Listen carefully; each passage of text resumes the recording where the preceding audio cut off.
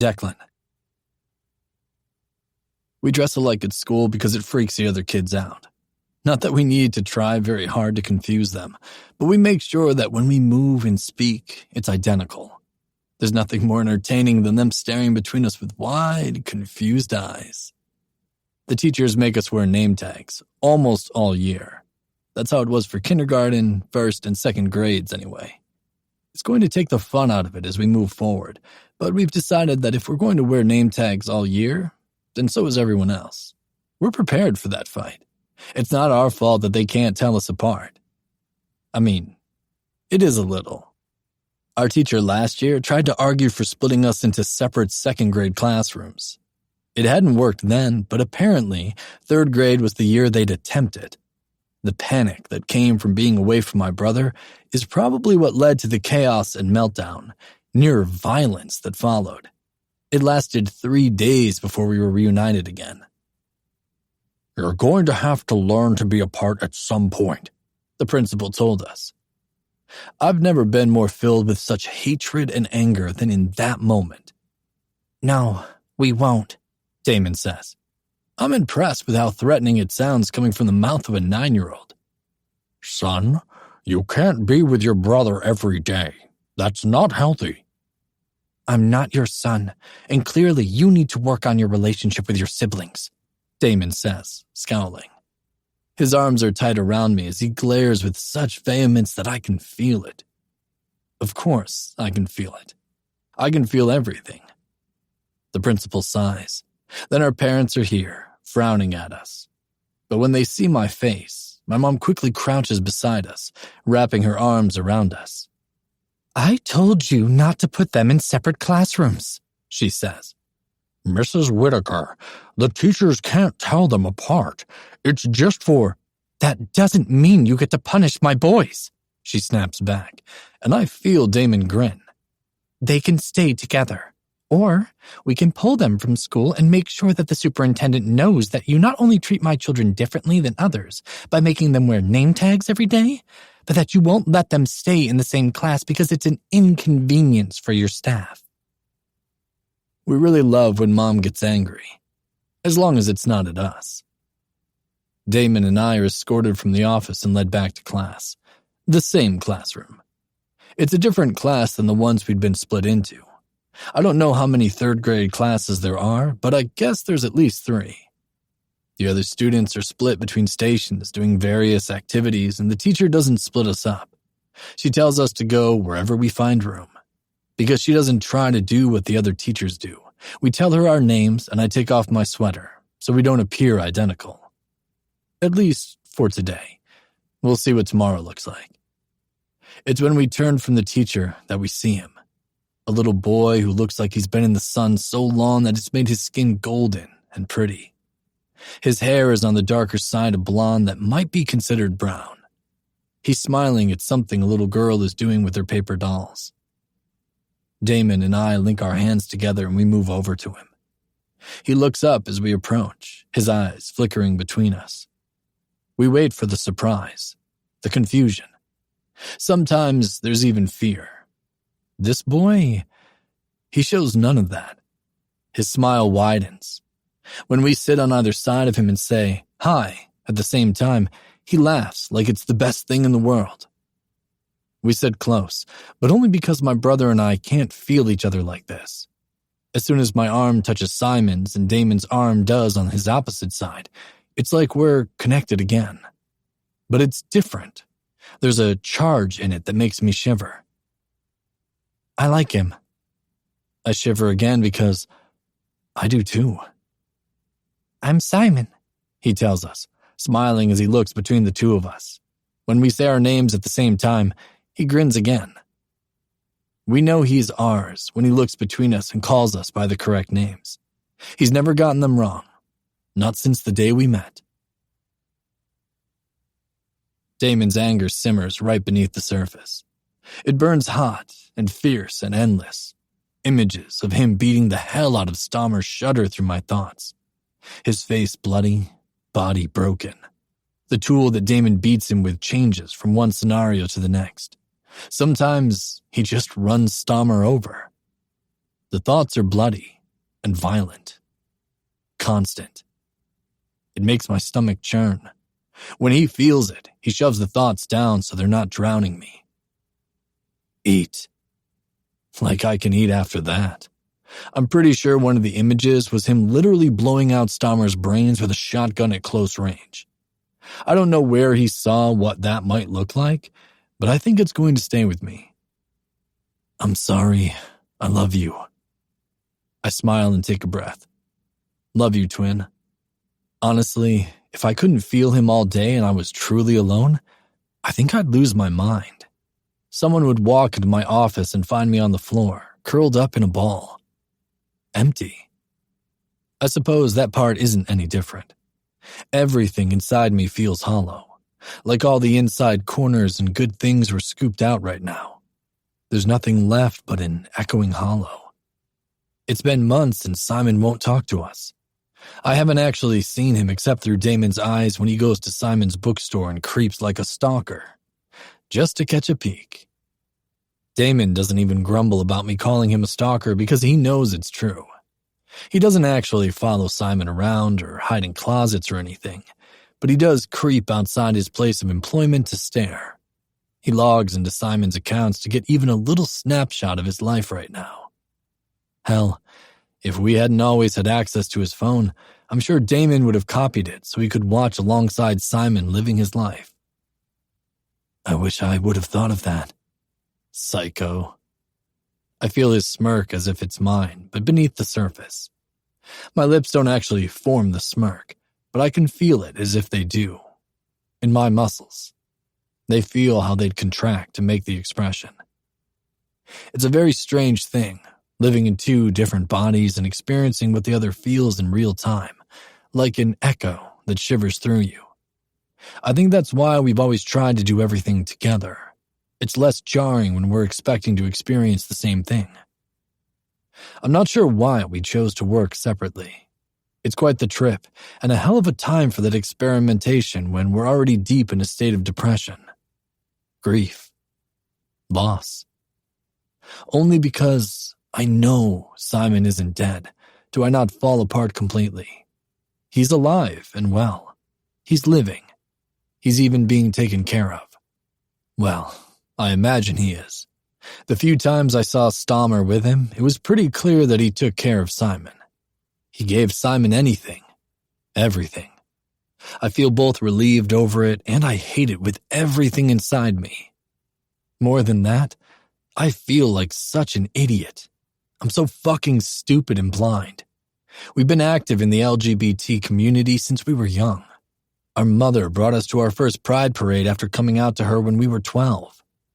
To know that we're not weird and different, but normal, and that there aren't just a lot of people like us, but even more that are different in even more ways was an overwhelming sense of relief and belonging.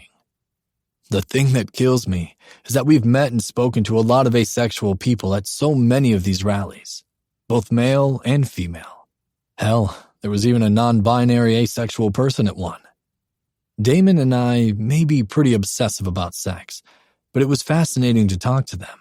Really fucking interesting. The Pride gatherings were the one place that the three of us weren't glued to each other. There were so many people to meet and talk to that my brother and I split up, especially the first several years, so we could cover more ground and learn as much as possible about these people that were like us. We had questions, and suddenly there were people who had answers. Simon was there too, of course. He was so excited to support us, even if he didn't realize how much support the gays needed. I think it was enlightening to us all that we might not be treated like everyone else because we like boys. As kids, we didn't see what the big deal was. Even though we had always heard the term as derogatory or said with disgust, we thought it was just, adults being weird. They're adults. Who knows why they do what they do? Everything just kind of clicked then. It was said as derogatory because people thought it was offensive and insulting to be gay. They thought there was something wrong with us. They thought by calling us gay, it would be belittling. It was said with disgust because these people were repulsed by something they didn't feel, something they didn't understand. There were a couple times that a straight man tried to make us feel repulsed or something about liking men, about wanting sex with men as opposed to women.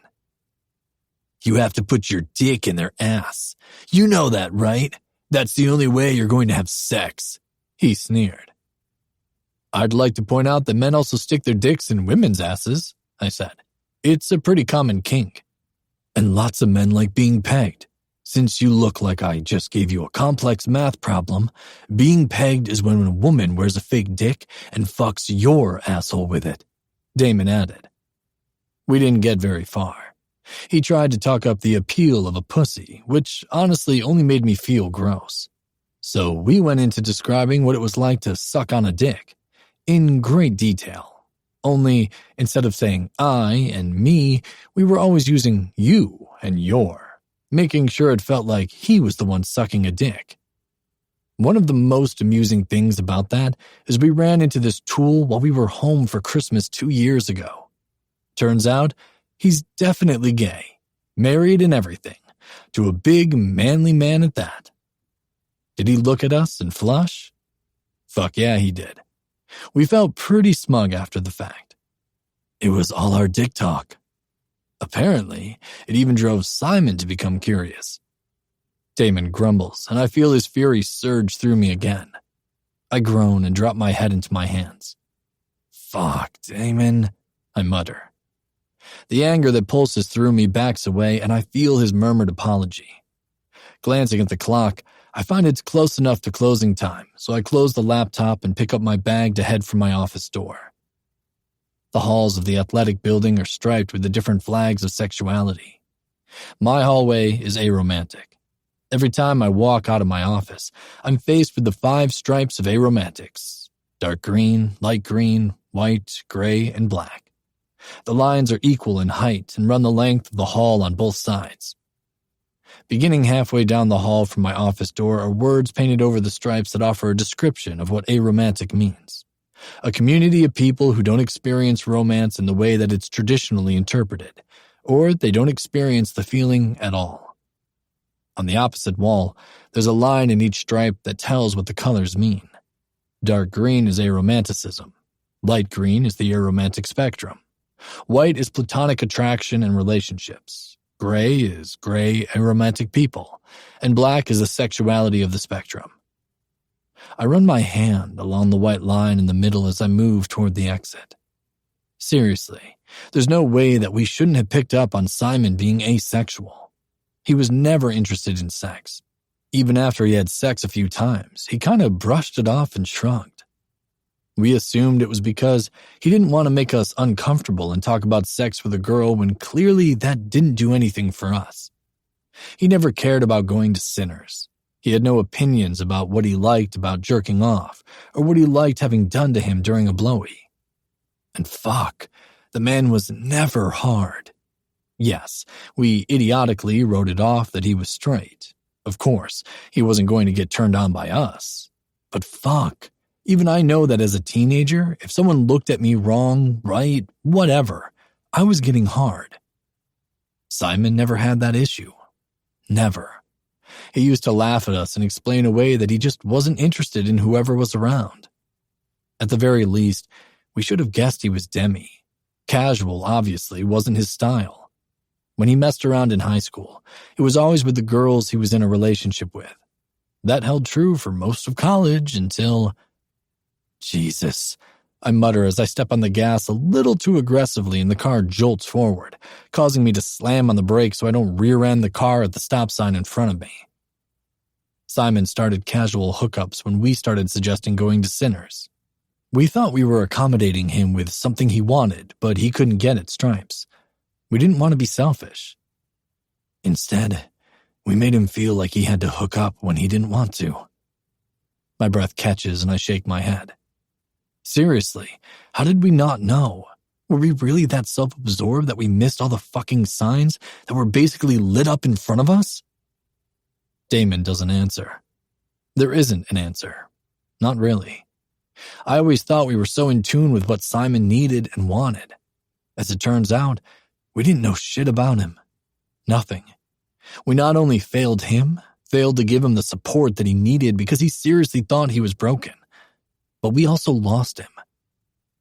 What if he still feels that way? Perhaps not knowing his mental state is one of the worst feelings about this situation. Then again, I used to think that I could read what he needed and how he felt just by looking into his eyes. Yet, I missed this big fucking 4-striped flag he waved in front of us for years. We don't know him at all. Maybe we never did. Damon's rage doesn't overtake me this time. No, this time, it's my grief that overtakes us both. Chapter 2. Declan. Days go by and I only remember blips of them. It would probably be more concerning if I gave it much thought. The fact I don't remember driving to or from work most days means I really shouldn't be driving at all. Mr. Whitaker? I look up, blinking away the cloud that hangs in front of my eyes and over my head, surrounding my body. In my doorway is a big kid, probably not much younger than I am. He's bulky but with lean, tight muscles. Based on his shape, I'm going to guess football. Rainbow Dorset has a handful of sports teams: ice hockey, field hockey, lacrosse, soccer, and football. There was talk about adding baseball and basketball, but for the time being, this is where they are concentrating. So, yes, given the guy's shape, I'm going to say football.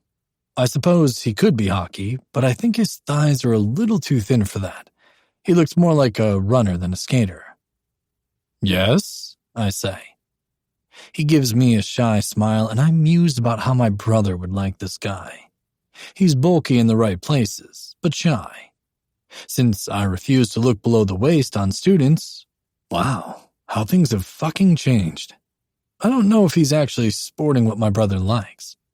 Don't pretend you want something smaller than 8, Deck. I don't answer. I'm Brevin Skeeter? He says as if it's a question. Coach Frost told me I should see you. See this guy? Want his number? I receive a mental middle finger and smirk. Hello, Brevin. What do you need? During the first few days of employment, I was introduced to the entire athletic department. All the coaches and assistant coaches, PR, and whatever else there is here. I wasn't exactly in the right frame of mind to remember anyone's name, much less their faces. However, I would recognize Coach Lemon Frost anywhere. He's probably not even 5.5 feet tall, thin as a rail, always decked out in the rainbow, and as flamboyant as I've ever seen a man be. If he's not in wild leggings, he's wearing a fucking tutu. But man, does he have a set of lungs. You can hear him screaming at the football players from any point in the stadium. He's also fucking good at his job. Apparently, last year alone, 3 of his players were drafted into the NFL, 1 in the first round. Clearly, he's doing something right. Brevin shrugs and then looks down, so I follow his line of sight. He's leaning heavily on his right leg, favoring his left ankle? Based on where he looks, that's my guess. I don't know what I did, but my ankle hurt when I ran today. Nodding, I get to my feet and gesture to the examination table. It's not one you might find in a doctor's office. It's about hip height and padded on top. Otherwise, it looks just like a table. Brevin ambles in and is being very careful to not put too much pressure on his ankle. Now, feet are not my favorite thing, especially on athletes. I know how nasty men are. Add a lot of physical exertion and sweat, you have a ripe combination. But I don't think Brevin has been running much today, despite being in his gear. If I had to take a guess, as soon as Frost saw that one of his players might be injured, he was sent to me. I think Frost has taken a liking to me. I'm not the only athletic trainer on payroll. Down the aromantic hall, there are 3 others. From what I recall, we aren't assigned to specific teams. It's a whoever is available scenario. First come, first serve. But Frost sends his boys to me if he can help it. Taking off Brevin's shoes, I ask him some questions about when he recalls it beginning to hurt, what he was doing, what specific motions and activities make it hurt. All those kinds of things. I'm momentarily distracted while I feel around his ankle when I notice my brother's amusement. Since I know it can't be me, I tune further into what he's doing. A big, rambling man in front of him, blushing like a virgin while he tries to, get my brother in bed. I chuckle and go back to splitting my attention. It doesn't take me long to determine that Brevins just got a sprain. As long as he takes it easy and stretches, focusing on giving it time to heal, then he should be fine by Monday. Once I finish wrapping Brevin's ankle, he gives me a big smile as he delicately gets to his feet, still careful not to aggravate it more. "Thanks, Mr. Whitaker," he says with a relieved smile. I nod and watch him leave. "Last chance. You sure you don't want his number?" "Fuck you." Smirking, I fall back in my chair. But the reprieve doesn't last long. I absently rub over my chest as if I can take away the constant ache there. I'm not sure what happens over the next hour or so, but when I blink back into focus, I'm standing in the administrative office. Confusion clouds my thoughts for a minute, and I glance at my hands to find a folder. Okay, so I had a reason to come here apparently. Looking around, there are half a dozen students and a member of faculty. I decide that where the faculty stands must be where I should go too, so I head in that direction. He's a few inches shorter than me, maybe 5'9", lean. He's wearing a gray button-up shirt with the top 3 buttons open, revealing a hint of a smooth chest and the necklace around his neck. Half black iridescent pearls and half silver chain. His sleeves are rolled up to just below his elbows. The shirt is tucked into black slacks that hug his ass and thighs but don't remain tight to his ankles. And his shoes? Sneakers. I almost snort. Tracking back up his body, I'm momentarily distracted when he shifts, and I can see what is clearly a generous helping of sausage. I look up, blinking away the thought and take in his face. There's something youthful about it, though I'm pretty sure he's older than me. His lips are perfect and pulled into a small, flirty smile. His eyes are a gorgeous dark brown, framed by black-rimmed glasses. He has brown hair that's longer on top, styled, and tapered to shaved down the sides. His eyes trail down my body in return, as I set the folder in my hand on the counter. "Here you are, Dr. Weaver," the woman behind the counter says, handing a stack of large envelopes to the man looking at me. He turns his attention back to the woman and gives her a big smile, then a wink. "Thanks, darling. I appreciate it." She smiles, batting her lashes, then turns her rosy pink cheeks to me. "Hi, what can I help you with, Professor?" The title makes me flinch and I shake my head. "No, not a professor. Athletic trainer." I hand her the folder. Fuck, if I allow someone to call me professor, then all I can think about is Stommer when I hear it. "Oh, I'm sorry," she says. "I'm Jessie. You're pretty new here?" I hate small talk, but I nod. "Yes." She opens the folder and offers me a smile as she goes about doing whatever it is she's doing. I don't even know why I brought her the folder. What was I doing before I just woke up here? At least I wasn't driving. "How do you like it, Mr. Whitaker?" Apparently my name is in the folder, anyway. "It's great." Hopefully, I can discourage a conversation. I just want to get back to my office so I can disappear again. "Thanks," I add, not wanting her to think I'm rude, though. I don't need that reputation. Thankfully, she finishes tending to the envelope and then hands it back with a smile. "All set?" "Thanks," I repeat. I'm not sure how successful the smile is, but I turn before I can determine if I need to, buy her chocolate or something. I don't want the admin to hate me. That's a headache I don't need. Stepping outside, I head back toward the rainbow halls of the athletic department and am startled when the man who had been at the counter falls into step alongside me. He gives me a smile, and I swear it's flirty. "Jessie said you're new here?" he asks. He's cute, so I nod. "September." His smile grows. "Athletic trainer?" His eyes take another look at me. "I am." "You like working on certain muscle groups? Do you have a favorite?" I stare at him. You work here, doctor? He grins. Mathematics, yes. Zarek Weaver, PhD, not MD. Nodding, I say, Declan, BS. Zarek snorts. Have you taken a tour of campus? I glance around and decide that, yeah, I probably had. Not that I remember it. So I shrug as I turn down the walk toward the athletic building. When Zarek stops, I pause to look at him. I guess. Let me know if you want a private tour. I'd be happy to escort you, he says, pushing his hands into his tight pockets. Does that draw my gaze down to where his already tight pants now stretch over what's more than a hint in his pants? Fuck yes, it does. Hello there. Right? I can almost feel it on my tongue. That's nice of you to offer, but I think I'm fine. Zarek nods. All right, Declan. I'll see you around. He takes a few steps backward as he watches me, and I swear, there were like 7 innuendos in his offer to show me around. I'm just horny, aren't I? When's the last time we got laid? I think today might be the first time we've actually thought about sex in months. The acknowledgement of that makes me wince. Jesus, this entire thing is so fucked up. Coming home to eat? Going to make me force feed you? Only if you're offering sausage.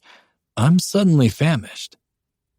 He snickers, and I drop the mysterious folder onto my desk before I pick up my bag and head out. Dragging my hand along the white stripe of platonic attraction in relationships, I muse about the irony in it and how it relates to me. I never considered my relationship with Simon platonic, but he has, this entire time. That's a lie, and you know it. We're more than that. All 3 of us are to each other. Sighing, I try to force myself to stay out of my head while I drive home. It's really stupidly unsafe to drive when I'm not thinking clearly.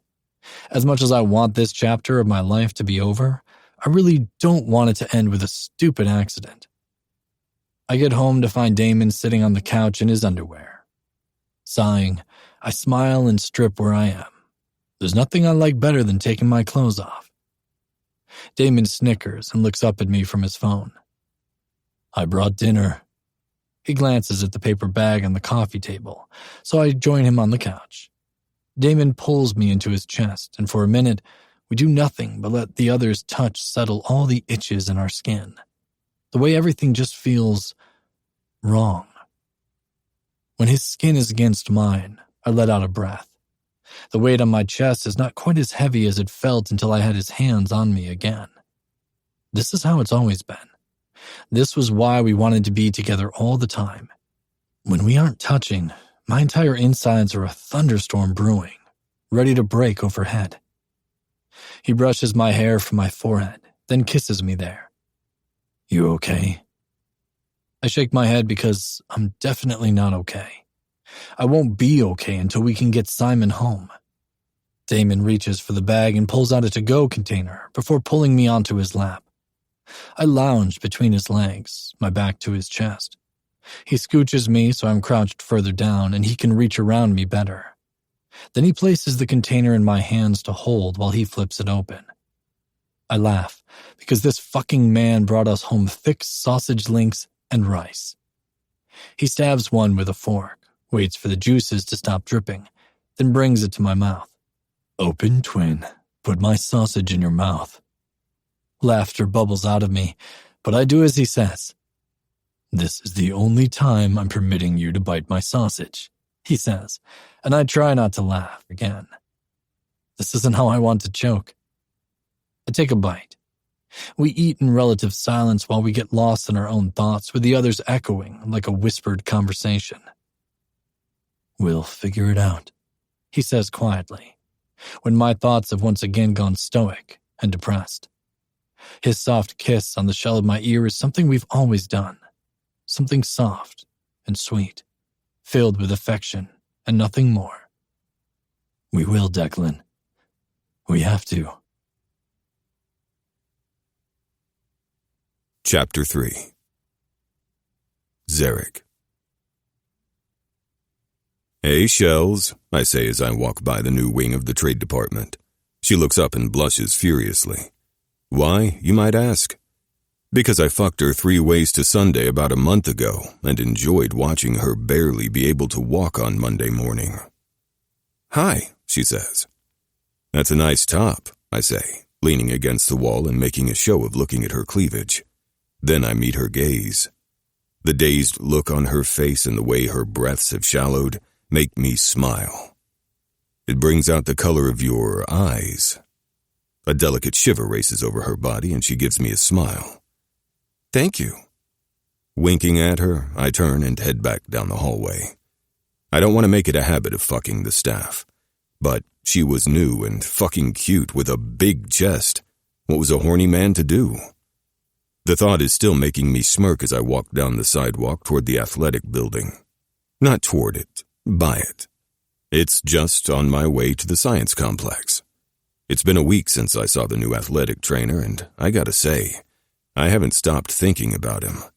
He's exactly the kind of man I want to lick from tip to lips before I fuck him. Okay, let's be real. I'd much rather he fucks me. I'm definitely a bottom at heart. A glimpse of that flashes in my mind, and then I see his hand come down on my ass cheek. Just like that, my cock is stupidly hard. Without knowing what I'm doing or what I'm going to say to him, I push open the doors and make my way down the hallways, peeking into rooms until I find him. He's in an office, leaning on his elbows and looking at his laptop. His gaze is absent. He looks like someone killed his cat or his sister. "Hi, Dr. Weaver." I look up to find a previous student looking at me. Soccer player, Dwight. But is that his first name or last? Either way, I use that when I answer. He grins and then looks into the office. "Have you met Whitaker yet?" Dwight asks. "Briefly. He's an enigma." Dwight grins. "Want to solve him like a complex math problem?" Chuckling, I shrug. "Yeah, kinda. I love challenges." He smiles widely before it fades, and he looks back at Declan. "Good luck, man. The only time he seems to have any personality is when he's tending to an injury or giving us routines or something. I like his style. He's my favorite by far, something that I hear is pretty common among the student athletes.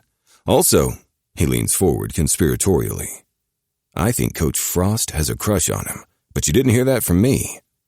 I laugh quietly, though the blaze of possessive jealousy that suddenly rears through me is a surprise. Slapping Dwight on the shoulder, I say, "Get on, man. Go kick some pucks or break a stick or something." Dwight groans. "Seriously?" he mutters and heads down the hall away from me, shaking his head.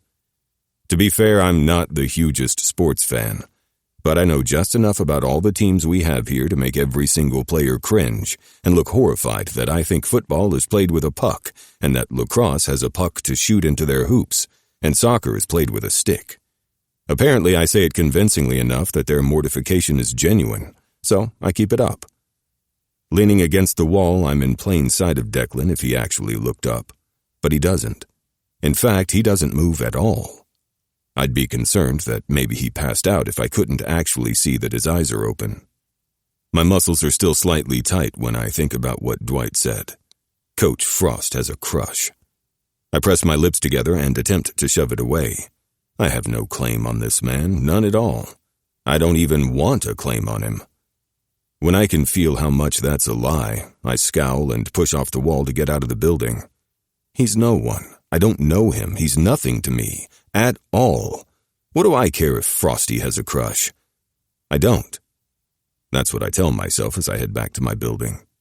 The science complex has 3 buildings. One is for physics and chemistry, the second is for everything biology, and the third is mathematics. I have class in an hour, so I take my time to prep for that and ignore all the weird sensations inside me revolving around a man I barely had a conversation with. I offered a tour, and he said no. While I didn't come right out and tell him I wanted to suck on his skin, I think I was slightly clear. No. Either way, he wasn't interested. In fact, his expression was almost comical, surprised, amused, maybe even slightly self-conscious. It was cute. He's fucking cute. He's taller than me, bigger than me, harder and stronger than me. I want to climb him like a fucking jungle gym and hump him like a dog. Tangle my fingers into his hair as I ride him. Not helping, I mutter, shifting in my seat to press a palm to my dick. I'm far too easily aroused, which only leads to everything else I'm too easily capable of. Declan Whitaker isn't cute. He's fucking hot. I need to own his body. Fuck, I need him to own mine. Shaking my head, I force myself to stop thinking like that. I don't know this man, and he owes me nothing. He's not interested, and I won't beg. I won't do anything. If he's interested, then he'll come around. I'm very easy to find. He doesn't come around, and I'm frustrated as fuck. Half-hard all day as I look for this elusive man. The only place I've ever seen him, except the one time in the registrar's office, is in his office. Occasionally, I give in to the moment of weakness and duck into the athletic building to take a peek. Wouldn't you know it, the last time I was there, so was Frosty. Sitting in Declan's office and leaning in with the most obvious come-on expression ever. Hell, I could even hear the blatant lust in his voice when he spoke. Declan?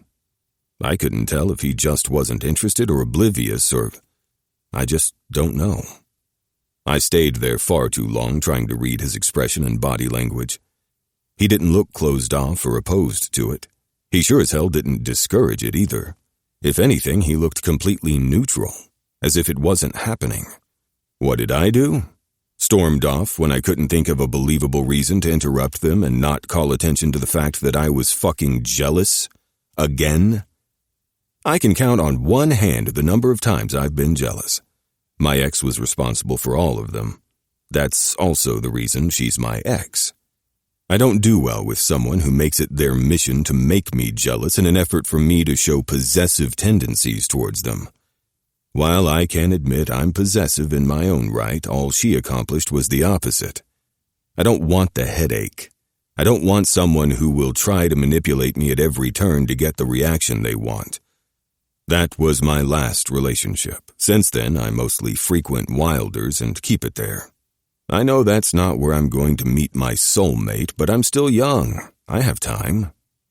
Setting down my pen, I lean back in my chair and close my eyes. This attraction is becoming obsessive. I need to find another outlet. Or maybe I just need to make it fucking clear that I want his dick. That way, if he says no, I can just accept it, right? What's the answer here? Pushing back in my chair, I get up and decide that maybe I need something sweet to take my mind off the something salty I'm not getting. The Queer Palace Cafe is located below the library and has some pretty wild names for drinks. I usually order a large purple dragon because, yes, I want that. But when I step in line today, I order a hairy fairy and head to the counter at the other end to wait for it. I'm fucking distracted when I find Declan there, staring absently at the counter as he presumably waits for his drink. My mouth salivates, and I quickly mentally admonish myself, this is a fucking person, Zarek, not a piece of meat. Note that my reminder does not at all deter me from drooling or my cock taking notice in my too tight pants for all the world to see.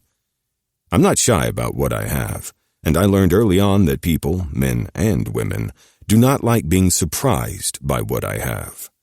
I'm big. That's just all there is to it. So I started making it obvious so there aren't any questions later.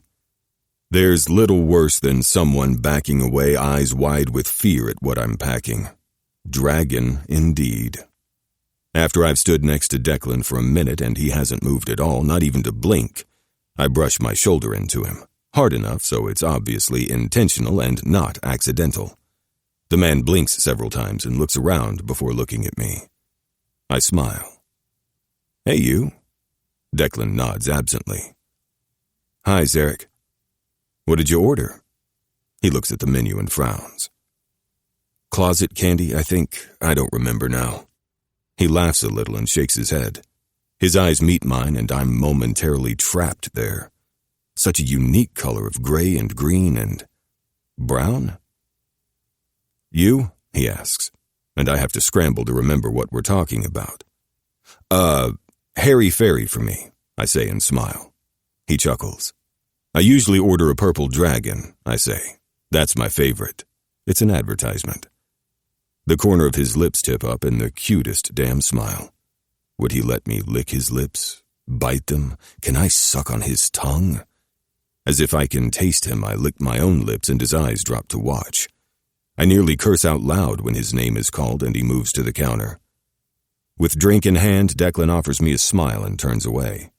I watch him, irritated that my drink isn't here yet as he heads for the door. Come on. Weaver? Finally. I grab it and flash the student a smile before nearly running out as I stuff the straw into the hole. I'm just taking a sip of my hairy fairy when I fall into line with him again. Declan looks at me, slightly amused. What's up? He asks. Fuck, if he only knew. Is it bad manners to hint at what's up? I shake my head and continue to sip my smoothie. I forgot how good fairies taste, I say, and look at the pink liquid with appreciation. Declan chuckles. What did you say you normally drink again? He asks. Dragons, I answer without pause. Obviously, he agrees. What about you? Do you enjoy closet candy? No, he says, laughing. Absolutely not. I like dragons too, though I haven't tasted one from the cafe yet. You should. They're the best when they're angry and red and ready to, blow? Declan laughs again. I don't even know what to say to that. Chelsea chooses that moment to embrace her tits and steps up to me. She flashes me a wide smile. Hi, Zarek. I smile in return, hoping it's not encouraging. Hey, Shells. Have you met Declan? She looks at Declan and grins widely. Hi, Declan. I've seen you around. Have you? I ask, wondering how. He's a fucking recluse. Chelsea laughs. Yeah, of course. He's always with the teams. Oh, I say, eyeing Declan. Chelsea does a lot with the teams too, since she's been working on opening the home skills section of the trade department. In other words, she's a seamstress. The school is now invested in making our own jerseys. Right. Anyway, she twirls a lock of her hair. Do you have plans this weekend? I was thinking maybe we could watch a rerun? I don't look at Declan because I'm irritated at this entire situation. What kind of person asks another to fuck when the first is clearly talking to someone else? Why not just text me? Or fucking call me so I can ignore the call? Now it's awkward. Thanks, doll. But I'm going to have to pass, I say, but offer her a smile. Her disappointment is obvious and her cheeks flush. Oh, okay. Another time? Yeah, maybe. Chelsea gives me a big-eyed look before giving Declan a weak, embarrassed smile before she slinks away. After a minute, when I've given myself enough time to work up the courage to look at him, I glance at Declan. He's sipping on his smoothie, and the smile he's trying to hide makes me roll my eyes. Sorry about that. I swear she's usually very shy. Ah, I wince, realizing how that might sound. Not that I cut off, realizing I'm about ready to cover up a bunch of shit with some rambling nonsense. Okay, fine. Looking around to make sure there aren't any other ears nearby, I say quietly, I fucked her in September, but it was just once. Seems you left a lasting impression, he says, and I love the way he teases me. I lick my lips and nod before shrugging. I guess so, I say, because I don't really want to encourage conversation about her. I have a whole new visual for a hairy fairy now, he says as his face scrunches. Before I can put it together, he says, I'll see you around, stud, and heads for the athletic building. Fuck's sake, I mutter and glower at his back. Fucking Chelsea, what the fuck? It's only as I'm stomping back to my office like a child that I realize what Declan meant. Hairy fairy. I shiver. No, I really prefer shaved. Oh my fuck, what am I even saying right now? Releasing a frustrated breath, I fall into my chair and glare around my office like I'll find someone to blame for this luck. It's my own damn fault. That's what I get for fucking a member of faculty. It's usually my one rule. Okay, that rule is broadened to encompass anyone associated with my place of employment. And yet, I'm basically ready to hump Declan's leg like a horny bitch. My dick's entirely on board with that, too.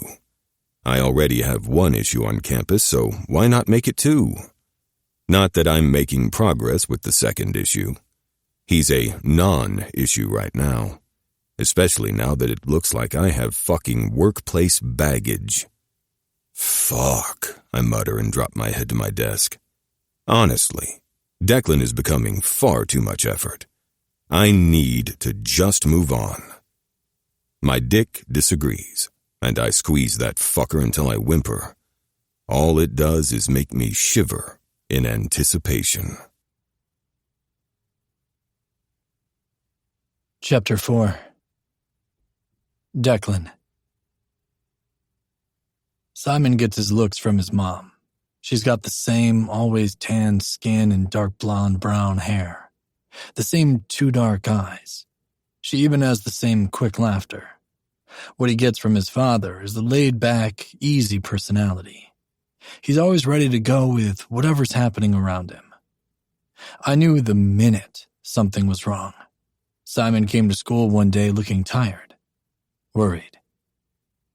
"My mom has been really sick," he says, sighing as he drops into the desk between my brother and me. "She keeps throwing up and she looks green." I try to picture a green Mrs. Whitaker. Because of their coloring, I thought it was a little amusing. "Did she go to the doctor?" Damon asks, taking his hand. Simon gives him a thankful smile. "Yeah, she's had a lot of appointments in the last week." Nodding, I cuddle close to him, ignoring the way the teacher frowns at us. Over the next few days, the worry in his eyes turns to growing fear. When he doesn't come to school one day, we're basically ready to burn the building down so we can be let out. He's waiting for us outside with tears streaking down his face. The first words out of his mouth are, "My mom is dying." His voice cracks. His entire body shakes. We take him between us and just hug him. There's nothing we can say to make him feel better. Nothing at all. There's nothing that would make us feel better if our mom was dying. We just squeeze him tightly while his dad waits for us.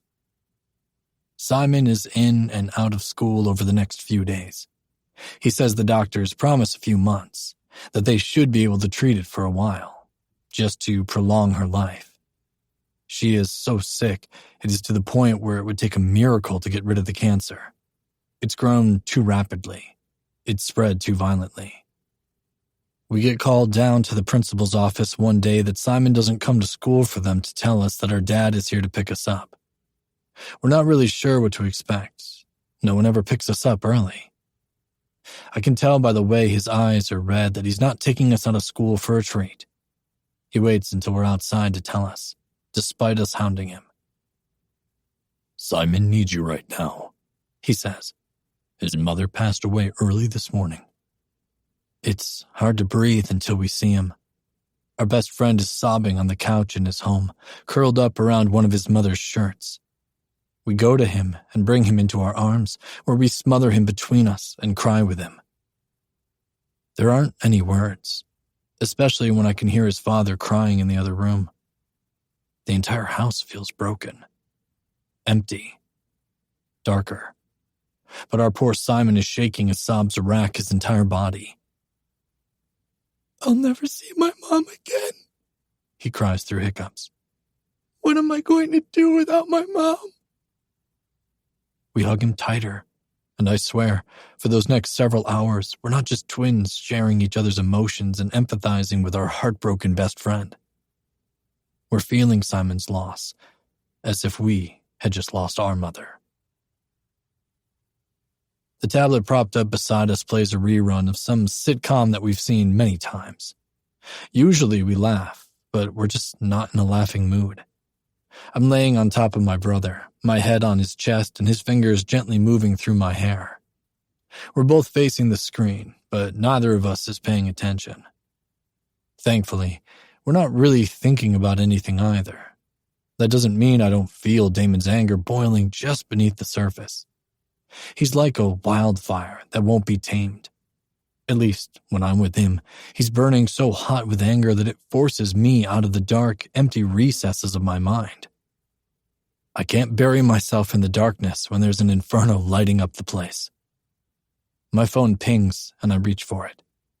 The school has their own social media platform called the Pride Room. It's a combination of most of the popular social media apps, filled with GIFs, memes, photos, short video clips, and whatever else. The only way to get an account is the administration making you one when you enroll or become employed here. Because of this, we know that everyone using the app is over 18. That means that there are no parental settings or concerns. Yes, read into that what you will. I've learned my lesson and now know not to go onto student profiles. That's far more of students than I want to see. There are settings where you can turn on the discrete function. Anything NSFW is blurred until you click on it twice. And of course, faculty and staff are not allowed to be anything but professional. No naked pics for us. It's a very strange concept, but I don't hate it. Anyway, we all have this app because it's the way our students prefer to communicate these days. A couple years ago, the school saw the way the new generations interact and began developing the app. It's evolving all the time. I'll admit it's actually really innovative and progressive of the school to have done something like it. I also really love that any random Mo off the street can't make their own profile, and that there are certain parts of everyone's profile that only admin controls. Your legal name, department/major, status, staff, student with year, alumni, etc. There's transparency in that. There's also a certain level of assurance knowing that everyone on this platform is associated with the school in some way. It's like a safe space for the LGBT community in a social media setting. The freedom and comfort in that, even as a staff member, is pretty great. I can only imagine how that must feel for a student, especially one who might not come from the most supportive background. Picking up my phone, I hit the message screen and smirk. It's not from a student. The person who messages me the most is Zarek Weaver, with so many initials after his name I want to roll my eyes. Overachieving bastard. For the last week or more, we've been messaging back and forth throughout the day. However, my dick likes that he's stupidly smart. I've always been attracted to twinkish men who were fucking intelligent. It's a stupidly huge turn-on for me. Just like big dicks. Finding the combination in one package is rare. Yet, I think he's right here in front of me. Dr. Zarek Weaver. What are you up to tonight? Smirking, I set the phone down. Are there little asterisks on either side of the word up, making this a flirty innuendo? Yes. He's cute, Damon says quietly. Uh-huh, I answer and blink back at the phone. Zarek is cute. He's so fucking cute. But I'm not interested in getting in the middle of some weird drama between him and another faculty member. Besides, I really have no interest in coaxing someone through a bi-awakening or whatever. The man never stops flirting. Ever. I've seen him flirt with every fucking person who isn't a student on campus. His confidence is arousing, honestly. He's smart, he's good-looking, and he has a giant dick if what he's advertising in his tight pants is to be believed. He's all these things, and he knows it. That's a confidence that almost falls into arrogance, except that he doesn't seem like an asshole. There's an asshole behind every too big ego, especially when you have the trifecta of goods like Zarek has. My phone pings again, and I pull it toward me. I'm not required to answer messages off hours. No one is, but I usually end up looking at my phone anyway.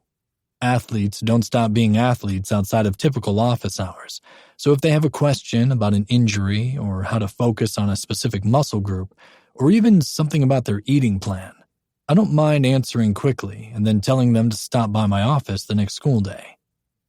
This isn't a student. It's Zarek again. Dr. Zarek Weaver. Don't leave me on red. That's just rude. I smirk. I know he's teasing, though he's not wrong. It is rude. Declan Whitaker. That was a dick move. Sorry. Big dick move. I chuckle. The only kind of dick to be. Yes, well, bigger is better. While I agree, there's nothing wrong with a small one sometimes. They have their uses. How small are we talking here? I laugh again and close my eyes. When I don't answer, he texts again. So, really, what are you up to?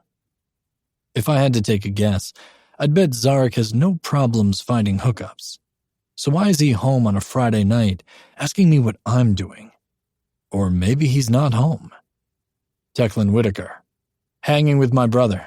Bonding and shit. And shit, Damon says, snorting. Dr. Zarek Weaver. Is your brother as hot as you are? Damon and I both snort. Yes. Well, fuck. That's where the conversation ends. When he doesn't carry on the conversation anymore, I turn off the phone screen and close my eyes. Seems like he's a viable option for a fuck, Damon says. He flirts with everyone. Seriously, if they walk and aren't a student, he's flirting. But he concentrates more on women. I'm pretty sure he's straight, and I honestly don't have the mental capacity to usher someone into gayness right now. Damon laughs. You don't want to be their first ride? I shrug. I don't know. While I like a tight hole as much as the next gay man, I don't think I have it in me to be gentle. You always did like to break them, he muses. I don't want to break them. Okay, I kinda want to break them. An image of a faceless twink beneath me as I slam into him violently while covering him in bruises, branding his body so he remembers exactly what I did to him, flashes in my mind. My cock takes an immediate interest. And wouldn't you fucking know it, but when that imaginary twink turns his tear-stained face, it's Zarek that I'm ripping into. And that makes my cock harden. Damon chuckles. It's weird. The things we feel differently about. It's weird having those differences at all, I say, trying to banish the scene in my head with limited success. I'm not sure I like being my own person. His free hand wraps around my shoulders. I don't know that we'll ever truly be our own person. Hard to do that when I can feel your dick chubbing as if it's mine. I wiggle on top of him. It is yours. Because of yours. Laughing, I close my eyes. What I'd hate most of all about being my own person is not doing the things that are truly our own with each other. You mean like breaking your man? He asks. I nod. Yeah. Would someone be okay with you there to see it? To see me cover him in bruises while I fuck him so hard he can't walk and will feel the reminder of my dick inside him for days to come? Is that something that you allow another to see while you go through it? Technically speaking, I think we could probably find a kink club or something. Is that what they're called, where people get together and participate in these scenes where others can watch? Damon muses. Shrugging, I nod. Something like that. But you don't want a random person, he says. Sighing, I open my eyes to stare absently at the phone. I don't know that I actually want a specific person either. Zarek is exactly my type, except for the presumably straight thing. I let out another exhausted sigh. Honestly, a random hookup to just get off would be a lot less stressful. I'm so fucking tired. I know, Damon says quietly. I am too. I like the anonymity of hookups. I like going in, getting what I need, and leaving. Never to see them again. I like having no ties and no connection. Do I really want to recognize the face of the man I've just fucked? The only person I've ever imagined having sex with and wanting to know who they are is Simon. He's the only person I've wanted to wake up next to every morning. To make him happy. To mark his body up so thoroughly that there's no mistaking he belongs to me. Not that I want to hurt him. Hell, I'd be happy writing my name across his chest in Sharpie every day. I just need something on him so that the world knows he's mine. He's not mine, though. And he never was. not how I want him. Don't think about it, Damon says quietly. Fuck knows. That's all we're going to dream about in the few hours we actually sleep. Sleep aid? I ask. The prospect of being up all night haunted by memories of Simon is just too much for me to handle right now. Yeah, he says, his fingers tighten in my hair. Definitely need that tonight. We'll still dream of him, but hopefully the sorrow that usually wakes us up will be held off with the use of drugs, at least for a little while. At this point, I'll take what I can get. Chapter 5. Declan. It's been weeks, and Zarek is just everywhere. Everywhere I turn, he's fucking there, smiling at me suggestively. But there's usually some chick with him, close, hanging off his arm around her shoulder. The man is maddening and never alone. Rolling my eyes, I turn away from him and drop onto the bench to deal with Brevin's ankle. I've sent him for x-rays and there's nothing broken, but he's still sore sometimes when he runs. He's become my pet project because I need to know what's wrong with his fucking ankle and how to make it go away. That's my job, even though it's becoming my professional obsession. He's in his full gear as he sits on the bench, his bare foot across my legs as I touch around the bones and ligaments in his ankle. I rotate the joint and watch his face. He's lovely, the way the tip of his tongue sticks out in concentration as he stares at his ankle with knitted brows. Are you sure you're not interested in this guy? He's a bit of a himbo, but I'd wager a bet he's packing. No. I chuckle internally. You ask me every time he's around. Are you sure you're not interested in him? I give you permission to be your twin brother if you want to fuck the big guy. For a second, I consider this. Brevin is 20. He's definitely a consenting adult. It's absolutely against school rules to fuck your students, or fraternize, I think is the official word for it. But I definitely have the advantage of having a twin brother, one who basically experiences every single thing I do. It would be so fucking easy to... Wait, what's wrong with me? No! Look at the thoughts you just put in my head, crazy bitch! His laughter fills my head, and for a minute, I smile absently at it. Then Brevin's eyes meet mine with questions. How's it feel today? I ask. Okay, he answers. His answers almost always sound like questions, as if he's not sure of anything. It hasn't hurt all day. I nod. Then let's put a brace on it and get you geared up. Check in with me after your plays, all right? You'll be here if I need you? Jesus, this guy. I smile and pat his arm. Yes, Brevin. I'm here for the entire game. He smiles, and it's so cutely sweet, I almost wish I was interested in him. I think he needs a cuddle. Or maybe I need a cuddle. Later, twin, I'll cuddle the fuck out of you. I roll my eyes internally, but I'm still filled with warmth. He will cuddle me, and I do need it. I'm not sure if I need my brother specifically right now or just a cuddle in general. I miss touch. The more days I'm away from Damon all day compound on top of each other, and the absence of him really grows. By Friday, I'm almost shaking by the time we get home and can fall onto the couch together.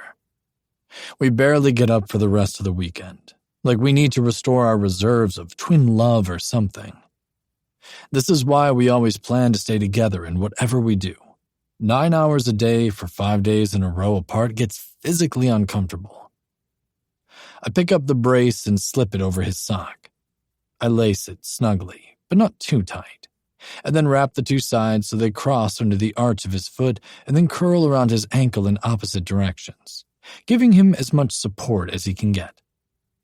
How does that feel? I ask. Brevin experimentally moves his foot and then smiles. Good, Mr. Whitaker. I nod and pat his chin. Good to hear. Now get laced up and let Coach know you're ready." He does, and flashes me a bright smile as he heads for Coach Frost. The coach is wearing bright pink leggings today under his black jersey with the pink unicorn logo. The rainbow stitching and letters really stand out, and I actually love the uniforms. It almost makes me want to play a sport. Why didn't we look at Rainbow Dorset for school? I don't think it ever came up with our search options. They need better advertising. We looked up queer-friendly colleges. That was our primary criteria when looking for a place to go to school. The one that made the top of our list was the one we ended up attending, Longwood University. It felt like it was almost meant to be since it was so close to home. Not close enough that we wanted to drive the 50 minutes each way every day, but definitely close so we could visit our parents or go home for a weekend. I feel like Rainbow Dorset should have come up in the searches, though. Maybe we didn't scroll down far enough, or maybe we took one look at the name and thought it was a preschool. While the rainbow in the name should definitely be a pride flag in our faces, I almost feel it's a little too young in imagery. Then the mascot is a unicorn. There's really no reason we would have clicked on the link. Glancing toward the cheerleaders, I spot the unicorn right away. It's not a pretty white, innocent virgin symbol. He's a black unicorn with beady purple eyes. He's a threat. Nothing that can be overpowered. His long snout even has fangs. Yep, I kind of love it. The cheerleaders are a mix of men and women. There's a fairly even mix, too, and the squad is large. There's, I think, 30. They even have male flyers, which I find are a trip to watch. Something I love about Rainbow Dorset is that they're breaking stereotypes left and right. Though the cheerleading squad hasn't won at the national level yet, they have kicked ass at states for the last 3 years. Last year, they even made it to regionals.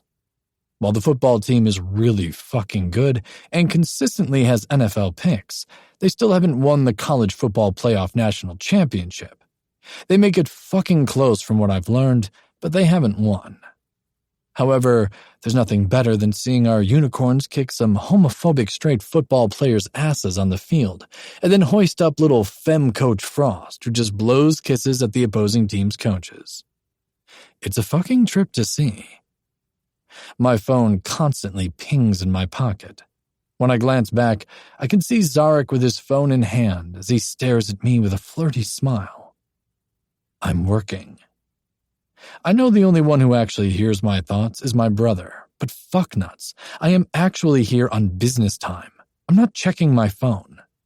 There's a voice in my head telling me I should because on the off chance it's Simon, I don't want to miss that. However, I shove that voice into a blender. If it was Simon, my brother would tell me. It's not Simon. See? Not Simon. Of course, now my chest hurts, and I absently rub at it as I track Brevin on the field. While he's overly careful when he's not on the field, the man lets go when he's on it. Gives it every ounce of energy in his big body as he slams himself into the other team's offensive line. While he's not always in clear view, I try to watch his feet, just to see if I can pinpoint what he might be doing. However, everyone is wearing practically the same damn shoes, so I quickly lose his feet in the stampede. Maybe I can convince him to wear neon orange or something for one game, for research purposes. The game is basically homicide. We're playing Boston U, and I've come to the conclusion that they're really having an off game. Our team creamed them, yes, pun intended, with an embarrassing 58-3 win. While our cheerleaders aren't overtly obscene, they take innuendos to an entirely different level with their puns and routines. And boy, does it fuck with the homophobic straight men on the opposite side of the field. Do fights break out? Yes. Not today, though. Boston teams generally demonstrate very good sportsmanship. I watch as I pack up my bag and stand, setting it on the bench. Boston and Rainbow Dorset shake hands and exchange words. I see many smiles, which always makes me smile. For such a high-contact sport, I enjoy football because there usually is good sportsmanship, at least from what I can tell from the bench. That was a good game, Zarek says as he stops next to me. He's wearing a tight shirt, the collar cut really low in the front, and really fucking tight jeans. Not even those can hide the thing he's packing that bulges down the side of his leg. I look away and watch as Brevin approaches. Yep, the boys did good. Brevin gives me a beaming smile. We won. You did, I say. Nice job. You really had 38 blocked like a brick wall, Brevin. He grins brightly. Thanks. How's your ankle feel? I glance down. Fine, he says excitedly. I think the brace helps. We'll keep it for practice and games for a while then. Don't wear it otherwise. We don't want to train your ankle to rely on it. Okay, Mr. Whitaker. Thank you. I clap his shoulder. Good game. Now, go celebrate. He nods and bounds back to his team. I watch the people fade for a minute, making sure no one needs me before I turn. Zarek is still there, smiling at me, watching me with heat in his eyes. Picking up my bag, I sling it over my shoulder and head towards the doors of the arena. Zarek falls into step beside me. Your boy did good today, he says. He's talking about Brevin. Glancing at him again, I nod. He did very well. His injury is holding up then? I shrug, knowing that he'd heard our exchange. It's tough, because I don't know what kind of injury he has.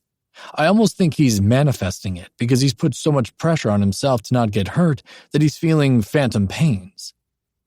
That's a thing? Zarek asks. Yes and no. You can feel pains in different parts of your body for something completely unrelated to something that's actually not well inside you. I suppose, like poltergeists, you can manifest an injury if you're convinced you're going to get one.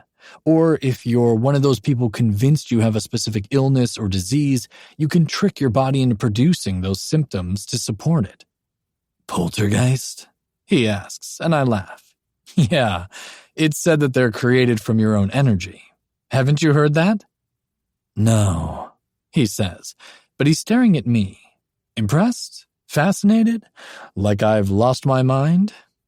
I shrug and push open the door to the team's therapist's room to deposit the bag back and replace the few things I used.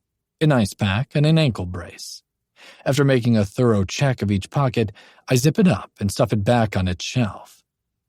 Though we have 4 athletic trainers here, there are 8 offices. One is a clinic that we share for this kind of purpose. We share the game bags, but I think we all tend to use one specific one that we've set up how we want it. Mine is green and on the top shelf to the right. There are 7 teams between 5 sports at the school, including 3 women's teams.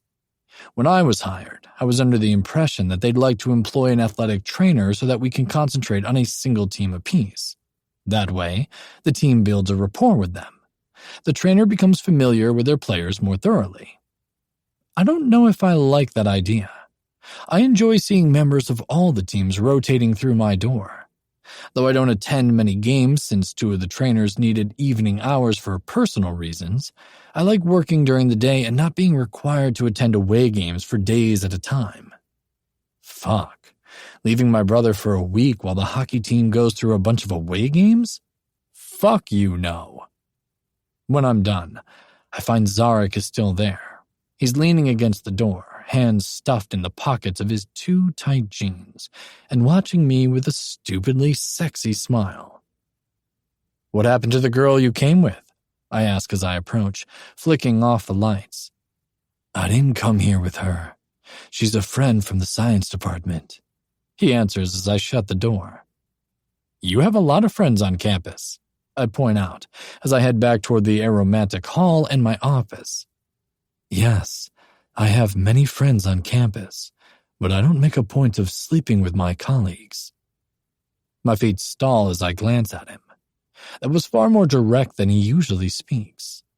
Zarek watches me with an open expression, leaving nothing for interpretation because it's clear as fuck in his face. Lust. I take a breath. Except Chelsea. He sighs. That was a one-time thing, and obviously a mistake. Nodding, I start down the hall again. Declan.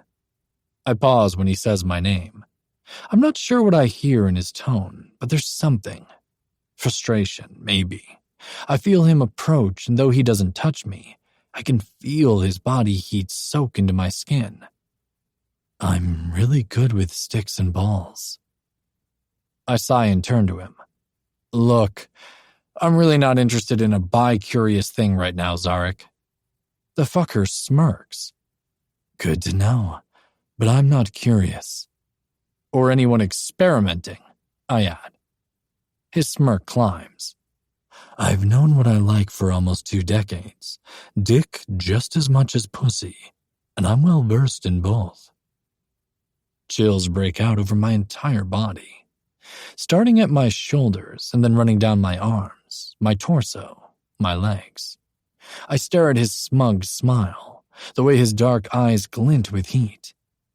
My heart pounds loudly, but it's my dick that speaks loudest, straining in my shorts.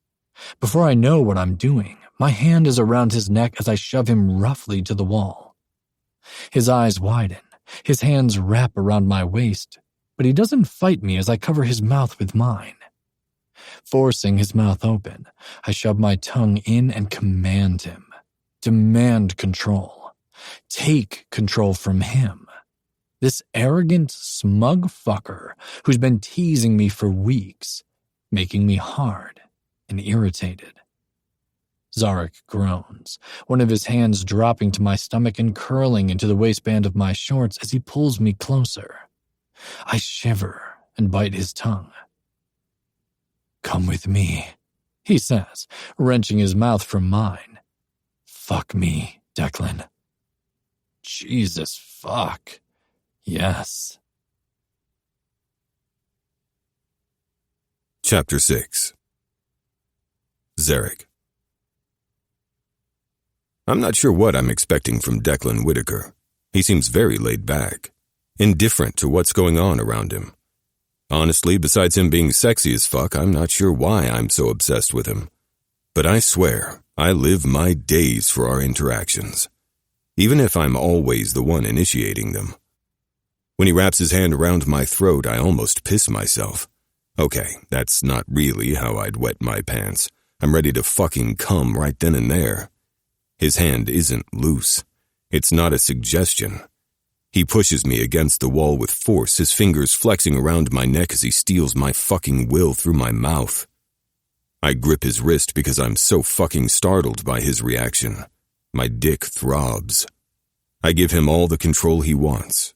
When he lets me breathe for just a fucking second, I know what I want. I want him to fuck me. He's got aggression hiding under his apathy. His disinterest and absent existence are something else entirely, a ruse, a mask, a cover for what he's hiding inside him. A man who can fucking own me the way I crave. The way his eyes darken when I tell him I want him to fuck me has me catching my breath. I pull him along through the flag-colored halls until we're deep within the building. It's dark and empty. I pull him into the closet and shut the door. I flick on the light, but it's dim. The light flickers as it attempts to stay on with a bulb on its last life. Declan's mouth is on mine, but his hands are on my pants. He pulls roughly at the buttons and essentially rips them open before peeling them down my thighs. He drops to his knees, practically ripping his mouth from mine. Then his mouth is buried against my throbbing dick and I groan. I don't get a chance to speak before he rips my briefs down too. Then he stares, and I wait. This is the moment where they're either all in or freaked out. I know I'm disproportionate.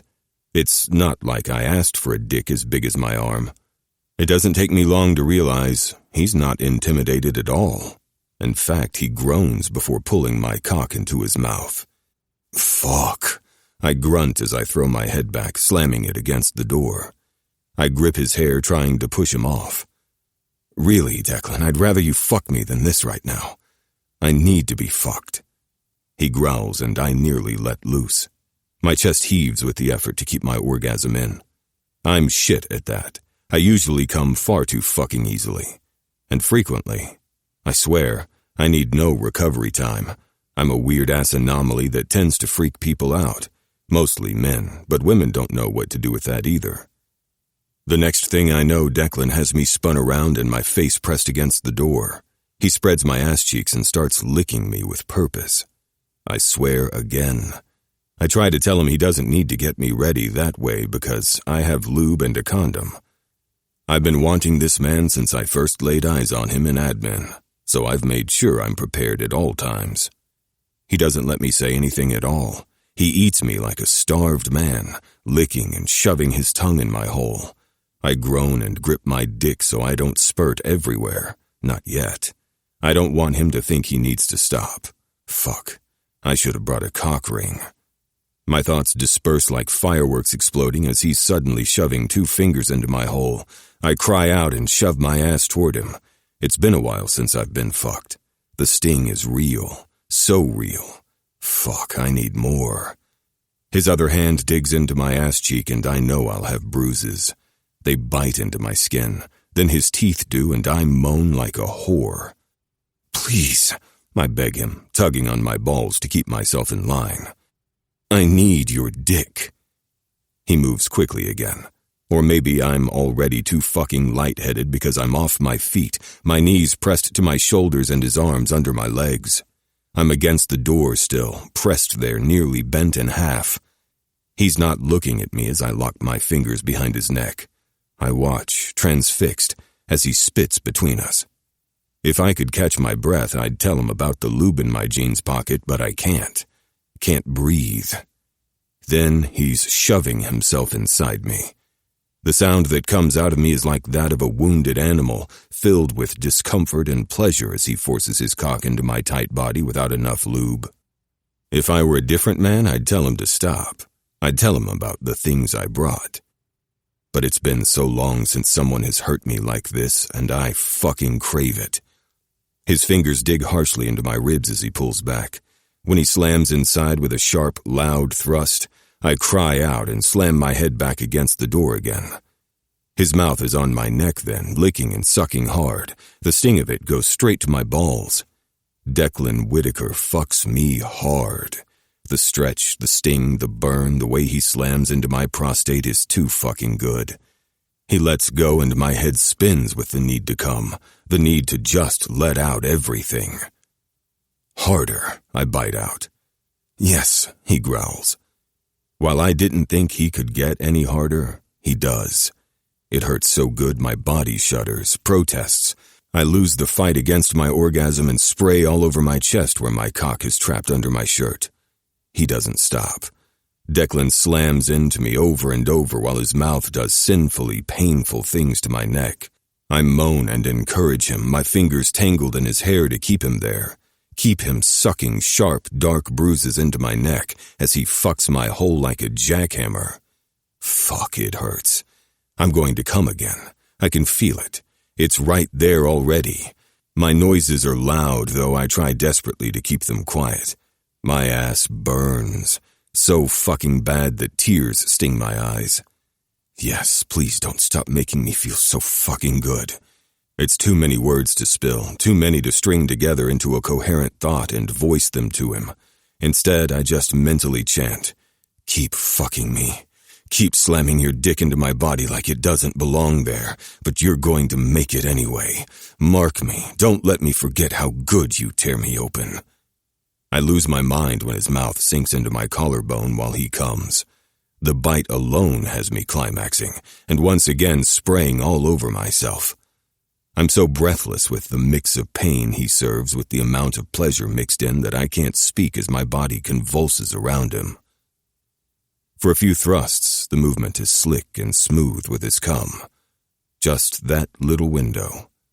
And then he stops moving, pulling his teeth from my skin. I swear I can feel a trickle of blood. Declan doesn't move. His chest heaves with the effort to breathe. I don't say anything as I rest my head against the door with my eyes closed. It's been a long, long time since anyone's made me feel that good. A long time. After a few minutes, Declan sets me on my feet. I stagger as my vision goes dizzy and I nearly fall over. He doesn't let me fall, though. His strong hands grip my upper arms to steady me and keep me on my feet until I nod that I'm okay. I've got this now. When I look up, I'm surprised again at what I find. There's something like panic in his eyes as he looks at me. Before I can assure him that I'm clean, he pulls his pants back up and mutters, "I have to go," before nearly flying through the fucking door. All those good feelings quickly fall away and I wrap myself in my arms and close my eyes for a minute. There's a reason I rarely let someone fuck me like that. I need aftercare. I need someone to hold me for a minute, to take control for just those few minutes after while I'm spiraling, so I'm not alone and weak all by myself. Tears sting my eyes for a different reason now, and I need to catch my breath. I'm covered in my own cum, which dribbles in rivulets down the front of my legs, while Declan's trickles out of my hole and down the back of my legs. My body aches everywhere. "No," I say, and take a deep breath. "I'm fucking fine. I asked to be fucked. It's not like he even knew what I wanted after. Aftercare wasn't part of the deal. Besides, it's stupidly clear that he's freaking out. Do I text him and assure him I'm clean? It's not like I make it a habit of fucking without protection. I don't. I think I was a teenager the last time I did, and I get tested pretty regularly. As sexually active as I am, despite the precautions, I find it gives me peace of mind. Somewhat numbly, I pull my pants up and try to ignore the way cum is pretty much covering my body. I make it to my car in the nearly empty parking lot and drive home. Once there, I strip again and then sit in the shower for a while, just letting the hot water wash over me. I fucking hurt, but I don't think it's just physical right now. The thing is, I'm not even mad. I have no right to be mad since I can't expect something from him when he didn't even know what I needed. He gave me exactly what I asked for. He fucked me so hard that I'll feel it for days. My ass aches from the lack of lubricant. Burns. I swallow and close my eyes against the way my chest tightens. I don't even have it in me to be concerned about his lack of a condom right now, even though I should be furious, but fuck. I let it happen. Please don't let this be an AIDS story, I beg to the gay gods. I swear I'll be better. When I can convince myself to get up, I wash. My muscles ache, all of them, from being curled like a pretzel and then the way he used my body. I'm not someone who exercises at all. I hate exercise, so I'm not exactly fit, even if I'm thin. Getting out, I dry slowly and then look at myself in the mirror. My neck is a big fucking hickey at this point. My eyes widen when I see what he practically carved into my skin, and then the bite on my collarbone. I gingerly touch it. Yep, he broke skin. Then there are clear fingerprints on my ribs. I can see exactly where he held me, as if he was preventing me from getting away. Licking my lips, I turn and maneuver my body in an embarrassing way so I can look at my hole. Red and raw. Despite it all, I laugh and slump to the floor. Yeah, I needed some attention after that encounter that I didn't get, but fuck. Everything else in me feels good. I need more. I need a lot more. An image fills my head of Declan bending me over my bed and beating me with a paddle while I cry. Roughly shaking that thought away, I pull myself up and grab the lotion. I lather it all over my body, but choose one specific for welts and burns from my poor abused hole. Then I head to my closet to dress. When I'm done, I find myself in the kitchen as I move around to find something to eat. It's later than I normally would because I stayed for the football game knowing that Declan would be there. I totally snooped and asked around until I learned which trainer would be at which game. I'm slightly stalking him, but not in a creepy way. I don't know where he lives, and I don't follow him around, hiding in the shadows. Yes, there were those few times I crept outside his office door, but I wasn't hiding. If he looked up, I would have been in plain sight. But I definitely ask around in an attempt to assure I'm running into him. If I hadn't, this wouldn't have happened. I wouldn't have scored the best fuck I've gotten in years. Pulling together a sub, I grab a bag of chips and head for the living room where I flick on the television. The sting in my ass when I sit makes me smile. I'll definitely feel that for days to come. Days. Everything else can wait. I'll wait until he's had time to process whatever made him freak out and then assure him I'm clean. I'll even send him the results. Fuck. I'll get tested again just so he can see that I'm clean. Then maybe I can convince him to do that again, but in a more controlled environment, where he can really fuck me up, smack me, cover my entire body in welts and bruises and whatever marks he wants to. And I'll make sure he knows that I need a few minutes after. I need him to hold me until I'm done crying. It won't have to mean anything. The attention is just something I mentally and emotionally need after rough sex. It's not person-specific, it's situation-specific. I'll meet his needs as long as he meets mine. I'm grinning as I munch on my dinner. That's going to happen again. I don't care what it takes to make it so. I'm going to make it happen. Sex that good will not get away from me. Declan Whitaker is going to be my fuck buddy. He just doesn't know it yet. Chapter 7. Declan. Eat. I know that's not my hunger I'm feeling. I sigh and continue to flick my pen. I don't know why I have a pen in my hand since we do everything online. The folders we have are just for show. I swear. It's not like that shit can't be found in the online files. I mean it, Declan. Don't make me drive my ass over there to assure you eat. I will feed you in front of everyone, fucker. Grinning, I drop the pen on my desk and close the laptop as I get to my feed. Maybe I secretly neglect my necessities because I like how my brother fusses over me. Him taking care of me gives me some comfort and a sense of normalcy. He's not wrong, though. I'm hungry. Shutting my office door behind me, I head down the aromantic hall, running my fingers lightly across the white platonic line. I don't know why it's so dooming, this platonic reminder that's right in front of me, like it's taunting me.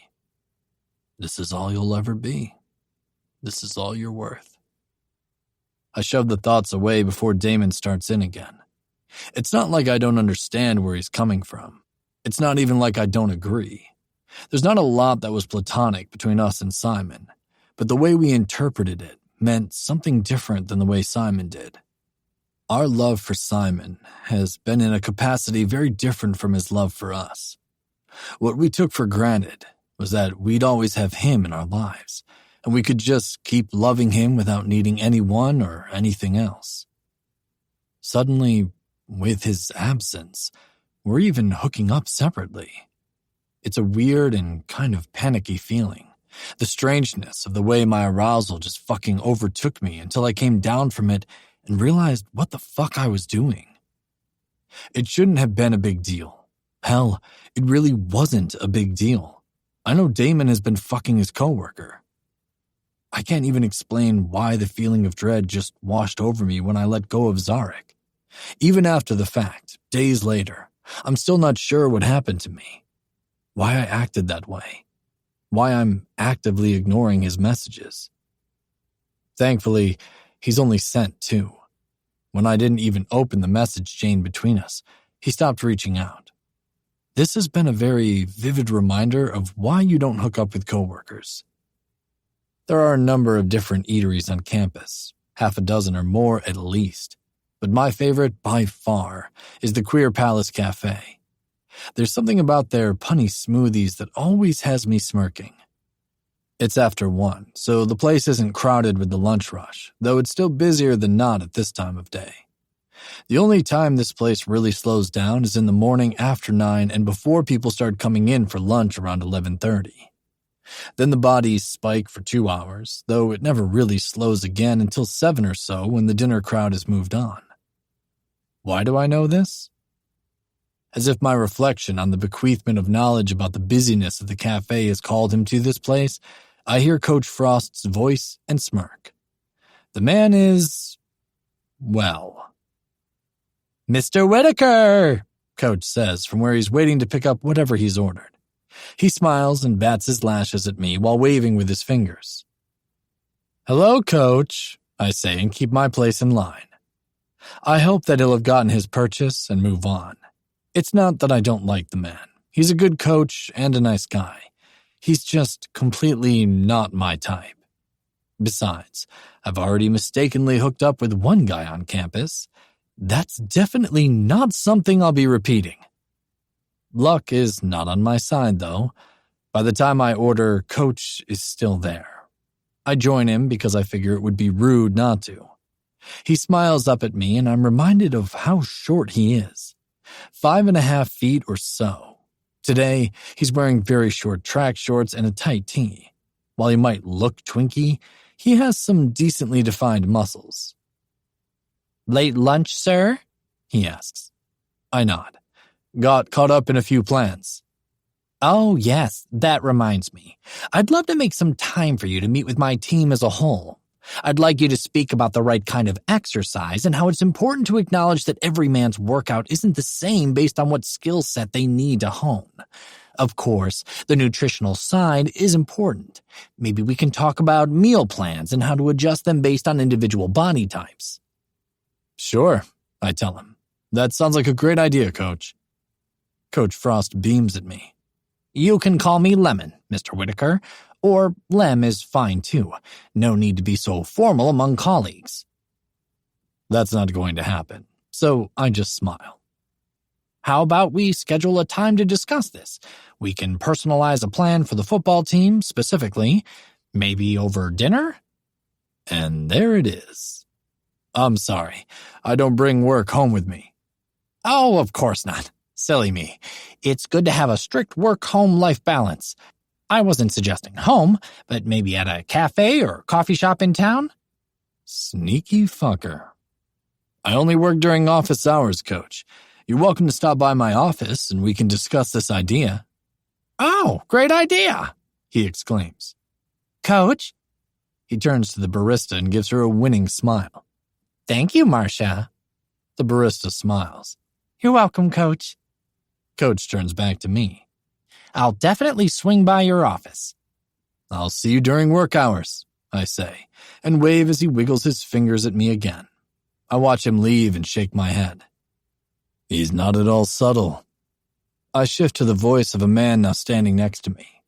Is he one of the football players? He's big enough to be one, but I don't recognize him. Not that I've memorized the names and faces of them all or anything. Who has time for that? The man looks at me and smiles. I've heard he doesn't give up until he gets what he wants. His words make me scowl as I look back at the way Coach Frost disappeared. Maybe I'll just say I'm married. Damon snorts in my head. When I turn back to the man, his eyes are just returning to mine from checking me out. His knowing smirk at being caught makes me chuckle. I'll see you around, Mr. Whitaker. No, there was totally nothing flirty or suggestive about that at all. Sighing, I shift back to the barista as she says my name. She smiles, likely witnessing both encounters. The price of being new and hot on campus, Mr. Whitaker, she says, laughing. Enjoy your saucy hot buns. Yes, even the meals have punny names. I chuckle and head back to my office, where I make it a point to assure my brother I'm eating. While texts aren't necessary since he has an in-person view of my life right down to when I piss, I send him a pic of my meal with a note that says, Want me to bring home some saucy hot buns, twin? With it. He sends me a laughing emoji. I grin and eat. Jesus, I was hungry. The way my stomach clenches as I swallow each bite almost has me groaning. Sawdust would probably taste good right now. Although I don't normally stay for games, one of the other trainers needed to go home for a sick kid or dog or something. Yes, I know those are two drastically different living organisms. However, either throwing up all over the house would be concerning. Since the other two were already scheduled for something else, I volunteered. Damon will come to the game too. Thankfully, the soccer match begins at 4, so I don't have to hang around too long before I'm hiking my way to the fields. We have a few to span the 3 sports that use them: field hockey, soccer, and lacrosse. They're nice fields, though. One has blue turf, just like the football field does in the arena across campus. Dropping my bag on the corner of the bench, I look around as students and those I'd guessed to be parents start climbing into the bleachers. Then an image of myself standing where I am flashes in my mind like I'm having some out-of-body experience and seeing myself from a distance. That's not really it. Damon just arrived, and that was his way of telling me. Psycho. But I smile because him being here just helps me settle and not feel so weird. Always fucking weird without him and Simon. The coach joins me with a couple people he's talking to, and I wait until he's finished before saying anything. He's talking about his players and the opposing team, plays and routes or whatever it is that are used in soccer. Then he smiles and looks up. Okay, this man is good looking. He's just that perfect medium that Damon and I like together. The kind of guy that when we're interested in fucking, this is the one that would satisfy both our likes. He's basically Simon, though not. He doesn't look like Simon at all, with his bleached blonde hair and vivid green eyes. Maybe it's his energy, the way he smiles. I don't know. Hey, man, he says, offering me his hand. Elka Lennon. I take his hand and nod. Declan Whitaker. What happened to Reese? Someone is vomiting at home, I say, shrugging. Two-legged or four-legged was undetermined. He chuckles, then shudders. Seriously, vomit is just that one thing that almost always makes my stomach churn. I nod. Yup, I'll take bloody, smelly athletes any day. Coach Lennon grins at me. Hell yeah, especially when they wear tight shorts. Laughing, I nod. He turns as his team comes toward us. Okay, quickly here. Number 18 has an injury that he's trying to hide. I'd love to know what it is, so when I ream him out, it will be specific. There's something off about 4's gait, though I only notice it sometimes. 23 is a powerhouse, and they're going to get themselves a concussion if they keep barreling into the opposing team. And while I appreciate the aggression and enthusiasm, especially since they keep it within legal means, I'd like to give them a little caution. Fearless is nice and all, but they're a little reckless. Those are the three that I'm concerned with, but by all means, I'd love to hear your thoughts once you witness the game. Got it, I say as the team surrounds us. Coach Lennon claps his hands and the team falls silent. All right, first, looks like Reese is dealing with bodily fluids at home, and we have Declan Whitaker here with us today. Let's give him a unicorn's welcome, yeah? I'm not sure what kind of sound a unicorn makes. You know, if they were real. I would assume something similar to a horse's wheelhouse of communicatory sounds. However, there's a combination growl, whinny, howl that goes up around the group, and they use their pointer fingers like horns, starting pointing down low and then arching up. However, those horns are not on their heads, but between their hips. I fucking die laughing, as does my brother in my head. Coach Lennon grins at me before turning back to the team, getting down to business. It's the usual pep talk and warnings for some players. Otherwise, there's discussion about strategy and whatever. I watch, somewhat fascinated. I know enough about soccer to understand most of what happens on the field. We're talking bare basics here. So when Coach Lennon claps and sends them on, he stands next to me and crosses his arms over his chest. You know soccer? Keeping my smirk in check, I shrug. Well, I don't see any sticks, so I might be confusing a couple sports. To my surprise, he snorts. They'll all be happy to show you their sticks, Whitaker. The amusement on his face when he looks at me makes me grin. You're a hot topic around campus. Oh no, please tell me you're exaggerating. His smile turns wicked. Not at all. I've overheard so many ridiculous fantasies about Mr. Witty McHotterson that I can't recall if they're mine or theirs. Okay, my cheeks actually heat a little as I shake my head. I'm sorry, Witty McHotterson? There are cruder names, but that one always makes me laugh. Oh my God, I say and look away, meeting my brother's eyes in the stands. He's watching me with a grin, enjoying this conversation. The coach laughs and bumps his shoulder into mine as the refs take to the field.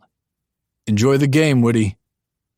Despite this newfound information, I enjoy the game. It's fast-paced and he's not wrong that they're aggressive, especially number 23. They're going to give someone a concussion. Why am I cheering them on like I am? When the game ends, Coach Lennon gives them a wrap-up and I receive a unicorn's departure. This time it's their asses sashaying with their hands behind them as if they had tails. I'm still laughing at the ridiculousness of the whole thing. I wait around while Coach gives the other management instructions before he comes back to me. So, despite them not showing you their sticks, what did you think of the game? It's probably good you only have one player like 23. This field would look like a massacre when the game was over otherwise. He snorts. I know. I've had their 3 older brothers on my team in the past. 2 of them at once. Those were the most violent games of soccer I've ever witnessed. Yep, I can imagine. So, my notes. It's 18's right hip, probably. He avoids contact with it at all costs. 4's gait is certainly off. My guess is it's shoes or maybe a leg longer than the other. I don't see it so much when he's running. It's when he's walking around the field between plays. I listed a few other things that he hadn't noticed before I was done with my report. Coach Lennon grins. Fantastic information. I'm sending them all to you tomorrow. Sounds good, Coach, I say, chuckling as I pick up my bag. All right, first rule between us. I'm not coach to you. That's weird. Choose a name, Woody. I laugh and shake my head as I move toward the athletic building with him. I'll be home as soon as I drop off my bag. Take your time, Woody McHotterson. He's going to have too much fun with that. Is there a second rule? I ask Alka. Lennon? I'm not sure which is less weird for me to say now. He shakes his head. Not yet. We're colleagues, Whitaker. I'm not, nor have I ever been your coach. Noted. However, sometimes it's better for those titles. For some people on campus, I think using their names is a gateway to thinking that they have a little more personal connection or a door open or something. If you mean Frosty, then yes, keep calling him Coach. He's got his eyes set on you. I groan. Awesome. He grips my forearm and grins. Nothing like being the new piece of meat on campus full of queer folk, Laughing, I shake my head as his hand falls away. It's wild, but I don't hate it. Oh yeah? The campus of queer, I say. It's weird having so much attention. He stops with me as I drop the bag in the training office. Since I didn't take anything out of it, I don't even bother to open it before putting it back on the shelf. He's standing in the door, and I have a flashback of Zarek standing there. My breath catches, and I swallow. I find that hard to believe, he says, and though his eyes track down my body, it's more of a pointed look than someone checking me out. Shrugging, I head toward him to leave the office. Clubs, bars, gay gatherings, sure. A place like this? I shake my head. He stops with me as I grab my bag from my office and sling it over my shoulder before locking my door behind me. Want to get a drink, Woody? He asks, and my stomach flips. But I'm not quite sure why. Yes, he's attractive. Yes, I could certainly fuck this guy and be happy with it, but Zarek flashes through my mind again, and I shake my head. Thanks, but I'm going to head home. No problem, but it's a friendly offer. I'm happily married, he says, and holds up a hand to show me the ring there. I'm not going to lie. It makes me sigh in relief. Lennon grins. Thanks, I say. I'm still going to pass for tonight, but maybe another time. He smiles. All right, man. Have a good night, McHotterson. I wince and wave him off, giving him a flappy tail-ass wag on my way. His laughter follows me.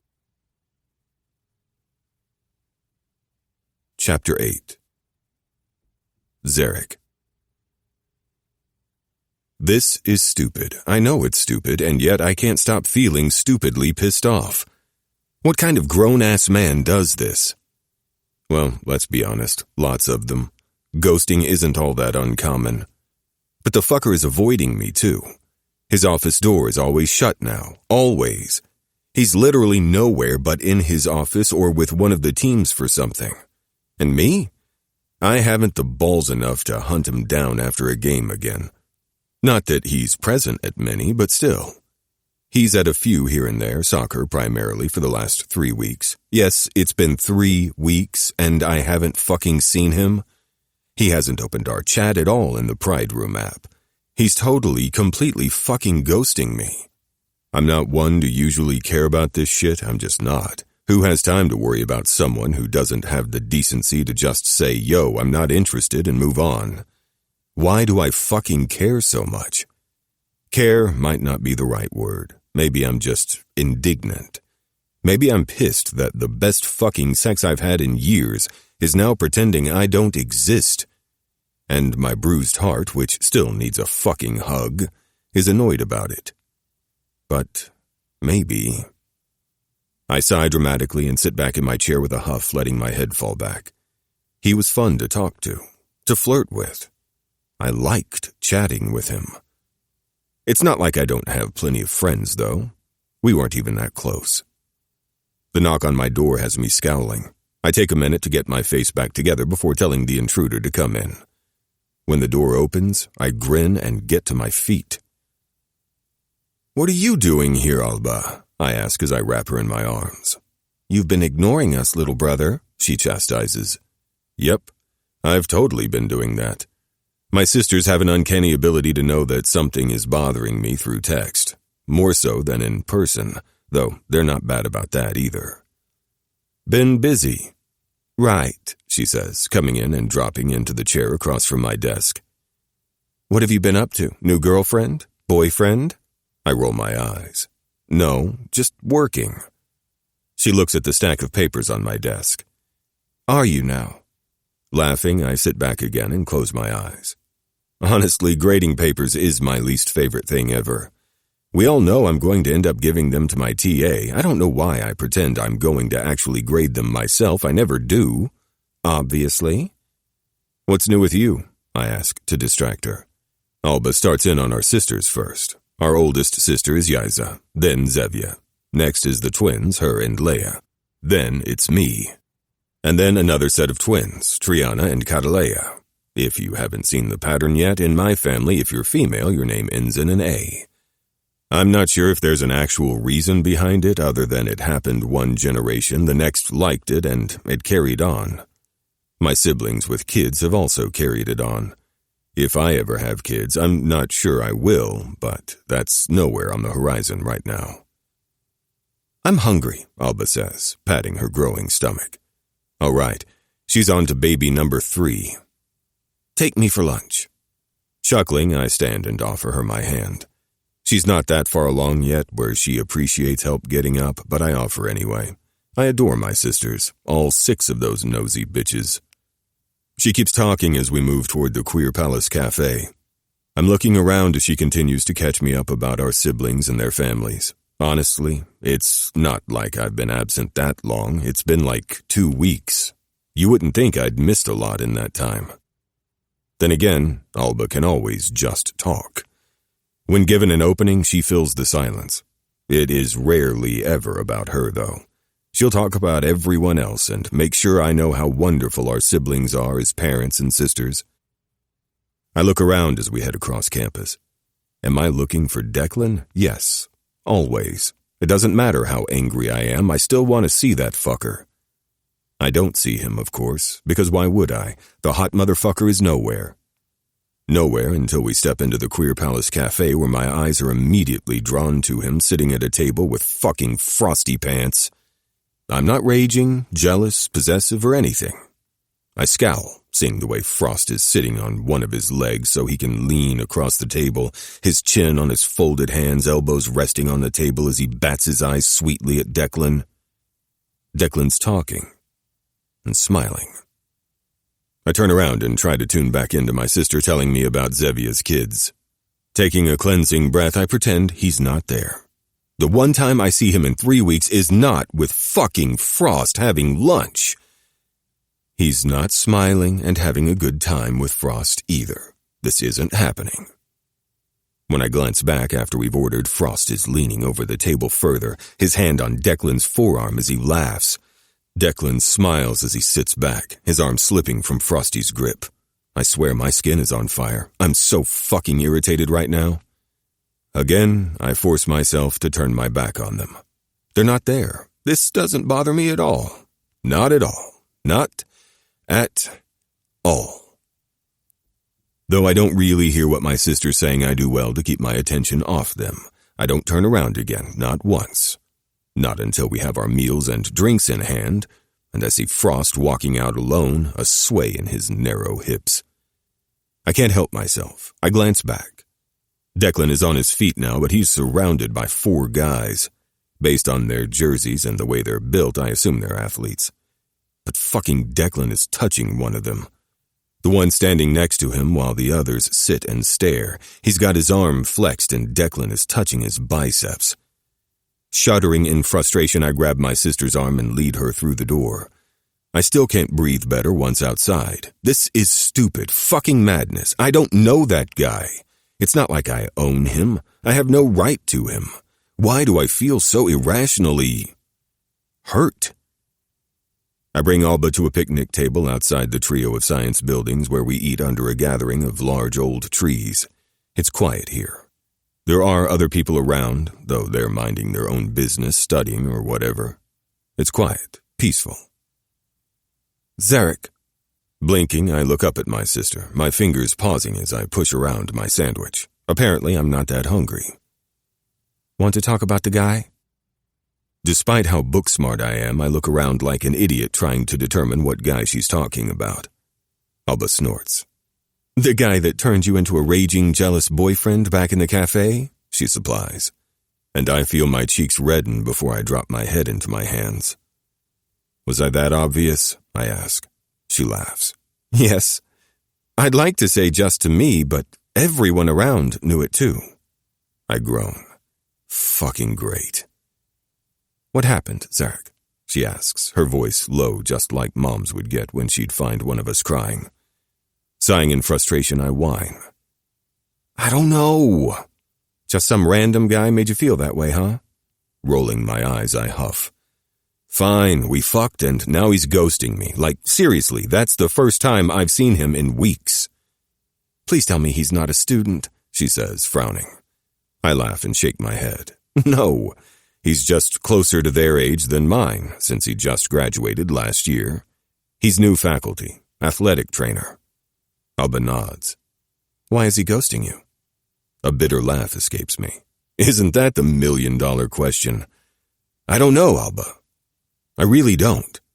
It's not like I can just storm into his office and demand an explanation. We work here. And before you remind me that this is exactly the reason I shouldn't sleep with my colleagues, I already know that. It's not like this is the first time I've made this mistake.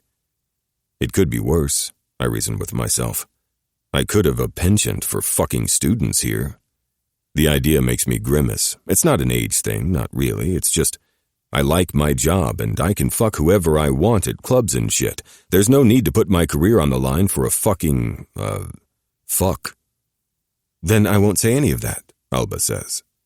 She reaches across the table and pats my hand. How about coming over this weekend and we'll smoke some shit? Maybe set some fires or something. I laugh. She's talking about smoking food and building a bonfire, nothing illegal or reckless. Much. Yeah, okay, thanks. While I walk my sister to her car later, as she tells me about Zevia's new job, I try to find the peace that I usually have. But I don't have any today. I'm far too frustrated with my situation. I don't know that I've ever been hung up on a guy that I don't have any real history with. What is this shit? Alba hugs me at the car and I squeeze her tightly. Thanks for coming by to check on me, I say, and mean it. I really appreciate it, Albs. She kisses my cheek. Of course, baby bro. If that man's ignoring you, you're far too good for him. Don't waste your time, Zarek. With a small smile, I nod and sigh in exasperation. I know that. I do. Honestly, I can't figure out why it matters to me at all. Maybe that's why I'm so frustrated over it. Alba kisses my cheek again as she climbs in her car. I'll see you Saturday. I nod again and watch as she backs out of the parking spot and drives away, giving me a wave. She's right. If he's going to be a child and fucking ghost me, then I won't waste any more time on him. Except that when I head back to my office, there he is, walking back toward the cafe. I mean to just walk by, to ignore him completely as he's been doing to me. But I snap, especially when he looks in my direction and doesn't even acknowledge me. "Declan," I say, louder than necessary. He stops and turns to look at me. His expression only infuriates me more, but I have the presence of mind not to start yelling at him in public, on campus, where we both work. But when I get close and look around to make sure no one is too near, I poke him hard in the chest. "Don't fucking look at me like that. Like you don't know me?" His eyebrows shoot up and his lips part. I don't give him a chance to say anything, though. "What the fuck is wrong with you?" I hiss and poke him hard again. "You think you're so fucking important around here that you can fuck and run? You think it's cool to ignore me like I don't exist after? Who do you think you fucking are? Zarek?" I freeze, eyes widening. That was Declan's voice, but Declan didn't actually say anything at all. I take a step back, and that's when I see him, or another him. Declan is walking from the cafe where I'd seen him earlier. My eyes widen, and I take several more steps back as I look between the two of them. "What the freaky fuck is this?" I say. The not Declan, who I was making a fool of myself in front of, smiles a little. The real Declan stands next to him, and fucking hell, they're identical. Identical! Under other circumstances, I'd be all fucking for this because I mean fucking hell, there's two of them and they're hot. But right now, I'm definitely not appreciating any of this. "This is my twin," Declan says, and I catch his hand wrapping around the other's wrist. "This is my coworker who I agree I've been an ass to for the last few weeks."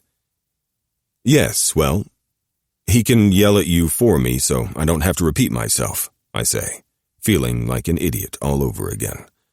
The brother looks at Declan. "You were an asshole to fuck him and then pretend he doesn't exist," he says. Hearing him say as much doesn't help, doesn't make me any less furious. Declan's brother touches Declan's chest before heading for the cafe, inclining his head toward me with a half smile in farewell.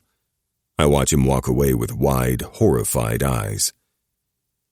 "Wow, I'm an idiot," I say, covering my face with my hand. "I don't necessarily think to announce I have a twin," Declan says. "Usually we're always together, so it's common knowledge. It's weird for me that he's not here all the time." I look at him and, for some reason, feel like he just told me something personal. "I'm sorry, Zarek," he says. "I fucked up. That was a dick thing to do." I nod because what else am I going to do? Having him agree with me doesn't actually take away the weird hurt inside me that has no right being there. "I'll message you later, all right?" Despite that being what I wanted for 3 weeks, I shake my head. "Don't bother," I say, and turn. He doesn't call after me. He doesn't stop me. I hate the way I feel disappointed and hurt even more over it. What's fucking wrong with me? Am I that lonely that I'm pining after someone I don't even know? I'm not sure what the answer is, though I'm pretty proud of myself for not looking back at him once I walked away. Once I get back to my office, I pick up the stack of papers and head for the TA office, locking my door behind me. There are a dozen desks, and I add the pile of ungraded papers into my TA's inbox. I don't bother with a note. He'll know that they need to be graded.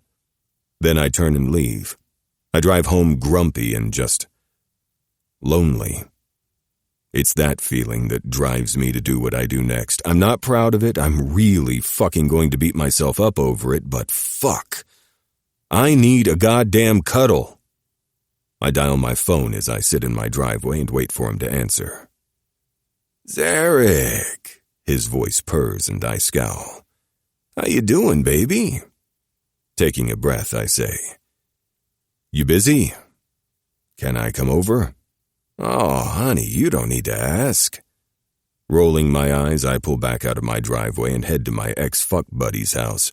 Not because I need a fuck. There will be no fucking. But I need a goddamn cuddle, or I'm going to become even more unhinged. I'll be there in 20, I say, and hang up before he says anything else. Fuck, I hate this man. But he's just big enough to surround me and cuddle me how I need to be cuddled. How I've needed to be cuddled since Declan fucked me in that motherfucking closet before literally running away.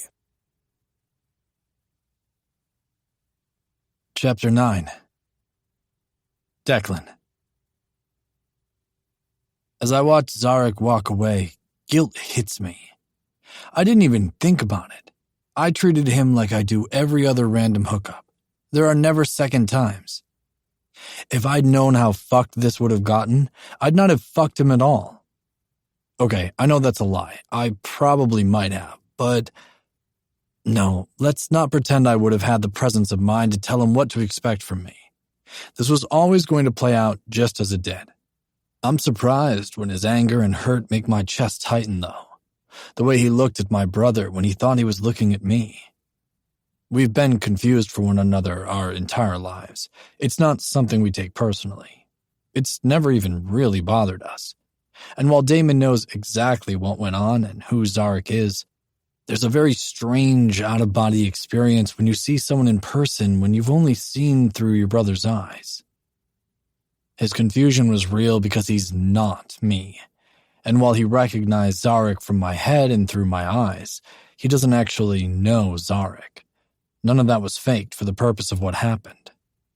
I joined him because I heard Zarek start whisper yelling at him. I saw the look in his eyes as he did so. I heard him. It makes me feel sick. Joining my brother at the table in the cafe, he looks at me while pushing me a drink. I've gotten 3 hellos and been hit on twice. And no, I didn't bother to correct them. Seeing is believing. I chuckle and glance back at the window. Want to talk about it? I shake my head.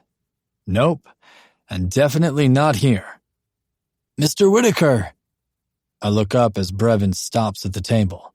Then his attention moves between Damon and I. Like Zarek, he takes a step back in confusion. Hey, Brevin, how's the ankle? I ask. His brows knit together and, for a second, he doesn't answer. It's good, he says eventually. I'm not wearing the brace now, just like you told me not to. Good, Brevin. When he looks at Damon, I say, This is my twin, Damon. He comically sighs in relief. I thought someone spiked my drink and I was seeing 2 of you. He laughs. Nice to meet you, second Mr. Whitaker. Damon nods, and Brevin waves as he walks away. The Mr. Whitaker thing is weird, Damon says. I snort. It really is. But you heard the witty hottie name or whatever, yeah? Is that better? Damon chuckles and takes a sip of his smoothie. I kind of like witty. Maybe that'll catch on. Watching someone you love be so deeply hurt is hard at any age, I'm sure. But seeing the way Simon just loses himself is a pain that I can't even put a name to. Losing his mother was heartbreaking, but that his father just shut down and I don't even know what happened there. Yeah, that's really fucked with Simon. It took us a week to convince Mom that we needed to go check on Simon. She kept saying that he and his father are grieving right now, but I didn't think that was the issue. I mean, yes, they are, obviously. But when we threatened to go on our own one day after school after our teacher asked if we heard from Simon, she finally gave in. And then she felt awful because she should have listened to us. Simon, he wasn't good. Not at all. Even as the days turned to weeks and further into months, Simon wasn't good. The school forced him into counseling, but I don't think they were getting him to talk at all. He didn't want to talk to us about it. I sure as shit didn't think they were going to convince him to talk to someone else. Even at 11, it was clear that he needed something. His mood was turning dark. There weren't smiles or laughter or even much conversation. All he wanted to do was nothing. If it weren't for me and Damon, he wouldn't eat or get cleaned or go to school. Not that anyone knew this, but we even did his schoolwork for him. just so he wouldn't stay back. When 6 months had passed and our best friend was a very dark and bitter shell, that's when my brother and I decided we were going to do something about it. Because he didn't want to talk, we relied on the words he muttered in his sleep. Alone, unwanted, unloved. So many horrible things that broke our hearts.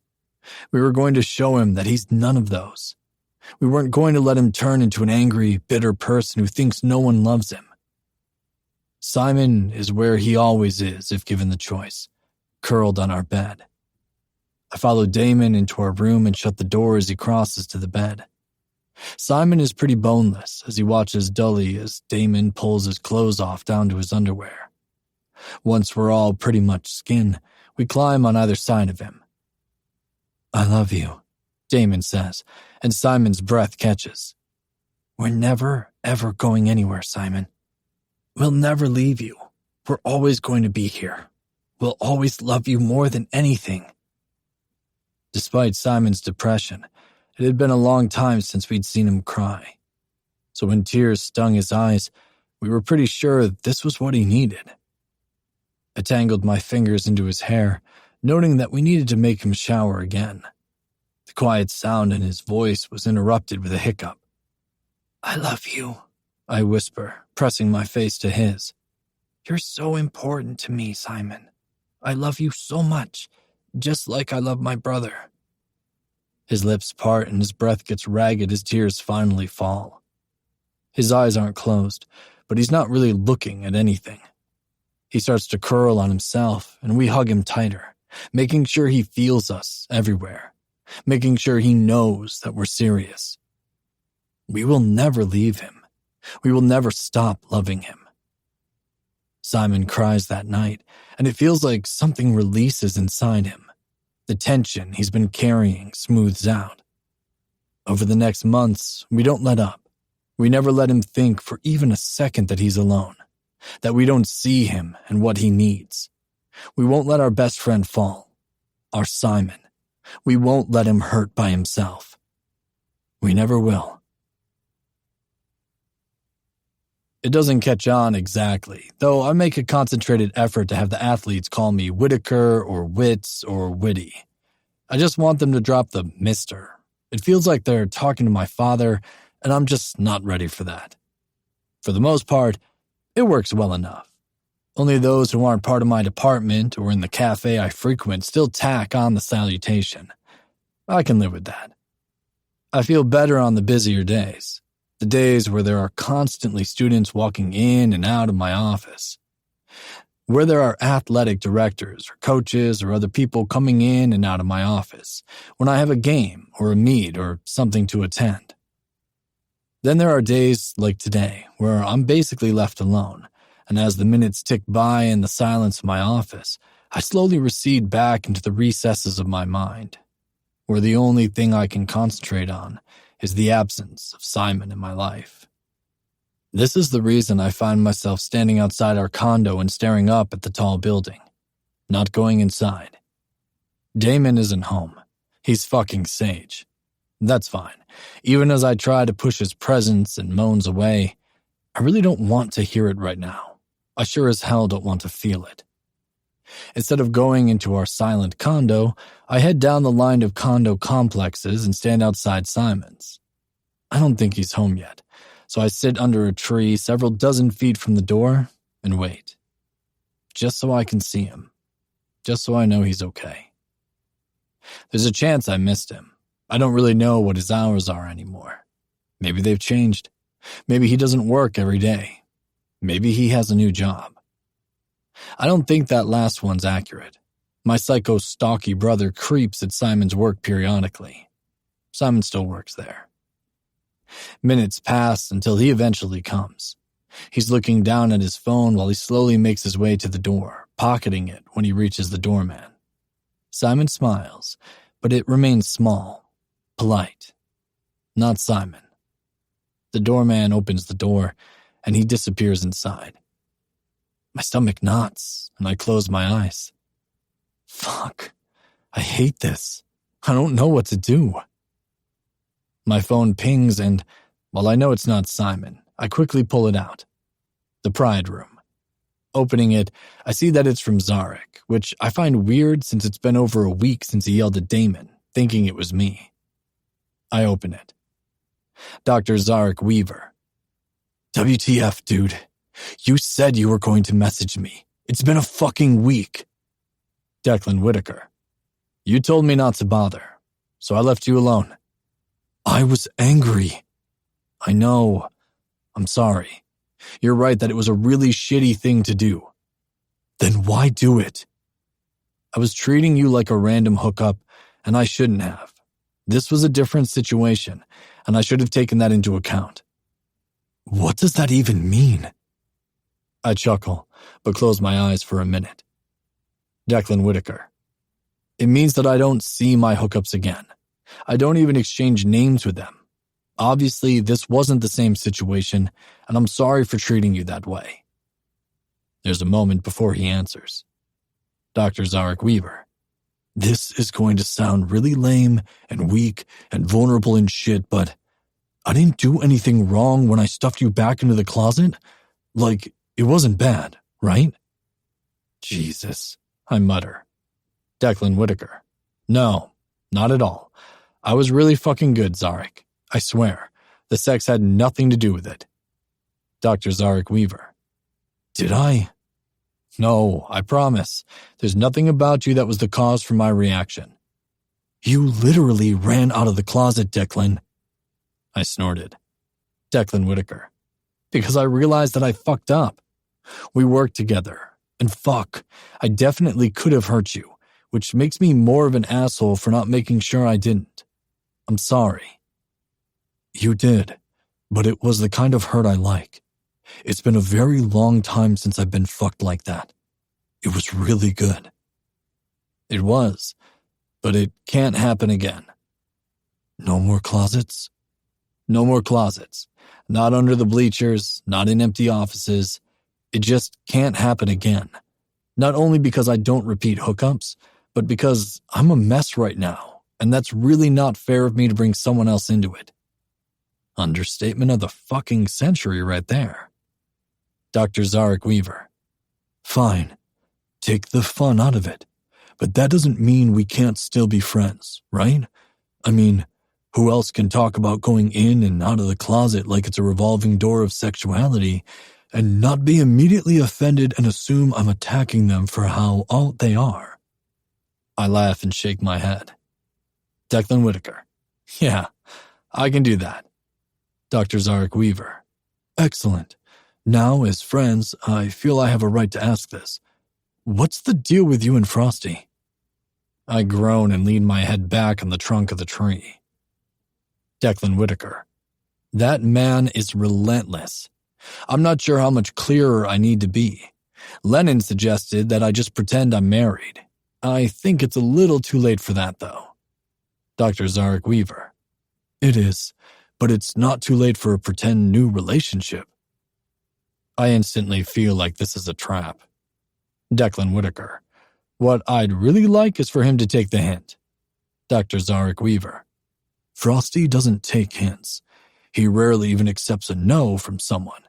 He's of the mind that he'll eventually make you fall for his sparkly ass. Sparkles are not my kink. I receive a bunch of laughing emojis in return. We text for a while until I hear Damon in my head telling me to get the fuck home because he doesn't want to be alone anymore. It's only then that I stand up and realize that the sun's gone down. I tell Zarek I'm heading to bed, though while the sun might have gone down, it's not even past 7 yet. I receive more laughing emojis, but he says we'll catch up tomorrow. We do catch up, several times over the rest of the week. Besides the teasing come-ons or references to the closet incident, there's no mention of our hookup. It's not like we're pretending it didn't happen.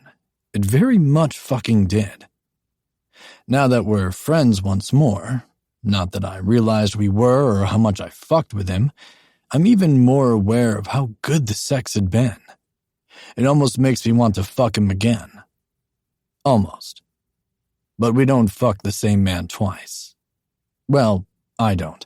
Apparently, Damon is making new rules now. We've been over this. I'll stop seeing Sage if... I don't care that you see Sage. I think it's just...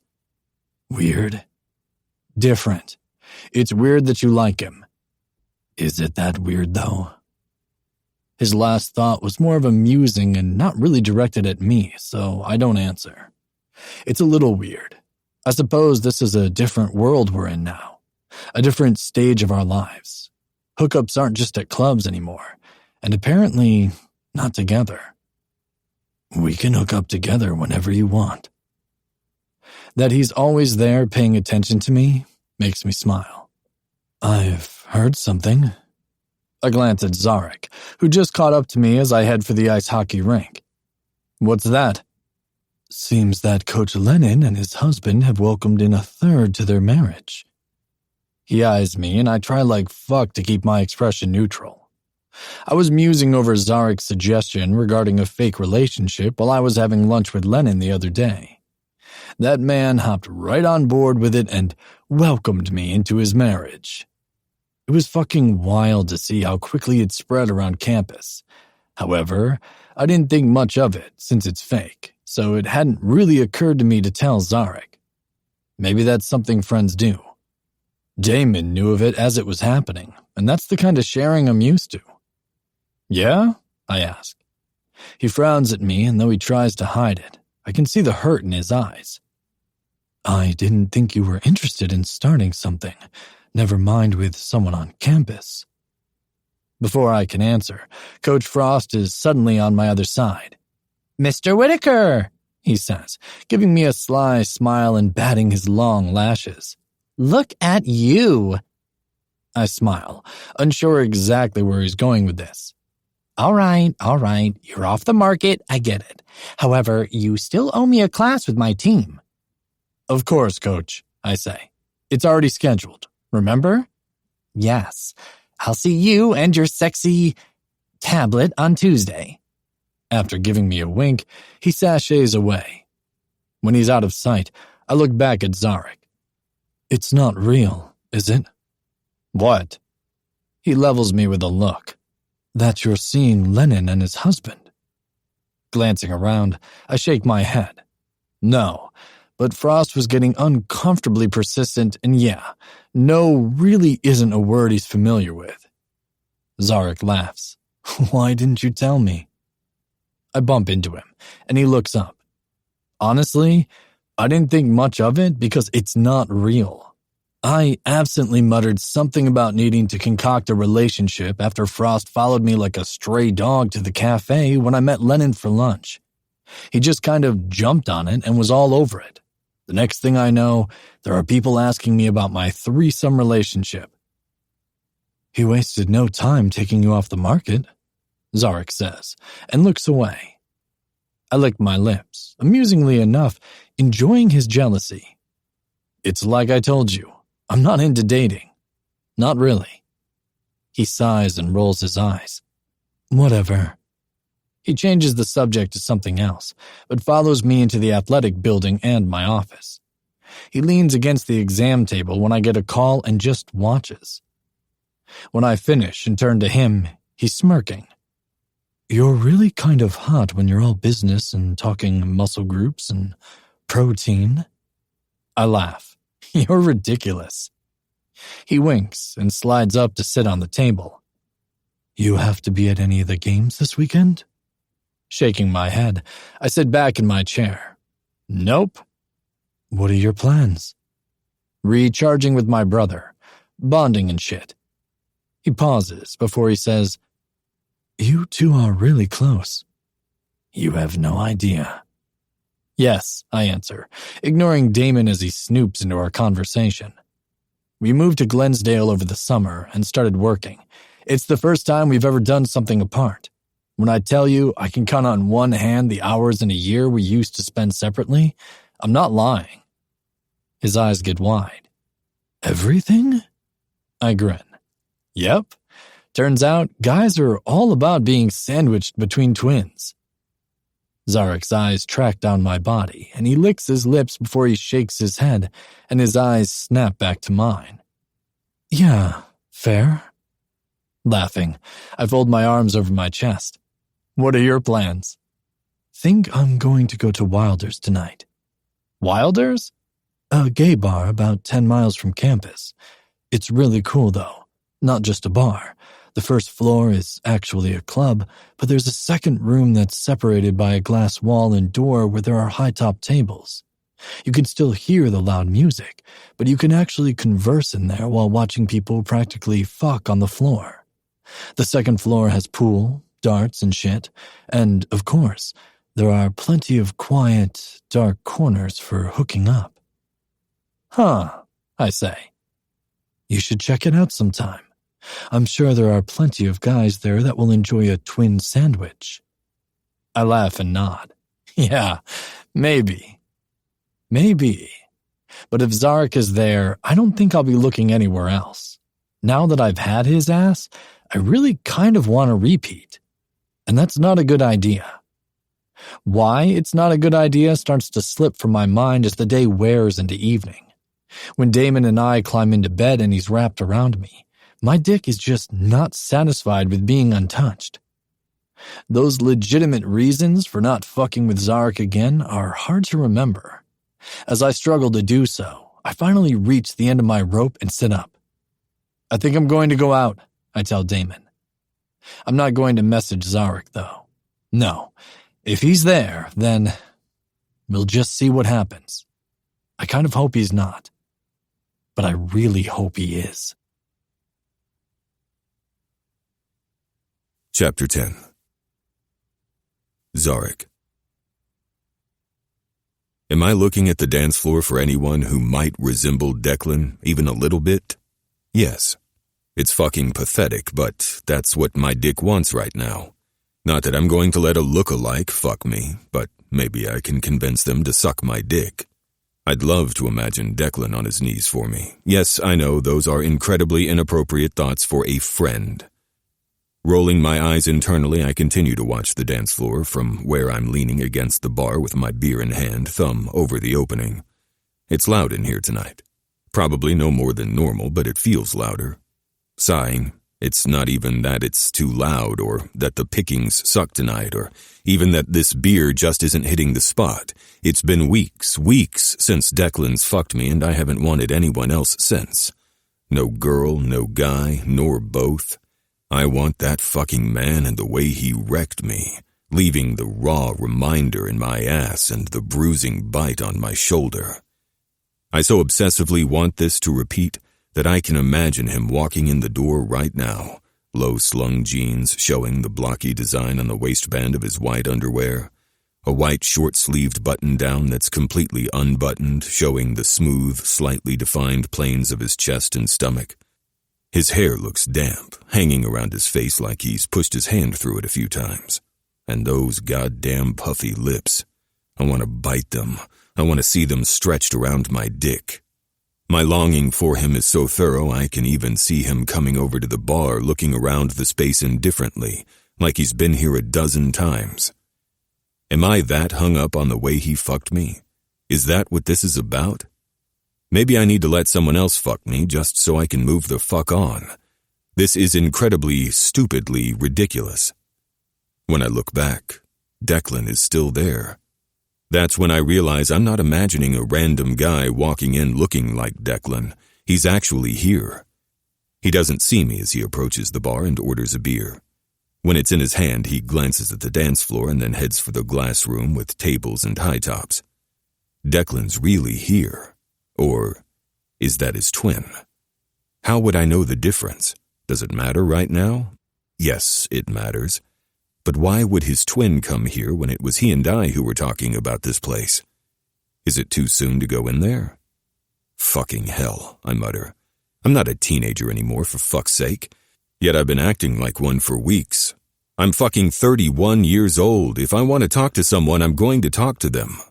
Pushing myself from the bar, I move toward the room behind the glass wall, keeping my eyes locked on probably Declan the entire time. It's blessedly quieter in this room. He doesn't look at me when I approach him, nor when I stand at the chair perpendicular to his. Instead, his eyes remain trained on the bodies on the floor. He brings the beer to his perfect lips and takes a pull. When he pulls it away, he says, "Didn't take you long to find me." I smirk and pull the chair out to sit with him. He still doesn't look at me. "I didn't think you were interested in coming out tonight." Declan finally looks at me and shakes his head. "I'm not. But staying home is depressing. Because it's Friday night? Yeah, I'm totally pushing." He watches me for a minute and says, "Yep. It's a lie and we both know that. I don't call him on it. If he doesn't want to spill his home life to me, then he doesn't need to. That's completely fine. Just like he doesn't need to know I call my stupid ex when I'm desperate for a fucking cuddle." Declan's gaze is on the dance floor again, but I watch him instead. "I should warn you, Frost shows up sometimes. You'll spot him from a mile away, though, because he tends to wear little, but it's always neon," I say. He cringes. "Garish," I chuckle. "Is the fake relationship helping?" Does my stomach churn at the question? Yes. Especially when I've seen Declan and Lennon walking across campus holding hands. I've seen them hug once. I hate every stupid second of it. I also ignore the part that hates seeing it because I have no right to feel that way. He's my friend, and that's all he wants to be. Sometimes I think it does, but other times I think he knows it's not real.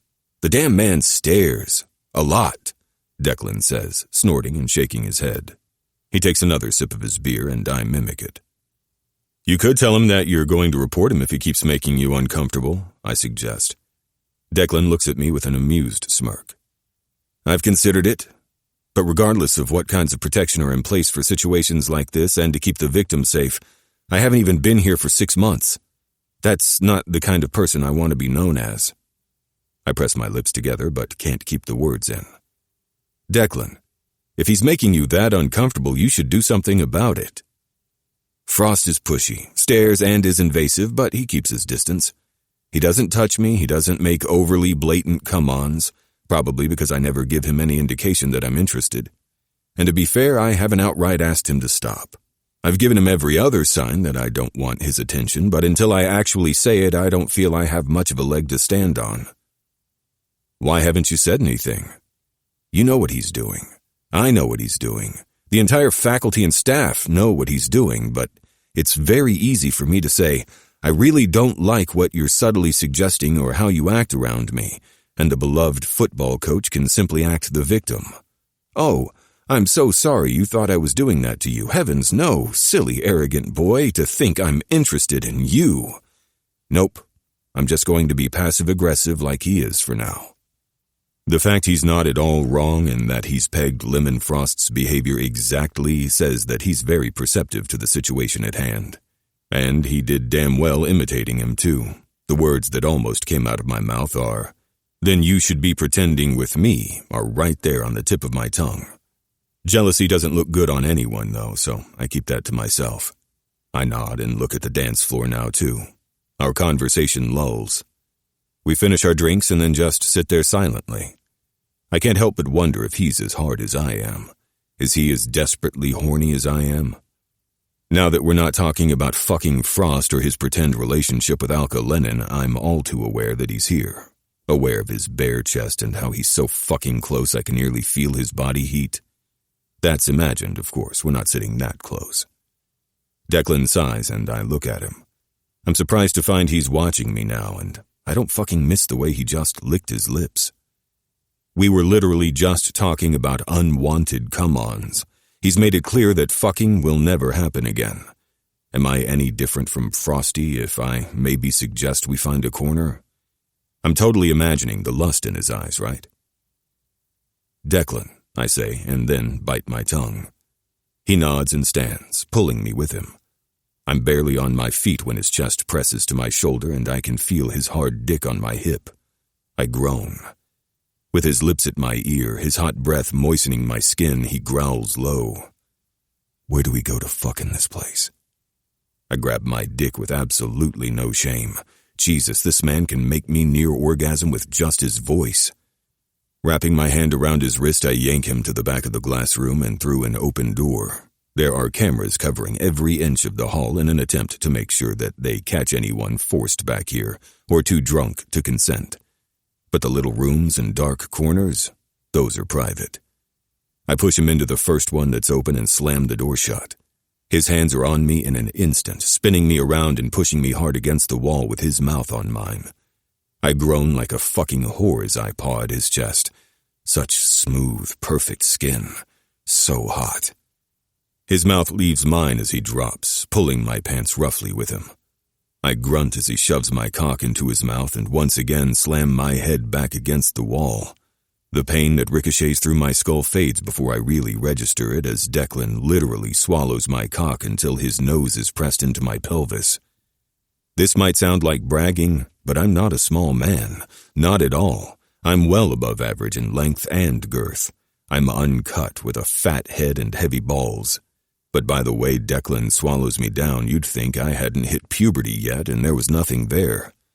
I grip his hair as he spreads my legs, which don't move very far since my ankles are trapped by my pants pooling around them. I'm suddenly spun again and I almost tumble except that his hands steady me as he shoves me against the wall.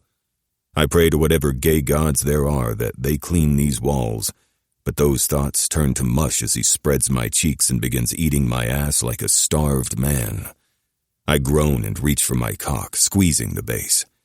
His tongue spears me as he preps me with his spit, readying my hole. Again, I should tell him about the lube in my pocket, the condom. I should say anything at all. But when he pulls back and shoves 2 fingers in my ass, my knees buckle, and the words are once more forgotten. When he sinks his teeth into my butt cheek, I make a strangled noise. And when he uses his other hand to slap my ass over the bite with a loud, stinging slap, I come undone. Seriously, even squeezing my dick like it's a lifeline, I spray the wall in front of me. I can feel the bass of the music vibrate the wall with a steady rhythm, but that's all I feel of the club as Declan alternates his tongue and his fingers. Never more than 2, which I appreciate. I'm not sure when he moves, but the next thing I know, his hand comes down on my ass cheek again, bringing blessed tears to my eyes, and then he's shoving up into me.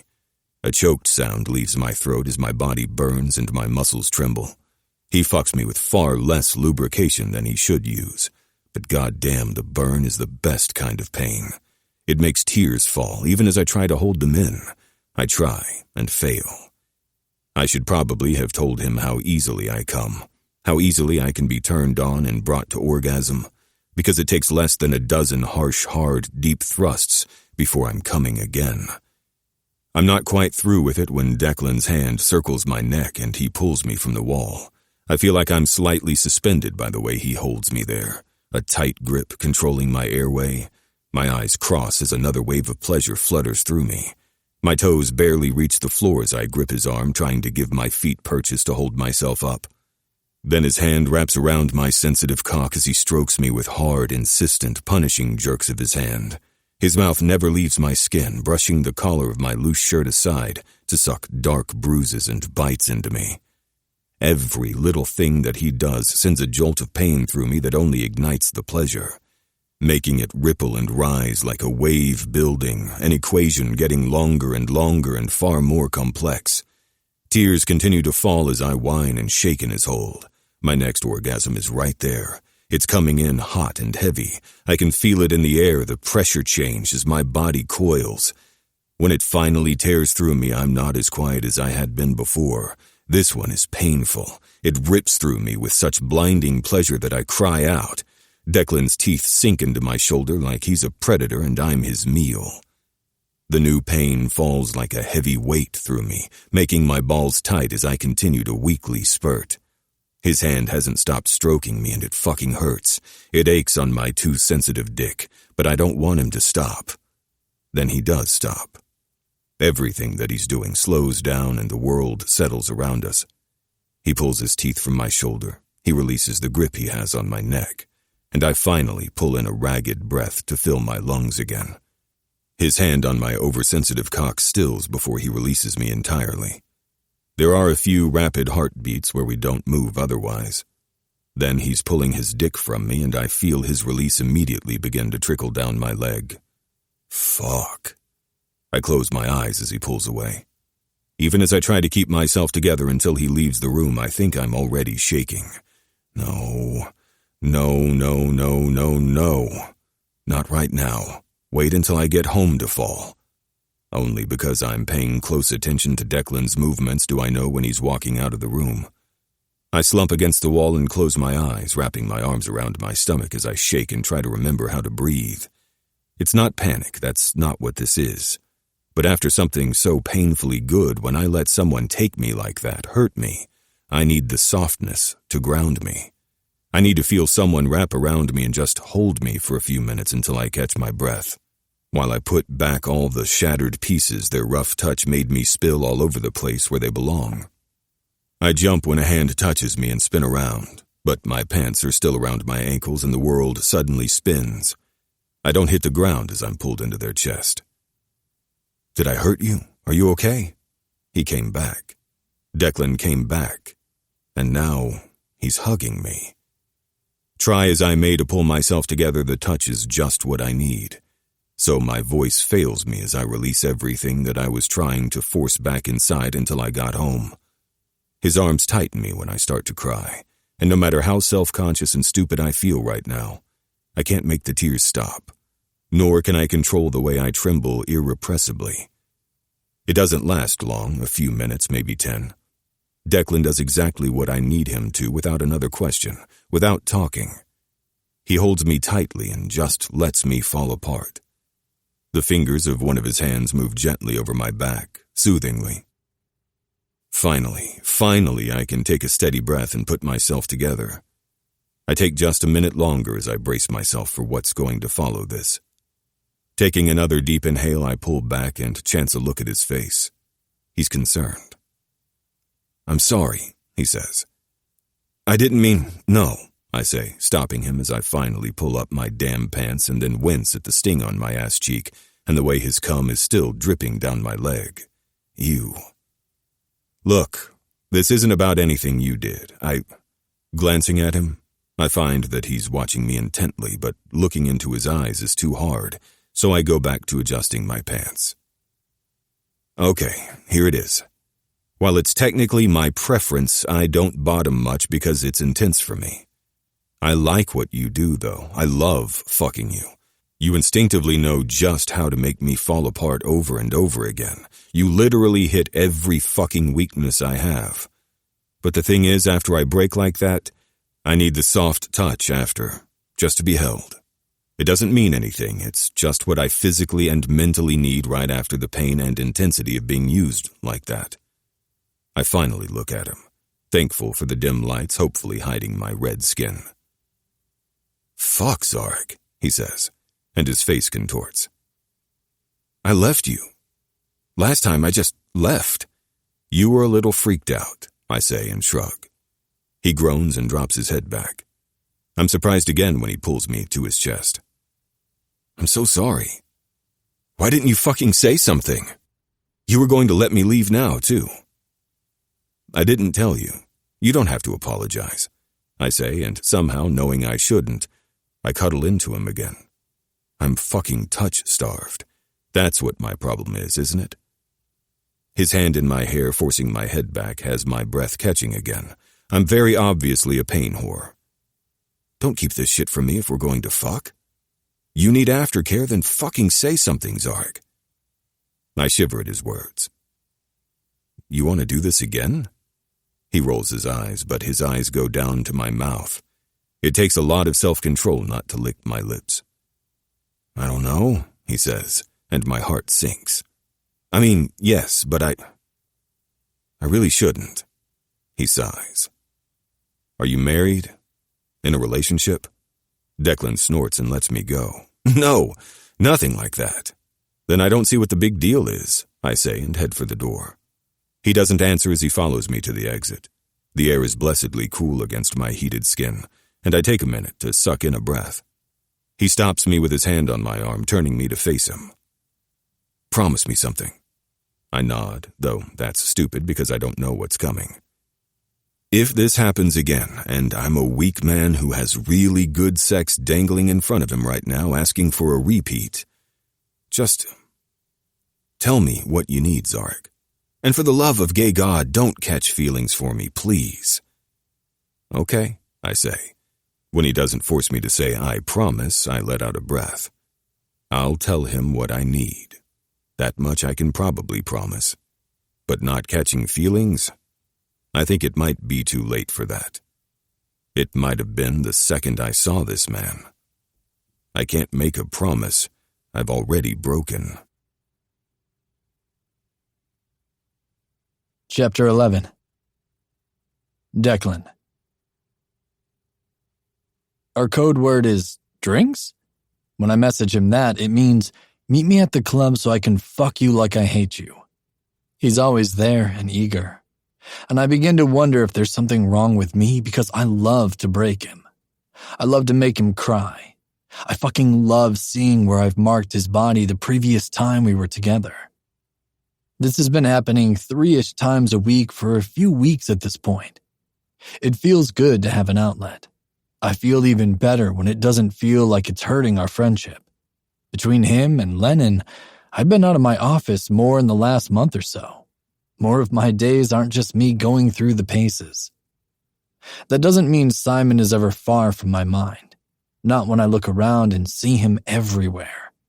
Something that reminds me of him. A phantom smell that triggers muscle memory. I eat something and think he'd love it. Then there's Damon. I can feel every time he thinks of Simon. Every time his rage boils over until I'm almost humming with anger that's not even my own. Yes, I'm angry. Angry that the fucking professor, who I thankfully have never seen on campus, took our best friend from us. I'm so fucking furious that he came into our lives at all. But it's very strange having friends outside of my brother and Simon. It's weird having a life without them. I don't hate it, and yet, at the same time, I kind of do. There are so many damn times I'm doing something or want to share a thought I had with them and they're just not there. Damon's there. He's always there. But he's not here, doing it with me, experiencing it firsthand for himself. With me. I look up when I feel a hand wrapped around mine, linking our fingers together. I stiffen as Lennon brings his body to mine, placing a hand on my hip. "Your stalker is stalking again," he murmurs. My eyes flicker beyond him, and he's not wrong. In plain sight, Frost is staring, frowning. I swear, from here, I can see the irritation in his eyes as he glares at Lennon. Releasing a breath, I sigh and relax into him. "That's better, lover," he says, smirking. His other hand moves up to brush my hair from my face. "Now that I have you right where I want you, and I have your undivided attention, 9 is complaining about his neck. I don't recall a collision or injury, but he says that he can feel every kick go into his neck. Thoughts?" "Pinched nerve?" I suggest, as he continues to run his fingers through my hair and over my face like a lover might. It's almost amusing since we've been in this position a few times while Frost has been around and been talking business. But if it's his neck, he should probably see a physician. You don't want to mess with the spinal column at all. It's far too easy to become paralyzed. He sighs. "Yeah, I thought that would be your answer. How do you feel about insisting he does that?" "So you don't have to be the bad guy?" I ask, grinning. He touches his lips to mine in a teasing way. "Yes, I feel like I should have some advantages from you being my lover." I snort and chance a peek to see if Frost has moved on. He hasn't, and he's shifted his entire body to face us now, hands on his hips as he watches. It's difficult to hide the scowl. "Let me kiss you," Lennon says, and I stare at him. He smirks, leaning in close. "Are you really married?" I ask. He laughs. "Yes, and here's the secret. We really do have an open relationship. As long as we're very communicative about who we're with, what we're doing, and what kinds of feelings are involved, we can see who we want. He knows about you and about the fake relationship." "Lennon, His smile is wide as he presses a soft kiss to the corner of my mouth, lingering there when he speaks. "I know you're not really interested in me, Declan. It's good. I'm fine with playing. Frosty is a creep, and if you want to try to get rid of him this way, I'm all for helping you out. But if you decide that maybe you want to bring this fake into something more real, I'm definitely down with that too. When I stiffen, he chuckles and kisses along my jaw until he gets to my ear. I promise, there's no pressure here, and I'm not going to do something you're uncomfortable with. Just what we've been doing. I swear, Whitty, I'm not another Frost. I can take no for an answer, and I won't put any pressure on you. I take a breath and bring my arm around his waist and press my face into his neck. It feels strange. He's my height, my build, maybe a little more fit than me. Not at all what I tend to want. That might be why I'm not incredibly attracted to him. He's attractive, for sure. He's fucking hot, but he just doesn't do it for me. Sorry, I'm allergic to real shit, I say, making him laugh as he pulls back. His smile is fucking swoon-worthy, but it still just does nothing for me, other than make me smile in return. So, you want to tell 9, or are you going to make me do it? He asks. I roll my eyes. These are your kids, Coach Lennon. Shouldn't you be their voice of reason? You definitely have the power to demand such a thing. He sighs dramatically. I'm going to make my husband give me a massage later. You're going to be the cause of a stressful practice tomorrow. Chuckling, I pull away and glance to where Frost is no longer standing. A quick sweep of the area says he's gone. Thanks, I say quietly. Lennon winks. Of course, love. I have your back. He moves beyond me and slaps my ass, making me jump. With a glare following him as he crosses the field, I pick up my bag and turn in the opposite direction. I freeze. I didn't know Zarek was in the bleachers. He's standing at the bottom, looking at me, and the expression on his face makes me feel like he just punched me in the chest. Swinging the bag over my shoulder, I approach him. Hey, I say.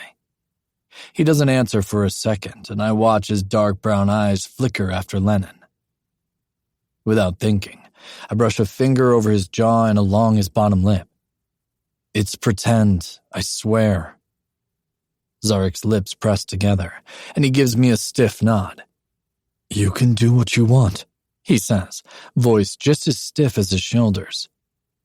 I sigh as he walks away. Letting my head fall back, I sigh again. Fucking Christ. But then I grin and move to catch up with him. Are you jealous? He winces, and I know I got him. A grin spreads over my face. You're jealous? Because he's touching me? My ass? No, Zarek bites out. Because he's pressed against me while he runs his fingers through my hair and gazes deeply into my eyes?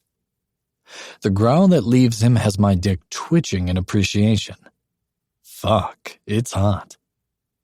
No, he hisses. Then tell me why you're so jealous, Zarek. I bump my shoulder into his. You know it's not real. Do I? He bites out.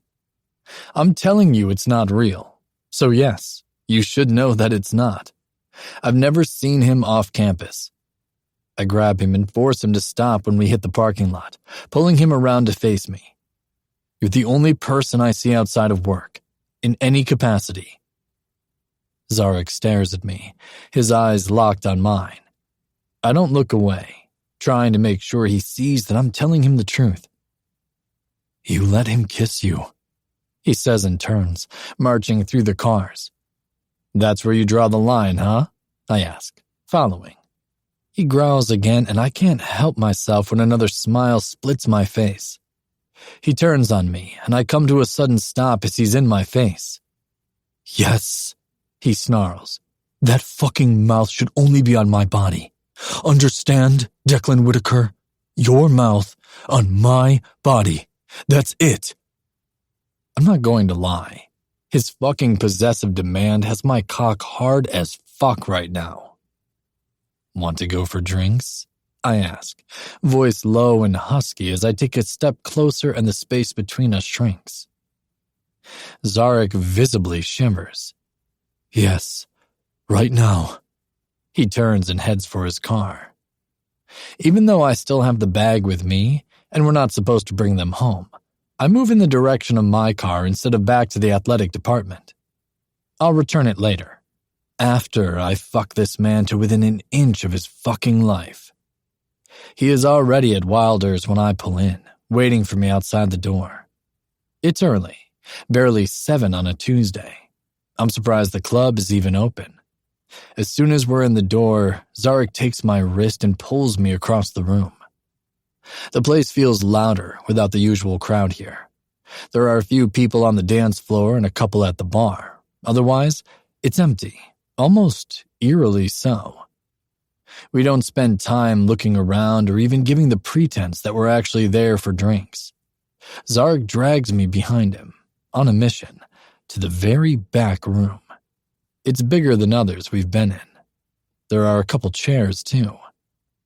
As soon as the door is shut, he's on me. His feet come off the ground as he wraps his legs around me and his mouth seals over mine. The possession in his touch, in his kiss, is so fucking hot. It feels so good. The demand in everything he does as he pulls my shirt up to get to my chest. His mouth comes off mine and he says, "Fuck me. Hard. Rough. Bite me until I look like I've been attacked, Declan." A growl leaves my throat. I'm never really gentle with him. After the fact, when he's crying and shaking, I feel really fucking bad about it. But in the moment, like right now, I don't have the control to do so. It's like I've lost all volition of my body and I tear his pants down, dragging my nails along his legs as I go. He groans and I do exactly what he says. I bite him everywhere. I hold him tightly, digging my fingers into him so he's covered in fucking bruises from his shoulders to his knees. And I fuck him with every ounce of strength I have in my body. There's a moment where I feel completely out of control, like I could really hurt this man. Maybe I am. Maybe his tears they're always real. I know that, but maybe this time it doesn't feel good. I can't stop. He doesn't ask me to. He doesn't ever say anything. The sounds he makes are quiet, barely heard over the slapping of our bodies. A mixture of pleasure, tears, and pain. The only time he really makes sounds is when I reach his third or more orgasm. Then he starts to sound like he's in pain. Still, he never tells me to stop. He never pushes me away. He never gives me any indication that he doesn't like what we're doing. And without that input, I just keep driving home, using my spit as lube and never reapplying. It's rough. My cock is always sore by the end, which is probably nothing compared to what he feels. That doesn't stop me. That doesn't make me bring lube with me. It makes it all the more intense. The raw burning feeling on my cock as I drive into his tight ass, shoving something there over and over that doesn't quite fit, and the friction makes it hurt as much as it brings pleasure.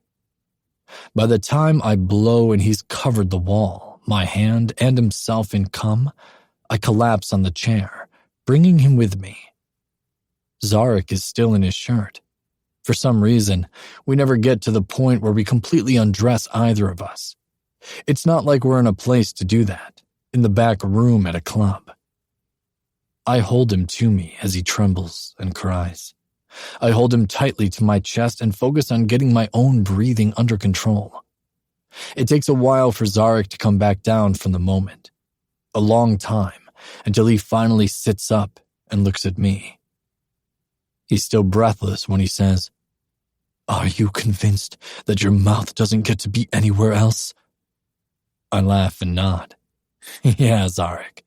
He can touch me wherever he wants, but nothing with my mouth. Got it. Zarek's eyes narrow. No, he can't. Laughing, I pull him to me with my hand around his neck. His breath catches, and I steal the rest of it as I kiss him hotly. I assure you, I'm not fucking anyone else, I say quietly into his mouth as I lick him, leaving a sloppy trail of saliva all over his lips. His mouth is open as he tries to bring mine back to his, though he can't with the way I have him by the neck. My cock goes in your ass and no one else's. No one puts their dick in my mouth but yours, and no one is kissing me but you. Okay? His growl is going to entice me to bend him over again if we don't stop this right now. I'm not sure either of us have it in us for that, especially with no lube. Gently, I push him to his feet and rub my face. The mess on my lap makes me smirk. All of my cum that dripped from his... Oh, fuck. Oh, fuck. I repeat out loud as panic surges through me. What? Zarek asks, but I'm too busy losing my mind at how stupid I've been. Jesus fucking Christ. I haven't been using protection. No condom. Nothing. No pulling out. No... Oh my God. Declan. My brother's stern voice in my head makes me jolt, and I shiver for a second as I look at Zarek. He's staring now, eyes wide. I can only imagine how I'm looking at him. What happened? What's wrong? He asks. We haven't been using condoms, and I'm such a motherfucking mess that it's only just now occurred to me. I haven't been... I know, he says, coming closer and pressing his hands to my face, forcing me to look at him. Declan, I know. I'm clean. I got tested after I forced you back into the closet. Well, I know his closet comment is meant to put me at ease. I'm still shaking. I always have a condom with me, he says, and I stare at him like he's lost his mind. And you never said anything? Zarek sighs and steps back. I mean to every single time, but I kind of like your cum dripping from me. He pulls his phone out and, after a second, he hands it to me. I'm looking at his last blood panel, showing that he's negative. After a moment, I take a shuddering breath. I'm sorry. I swear to fuck I'm not usually this irresponsible. I'm not either, he says. I haven't not used a condom since I was 17. After a pregnancy scare assured, I always wrap the fuck up.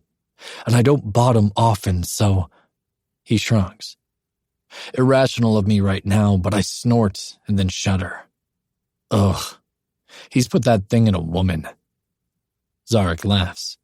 You gay boys are all so funny when I mention that. You know I'm bi, right? I'm not gay. I've been with plenty of women. I glower at him. Let's never, ever talk about it. He laughs and moves over me to straddle my lap, sitting on top of me. His hands rest on my shoulders and then at the sides of my neck. I haven't been with anyone since we fucked in the closet, Declan. Right now, I just want it to hurt, and you're giving that to me, so I have no reason to go anywhere else. We can get tested at work tomorrow, though. It'll put your mind at ease, and we can begin using condoms. Seems almost stupid at this point, I mutter and close my eyes.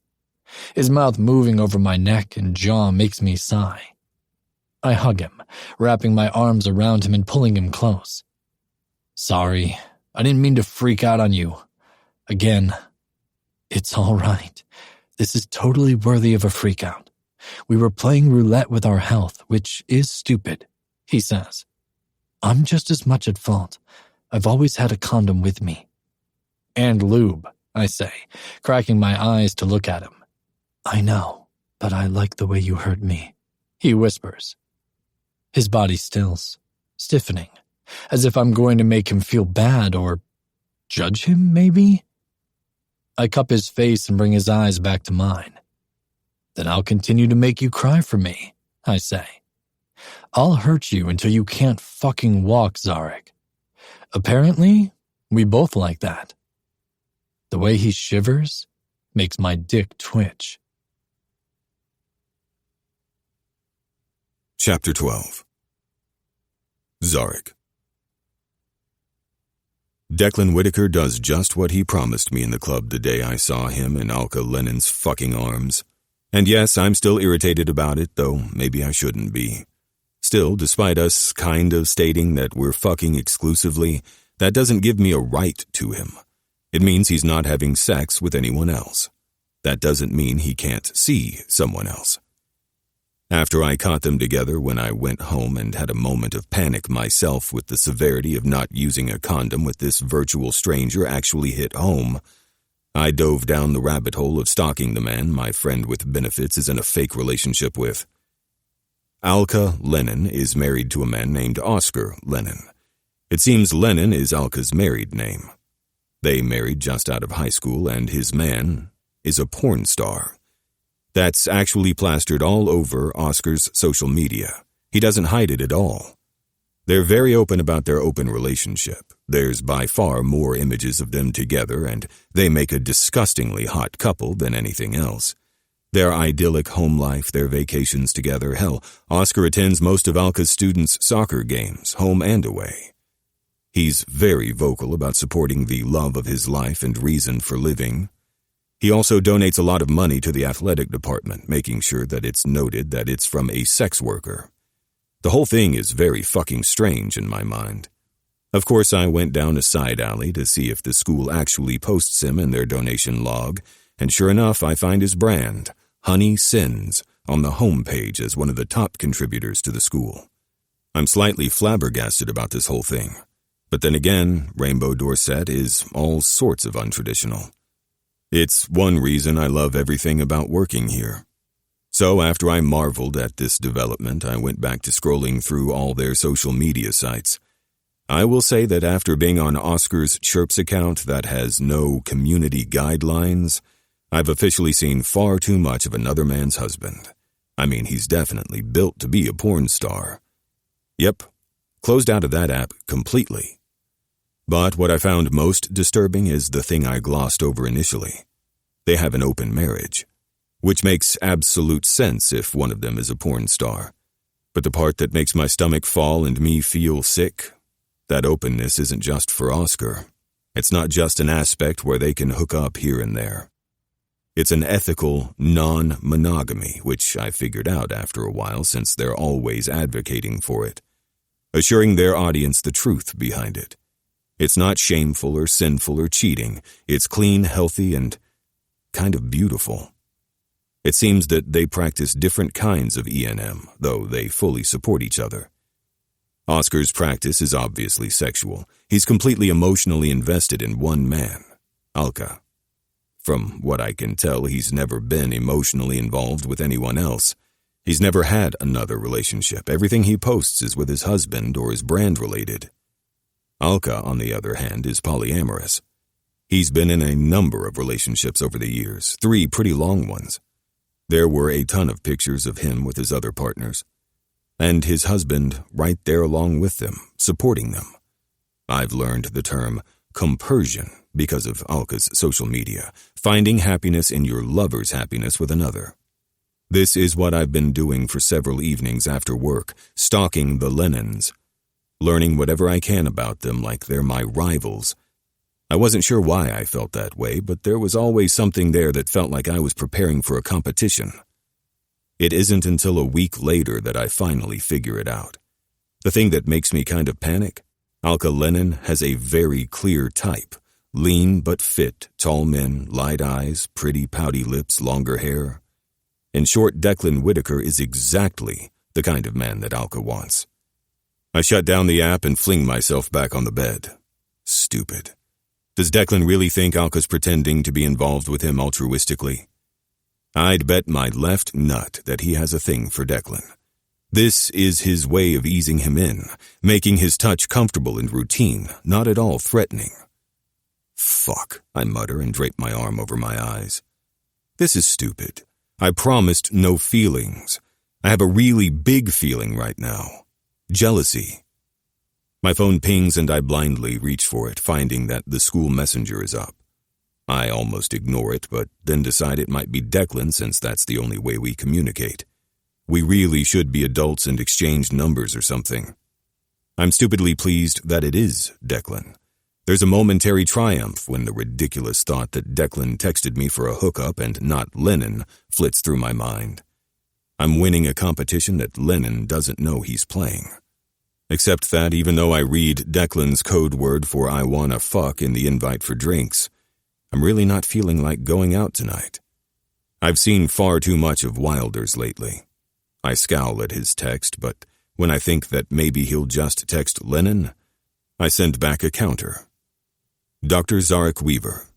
Not in the mood for the club, but I have drinks at my house. I follow it with an address. Declan reads it right away, but I don't get a response. A response doesn't come minutes later when I'm still watching the screen. No bubbles popping up, nothing. Like he's ghosting me again. Shoving that thought away, I refuse to think about it. Of course, the next thought is that he doesn't like my counter, so he's either going to go to the club for a hookup there, or maybe he did text Lennon. Jesus, I mutter to the empty room and force myself to my feet. Leaving the phone on my bed so I can't obsess over not receiving a response, I leave my bedroom entirely. Maybe he's driving here. I don't know where he lives, so it could just be that, right? Rubbing a hand over my face, all that's flitting through my head right now are the faces of Lennon's last 3 boyfriends and how eerily similar they look to Declan. Minutes tick on and on and on until an hour has gone by and I determine that he's not coming over, which only puts me in a bad mood. Just as I'm getting ready to storm my way back into my bedroom and yell at him for leaving me on red again, there's a knock at my door, and I freeze. Despite my best efforts not to be an idiot with a high school obsessive crush, my heart races at the possibility that it might be him. Then again, it could very well be one of my sisters. None of them live very far. They made it blindingly clear that they don't appreciate the distance I've put between us these last few months.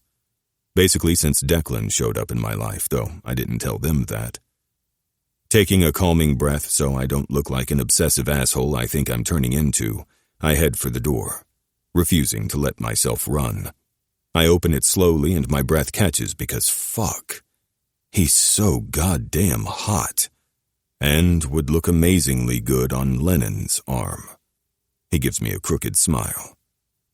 Want to have drinks out here, or are you letting me in tonight? I can't help myself. I reach for his shirt and with a fistful I drag him inside and to me, where I seal my mouth around his. Declan never seems to be put off by whatever mood I'm in, whether I want to just roll over and let him use me however he wants, or I want to maul his face, like right now. I basically fucking climb him as I attack his mouth, kissing him hard and filthy. His arm goes around me, supporting my weight on him, with one hand. There's something stupidly arousing about that. Having someone bigger than you, stronger than you, that can carry you with a single hand. He closes the door with the other, throwing the lock, and then moves further into the house. He stops, and I realize he doesn't know where he's going. Just walk, I tell him, framing his face with my hands as I continue to try and claim everything about him for my own. Declan doesn't argue as he moves through my house. He keeps one hand under my ass, his fingers digging in. That we don't fall over or run into anything suggests he's using his other to help guide us. I'm surprised when we actually make it to my room and not the guest room, and he's crawling on the bed with me. Laying me down and positioning himself on top of me, his body is hard, smooth plains, even covered in clothes. But I want to feel him. I want to see all of him. So I do something I've never done before.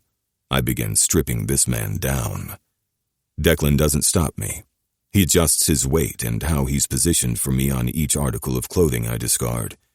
When he's bare in front of me, I just stare, letting my eyes drag down his perfect body.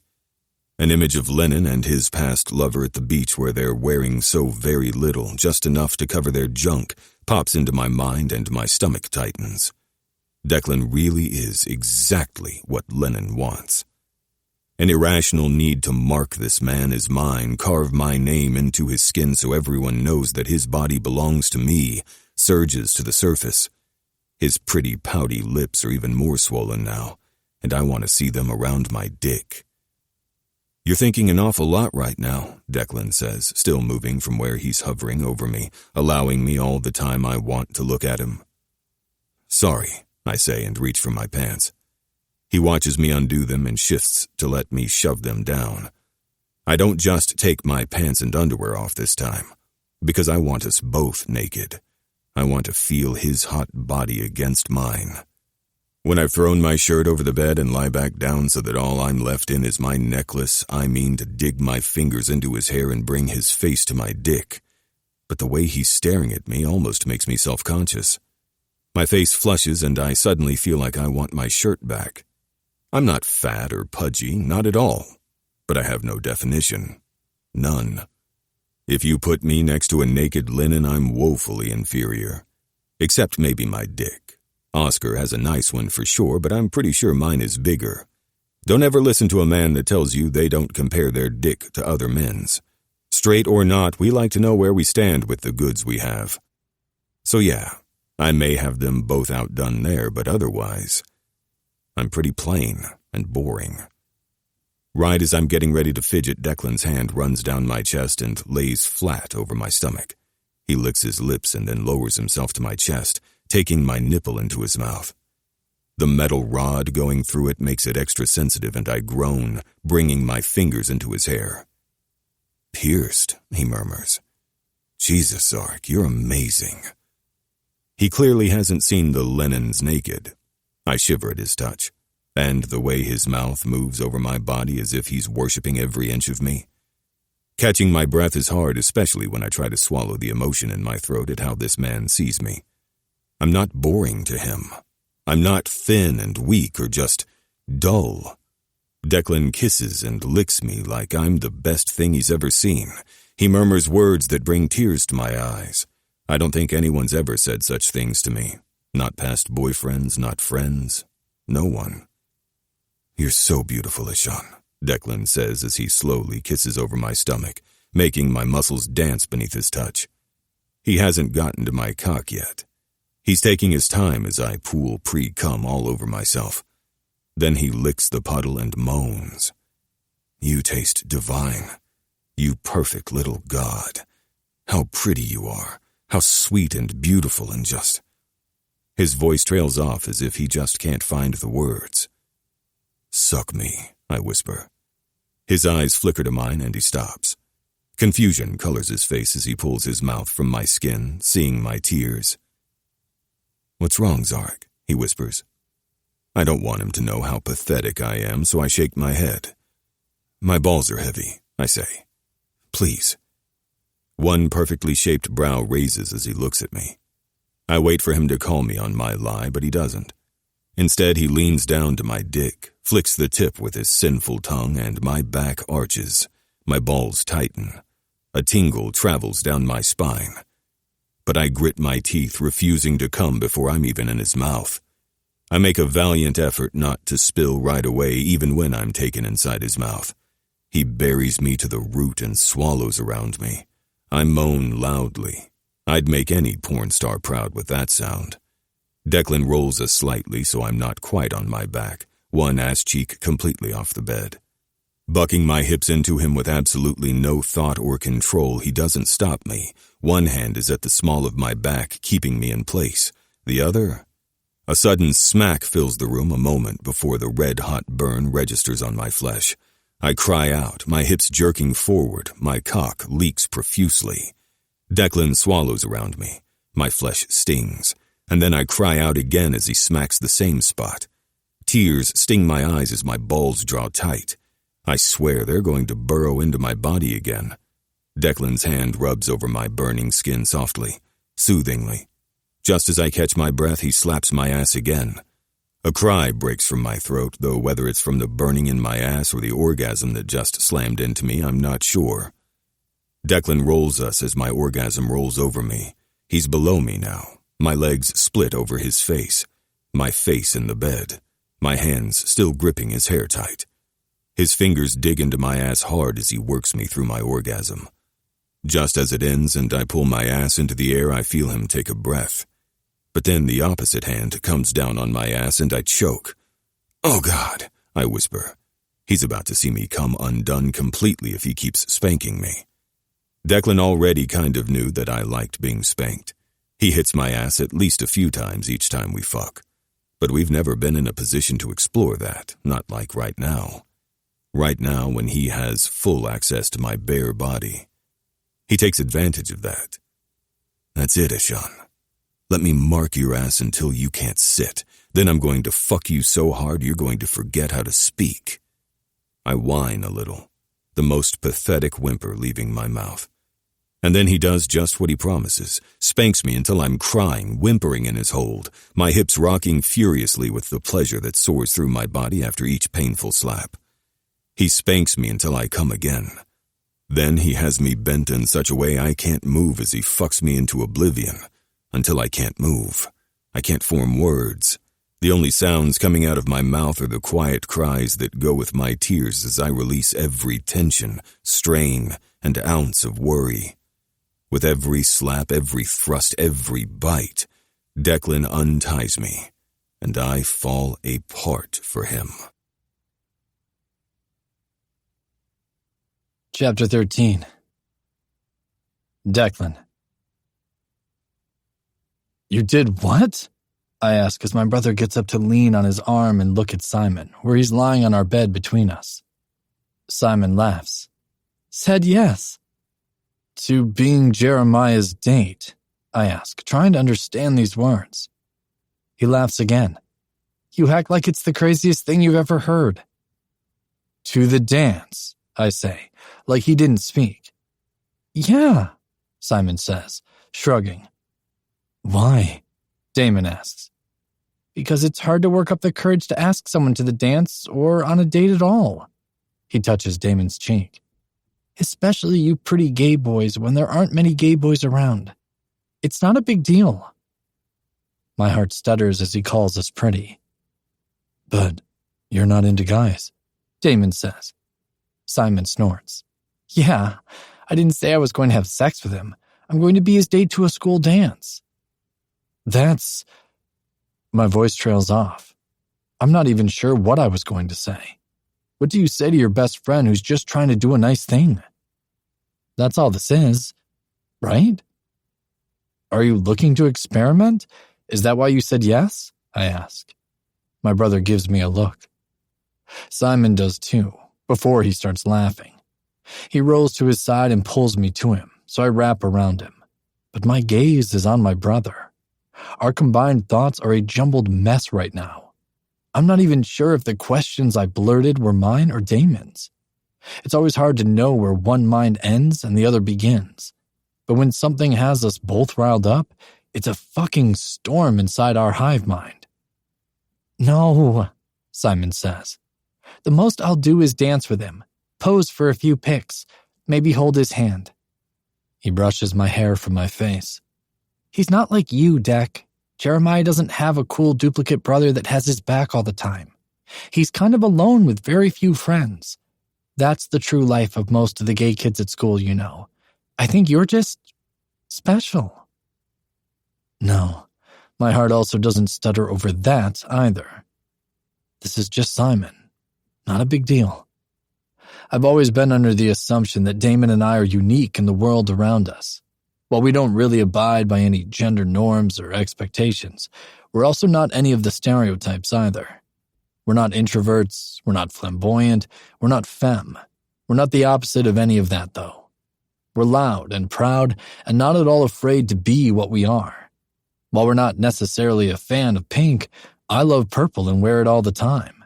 I don't care that it's a feminine color. We're not sporty, but we like our bodies to look good. It's something we take a lot of pride in and enjoy spending time at the gym. Maybe it's because of this that we get along with all the cis straight men at school. Okay, not all. Homophobes exist. But yeah, we're not like Jeremiah. He's quiet, shy, timid. He doesn't really have any friends. Damon and I aren't in a hurry to befriend him either, but not because of that. We've talked to Jeremiah over the years and we just don't have anything in common with him. That doesn't mean he's still not a part of our community. We'd have his back if he was being bullied or picked on or something. As far as I know, he's not. But what the fuck does he think he's doing asking Simon to a dance? Our fucking Simon.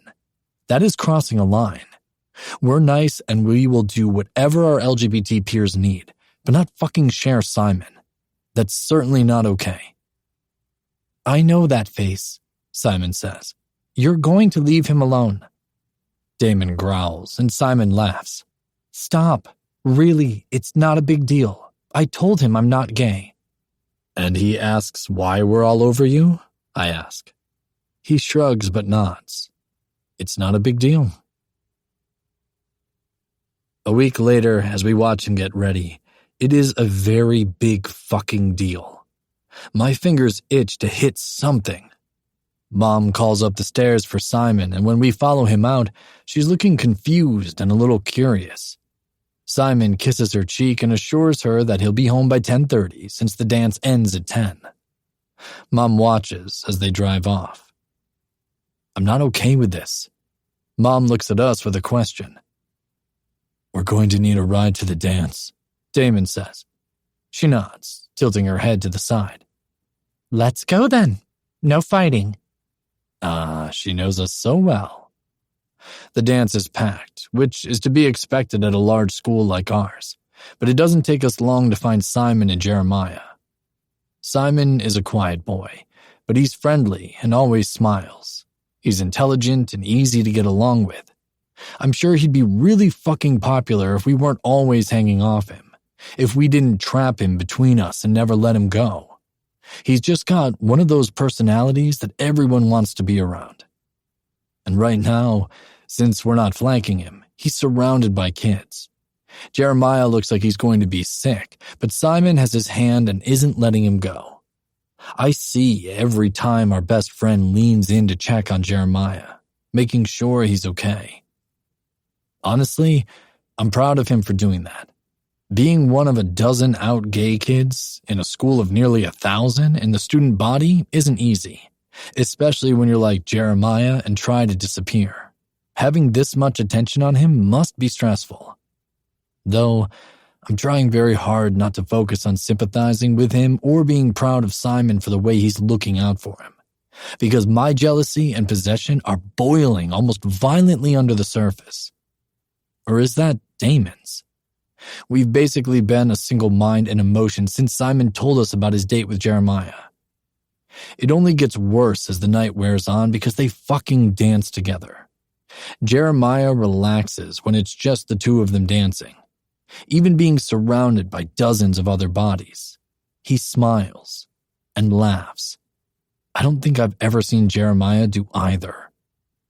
But at about 9, I've lost my patience. You take Jeremiah first. I can't do this anymore. Damon lets out a frustrated sigh. Thank fuck. We push our way through the crowd and pull them apart forcefully. I can see the way Jeremiah's face pales when Damon pulls him from Simon. Simon starts to argue when I lock him in my grip so he can't get back to his date. He frowns at me, but relaxes when he sees that Damon isn't trying to be violent. He's not even leaving the dance floor. Instead, he's dancing with Jeremiah. Our amazing bestie stares for a long time before he's satisfied that we don't have any intent on hurting his date. Then he frowns at me, eyes hooded. Don't pretend you didn't expect this, I say. You really think we're going to last this long with someone else touching you? He snorts and finally wraps his arms around my neck, leaning his body into mine. I almost groan. There's no way he's missing how I'm chubbing against him. Fucking teenage hormones. You're fucking possessive assholes, he mutters as he tucks his face into my neck, relaxing into me, letting me hold him and guide him around the floor, but keeping close to my brother. Don't pretend you don't like it, I say, reaching a hand up to bury in his soft hair. He sighs, but it almost sounds like a purr. You're ridiculous. You know that? I nod. Yeah, I know. We trade off every handful of songs, fast or slow. Jeremiah is nervous the entire time, though Damon and I make a solid effort not to let him see how fucking irritated we are with him. We will make it clear on Monday that he's never to ask out our best friend again, never to lay a hand on Simon, period. But right now, We'll give him a happy high school memory, where he had a date to a school dance and he wasn't the only boy dancing with another boy. Simon was never much into dances. I'm convinced that the only reason he went to our sophomore winter dance was because someone asked him. After that, we never gave anyone else the opportunity to ask him, and we always made a big show of it. Every dance, the absurd way we'd ask him outdid the previous. It was as much for Simon as it was for the entertainment the entire school got from it. It was also an advertisement that no one was going to touch this man. He was ours for everything, even something as stupid and mundane as a dumb school dance. I always mused that we probably weren't into dances and whatever because we weren't into relationships. Even before our primary method of getting off was an anonymous hookup, we just weren't into spending time with other people. Whether that was because we didn't want to be away from each other or because we wanted Simon before we realized we did, I'm not sure. Either way, that's never changed.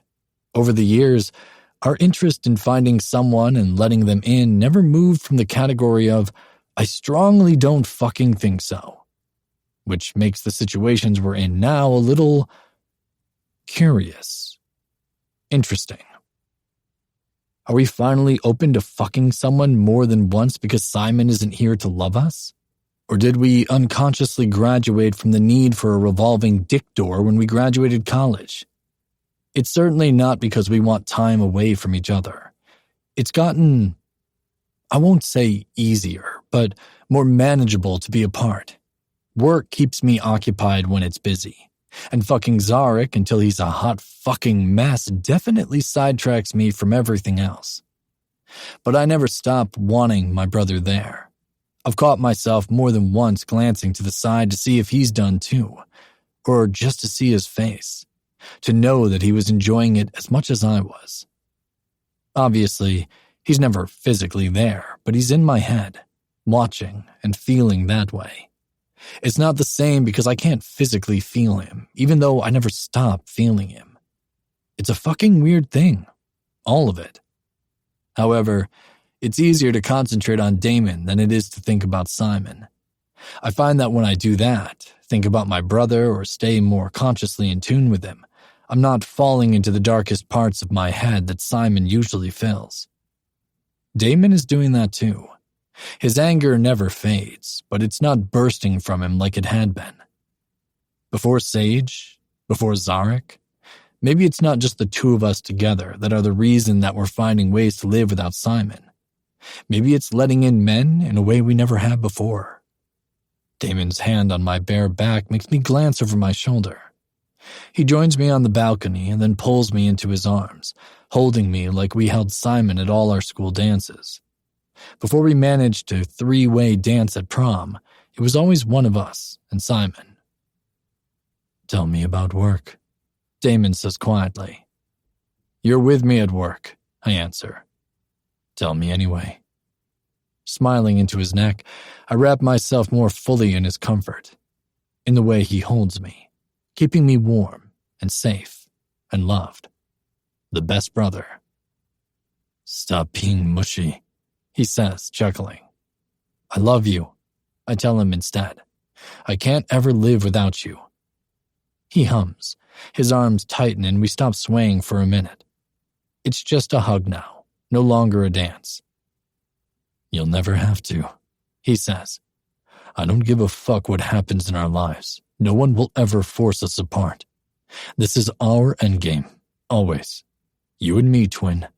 Whatever else comes along will just need to fit into what we already have. And will become? Yeah, he says, kissing my neck. Neither of us is stupid enough to think that this is just how it's always going to be. Our needs and wants will grow as we do. I know that. You do too. But I know that this, you and me, we're not a flame that's going to go out, Deck. That's not the kind of relationship we have. Wrong or right, this just is. I sigh. That we still put those little caveats in there when it's just the two of us reassuring each other says how very often we've overheard others' opinions on us, about how close we are, how often we're together, or how much we touch, in what ways we touch. It doesn't bother us in the sense that we'll start keeping private what we have always let the world see. What we keep in private, we do so because it's just for us. Like this moment right now. It's between Damon and me. It's not something that we'd share with anyone except Simon. This is ours. But that doesn't mean the comments and snickers don't make us angry. It doesn't mean that sometimes we want to lash out. Sometimes it's so gross we want to hit someone and force them to eat their fucking words. It's these moments where it's just the two of us and we use their words as a way of saying that we won't crack under others' expectations, that I know those words are always going to be ingrained inside us as something we fight against, defend against. The world is filled with expectations, roles, guidelines, norms. We break every last one of them by being who we are. We decided a long time ago that we would never compromise who we are, so we don't. Tell me, Damon says again, bringing me back to the conversation. Sighing, I begin telling him about work, how much I love my actual job, the students, the department in general. I love being presented with a puzzle of different symptoms and figuring it out. I love personalizing nutritional needs per sport and then further per individual. We share that aspect of our jobs, building nutrition plans to work for a person's needs. It's not just, you should eat this because it's rigid and healthy. Damon and I have always taken the approach of enjoying what you eat. It can be affordable, and it's not something you have to spend a lot of dedicated time on. College kids don't have that kind of time or money. I also like the other part of our job that we share, making exercise plans depending on what someone needs. I have the added benefit of knowing which muscle groups to focus on for a student's particular position on the field. When I'm done filling him in about my job, I tell him about the pain-in-the-ass Frost, about Lennon, my fake boyfriend, and then we spend the rest of the night talking about Sage and Zarek. It's the first night in a long time that we've talked, and it's not about how miserable we are. It's not about how much we miss Simon. Those words don't ever stop repeating in our heads, but at least out loud, we talk of something else. It feels good, but in a hollow kind of way. No matter how well we learn to live without him, we're always going to have a Simon-shaped hole in our lives. Chapter 14. Zarek. I spend an embarrassing amount of time stalking Lennon and Declan together. It's not really stalking if I make sure I'm at all the games they manage together, is it? I mean, games are public to everyone there. At these games, I also spot Oscar and sit in a position where I can see and study him. I learn a lot about him and Alka during these times. Oscar is all about his husband. His love is so fucking evident in the way he looks at Alka. I almost want to blush like I'm witnessing a private moment I shouldn't be. What I'm surprised at is how Alka looks at Oscar, which is easily 3 times as many times as he looks at Declan. In fact, usually when he looks at Declan, it has to do with something going on in the game, one of his athletes. Most of the time, it looks like Declan's already noticed it. I'm not sure if that means they're in sync or if it means that Declan is just that focused on watching the kids play. What I hate the most is after the games. It's common that many other athletes show up for games when they can support the entire department and their peers, both students and faculty alike. We have a very healthy community of support at Rainbow Dorset. It's something I'm most proud of. That means Frosty is here often. That also means that Alka is almost constantly on Declan as soon as he dismisses his team to the locker room. While I try to convince myself that it's all for show so that Frost will back off, the images of the men Alka has dated in the past are constantly swimming in my mind. When Frost leaves, always with a suspicious frown in their direction, Alka is the one to back off. It doesn't look like their conversations ever break.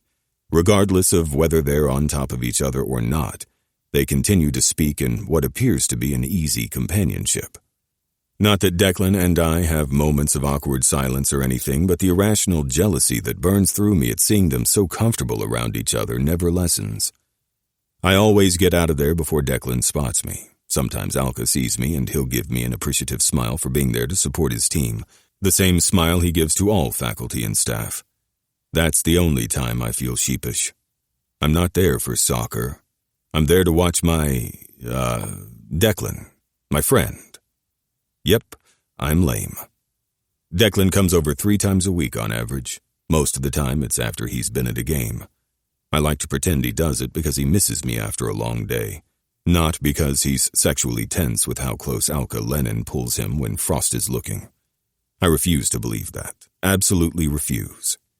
Today was a particularly frustrating after-game snoop session, though. Frost stayed in the bleachers for a long time, though he was talking to those around him. His intense gaze never left Declan and Alka.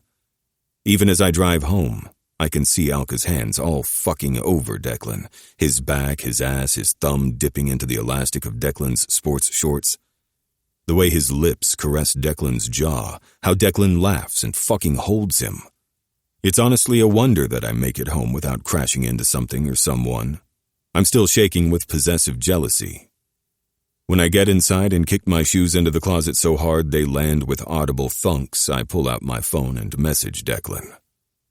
Dr. Zarek Weaver, come over. He gets back to me nearly right away. Declan Whitaker, I need a shower before we get freaky, but I'll be there after. Dr. Zarek Weaver, take a shower here. Come over now. It's only after I type it that I realize how demanding I'm being. But he answers with an okay, and that's that.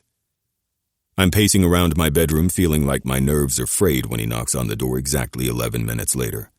I yank him inside and kiss him hotly. If he's seen this pattern of my harsh need on the days he has a game with Alka, he doesn't say anything. I'm probably kidding myself that he hasn't put it together yet, but I'm too far gone to care right now. Declan scoops me up, wrapping my legs around his waist as he steps inside and shuts the door. I hear the snap of the deadbolt, and then he shuffles out of his shoes before walking us down the hall to my bedroom. He sets me on the bed, coming down with me because I can't let him go right now. I need to claim every fucking inch of his mouth for my own. But he gently dislodges me and looks into my eyes. I want to look away. I don't want him to see that I'm jealous, that I'm a bit obsessed, that I'm tightly wound and liable to scream if I don't do something about it soon. You okay, Ishan? The name he's been using for me is unfamiliar. I keep meaning to look it up, but I don't. It's not that I forget, it's just that later, when I think about it, I just want to keep it as something sweet between us. I can pretend it means love or something equally sweet, like Arabic or some shit. Yes, I say, relieved when I don't sound as freaking insane as I feel. Declan nods slowly. He kisses my lips again and stands back. Be undressed and on your hands and knees when I get out. I'll make sure you get a good cry tonight, Ishan. I smile weakly after him and watch as he disappears into the bathroom. As I undress, my fingers shake. My eyes keep darting to my drawer. By the time I'm done, I've already pulled out the toy and sit on the bed with it. I'm not on my hands and knees when Declan joins me, something he sees and immediately frowns. But he pauses when he sees the paddle in my hands. There's a moment of uncertainty as I look at him, biting my lip, chewing on it until it's raw. Declan comes a little closer, slow steps, like he's not sure what to make of me. But then he's kneeling in front of me, his hands on my knees. I watch his face as he examines the paddle without touching it. I swallow when he looks up at me. Taking a deep breath, I tell him something I rarely tell anyone. You know I like spankings, I say quietly, and he nods. I'm actually really into impact play. Holding up the paddle a little so it disconnects from my palm where it's resting, I continue. I don't know how you feel about it, but sometimes a hand isn't enough. Sometimes I need something stronger, harder. It helps to loosen all the stress and the emotional dam inside me. I've never used one before, he says, his fingers gently moving over my bare skin. He still doesn't touch the paddle. Tell me what you need, Zarek. His words make my heart hammer, and I concentrate on my breathing alone for a solid half a minute. I need you to mark me with this, I say. Anywhere, everywhere, but just below my neck. My safe word is Velcro. Declan smirks in amusement. Velcro? I roll my eyes. It's incredibly tacky in all uses. I think it should be banned in all civilized society. He laughs before touching my chin and bringing his lips to mine in a soft kiss. You lied when I asked if you're all right, and you said yes. Wincing, I shrug. I am, mostly. Sometimes I can't let myself go unless there's a little push. Little push, he repeats, looking at the paddle in my hand. For a minute he doesn't say anything, and I wait. Wait for him to tell me I'm a freak and leave, or laugh, or something that has him walking out the door. Not everyone is okay with this kind of stuff. Once in a while, when I've gone too long without the emotional release a good paddling gives me, I'll go to a kink room and find a partner to do the scene with me. Just so I can dislodge everything inside and feel like a fucking human again. It's easy with professionals. Those that live the lifestyle, I don't have to explain myself and wait for their reaction. Tears almost shoot to my eyes when Declan covers my hand on the handle of the paddle. If you say Velcro, I stop immediately, right? I nod. Yes. And you can't be mad about it. You can't make me feel, oh, no, he says, and his hands are suddenly boxing my face, his mouth covering mine. It's a soft kiss, but somehow I can feel it in my knees and my legs shake. I won't ever be mad at you for telling me to stop, Zarek. I don't care what we're doing. You say stop and I stop, no questions. I'm all about consent. A breath punches out of me and I could fucking marry this man for not making me feel dirty. I won't say stop, but if I do, I don't necessarily mean it, I say, feeling my cheeks redden. His thumbs play over my burning skin. Because only Velcro means stop, he says, nodding. I take a breath and nod. Yeah. Is that okay? Yes. I'm happy to defer to your rules. As long as you make them clear for me, I don't want to hurt you in a way you don't want me to. You like hurting me, though, don't you? He smiles, and my stomach flutters. Yes and no. I like seeing my marks all over your body, and knowing that anyone else who sees them knows they can't touch you because someone else already is. I appreciate that you trust me to do things like this with you, that you can give me what I need, an outlet to just let go, and you take as much from it as I do. I admit that even though I kind of love seeing you cry for me, it aches knowing that I'm responsible for making you cry. That doesn't even make sense, but I both love seeing you that weak for me and hate that I'm hurting you enough that you're crying, even though I think you like it. I definitely like it, I assure him. He takes a breath and nods. After another brief kiss to my lips, he pulls back and takes the paddle from me. You like this everywhere? He asks, studying the tool in his hand, flipping it over and running his other hand along the smooth, flat surface. How much truth does he need right now? I like that one primarily on my ass, the backs of my thighs, and sometimes, when I'm in the right position, I'll feel it connect with my balls and dick. This one, he says, not at all missing that detail. I drop my eyes and nod. Yeah, I have other things too. Look at me. It's really fucking hard. I'm not ashamed of what I like. It's not that. I like what I like, and I accepted that a long time ago. What makes this hard is that I like Declan. And the idea that he's going to think I'm fucking crazy, a freak, fucked up, it's heavy. Deep down, I trust that he won't. I know that's the only reason I found the courage to ask him to give me what I need right now.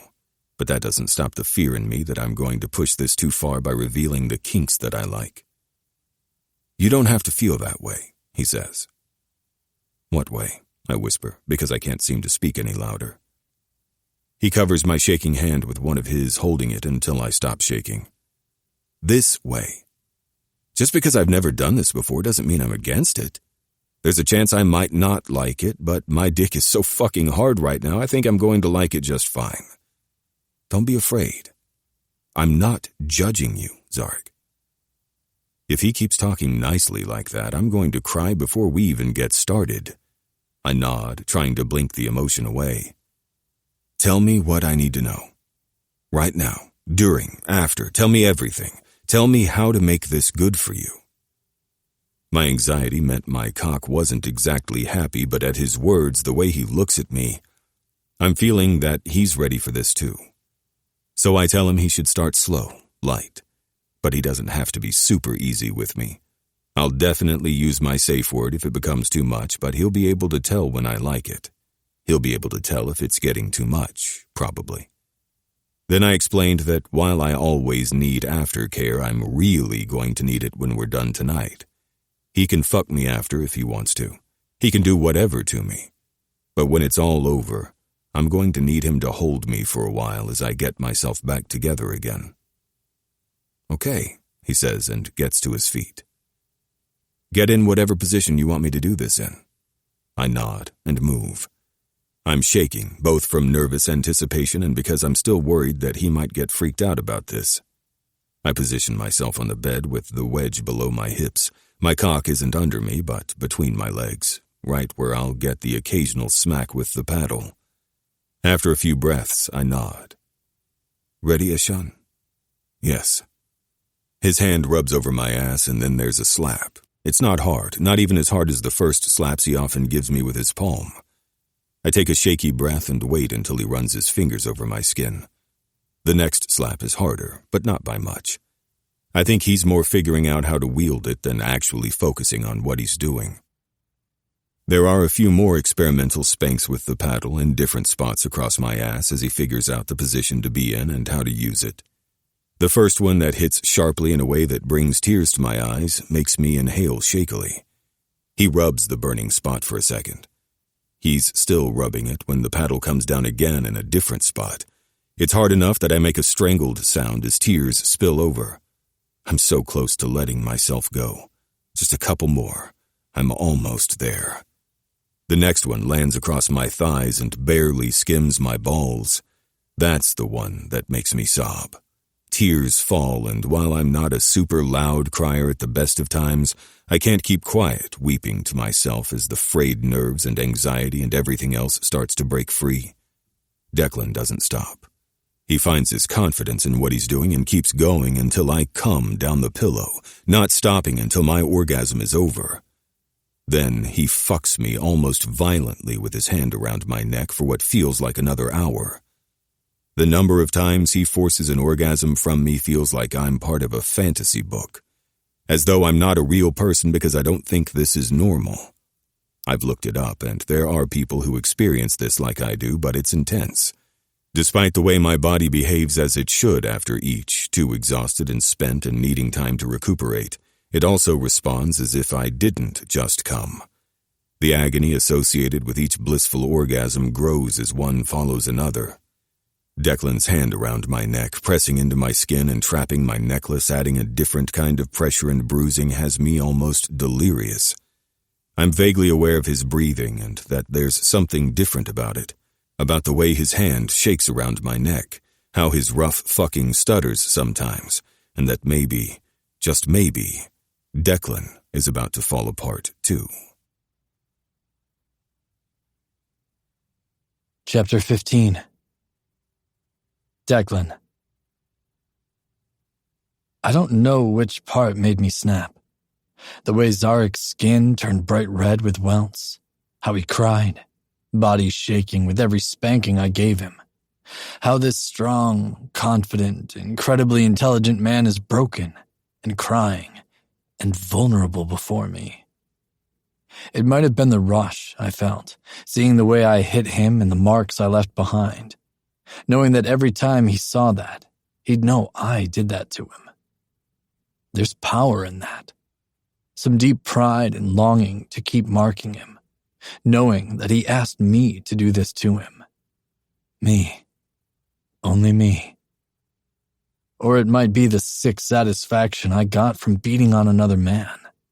It was probably around the dozenth smack on his previously perfectly pristine skin when tears began to fill my eyes. He told me what he was releasing right now, what he got out of it.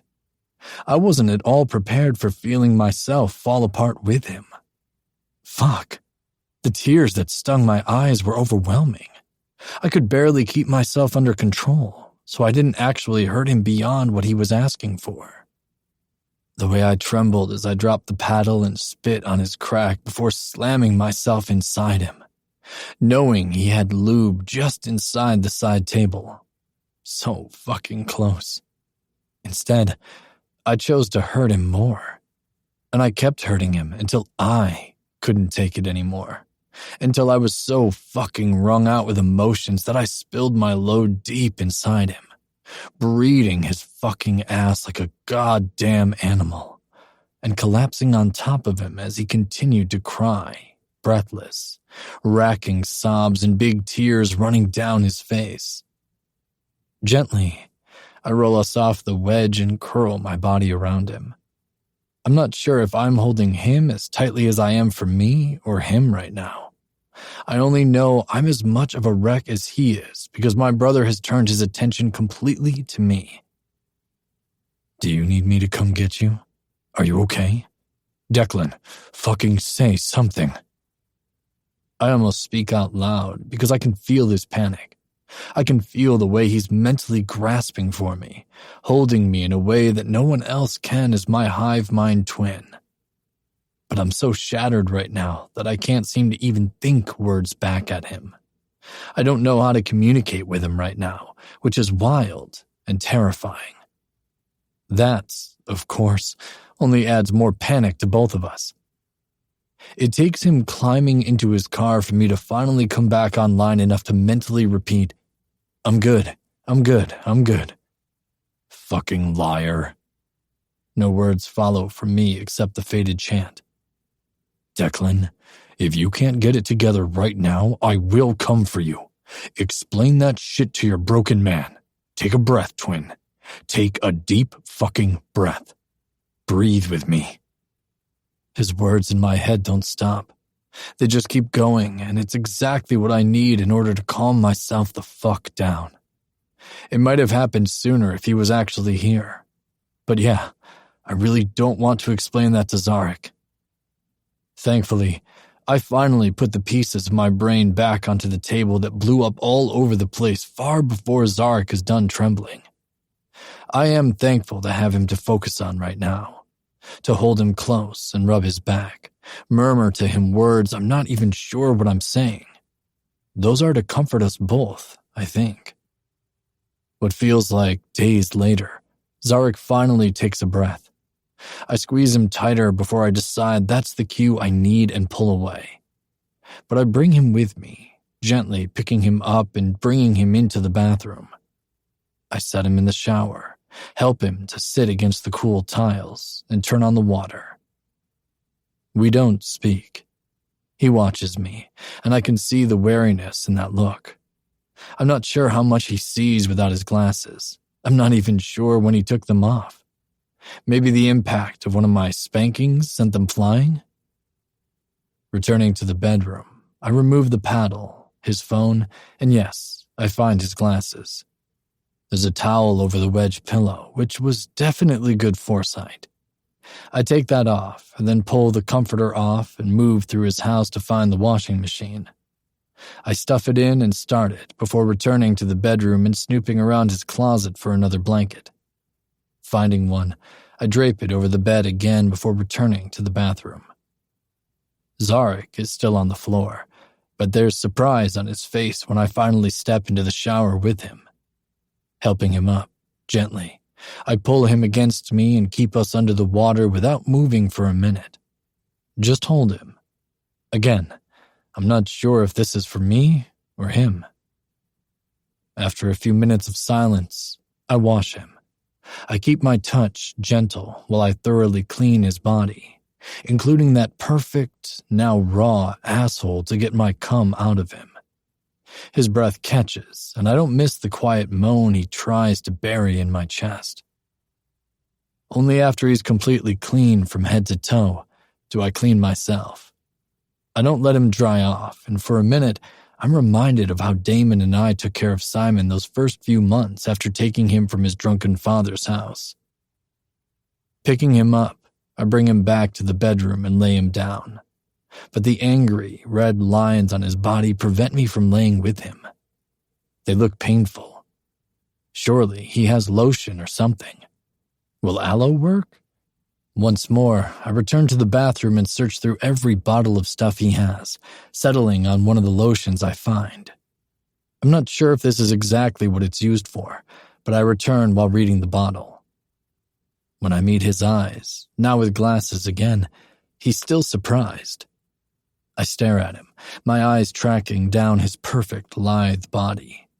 The only thing this man is wearing are his glasses and the pretty pearl necklace. Beautiful, I murmur as I kneel on the bed. He blushes. You don't have to, he says, glancing at the bottle. Is this the right one? I ask, ignoring him. Or is there something else? Zarek looks at the bottle again and nods. That's the better one. Then roll your sexy ass over, Ehsan. Let me take care of you. I don't miss the way he inhales before doing what I tell him to. I spend a long time gently rubbing lotion all over the red marks on him, including over his balls, since I know I got him a few times there. When I'm satisfied that I didn't miss anywhere, I lay next to him and pull him to me. We're quiet. Somewhere in the house, I hear a clock ticking. There's the faint sound of the washing machine. The occasional car drives by, and in the distance, muted so much I can barely make it out, there's the sporadic screeching laughter of a child. If you want to talk, or for me just to listen, I will, Zarek says. I inwardly wince that he noticed my momentary breakdown. Fuck. I don't know what to say. Want me to talk first? He asks. Okay, I answer. After a minute, he laughs quietly. I don't have much to say, so I'll just tell you about the things I keep private, all right? I nod and tangle my hand in his hair, keeping his face tucked into my chest so I can feel his breath on me. I have 6 sisters, 2 sets of twins.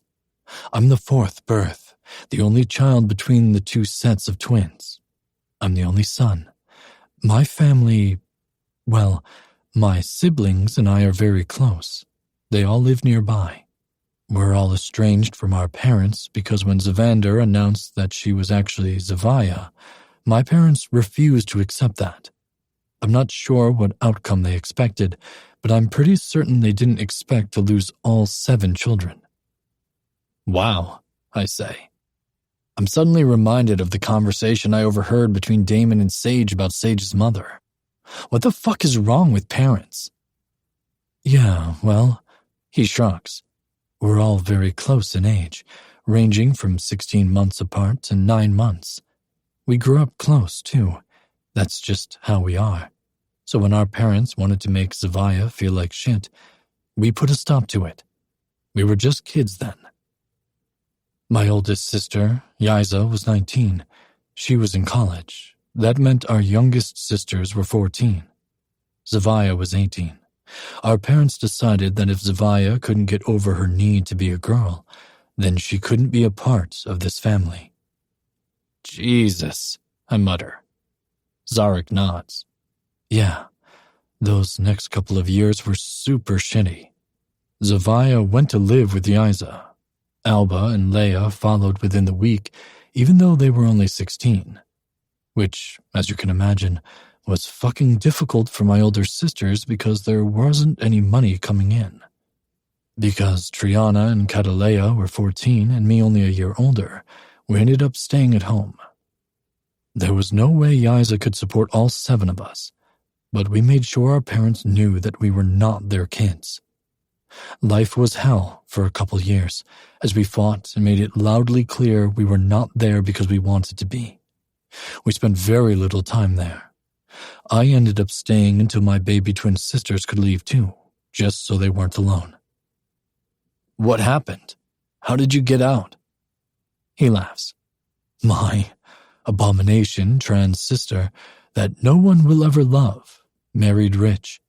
Imagine my parents' annoyance when it's because of Zavaya that my sisters and I moved out before we were 18 and cut ties with our stupid, nasty parents. Man, they were furious. That's both fucking awesome and sad, I say. I feel like I'm the only one with parents who loved us the way we are. I find it's rare. The only time I went back to my parents was to make sure they knew that I also wasn't their perfect, estranged son. I like Dick, and I'm definitely not ashamed of it. To see how red my father got at that news? He shakes his head.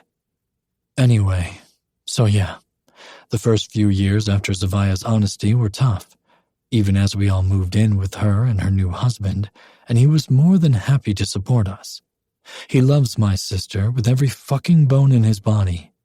After the hell my parents put her through, how awful they made her feel, I think we all love him so much more for it. That's a very well-deserved happily ever after, I say. Mm-hmm. Your turn to spill. I grumble internally and pretend to ignore my brother, but maybe he's right. With a sigh and making sure Zarek's face stays buried in my chest, I start just as Damon had a couple hours ago. Do I find it ironic that we have this moment on the same fucking day? At this point, I'm used to it. It's expected. I'd be more concerned if it didn't happen that way. You've met my brother. Hottie twin, who probably thinks I'm fucking insane? Yeah, I remember him. Damon snickers. I chuckle. Well, as you could probably tell, we're identical. Perfect replicas of each other. We live together. When I say we're close, I promise it's even closer than you can imagine. I pause to wait for him to ask, but he doesn't, so I carry on. We do everything together. Everything. Until recently when our world kind of exploded. What happened?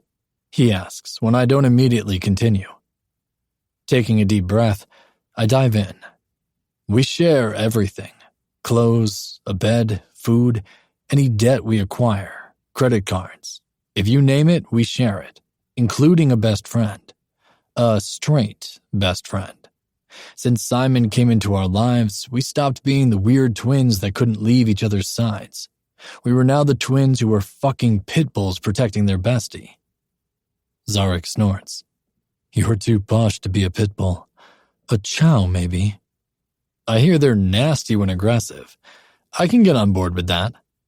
He laughs. Damon rolls his eyes. So, when I said Damon and I are close, I mean the three of us are. There were no boundaries as kids. Even as adults, there were very little except what was there naturally as the gay boys and their straight best friend. You know? Does he live with you too? Yeah. He bought the condo we share with us. I guess I should really emphasize that we're close. Like, we sleep just like this, the three of us. Only, we're typically wearing underwear. Simon between my brother and I. This close. I pause. We don't even have separate rooms or separate wardrobes. I can feel Zarek's muscles tense. We don't have sex. There's nothing sexual in our relationship with Simon. Again, he always presented as straight, and we trusted that. Besides, you really think we wanted to be the cliché gay boys who fell in love with their straight best friend? But you did, didn't you? He asks, and I wince. Yeah, I say quietly, sighing. We did. Not that it mattered because we never went there with Simon. Ever. Maybe if he'd given us the slightest hint that he was open to something more with us, or if he'd ever looked at a guy with any interest at all.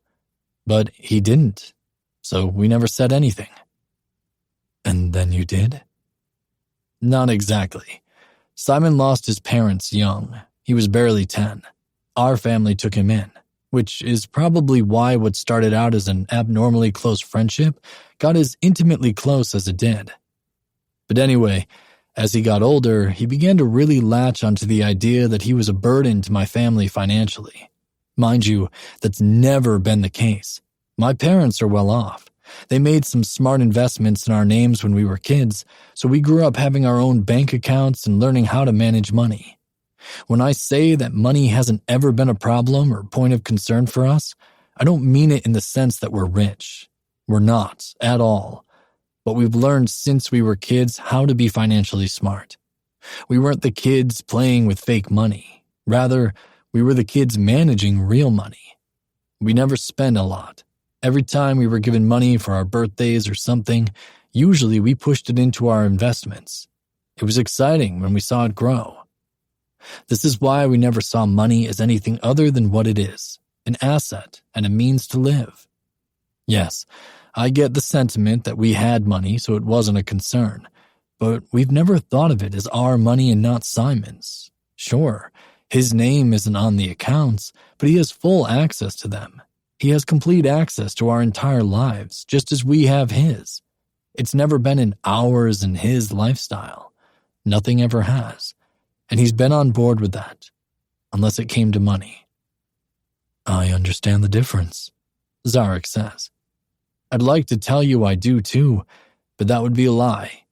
So while we try to make sure Simon is already financially taken care of in the least obvious way because we're aware of how he feels about it, there were times when he got more stressed. Namely, when tuition came due.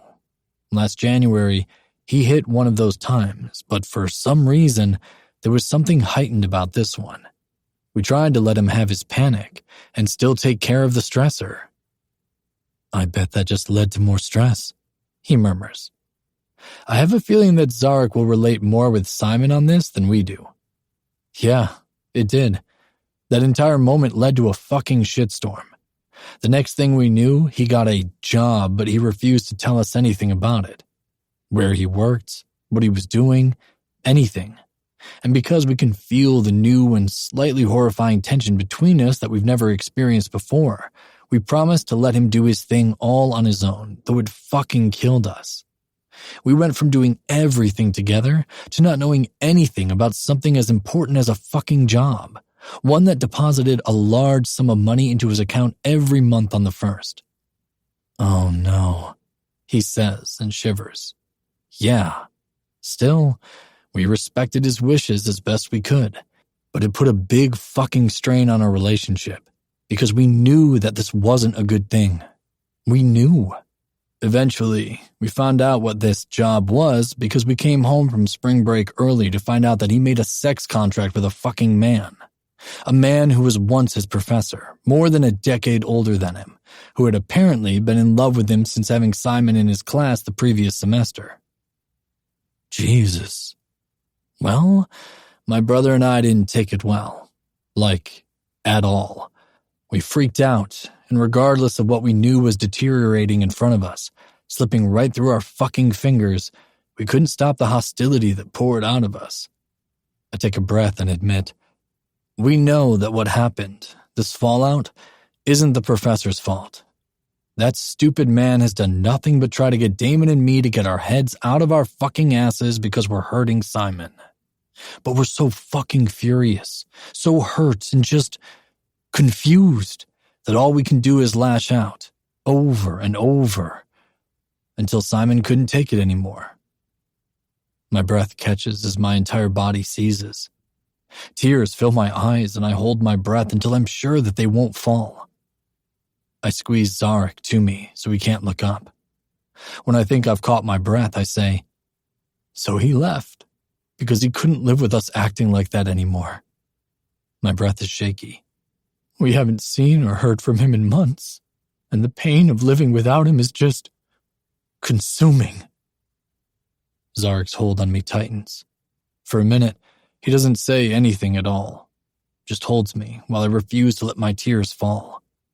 Inside, Damon's quiet presence holds me in a more internal way.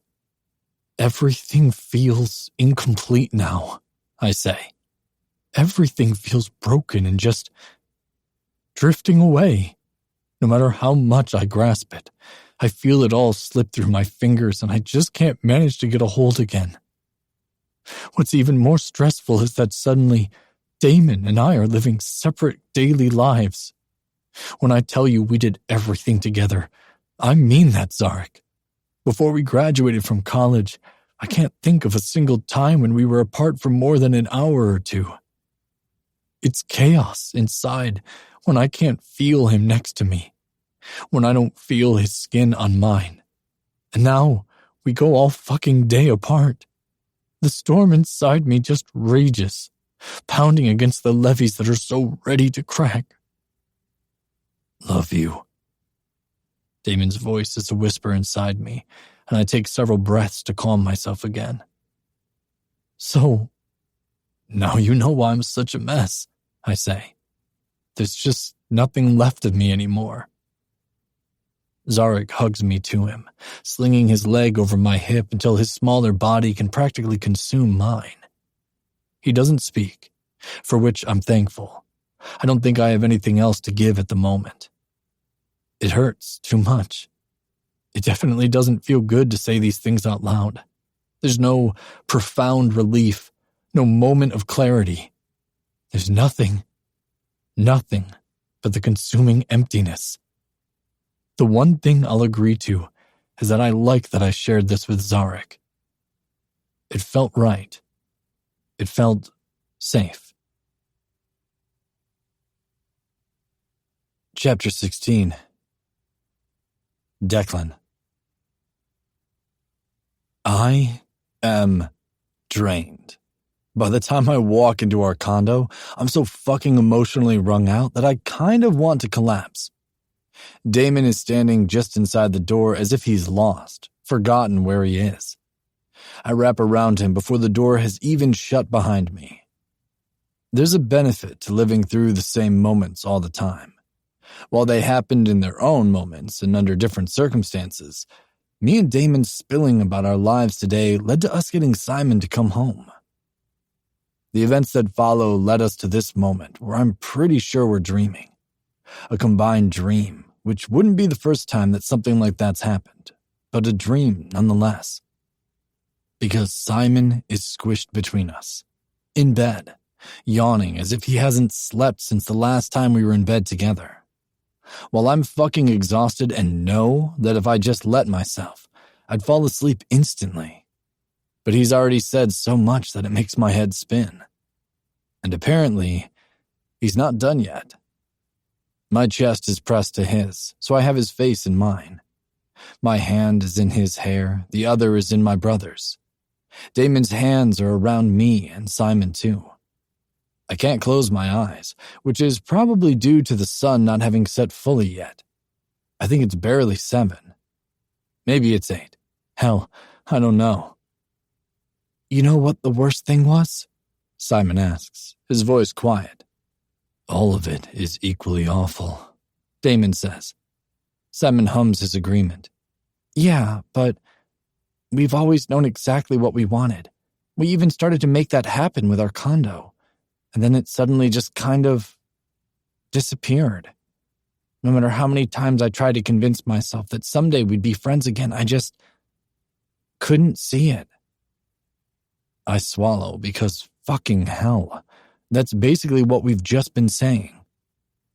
First, Damon says, we were always friends. That didn't change and it never will. We were just taking a break. Simon murmurs, a smirk on his perfectly smooth lips. I kind of want to kiss him. Second, yeah, we were just talking about that. Simon's eyes open, and he's looking straight into mine. For a minute, we do nothing but hold each other's stares. Even before I had a label to explain my lack of a sexual appetite, and before I discovered that I'm not as straight as we all thought I was, I wanted nothing more than for our future to always be the three of us.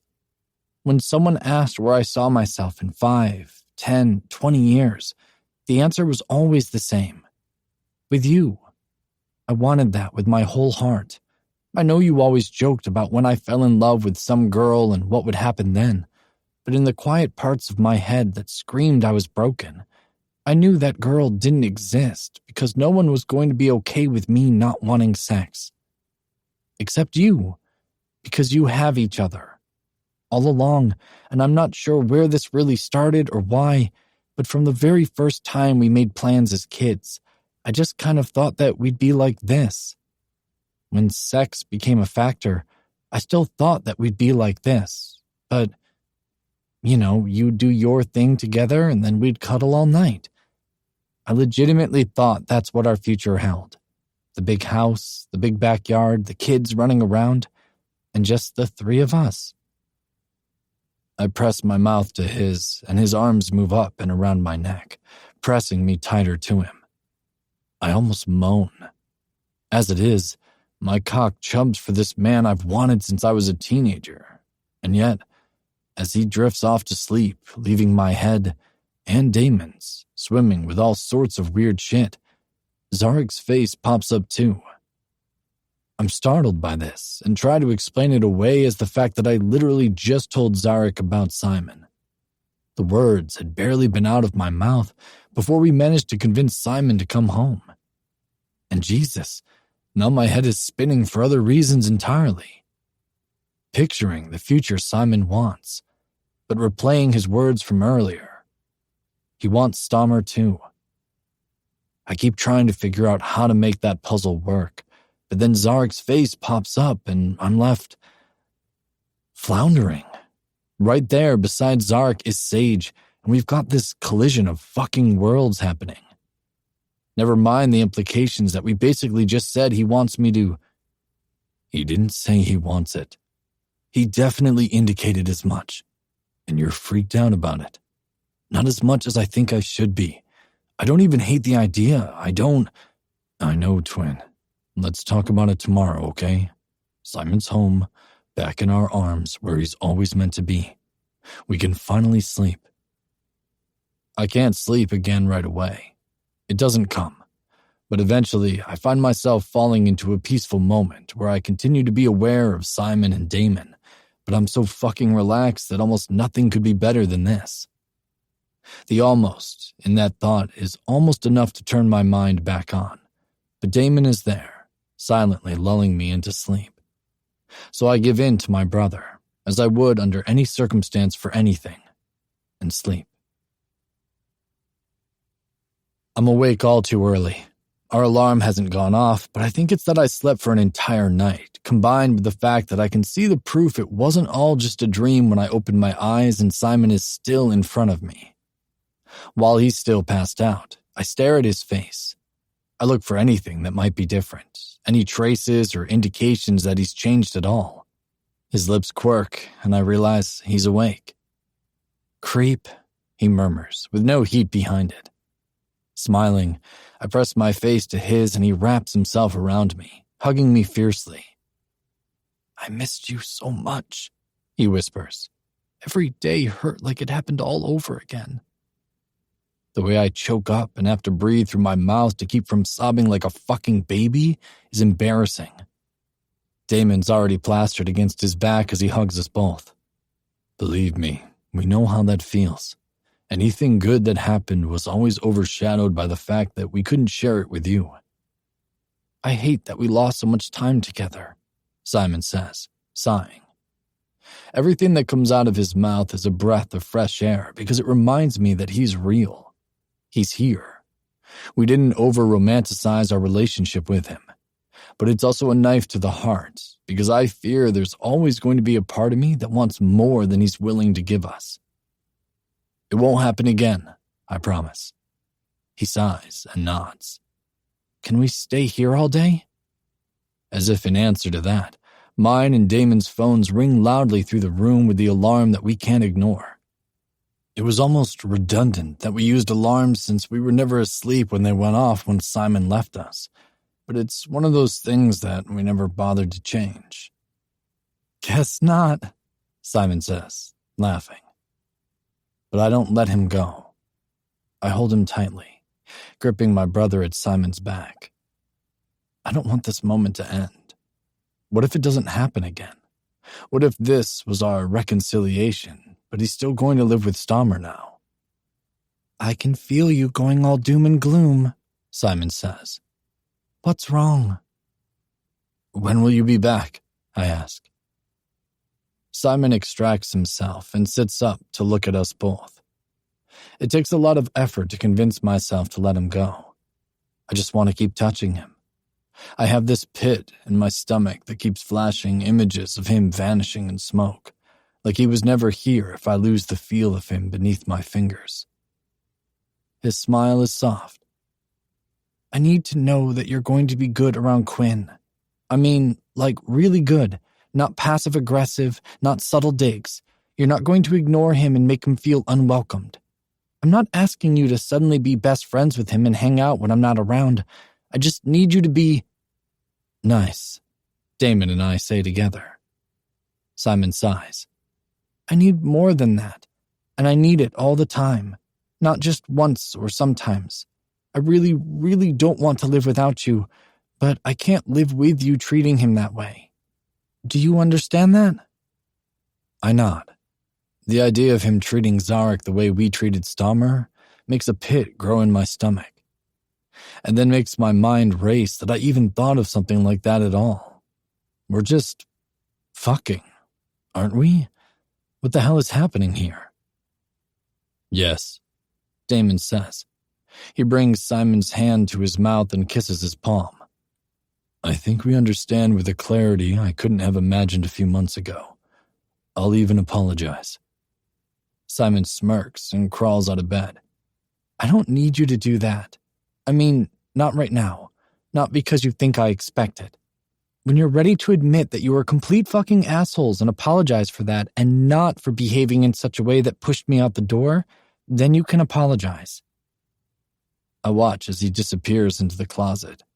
He comes out a moment later holding clothes but frowning. Should we take a shower, or is that weird now? Damon rolls his eyes and gets up, dragging me with him. We're showering, and there's nothing weird about it. He grabs Simon's hand on the way by and pulls him into our ensuite, too. There's a breath of relief when Damon takes over. Like I don't need to figure out what's expected of me, and I can just be. I huff quietly and let Damon push us into the shower. It's surreal, and I can't help but run my fingers over Simon's chest and arms several times, just to make sure he's really here, standing between me and Damon. Simon smiles every time I do, every time Damon does, and I know I'm not imagining that he does the same to us. We don't dally. We wash quickly and get out to dress. Simon leaves the room first, wearing clothes from our closet without caring which article belongs to whom. Damon and I take our time, kind of marveling over the fact that Simon's home. I kind of want to call out of work today, Damon says. Just stay together. I have this unnerving feeling that it's all going to vanish if we walk out the door. I'm supposed to be the glass is half empty, brother, I say as I finish dressing and walk into his arms. Damon hugs me tightly. We're not going to fuck this up again, he says, and I know it's really a vow. We find Simon in the kitchen with Stammer standing against the wall, watching him. That's where he stays, hands in his pockets as he leans against the wall and watches. I hate the small smile on his lips as he observes us. Damon and I set about making breakfast. We don't have a lot of time, but with us both moving about, we can whip up food quickly. I focus on French toast, while Damon gets the sausage and fruit ready. Okay, where do you work? Simon asks, and I know he's talking to me. Rainbow Dorset, I say, not missing the way his eyes widen in surprise before a smile breaks out across his face. Apparently, someone on the staff gave me a good recommendation, though I'm not sure how they saw my application since it's an entirely different department. I knew who it was when my superiors told me that another member of faculty strongly encouraged my hire. They made it sound like I was already a sure fit, but that endorsement just sealed the deal without further discussion. There's literally only one person on campus that knew me. One. And it only pissed me off further by speaking for me, especially when I didn't ask for it. They were likely coincidentally at the admin building about hiring people for their department, Stammer says. and found 3 applicant folders mixed in with theirs mistakenly. When returning them, they might have encouraged the hire."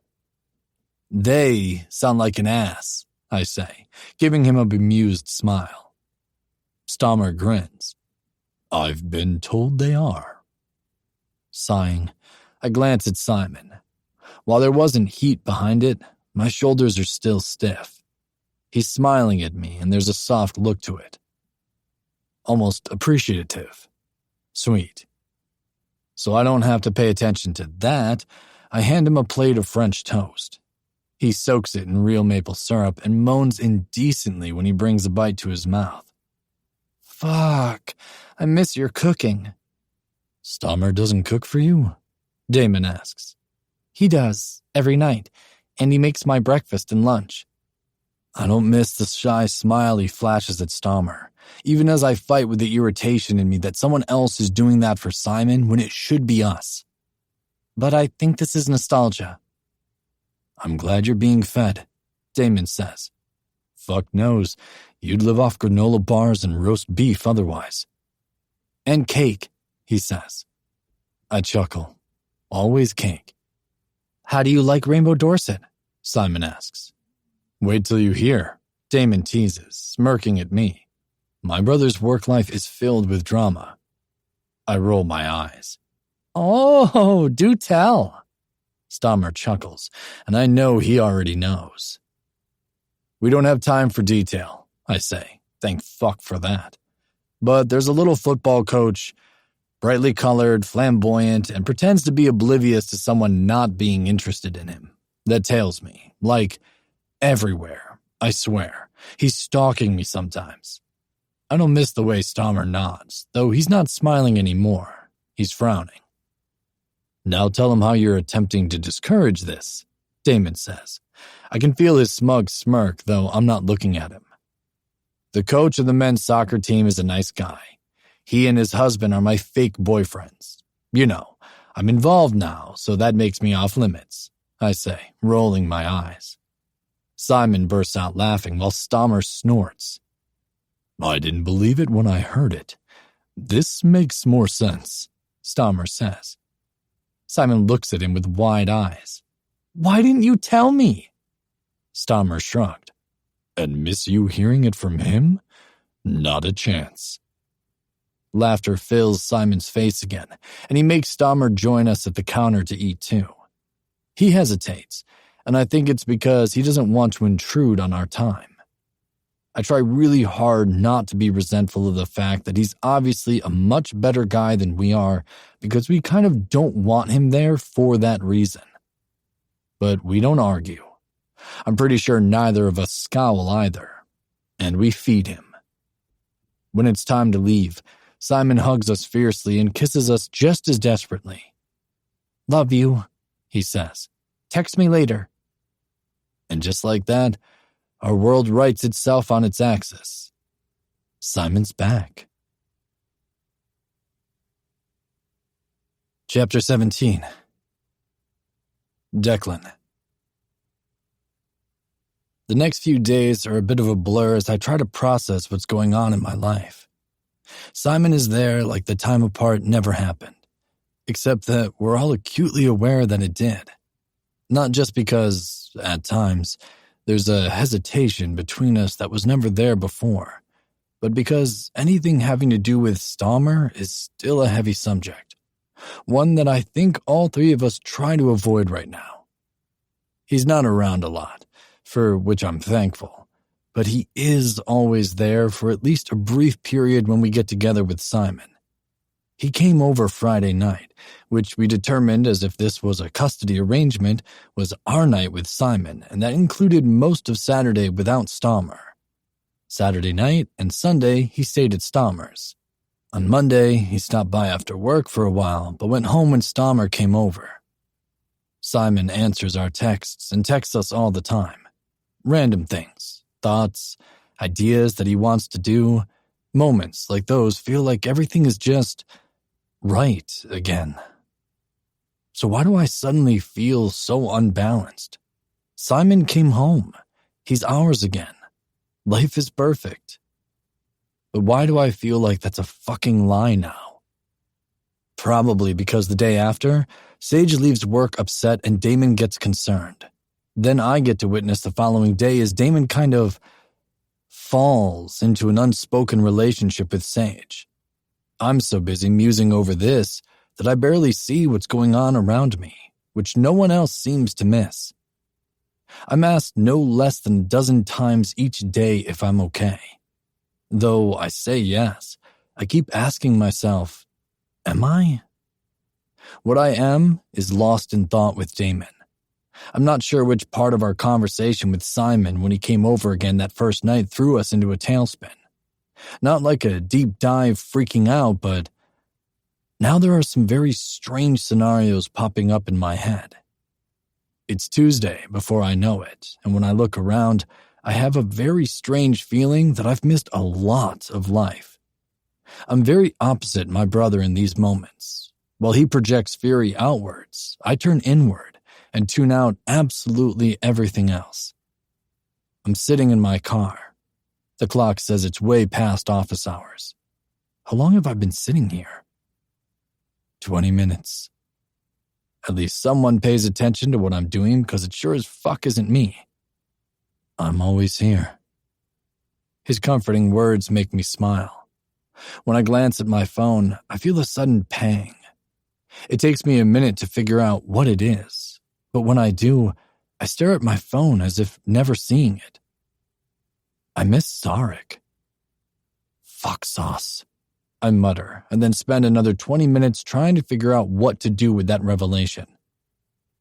Declan, stop spiraling. Go see him. Talk to him. Sighing, I pull up the Pride Room app and text him. Declan Whitaker. Busy? Want company? It takes him a couple minutes to reply, but he does. Dr. Zarek Weaver. I'm not home yet, but grab the key from under the first loose brick at the edge of the driveway. I'll be there in half an hour. I muse over this for a minute before I set my phone in its cradle and drive to his house. While I drive, I make a very concentrated effort not to think too much. Despite how it may appear, I'm really not a go-with-the-flow kind of guy. I like to encourage and then take part, not make the plans and analyze what's going on around me. Maybe that's one reason I need my brother all the time. He's a planner, and I just do. The key is right where Zarek says it is, and I carefully replace the brick once I have it out. It unlocks both the deadbolt and the knob lock. His house is quiet, and though I've been here a lot, I've never been here without the intent to fuck. So when I walk in, I just look around. His house is brightly colored with ornate Persian rugs, mosaics on the walls over elegant archways, bright tiles and cushions everywhere. There isn't a single surface with a plain, flat color. Each space is a different wedge of the color wheel, too. The living room is earthy tones, browns, greens, reds. The kitchen is sea, blues, sea green, and white foam. Even the hall has its own theme of pinks and reds. When I finally make it into his bedroom, it's like I'm seeing it for the first time. The walls are treated so that they're washed with one color shining through another. Where the sunlight hits it, the colors change. The windows have bright tapestries hanging over them, purple and pink panels with silver bars separating the colors. The furniture is all very intricately painted, including his massive bed. The tables and the dresser are painted with designs and patterns, but the bed shows old, almost biblical scenes. Except, these are not biblical at all. I snort as I glance at one where it's showing a man being held up by another man at each end, all three cocks ready and raring to go. I'm pretty sure it's the ancient depiction of a spit roast. There are 3 different rugs on his floors, all patchwork colors. The patterns complement the bright array of patchwork on the quilt covering his bed. I smile as I run my fingers over it. The man is filled with color. Hassan indeed, I murmur as I push open his closet and pull down one of the thinner blankets. It reminds me of those cotton ones used in hospitals. He's got a stack of them. I lay it across the bed and then strip down. I need to feel his body against mine, and I really don't want to wait. Closing my eyes, I must drift off because when I open them again, Zarek is crawling across the bed like a predator. He is stripping as he does, so by the time he reaches me, he's also naked and his giant dick is well and ready for me. He straddles my hips and smiles down at me. But his smile fades. He sighs. Want to talk? I shake my head. No, I want you on my dick. His grin comes back, but he doesn't do what I want. He lays across my chest, his forearms flat on the bed on either side of my head. There's concern in his face as I move my hands down his smooth body to cup his ass and press a finger to his hole. He smirks. When I bring my hand up for him to lick, he covers it in his spit, and I waste no time pressing into his body. Zarek groans, his eyes fluttering behind his glasses as he bears back on my finger. It'll feel better if I can get my dick in you, I tell him. He snorts. Tell me, what's been going on the last couple days? It's like you forgot I existed. I groan and scowl, making him chuckle. I'm sorry, Zarek. It's just life shifted again, and I'm trying to come to terms with it. Tell me, he says quietly. Get on my dick and I'll tell you. So determined, he mutters, but when he sits up, I pull my finger from his body. He reaches for the lube sitting on his night table and soaks my cock. I kind of want to rub some of it off, but then he's sliding down my body, and this time, I groan for real. Fuck, Hassan, I mutter. You're so damn good. He laughs breathlessly, with his hands splayed across my chest for purchase. I love to see him naked, completely bare for me, his soft, lean body without contours or curves. He's so pretty, so soft. Then there are the splashes of his personality on him, his ever-present pearls, though they change constantly. This one is a set of baby blue and blush. Then his black-rimmed glasses, his large-faced watch around his wrist, and the barbells through his nipples. Fuck, even his massive cock that's slowly swaying as he moves rhythmically on me, with no urgency, no haste. I grip his cock because I need to feel it. Zarek's mouth falls open as I rub him, slowly at first, but I pick up my speed, adding a twist in my grip as I go. I know the moment he's ready to burst as his entire body shudders, his movements falter, and then he's spraying across my chest as his back arches. There's nothing hotter than seeing this man come for me. Nothing at all. When he brings his face back to look at me, he looks wrung out, so I pull him down and kiss him softly, slowly, deeply. He moans into my mouth, his cum-covered fingers gripping my hair. Tell me, he says, as I take over the slow rocks between us, bringing my dick completely out of his body before spearing him as deeply as I can. Swallowing, I hug him and spread kisses over whatever inch of skin I can reach.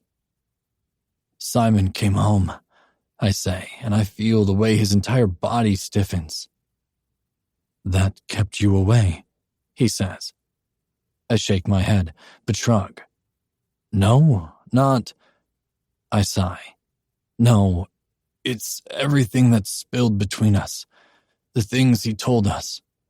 It's not even him that made me fall back into myself again. It's everything that came with it. The professor guy? Okay, look. I slide into him deeply again, making him gasp and his eyes flutter. We've had this plan to be together, spend our lives together. Where Damon and I saw that with him, sharing him in whatever capacity, Simon saw it differently. How so? I like that we're fucking during this conversation. There's a reasonable amount of pauses that I can totally blame on how good this feels. How good he feels around my cock. In my arms. His hot body pressed against mine. Where his cum dries between us, sticking us together. I said my brother and I are close, right? I say, licking up the side of his face and making him shudder. Zarek shivers, and when I think I've finally freaked him out, his body clamps over my cock and he shudders through another orgasm. Jesus, he says, his fingers tightening in my hair as it continues to rock through him. I fuck into him a little harder, cupping his ass and keeping him in place when I slam home. His glasses are thrown askew, but neither of us move to fix them while I groan at the growing wet warmth spreading between our bodies. When we slow down again, Zarek is licking my neck, sucking on it, his tongue moving all over my sweaty skin. So, that's what had you so flaky? Other things too. He still wants that future, Zarek. But now he wants his fucking professor in it too. I can't see a way that's going to happen. I can't see how I'm going to be okay with that. And then there are other factors. Zarek sucks on my earlobe, and I grunt, my dick twitching in his body as I move slowly into him once more. What factors? You. I don't answer. Instead, I roll us so he's under me, curling him in tight, and I take his cock in my free hand. He groans before I even begin to truly fuck him. Hard, fast. All the while I jerk him quickly, tightly squeeze his sensitive dick, mess with the slit in his crown. You know the most frustrating thing about this? I ask. The way his face screws up as I'm driving him to orgasm again makes me think he doesn't really hear me, but I press on anyway. We share everything. I mean, there's not a fucking thought that either of us have that we haven't shared with Simon. We're very vocal about life. So when Damon and I first started experiencing other dicks, we shared that information. The weight, the taste, the feel. How fucking euphoric it makes us to choke on it.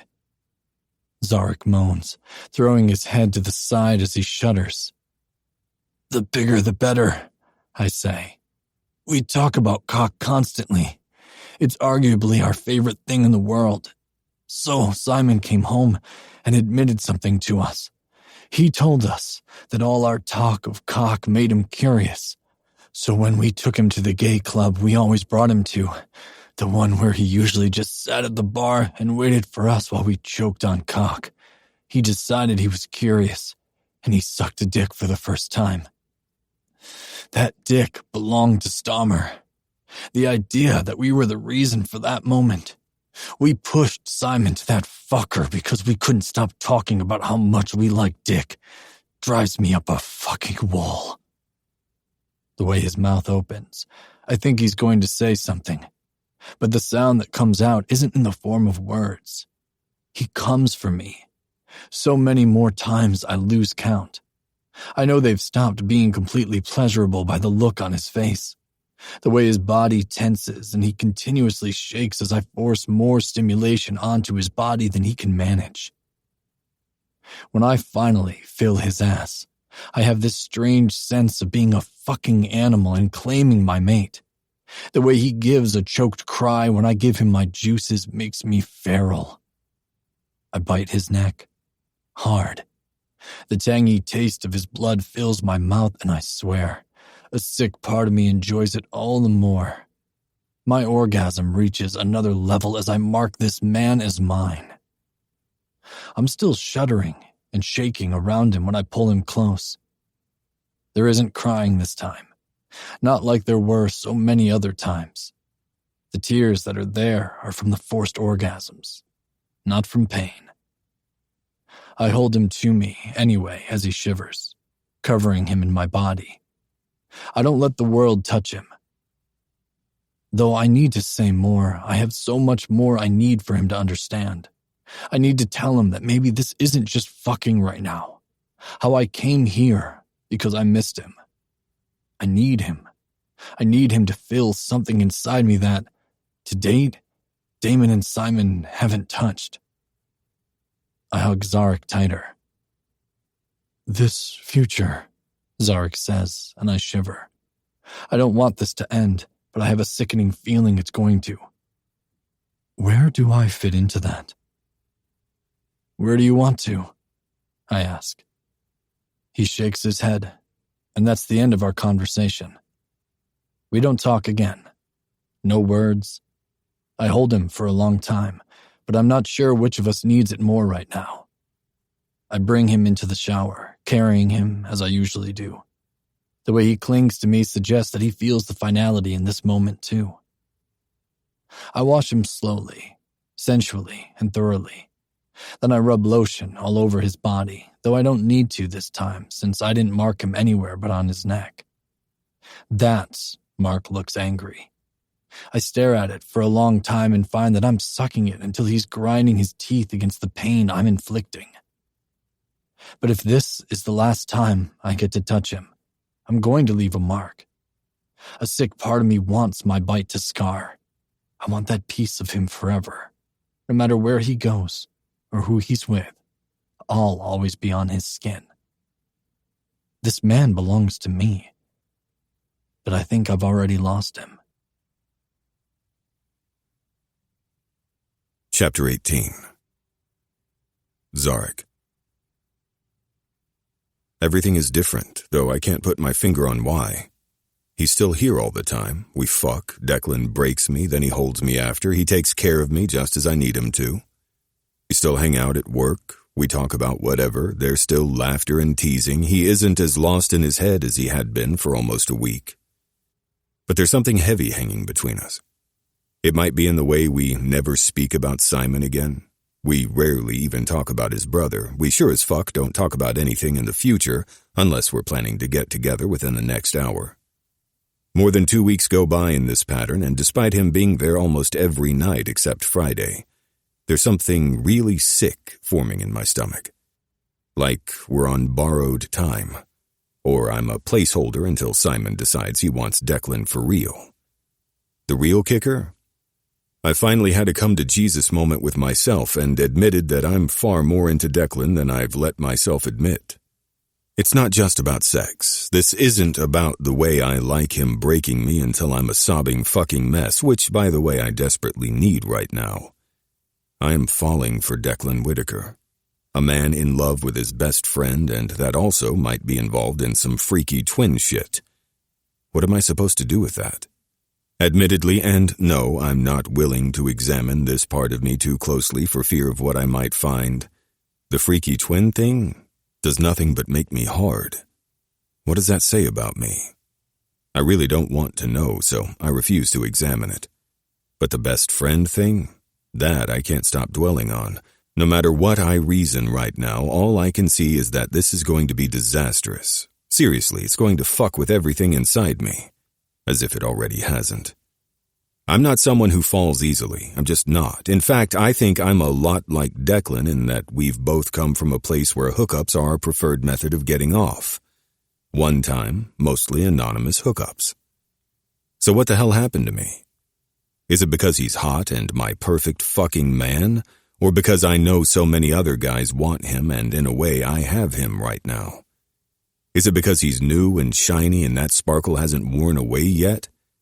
It might be something more basic in that he gives me the kind of sex I crave. Though I'd love to be able to claim any one of those reasons, I already know that's not it. None of those are it. They're all cherries on top, but they're not what's made me fall for him. It's that we're truly friends. We can laugh and talk about anything, and it doesn't ever feel awkward when we have a quiet moment. Those silences don't need to be filled. We share jokes and have our own. He's not a dumb jock, and watching him do his thing is a damn turn-on. Declan is so competent and good at what he does.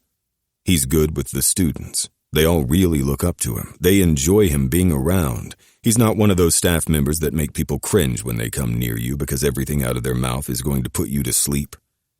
Declan relates to the students. He's young and vibrant and beautiful. He's passionate and knowledgeable about what he does. He takes the relationships in his life seriously. That's as abundantly clear as anything else. Those he loves with his entire being. He's so fucking loyal to them. It's the way he smiles at me, the soft look he gives me when I finally come out of the moments after he breaks me. It's not just that he takes care of me. I told him all I need is to be held. This fucking man doesn't just hold me, no. He holds me until I'm done shaking and crying. Yes, that's where what I asked for ends. He brings me to the shower, strips my bed of the soiled bedding, and puts it in the fucking washing machine. Then washes me with such attentive care that I'm almost in tears again. He dries me, puts lotion all over my marked body with such gentle and thorough precision that it's the third time I'm near tears. Then he again holds me for a long time. Declan is a perfect fucking man. How can I not fall for him? And now I'm in a crisis here. Put a stop to this? Continue until he tells me that Simon wants him and that's all he ever wants? Conversely, be with him knowing that he's always going to be in love with another man, that I'll always be second best? My door opens and I look up just as my sisters start pouring in. My house isn't big, not at all, just barely over 1,000 square feet. There's enough room for 2 people comfortably, but we can make up to 4 work. 7? I'm already feeling claustrophobic when they begin piling in. "Backyard," I demand, then pull myself from the couch and head toward the back door. My sisters sound like a clouder of cats, dainty footfalls but lethal under their pretty painted nails. I stand outside and watch as they file out, each stopping to kiss my cheek. If they've all invaded at one time, I know this is a planned intervention. "I'm going to get drinks," I announce as they settle in my chairs and loungers. This gives me a minute to compose what the fuck I'm willing to tell them. In the end, by the time I join them again, I decide I'm just going to tell the truth, but I'm not volunteering shit. With an armful of bottled beverages in hand, I return to the backyard and give them each their preferred drink. Do I always have my sister's favorites on hand? Yes, just as I know they always have mine. I fall onto the lounge and take a sip, eyeing them all expectantly just as they're doing to me. "Well," Yaisa says, "you want to start talking, or should I report what I already know?" "You assume that's still a thing," I say. But by the way she levels me with a look, she already has my number. I sigh. "Fine. His name is Declan, we work together, he's the best fuck of my life, I've recently come to the conclusion that I'm falling for him, he's in love with another man, and here we are." 6 identical sets of brown eyes look at me. While we don't necessarily look alike, it's easy to see that we're siblings. Our eyes are one of the features that give it away. Some think that brown is brown, but there's something about our shade that when seen together you can see that it's different, not quite typical. "That's concise," Alba says. I shrug as I take a sip. "Aw, Zarek," Zevia says. Shaking my head, I hold up a hand. "Don't do that. I don't want sympathy or pity. I don't even want commiseration. Those are just the facts." "You could have left out the tidbit concerning your sex life," Catalea says, scowling at me. "I didn't give you even that, but I can. Do you want to know how he—" I cut off when all 6 sisters cover their ears and argue over each other to get me to stop. I laugh and smugly sip my drink. "What are you going to do?" Leia asks once they all recover from a near-scarring conversation. "Nothing. I refuse to compete for a man's love. I'm either enough or I'm not. He wants me or he doesn't. I'm not going to play second best." Yaisa gives me a sad smile.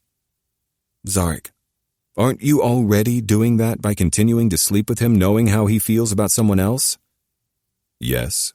No," I say instead of the truth. "There are other factors, such as the fact that his best friend is— Okay, I guess he's technically not straight given what I now know, but he's definitely in love with another man." A man being in love with a man is definitely not straight, Alba says, frowning. No, but he's only gay for this guy, apparently. Well, this sounds lame and a little like a fucking angsty book. I give a dramatic sigh. Either way, this best friend is in love with someone else, not the twins. Many eyes stare back at me, blinking. Okay, you're going to have to start over, Zerbear. Twins? Best friend? This is exactly why I didn't want to talk about it. There are too many details, and they're not mine to share. I spend the next several minutes giving them a brief, decidedly not detailed overview of what's gone down the last few weeks. The revelation about the estranged best friend, then the reappearance immediately after of the best friend, some magical future they're planning together that has me a little confused. And sick to my stomach, though I leave that part out. You haven't told him that this is more than just sex for you, Yaiza says. I've only come to that conclusion like 3 hours ago, I say. So no, I haven't. You should, Alba and Leia say together, though they're not in sync. They rarely are. One is always slightly delayed. I nod, momentarily getting lost in thought again as I imagine how that's going to go. So, I think you should just be with me. Forget Simon, I can make you happy, I can please you. But that leads me to the idea that I'm placing an ultimatum, and that makes me cringe. Arguably, if he doesn't know I'm interested in a different way, does he have all the facts? Conversely, I'm going to end up falling into line with one of the many fuckers at work who all want this man. I don't want to be that guy either. I won't compete. You need to find your person and build a life with them, the one person that completes you. I'm never going to be that man for Declan. I hide the way my breath catches behind my bottle. It's a second before I can take another full inhale. I'm never going to be that person for him. My sisters are quiet, giving me my moment, though they're all watching me like hawks. I may be the only brother here, which arguably means I should be the protector of my sisters, but they're a bunch of rabid foxes that have always been lethally set on protecting their own. Their husbands, their kids, each other, and me. Their one and only brother. I'm the special one. I'm lucky to have my sisters. I'm incredibly fortunate that we were able to remain together and stay close. I love you guys, you know that, right? I say. My words make all their expressions soften. I roll my eyes. I'm just saying because I know that we love each other, but we don't say it often. Maybe we should say it sometimes. I love you too, Czar, Zevia says. I smile with her and nod. Our other sisters follow, and the moment becomes a little mushy. We let it happen for just a minute longer before getting back to me. Because that's fun. Can I give you some unsolicited advice? Yaiza asks. Of course, Mother Hen, I tease. She grins and gets up. Uh-oh. I know I'm going to hate her words when she gets close like this. She sits at the end of my lounge chair and takes my hand. You're an amazing man, Zarek. Watching you grow and become the person you are is one of my favorite things about being your big sister. You're truly incredible. I'm a sappy fucker, apparently, because tears sting my eyes. If Declan can't see that, then you need to walk away from him. Despite however good the sex is with him, Catalea says, scowling at me. Her look makes me laugh, and I blink through the unshed tears. I know, I say quietly. I really do. It's the same conclusion I've been coming to myself. But this is different. I pause and take a breath. Everything about being with him just feels like he's the person I've always waited for. Every jagged edge of his fits into my frayed corners. My voice cuts off for a second as I realize I'm about to admit something out loud before I've fully had time to acknowledge it internally. I'm afraid that if I walk away, I'll never feel this again. He's just it for me. The sadness on Yaiza's face makes me give a watery laugh. Fuck, I feel stupid right now. My sister pulls me to her and hugs me. It isn't long before the rest of my sisters pile on, and I'm laughing through tears I don't want to shed. I wasn't ready for that truth, not at all. not to myself and definitely not to someone else. Now I feel like I'm trying to stay afloat, flailing. Declan's right there, but he doesn't see that I'm drowning. Chapter 19. Declan. There's apparently a couple times a year that the entire school gets together for school spirit shit. It reminds me of high school pep rallies, except they're fun. There's none of that forced participation. I mean, the administration encourages everyone to attend, but it's not mandatory. I missed the one at the beginning of the year because I was obviously a fucking wreck. I don't even recall knowing about it. But given the posters and shit hung all around school, there's no way I should have missed it. It's not just posters. There have been blasts through the Pride Room app. I've gotten emails and text messages from the committee. They have even been performing silly little skits and parades through campus, all gearing up for this day-long event. There are bouncy houses and obstacle courses, games, and so many other things. It reminds me of a carnival. There's even a tilt-a-whirl and an alley of food trucks, 3 of which have been paid for entirely by the school for those students without financial means to eat off of their food scholarship. Honestly, this school is pretty great. I find myself staring at the sports fields as students are painted in the rainbows of their sexuality, or whatever else they're proclaiming to the world with pride. Hell, I even have the flag of my people, the gaylings, as Simon used to call us when we were kids, as if adult gays had little gayling offspring, on my neck. The stripes of blues, greens, and white cover the back of my neck and align with the traditional rainbow flag across the front.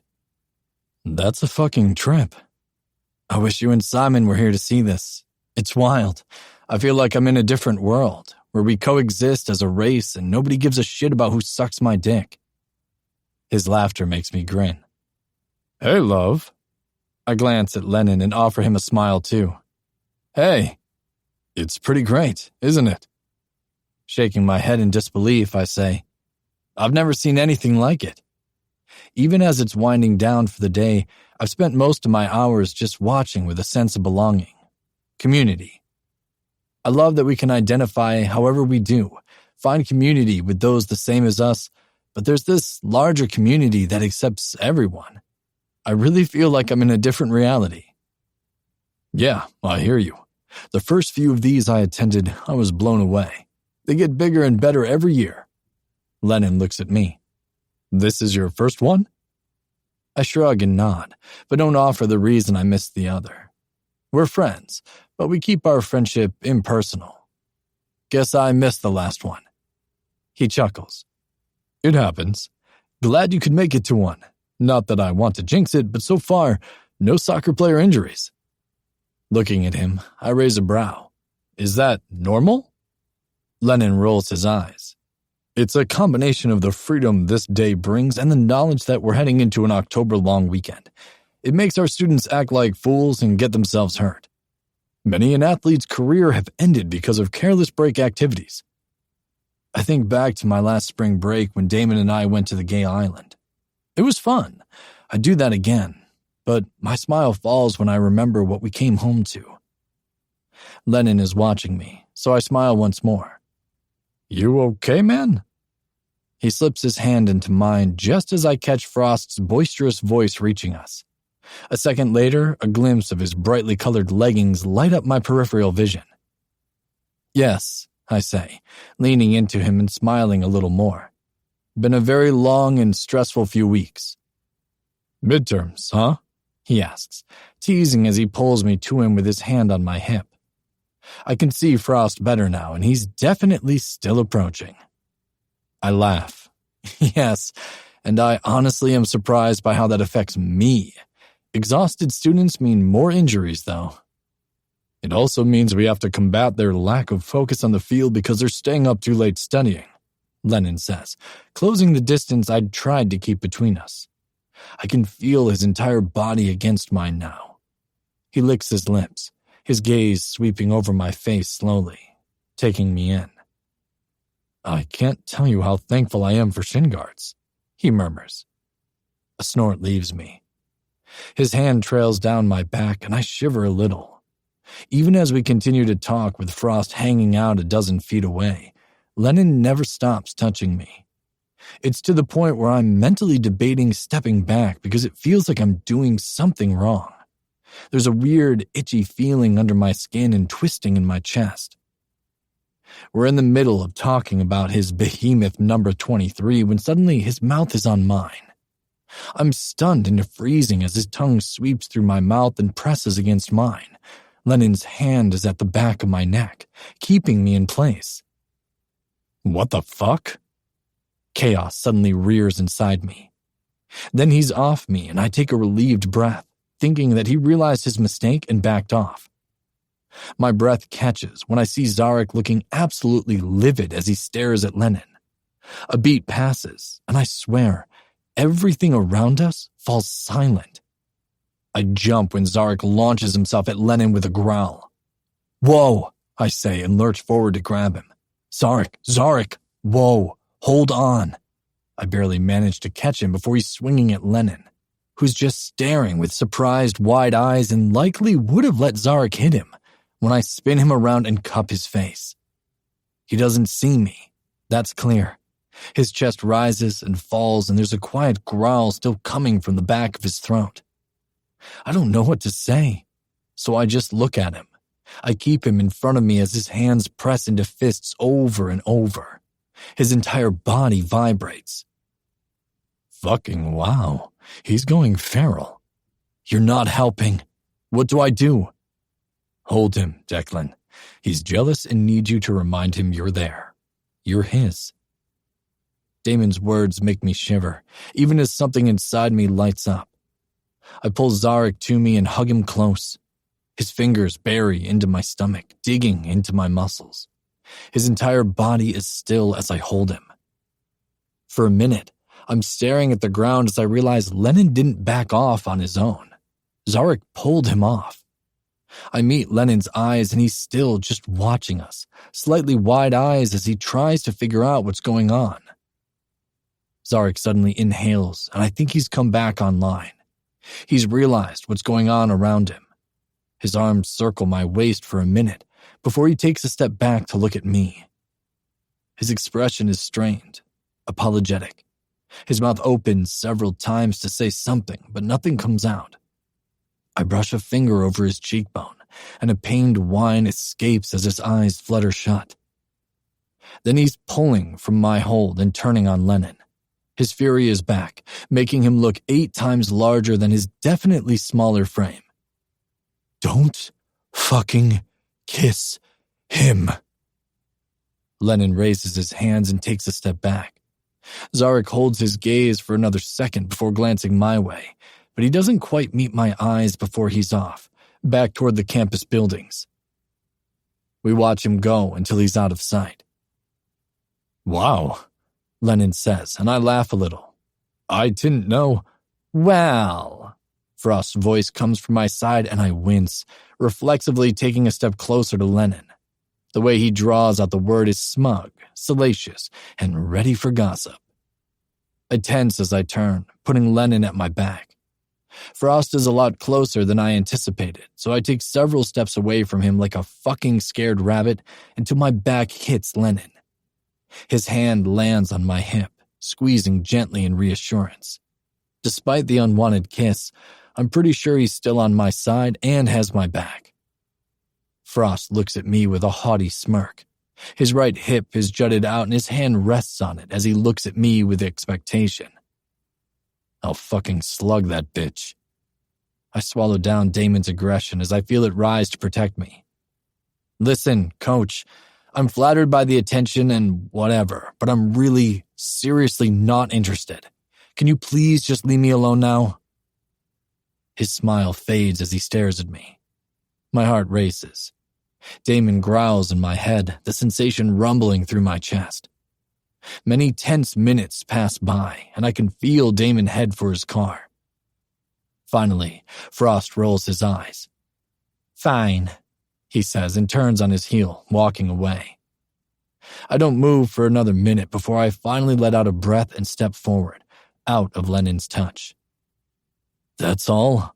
Lennon asks. Well, fuck. Laughter bubbles out of me, and I glance in the direction Zarek went. I need to go there. I need to...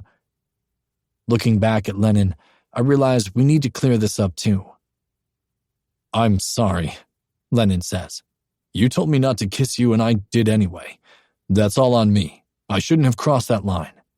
I'm truly sorry, man. Yeah, I say. It's fine. It's really not. I fucked up, but I appreciate your forgiveness if that's what you're offering by telling me it's fine. I study him for a minute and nod. Yeah, we're cool. Lennon smiles, and I see when it turns teasing. This might hurt a little, but I think we're going to have to break up. Laughter bubbles out of me as the stress I'd been holding on to lets go. And I'm sorry about Zarek. I didn't know you two were seeing each other. I'll apologize to him too. In a way, I guess I didn't know we were seeing each other either. It's not like we ever spoke about that possibility. I think you should probably stay away from him for a while, I say, sighing and glancing the way he went. When I go to say bye to Lennon, he's smirking at me. You know, it's really too bad my twin is seeing someone. You'd be exactly what he likes. Lennon's eyebrows shoot up.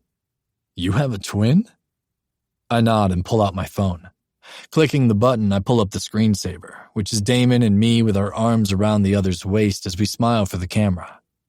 It's a couple years old, but we don't look any different. At least, I don't think so. Showing it to him, Lennon nods. Well, fuck. You're every gay man's wet dream. I laugh and pocket my phone. I need to go. Yeah, I'll see you at the first game after the long weekend, Woody. Waving him off, I turn to hurry after Zarek. I don't have any idea where his office is or if he's even still on campus, but I head for the science and math buildings. They're tall and imposing. I'm standing in the green interior with them looming over me, debating which one to walk into when a student stops at my side. Hey, Whit. I look him over until I remember his name. Seth? He grins. Yep. You lost? A little, actually. Which one of these is math? Seth laughs. The one where everyone's sticking their eyes out and screaming. He points. What happens in the other buildings? Physics and chemistry, your insides melt. Biology, well, I think you're being eaten by ancient animals. Those screams are very distinct. I laugh and nod. Thanks. Who are you looking for? Dr. Weaver. Know where I can find him? I'm not sure if word has already spread, but he gives me a smirk. 3rd floor. 3rd or 4th door on the left, I think. Thank you. I turn and push into the building. Taking the stairs 2 at a time, it isn't long before I'm moving quickly down the hall. Seth was right. 3rd door. My breath catches when I see the way he's staring out the window. Anxious. Upset. I knock and he jumps, his head swinging my way, eyes wide. Once again, his mouth opens as if he's going to say something, but nothing comes out. Can I come in? He nods. I step inside and shut the door quietly. As soon as I do, he says, I'm sorry. I'm so sorry. I didn't mean... I'm across the room in an instant and pull him to his feet by my hands on either side of his head and kiss him hotly. He groans into my mouth, his hands digging into my shirt. You're not mad? He asks against my lips. I press my body to his so he can feel how hard I am. Apparently, your jealousy and possession turn me the fuck on. He laughs nervously and closes his eyes. I'm sorry, he whispers. That was really uncalled for. I had no right to act like that. You can kiss whoever you want to. I am, I say, and kiss him again. I want to kiss you, not Lennon. By the way, we broke up. He and his husband are no longer my fake boyfriends. Zarek laughs again and shakes his head. He also apologized because he shouldn't have kissed me. I told him a while ago, no kissing. You did? I nod. I did. He offered to apologize to you. I thought it best he doesn't for a while. He snorts. Ehsan, I think we need to talk, I say, and feel his breath catch. Can we go home first? If you're going to stop seeing me, I really want you to fuck me once more. I laugh. Come on, let's get out of here. We climb into my car and head to his house. It's close enough to the end of my workday that I don't worry about it. The only thing I wonder is whether I locked my office door. As soon as we're inside, Zarek is on me, kissing me. Can we talk with your dick in me? He asks, making me groan. I agree because I've felt this sense of a finite ending hanging over us for days now. Weeks? A while anyway. It's like I'm always waiting for that moment when one of us ends this. But I don't want this to end. I want to keep him for myself. It's not until I'm buried to my balls, wrapped around him, and fucking into him until he spills his first load between us that I take a breath. There's desperation in both of our holds as we cling to each other, kissing sloppily, doing anything just to keep touching. I'm falling for you, he blurts, and then bites my bottom lip. I know you love him, but I really want you to. His breath shakes before he says, I want you to love me. I kiss him thoroughly and stop moving inside him, keeping myself buried as deeply as I can get myself. I kind of wish my dick was bigger so I could have more of me inside this man. My chest expands. My heart thunders with both hope and an ache. I need you to listen to me, okay? I say into his ear as I hold this man tightly.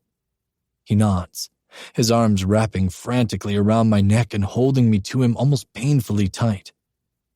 I do love Simon. I love him so fucking much. He stiffens, and I swear I feel a little sob move through him. But this, between you and me, is very different. I love this too. I don't want to lose this. He takes a sharp inhale and holds it. I press on. I think I love you too, I whisper, gripping him so tight there's a chance I might bruise his ribs. I'm so fucking terrified of loving you because I know how fucked up my life is, how difficult this is going to be to bring you into it. If you want to, if you think you can live with my brother and Simon as part of my life like they are.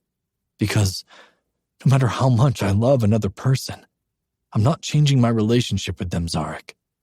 They're my life, but I so fucking desperately want you to be too. You love me? He asks, voice shaking. I need to look at his face, but I'm too afraid he'll see the emotion warring on mine, so I bury my face in his neck instead.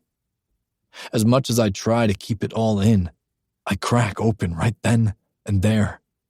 I can feel my brother's hands on me as if he's there, trying to soothe it all away. But I shake, so afraid to let someone else in. Yes, I say, my voice strained. Tears break free. I do, but I can only imagine how you're going to feel about Simon and Damon. I'm afraid to love you, to let myself love you, when I have a really, really bad feeling that this is going to end, because there's no way you're going to accept that part of my life. Zarek doesn't answer, which feels like a nail in the coffin of our relationship. I take a deep, shaking breath to try to steady myself, to bring strength back to myself so I can walk away when it becomes clear that that's what's happening here. I can feel it. It's right there. I love you too, he says. My heart shatters, and I'm pretty sure it stops. Don't tell me that if it's going to be followed with a but, I plead. He laughs a little, but there's no humor in it. In my life, in my world, families are two people. It sounds to me like you want something different. No, I say and force myself to look into his face. His eyes are red, skin blotchy. I'm sure mine is the same. We're talking about very different kinds of relationships. Different kinds of love. just as strong, and maybe they present in a way that you're going to find upsetting. It's just not as easy as telling you that it means nothing or that it'll stop. Those are both lies. It means everything because he does. He's another half of me. He and Damon, they're from the same fabric as me.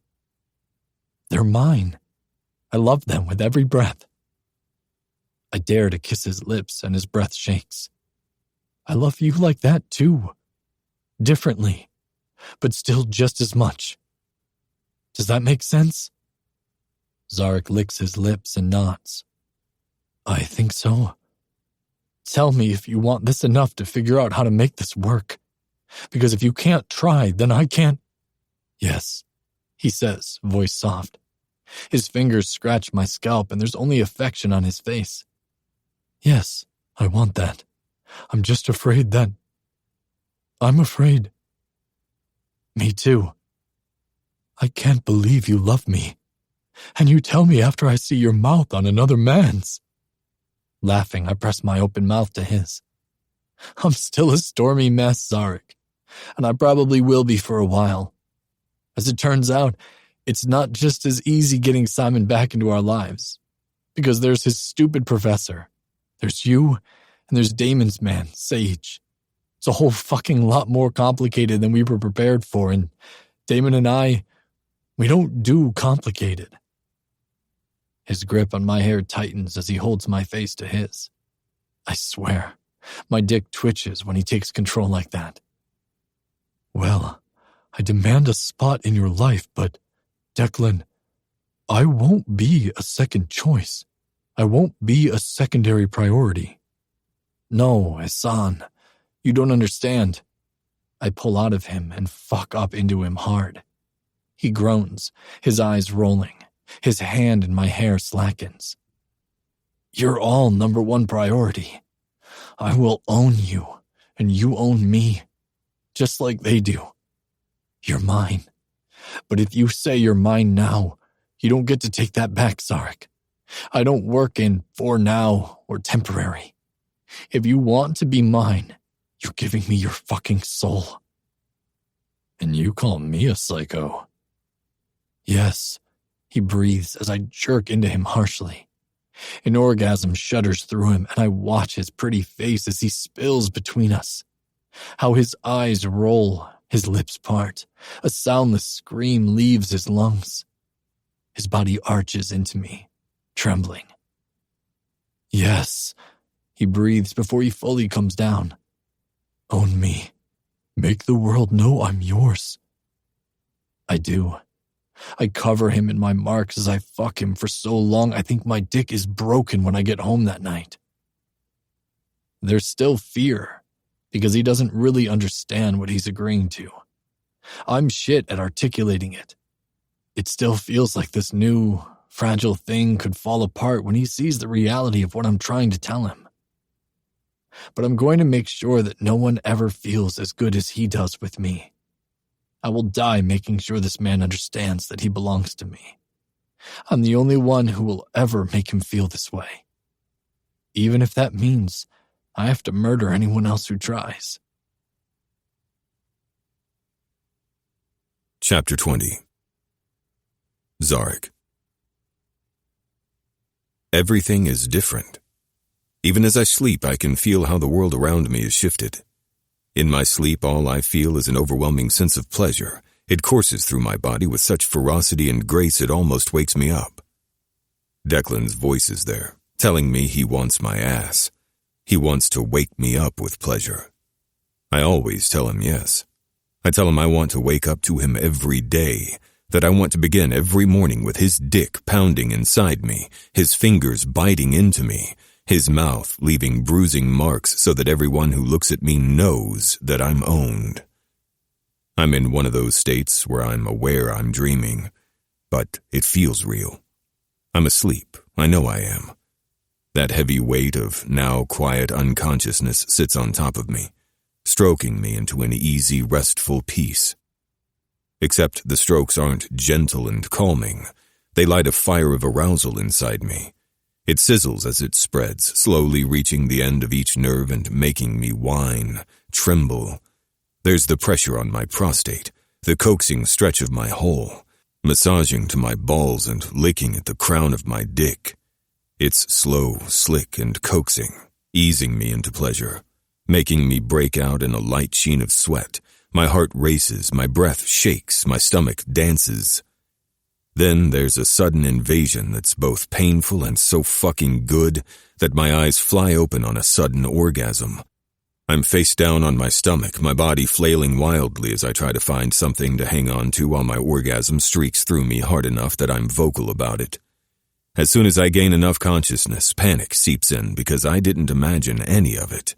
There's definitely someone in my ass. "So beautiful," he murmurs, and everything inside of me relaxes. I didn't dream Declan here. He's really here. But I'm still flailing. My mind is caught between the orgasm and being woken up by it, by his body on mine. Declan's hands grasp mine and he holds them tightly, murmuring softly in my ear until my mind stops panicking. He stops thrusting and just whispers to me, "I'm right here, Ashan. Right here, just me, only me. Take a breath, Zarek." I finally release the breaths trapped in my chest. Swallowing, I shift so I can see him out of the corner of my eye. He's blurry, but then most things are without my glasses. "I'm sorry," he says. "I thought you were more awake when I spoke to you." Letting out a huff of laughter, I shake my head and shrug. "No, but it's okay. I like this. I won't wake up freaked out again." He kisses over my shoulder softly. "I'm sorry, really, I didn't mean to. Declan."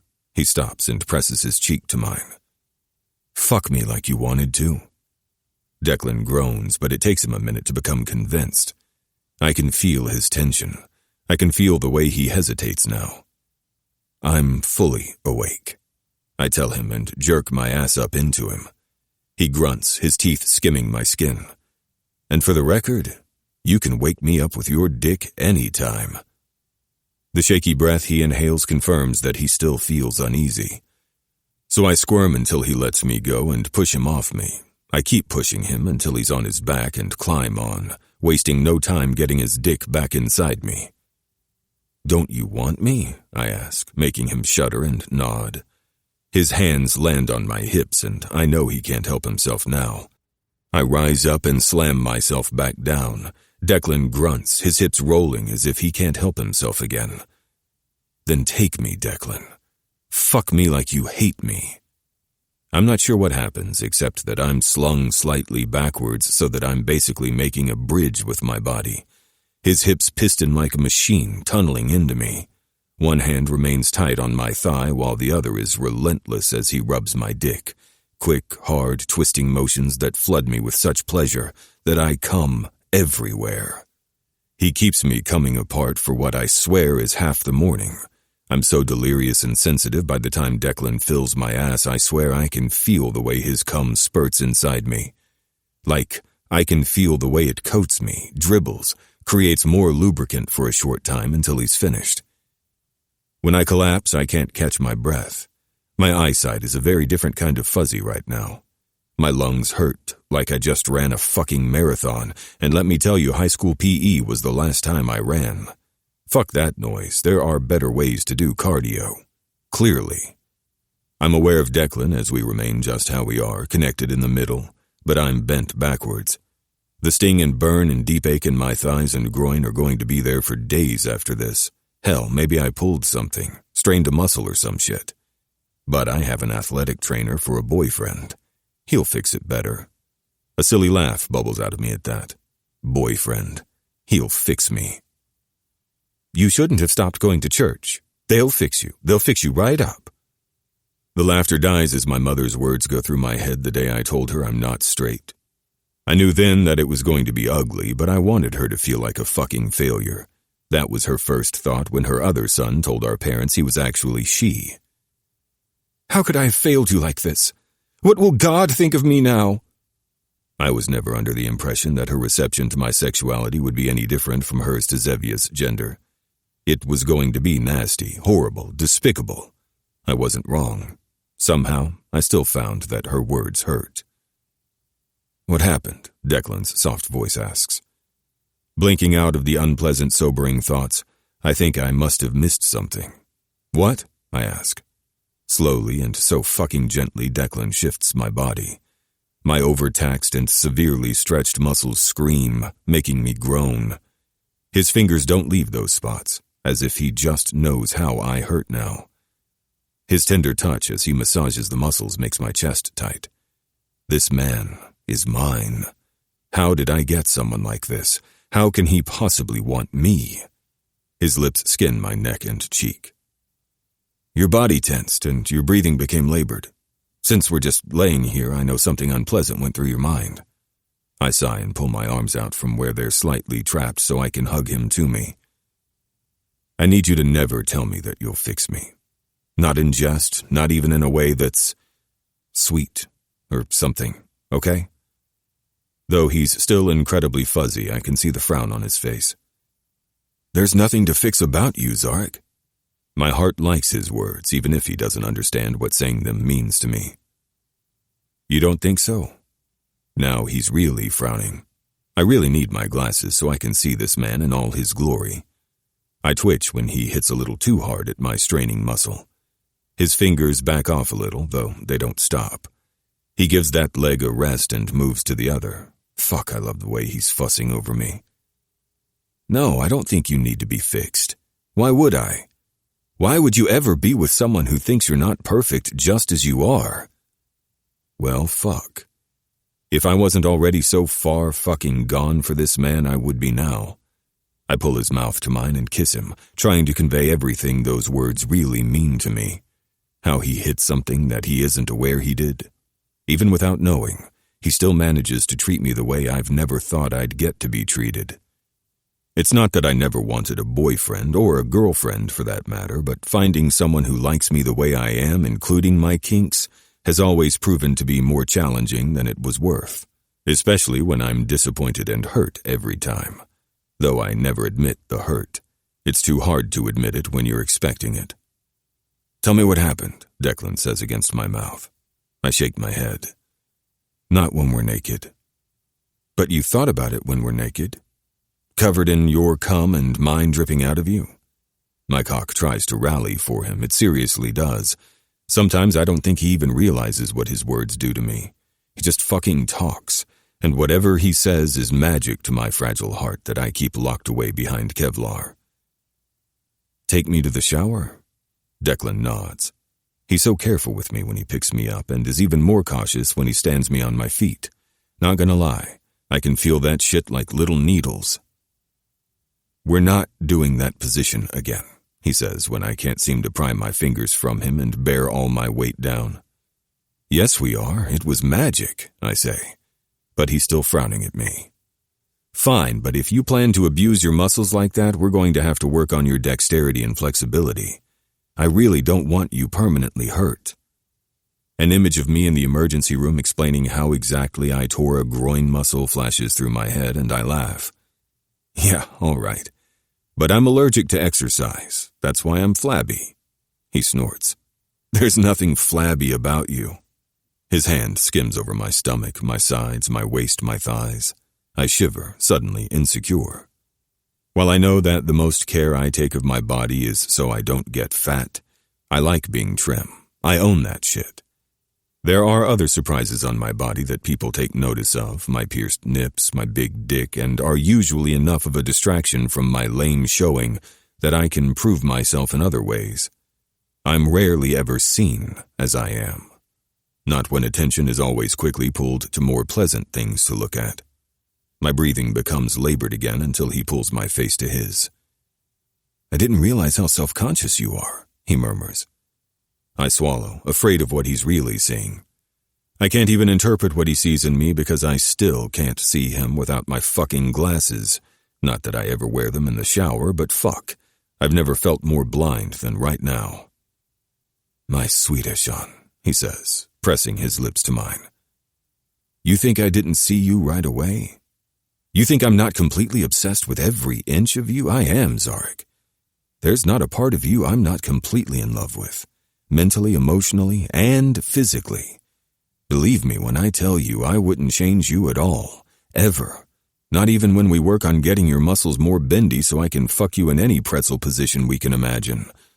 I don't want your shape to change at all, unless you want it to. The moisture in my eyes is strictly from the shower. I only cry during painfully good sex and impact play, and that's not really crying, it's expressing my mind fuck. I love you, I whisper, clinging to him so he can no longer see my face. Thanks. His arms are tight around me as he hugs me under the water washing over us. We stand like that, silent and clinging for a long time, until my endless hot water starts to feel lukewarm. Then we wash quickly and get out. When I finally put my glasses back on, there's a momentary celebration in my head because I can see again. You really don't realize how crippled you feel without your glasses until you've been without them for so long and there are things going on around you that you can't interpret clearly. I have an unreasonable aversion to meeting Declan's eyes for a few minutes as I dress. I dress slowly, just so I can drag it out. When I'm standing in front of the mirror in my closet clasping a string of baby blue and blush pearls around my neck, Declan stands behind me. He rests his hands on my hips and gently pulls me against his chest. Want to tell me what happened? Not particularly, I say, feeling my skin heat. I turn around to press my face to his shoulder just so he can't see it. That's a triggering set of words. There's a moment of silence before my perceptive boyfriend says, Your parents? I flinch in response and feel him nod. There's nothing about you that needs to be fixed, he says quietly as he runs his fingers up and down my back. It's soothing. Fuck, I feel so goddamn weak right now. Nothing at all, I mean that. Whenever I've pictured my perfect guy, they're exactly like you. But you know what? I shake my head. He doesn't finish until he has his hand around my neck, forcing me to look up at him. You're more incredible than I ever had the imagination to procure. Zarek, you're smart, funny, persistent, passionate, unafraid to go after what you want. You're honest and kind and flirty. Your smile is radiant. You're unashamed of who you are and put that shit on display, big dick nearly breaking out of your tight pants every day and all. I snort laughter and he smiles. It softens as he continues. Even though you're soft, you don't let yourself show that part of you. You hurt and hide it well.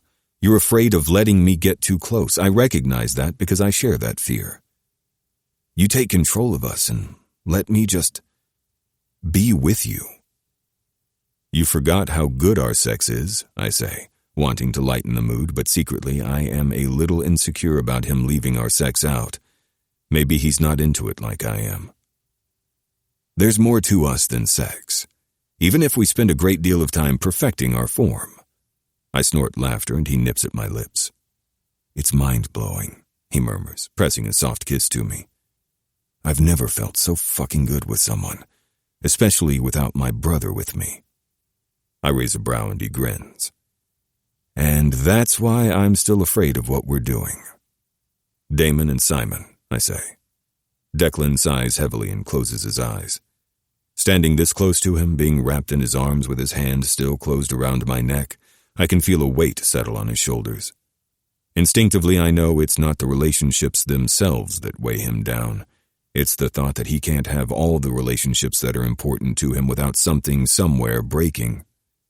And I'm the kingpin. Because if I can't get on board and support his relationships with Damon and Simon, then there is no scenario where this ends well. My fear that he spoke of, it's right there sitting on his shoulders because deep down I wonder if he's right. I've never been of the mind where a relationship is intimate between more than two people. From what I understand, it's definitely intimate. I'm not sure if I can convince myself to be okay with that. No matter how much I desperately want to, because this man is it for me. If I don't have Declan, there is no one else. Chapter 21. Declan. We pile into the movie theater, and I'm immediately irritated that we're here and not at home. It's been ages since we've gone to the theater, and this is something that we've been dying to see for eons. I mean, they have gay men as the lead role in this full-packed action movie. Gay men! And it's not just glossed over. They have a romantic storyline and sexy moments, just like the straight shit that fills our world. Well, that's what we're being told. That's why we're in the theater on opening night, when really, we'd rather be at home on the couch or in bed. Anywhere but crowded by other people, and we're forced to wear clothes. The idea that we get to see ourselves explicitly in a movie role is just far too big a monumental moment for us to pass up. Even Simon is excited to see his gay twins represented on a huge screen.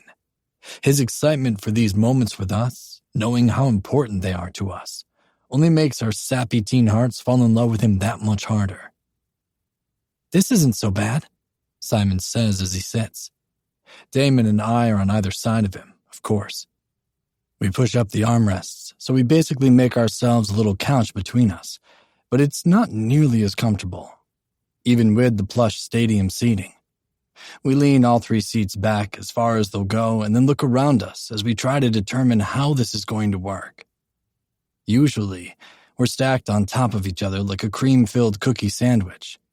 There's no way we can do that here. Not only because the 3 seats together aren't long enough, but also because we won't be able to see the whole screen if we lay down. Also, the seats aren't wide enough to support us laying down. One or more of us would end up on the sticky floor, and fuck knows what's down there. I take a peek at the floor and turn away. I really don't want to know, considering what I've contributed to the sticky floor with past dates. Teenagers are the same the world over. Simon sighs as he sits back and looks at the screen. We only got a large drink to share because we knew if we found a way to curl up together, it wouldn't really be conducive to eating. Not in this setting, anyway. Thankfully, Damon takes control of the situation. He shifts us around 6 times until we're reasonably stacked with all our extra clothing piled behind him, softening the hard barrier of the wall and the one armrest that won't move. He sits sideways, having kicked one sneaker off, and Simon lays sideways in his lap, head on Damon's chest. My brother reaches for me, gesturing for me to cuddle in with Simon. My instinct is to face him, to bury my face in his neck and just close my eyes as I curl around him. However, we're here to watch a movie I actually want to see. I'm excited to see it. However, curling up with my best friend and twin has the ability to outweigh even that. I manage to squish Simon tightly against the back of the seats and Damon's leg and press my back to his chest. He laughs, a sound that makes my stomach do somersaults, and drapes himself half over me. It's a few minutes longer while we minutely shift here and there. I can feel the phantom cramps and aches in my brother's body, and I unconsciously adjust, trying to ease them.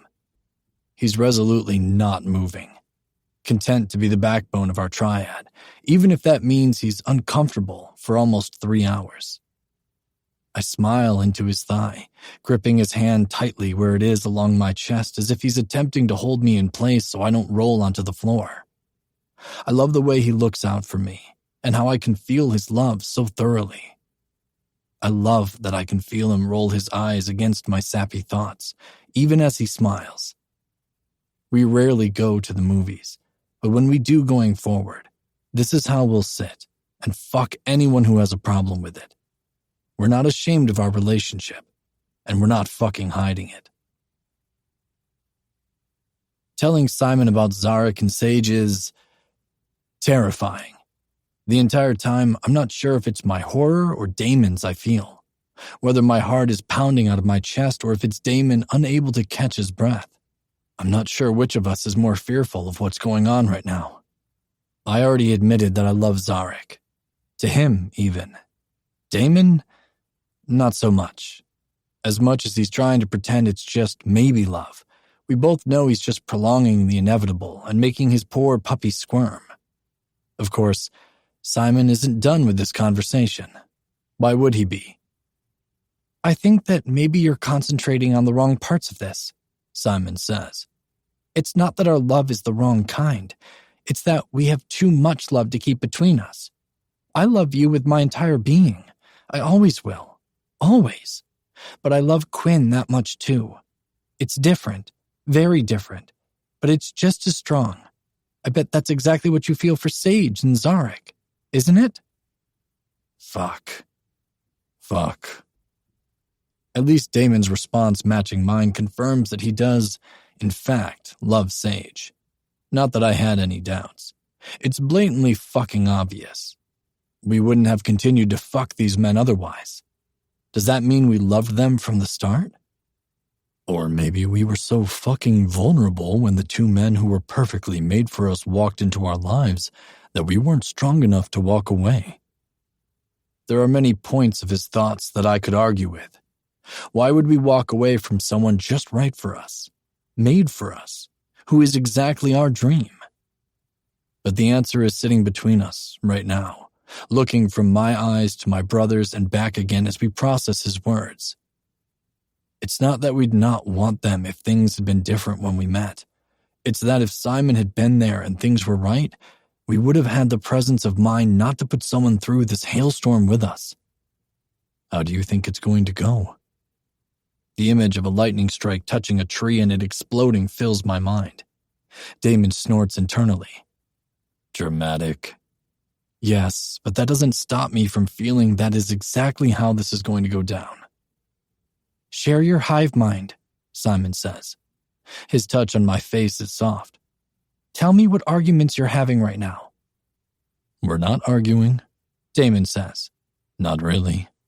We're looking at best-case scenarios, and Declan thinks that's a lightning strike turning a tree to splinters.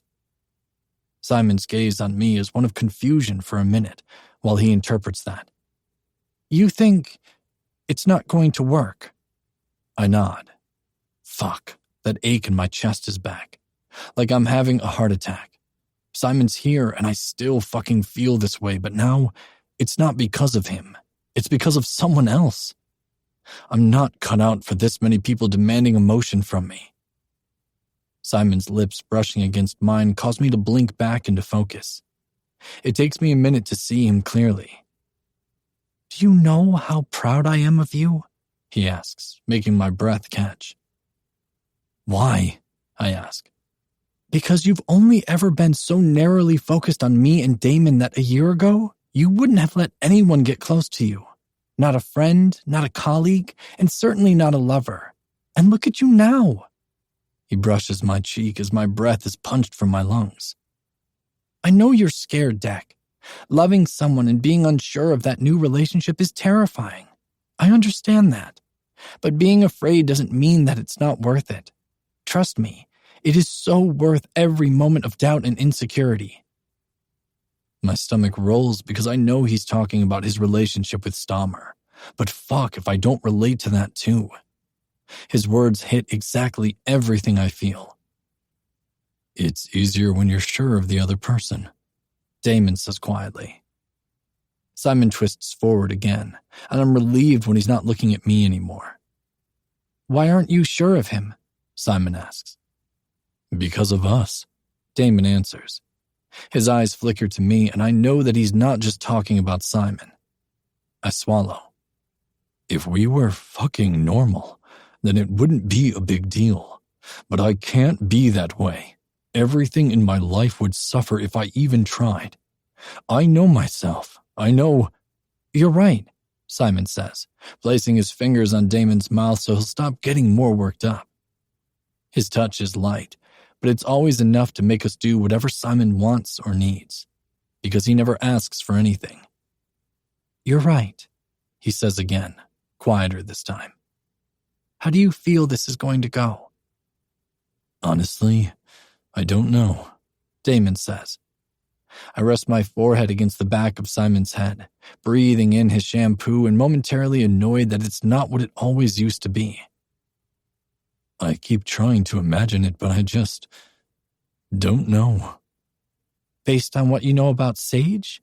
Close your eyes and tell me what you see. Damon humors him, but even as he tries not to, I can see the picture running through his head. But like him, I'm not sure if he's projecting what he hopes will happen or if it's a true imagining of what might happen. Then it switches, and we're seeing his deepest fear in this situation. I flinch and try to look away. Damon's breath is shaky. I don't know what the truth is. Sage is sweet.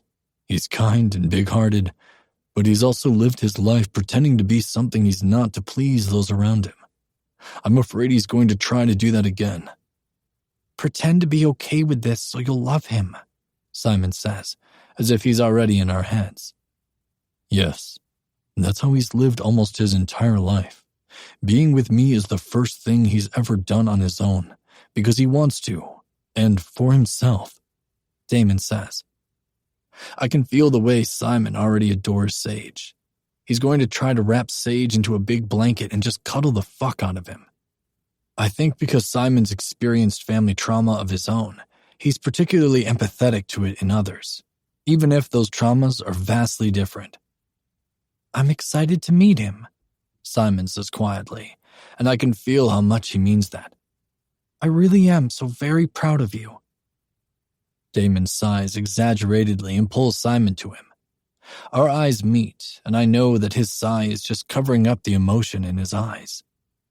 I lean into them and let my eyelids shut, feeling my brother's lips on my head as the three of us be together in the only way we know how, the only way that feels right. I can't help but wonder what Zarek would think right now. Where would he be? There's no way he'd be sitting like Stammer is, watching with an appreciative, almost fond smile, like he approves, like he's thankful it's happening, all because he wants to know that Simon is happy. This makes Simon happy, and that's enough for the stupid professor. But Zarek? Again, the moment where Zarek practically tore Lennon apart for kissing me runs through my mind, and I nearly wince. That incident wasn't even real. Everything about it was pretend. I hadn't participated in that kiss at all, partly because I was caught completely off guard, and the other part was that I simply didn't want to. I'm not into Alka Lennon, though the irony of the fact that he's probably one of the few people I know that would have been completely and totally accepting of this. He's got an open marriage with his husband.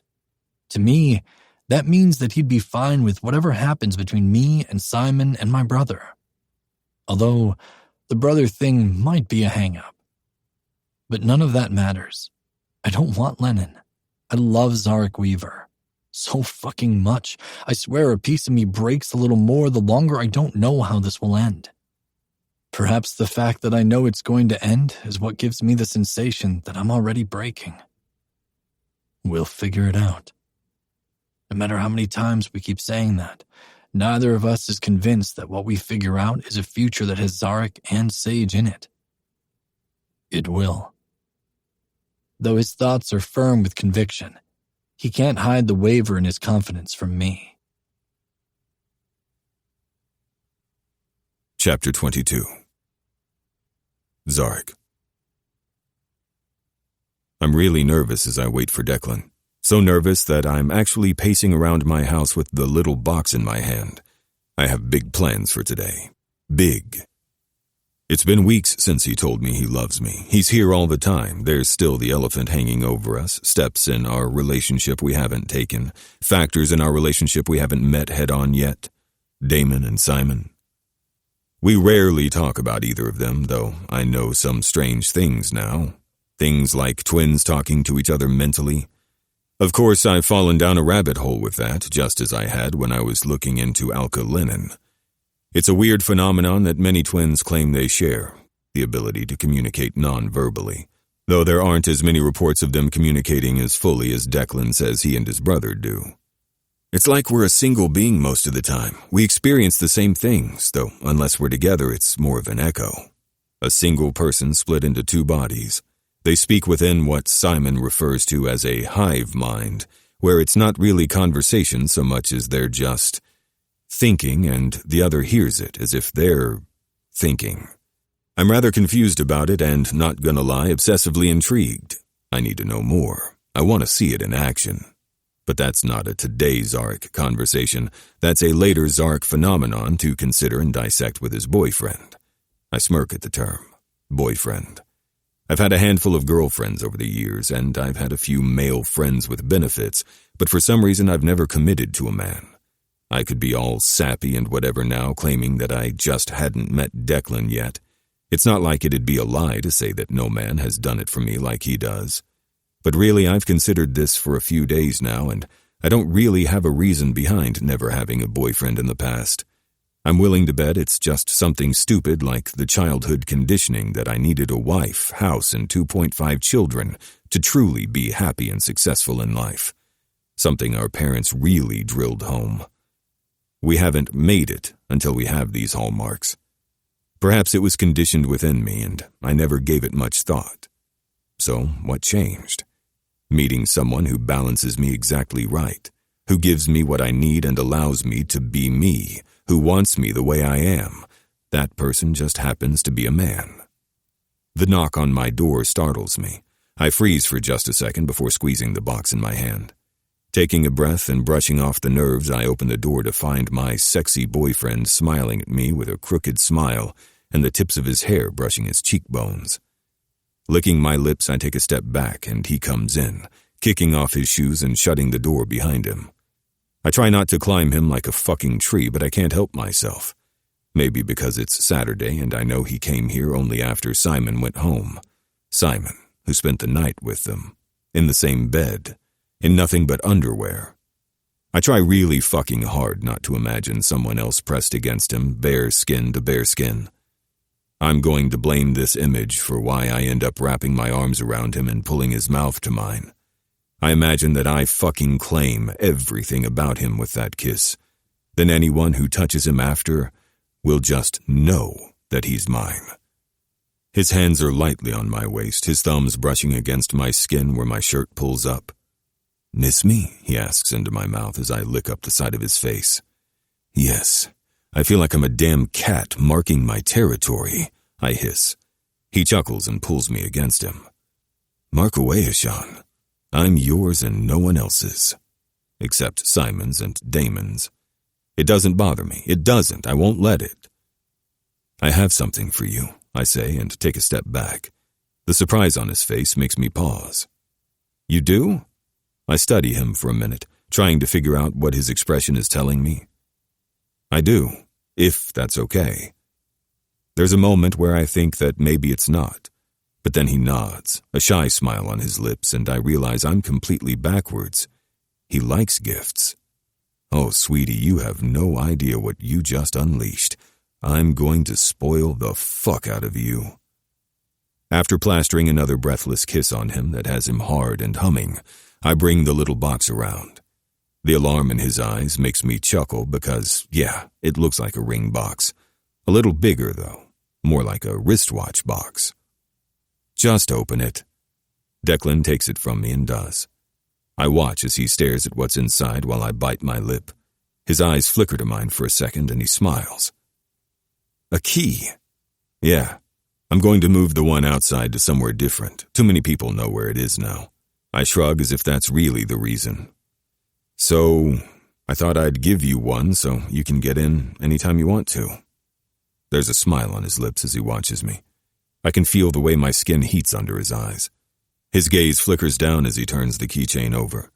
I'm not an overly sentimental person, I'm really not, which might be why the engraving on the back makes my stomach twist and bunch and I feel like a fucking weirdo. "What are these coordinates to?" he asks. I don't answer even as the hall outside his office door flashes into my head. The place where his mouth first met mine and I fell for this man in an instant. The second he claimed my lips, everything else about me breathed solely for him. Instead of saying all that, I shrug. I take the box and the key from him and set them on the counter. "I want to show you something."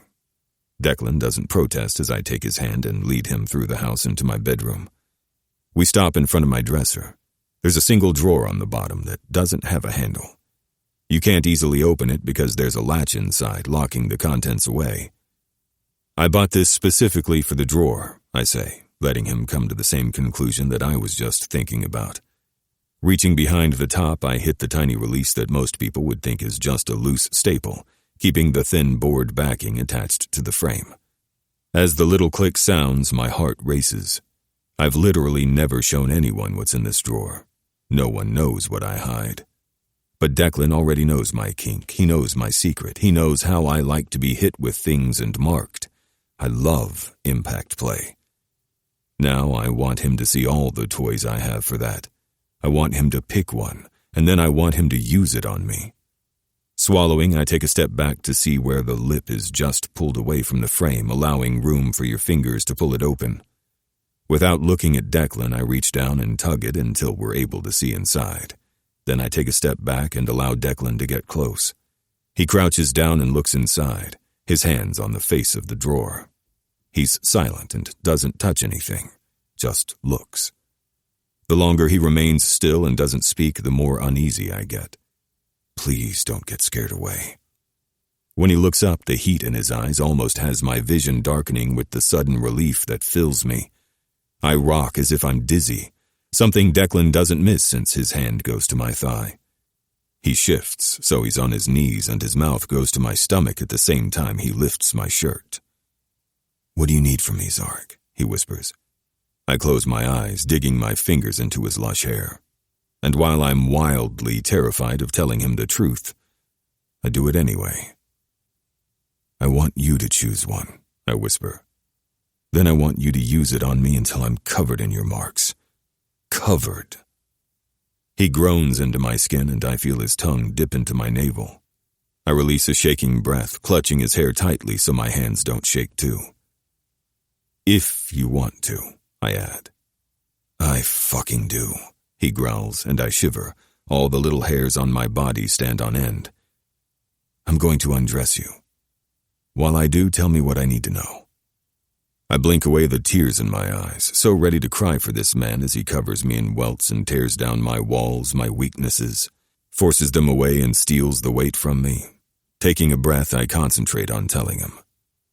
"It depends on which you want to use. They are all a little different, and my limits differ with each." Declan stops after my shirt is off to shift and pull out a crop. It has a leather handle and a short, thin leather folded loop at the end. The handle itself is super flexible. I swallow, shivering. My cock leaks in my underwear. His eyes are molten when I meet them. "Anywhere between my shoulders and feet," I tell him. He sets it in the drawer again as he returns to undressing me. "Anywhere?" I nod.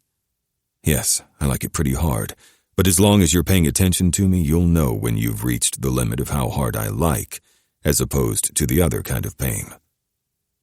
"Anywhere," he repeats after nodding in acknowledgement. "Here?" He touches my stomach and I nod. "Here?" My nipples. I nod. His fingers slide up my underwear, cupping my ass, but slide through my crack until he touches my hole. "Here?" he asks quietly. I nod. Declan pulls down my underwear, revealing my leaking dick. "Here?" he asks, taking my balls in his mouth. I groan and nod. His mouth moves to my dick. "Here?" I nod again, and he swallows me down, all the way down, until the fat crown of my cock is lodged somewhere too tight and deep in his throat. His hands cup my ass cheeks, fingers digging in harshly as he growls, sending a steady vibration through my cock and making my balls tight. He doesn't back away. He continues to growl until I'm almost whining. When he swallows around my dick, I lose it. I come like a freight train steaming down the tracks, losing everything in my balls. He backs away and nuzzles his face into my crotch. "Get on the bed, Zarek. However you want to lie." I can barely walk because my legs are jelly, but I move to the corner of the bed. I lay diagonally so my dick and balls are at the corner, pointing to the floor, my legs spread on either side. "Fucking hell," Declan mutters. I take a few deep breaths to steady myself and let my body completely relax. His hand moves softly over my skin, and then I feel the light touch of the crop. It's soft, moves gently over me. A little harder on the next touch, and his hand moves over that spot. "Hold your ass cheeks apart for me, Zarek," he murmurs. The promise of pain at my most sensitive places shouldn't excite me the way it does. But had my cock not already been a granite rod right then, it would have been at his words. I shift to reach around me, grabbing my ass cheeks and exposing myself completely to him. "You're so fucking beautiful," he murmurs, and I feel the crop being dragged through my crack. The top presses to my hole and I swallow. It moves lower to my taint, then drags over my balls and along the length of my throbbing cock. "I will spend lifetimes dreaming about you, Zarek. You're everything I've ever wanted." The thing I've come to learn about Declan is that he doesn't really plan what comes out of his mouth. He just speaks what's on his mind. Granted, as he's told me many times, his mind is a mess, so he doesn't always tell me what he's thinking. But when he does, it sounds so genuine and pure, like he truly means it, like I really am all that to him. As if that's exactly what he sees, and not a scrawny, unimpressive, unremarkable body laying out before him. I'm something special to him. My thoughts burst apart when I feel the crop come down on me for real. It's still kind of gentle, but it moves straight down my crack from top to my hole. I suck in a breath and close my eyes as my balls thunder with need. These aren't tingles I'm feeling.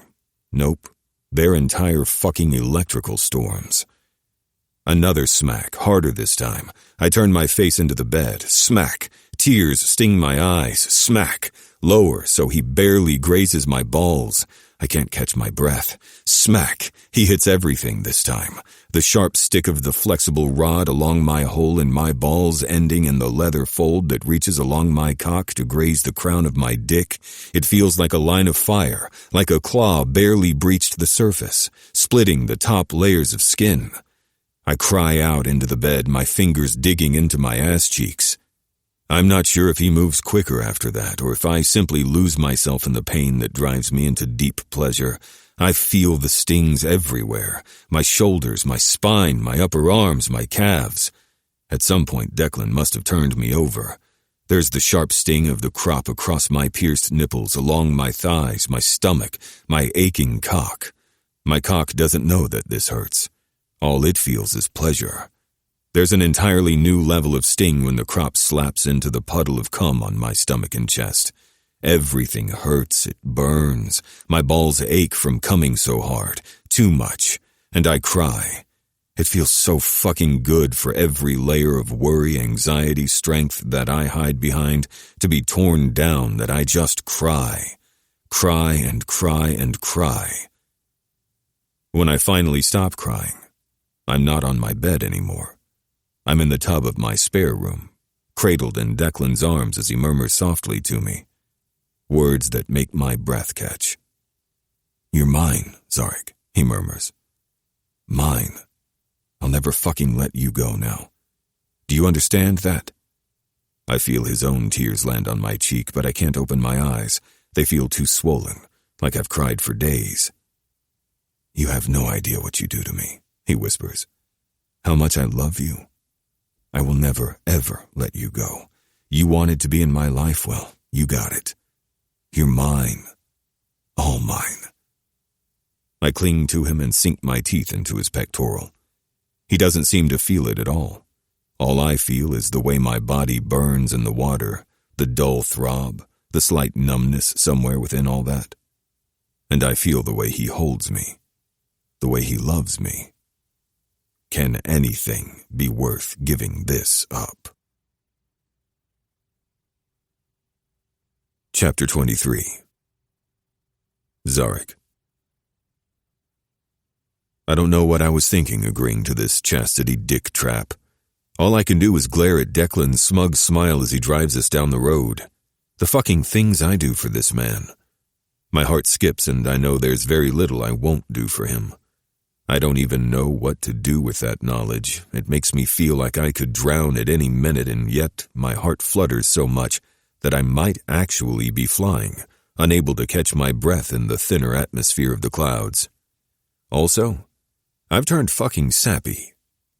I stare out the window, resolutely determined not to look at him because this cage is tight. It's probably just because of how I'm sitting in the car, since I can only spread my legs so far, but fuck. This is not the kind of sting I like.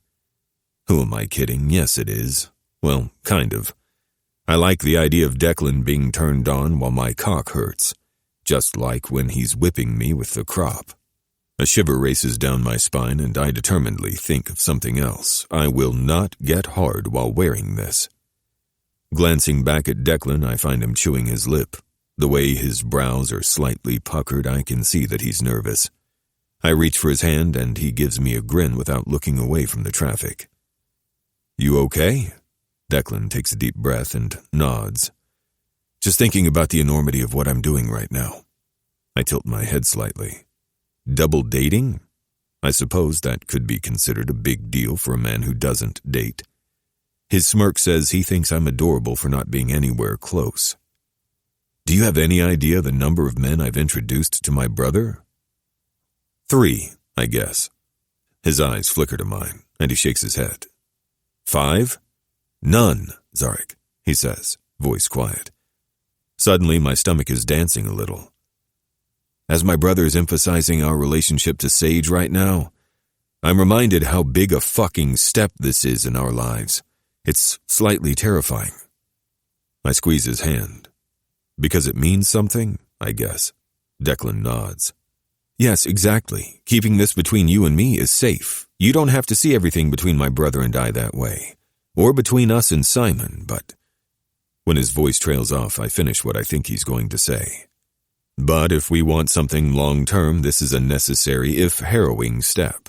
He nods again and keeps his focus on the road, not looking at me. He's definitely anxious.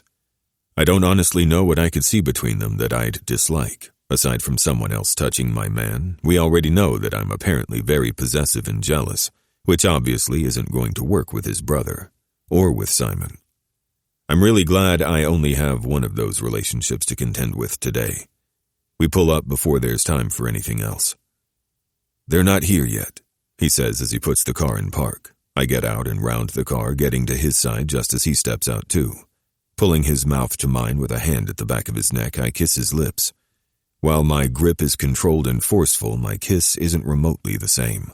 It's soft and reassuring, making sure he can feel just how much I love him and want him in my kiss. Kissing him until my dick is trying to break out of the torture device it's in, I rest my forehead against Declan's. His eyes are closed, our breaths mingle. "I understand," I say. "This isn't me just meeting your brother. How this is something bigger than that, a necessary obstacle that we need to work around together if we plan to stay together." His breath catches and his arms move around me. I hug him tightly, loving how much he needs me when he's feeling vulnerable. "I'm sure it'll be fine," I say.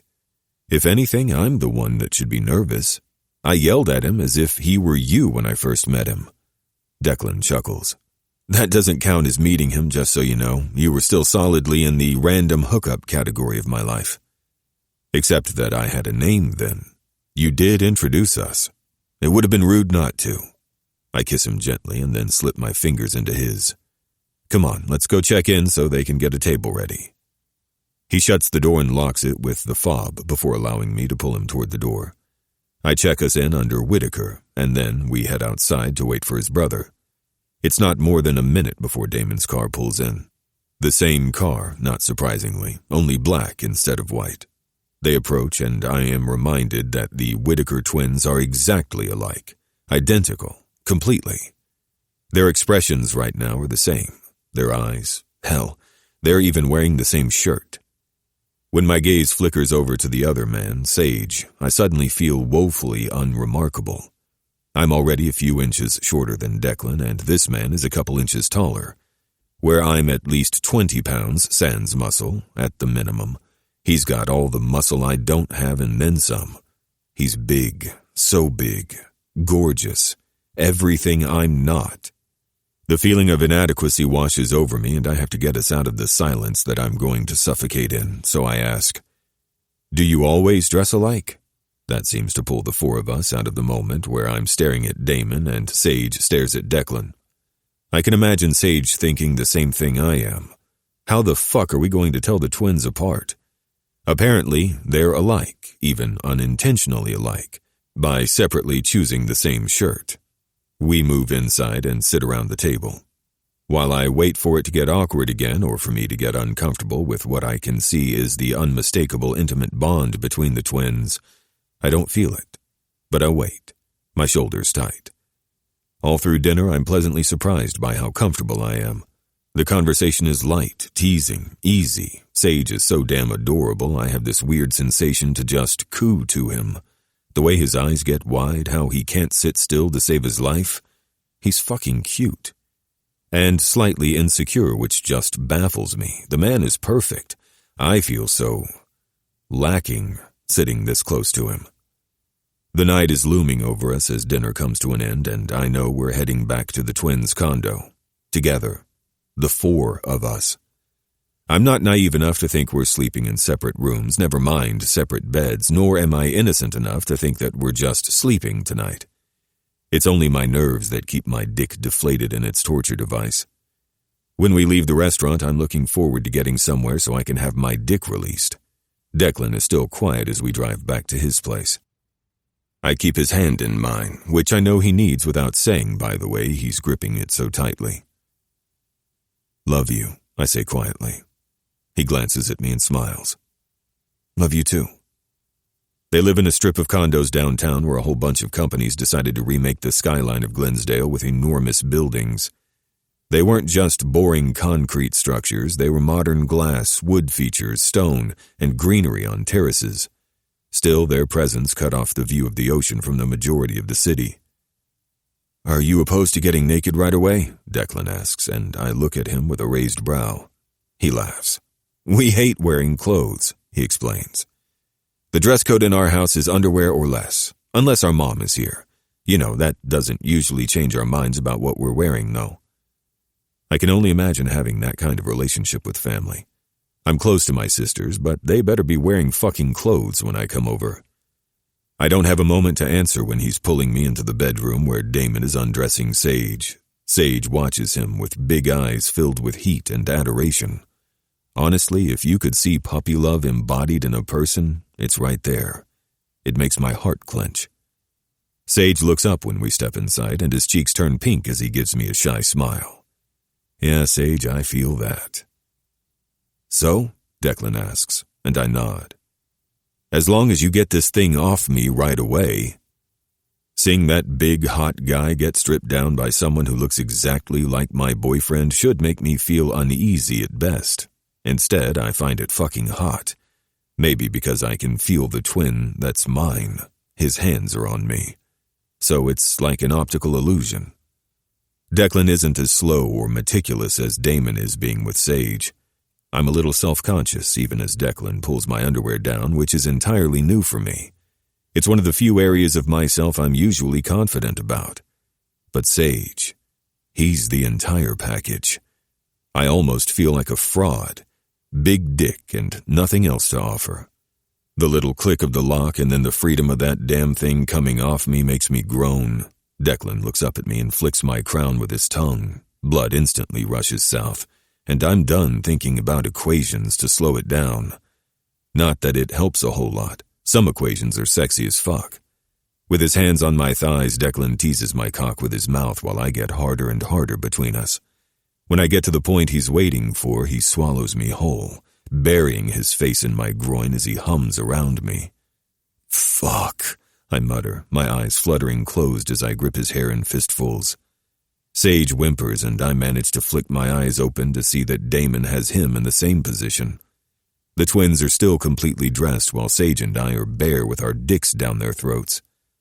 Declan swallowing around me pulls my attention back to the man hanging off my cock, bringing my orgasm roaring to the front. Fuck, I mutter again, and close my eyes to try to ward it off.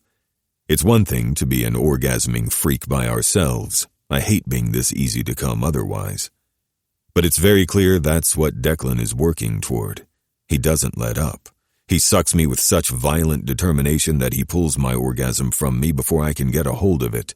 I jerk and spill with gasps.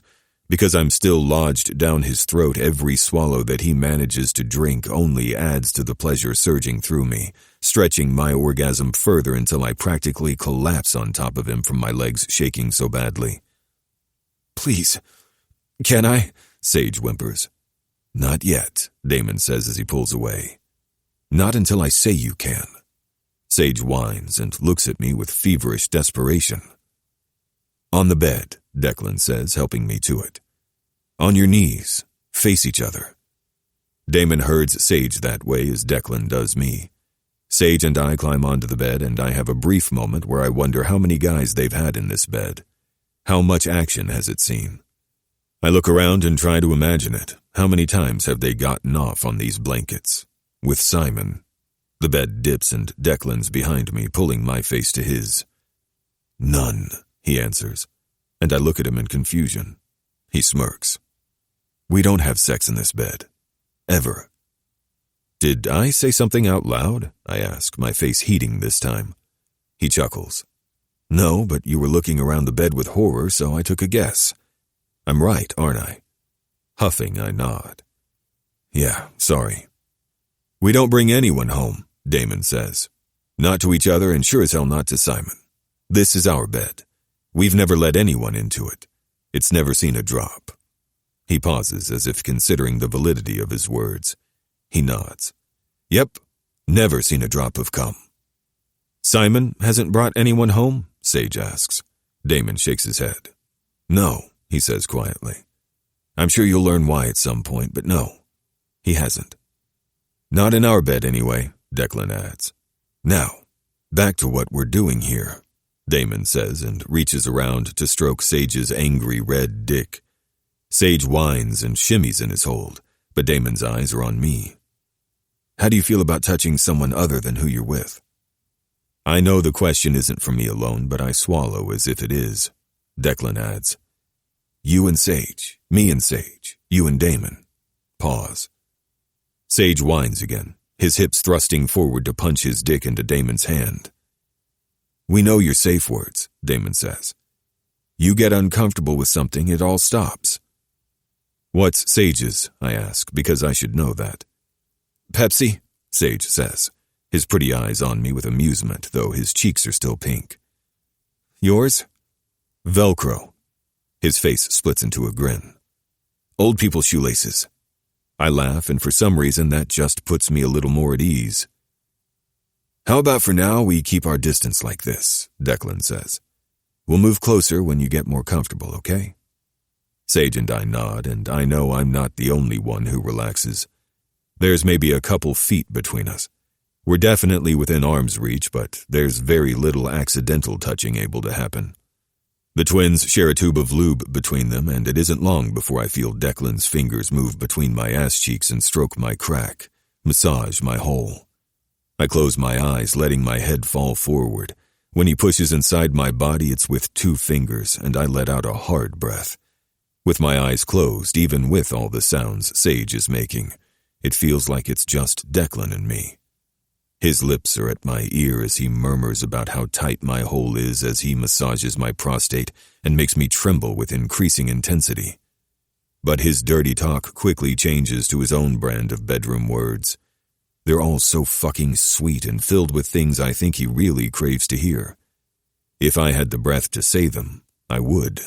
He might be saying them, but it's like he's reading them from the tapestry of my heart. His fingers leave my body and I shudder. Declan's hand smooths around my neck, his grip tight as he controls my breathing while he lines up his dick with my ass. With one hand around his arm and the other around his hip, I try to keep myself relaxed. Ready? Damon asks. I know it's him because of the direction the voice comes from, not because they're different in any way. It's almost eerie. I nod as if the question is for me while Sage almost screams, Yes! I grin, but my smile leaves me as Declan punches into my ass with a single hard thrust. I cry out in time with Sage, my entire body riddled with waves of pleasure that are hot on the tails of the burn of pain, the sting of the sudden stretch. Tears prickle my eyes. Declan doesn't pause. He starts fucking me with a quick, hard, deep pace. It's almost disconcerting to hear Sage's grunts and cries in time with Declan's thrusts, each and every one. I know then that the twins are fucking in unison. The thought alone makes my next orgasm come to the surface. I release Declan's arm and squeeze around my dick to try to keep it in. he says, pulling my hand away. I love to see you come. If you don't come at least 2 more times before I do, I'm going to be forcing your orgasms all fucking night, Ishan. Understand? I whine. I fucking whine. Good, Damon says. Now spray your load all over my Sage. I do, because I can't help myself. It races through me as I shudder. Sage gasps and begins to beg for his own release. When I open my watery eyes, his hands are moving all over his chest where I coated him, and I groan. Jesus fucking hell, I pant. Want to get closer? Declan asks. Sage nods frantically, his big eyes wide and imploring. The way he looks at me all needy and sexily covered in my release, I shiver and nod. Fuck yes, I want to be against him. Declan basically picks me up by his hands under my crotch. I grunt as he squishes my already sensitive balls, but fuck does it feel good. Then I'm flat against Sage and his hands come down on me. Damon reaches between us and drags his fingers through my cum. I watch, transfixed as he brings those fingers to Sage's mouth. Sage's burning eyes watch me as he sucks it off, making sloppy wet sounds. My cock twitches as I watch, breathless. Kiss him, Damon says. Sage and I come together, though I'm not sure which of us moved, maybe both, maybe neither, and the twins did. He's a lot like Declan in that I have immediate control as I shove my tongue into him and taste myself in his mouth. The weird excitement that travels through me is wild. Now kiss my twin, Declan says. You kiss my twin, Damon says. It's only where the voices are coming from that I know who's talking. It's weird, like they're an echo of each other, though their echo says something different, like it's broken. My mouth comes off Sage's and then Damon's closes over mine. The control I had with Sage, that I have with Declan, is stripped from me, and I somehow find myself moaning from the way my entire being seems to fall. Sage is making groaning sounds and the man never stops moving. His hips rock against mine, his hands move over me. His whole body just wiggles nonstop. It's an added source of friction to my sensitive skin, not just my dick, but my nipples, my stomach and chest. The twins' mouths are on us. I have Declan again, and I devour him as he fucks into me over and over and over. All night we do this. All night. Chapter 24. Zarek. It's Friday after Thanksgiving. I spent the holiday at Zevya's house with the rest of my sisters and their families. It's the one holiday we make sure that the 7 of us can be together in the same place at the same time. Christmas is always hit or miss. With everyone having in-laws and extended families plus young children, it's not always feasible for all of us to get together on Christmas Day. But Thanksgiving is the one holiday we promised that we'd always be together. And since our family has exploded, it makes the most sense to go to the biggest house, Zevya's. It's great being with my sisters. We take the obligatory Weaver sibling photo, though none of them are Weavers anymore. I almost feel like an outcast still having our childhood name. That doesn't hold many fond memories anymore, despite having what we'd once thought of as good childhoods. It's not until later that we really saw our childhood for what it was. Conditioning to become the image our parents wanted us to be. Their beliefs instilled within us. For example, something as stupid as female offspring's names always ending in an A. Hell, even though Zevya was disowned by our parents, she still chose her true name ending in an A. There have been many times since I turned 18 that I thought about changing my name. Not my first name, I actually like Zarek. It's unique and I'm never one of the 3 Dereks or one of 9 Jennifers. I'm the only Zarek anywhere. You know, so far, the world is a big place. But my last name? I'm not all that fond of it. But I think the reason I stopped truly thinking about changing my last name as I aged is because of all the things I'd have to change, including my degrees. I mean, I wouldn't really, but I have to register that shit and everything. It's just frustrating. Time-consuming.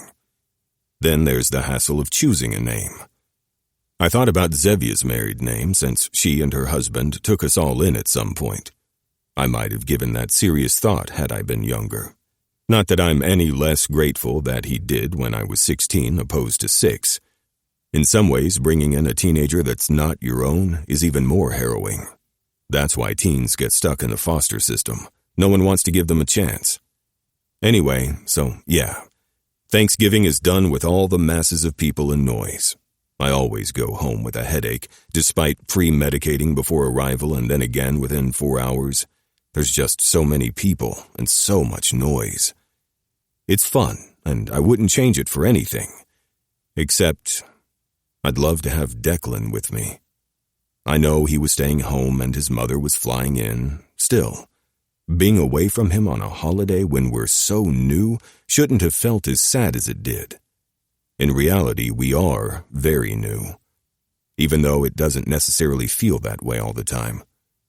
I know Christmas next month won't be any different. They're flying home to be with the Whitakers, Damon, Declan, and Simon.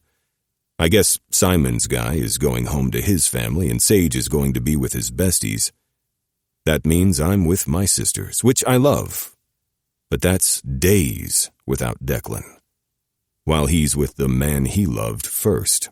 600+ miles away, sharing their childhood bed, nearly naked every night. I shake my head and turn to the door when I hear it open. There's something almost giddy in my stomach when I know Declan used his key. I'm not sure he figured out the coordinates yet. He hasn't said anything. Maybe he's trying to figure out why those specific coordinates. I'm just going to wait until he brings it up. He steps inside and smiles at me. My heart skips so dramatically I feel like I'm having palpitations. I take him in my arms as soon as he's within reach and hug him tightly. "Missed you," I murmur, spreading kisses all over him. It's Friday, so I know he'll only be here for a few hours. Friday nights are Simon's. But Simon is working since he's in retail. That gives us the day to ourselves, and I have plans for today. But first, I have something for my sweet man. "Come here," I say, and pull him into the living room. He follows without question, his hands never leaving me, his mouth not disconnecting from my neck as he kisses me, licks at me, sucks hard and leaves bruises. "I hate spending the day without you," he murmurs. "Phone is just not the same." I agree. Pushing him on the couch, I climb onto his lap, straddling him, and reach for the necklace on the side table. He watches as I show it to him. The way his brows pucker makes my heart dance. Fuck, he's so pretty. "It's moonstone," I tell him. I don't know how much faith I really put into the properties of crystals, but this one in particular is to bring new energy and aid acceptance of the highs and lows in relationships. His eyes flicker up to mine, and I can see the question, the insecurity. I brush my finger along his jaw. "I know that you're nervous about us, and about bringing the two parts of your life together." Undoing the clasp, I bring the necklace up and reach around him to secure it behind his neck. Then I touch it. "Maybe the properties of the moonstone will help assure you and aid in a smooth melding of the relationships that are most important to you." The way he looks at me turns me to fucking mush. Like I just hung the stars for him. I bought him other stones too, ones that are strictly to show how much I love him. There's a string of sodalite because I know he struggles to find the words he wants to say. Oftentimes I can see that he wants to say more or something at all and just can't figure out how to. I'm sure there's a lot we haven't spoken about that he wants to discuss, but he can't figure out how to. That's why I bought the sodalite. I also bought a rhodochrosite for Sage for Christmas. It's supposed to help with inner security and stability, fostering self-worth. The four of us have gotten together a few times now, and Sage's insecurity just radiates off him. I'm still looking for something for Damon before I give Sage his gift. I don't want Damon to feel less important, but I haven't found anything I like thus far. Maybe I'm being silly with these crystals. It's not like I wear pearls for any particular reason other than I like them. I like that they represent me breaking gender barriers by wearing something that's seen as feminine when I'm not feminine at all. It's definitely not to represent my innocence. That's been gone for a very long time. Thank you, he says and pulls me closer, hugging himself to me and pressing his face into my neck. I really appreciate the thought. He has no idea I've already got a damn drawer full of things I've bought for him. This fucking man needs to be spoiled. He spent his entire life since childhood taking care of someone else. Now it's my turn to take care of him, to make sure he has everything he needs and could ever want. I also bought something new for my toy drawer. Want to see? Declan shivers and nods. I feel him lick his lips as his tongue brushes my skin. He's off his feet in the next instant and kissing me, biting at my neck until I groan as I wrap my legs around his waist. We're halfway down the hall when he suddenly stops. I don't know why. My thoughts have already gone south, so the only thing I'm thinking about is getting off or feeling Declan's hands on me. The door clicks shut and I hear, "Zarek?" It's followed by more voices and more sets of feet. Fucking kidding me, I mutter as I let my legs fall and adjust my dick so I'm not popping out of my pants. I didn't wear underwear, so the unwanted intruders are just going to have to deal with seeing their brother fucking hard. Grumbling, I turn back down the hall and stand at the end with my arms crossed over my chest as my sisters, all of them, crowd around the open space. "Oh, Jesus, Zar!" Leia turns away from me while Triana and Catalea cover their eyes in dramatic horror. "Put that damn thing away!" "I'd like to point out that you let yourselves into my house," I say. "My house. My personal space." "It's the middle of the day," Leia exclaims. "I literally spent the entire day with you yesterday," I say. "Not that I don't love you, because I do very much. But what the fuck are you doing here? Shouldn't you be doing your yearly shopping?" "We did," Zevia says as she eyes behind me. I can feel Declan coming closer now since it's clear as my sisters fan out through the living room that they're not planning to leave. "We got our asses up at 3, did the few things out of the house that we wanted, then we went back to my house where we ate a home-cooked breakfast and did the rest of our shopping online." "We'll finish on Cyber Monday," Yiza adds, her eyes also now trained behind me. "You have company," Leia says, her eyes going wide as Declan finally joins me in the entrance to the hallway. "Yes, so you can see that I'm busy and leave now," I say. Oh no. All my words do is ignite wicked smiles on all 6 sisters' faces as they eye Declan behind me. Rolling my eyes, I let my head fall back in frustration. "Since you barged in and won't leave, I'm not required to be a good host. Get your own damn drinks and whatever shit you want," I grumble and pull Declan back into the living room we just left. When I risk a look at him, he's wearing a small, amused smirk as he glances around the room before his gaze settles on me. "I'm sorry," I mouth. His smile just grows as I push him into my armchair and climb onto his lap. In my defense, my house isn't big enough for all these people, especially not in a single room. Sighing in defeat, I make my introductions. Then there's a moment of silence as I wait for my sisters to do what they do. They're like poodles, elegant and sophisticated, but fucking vicious. "You're awfully cute," Catalea says, the true baby with absolutely no filter. Declan chuckles. "Thanks." "You'd make pretty babies with our brother," Triana adds. Declan looks at me and I just shake my head. Triana is a fantasy writer, so in her mind everything is possible. However, the leaps and bounds she just put on our relationship make me flinch. "Don't," I say, frowning at her. "I'm just saying." She gives Declan another appreciative once-over and I bristle slightly. "His hair and your eyes would look stunning on a baby, don't you think?" The question is for her twin, who nods emphatically. Alba and Leia snicker. "This is what looking at twins is like," Declan says, canting his head to the side.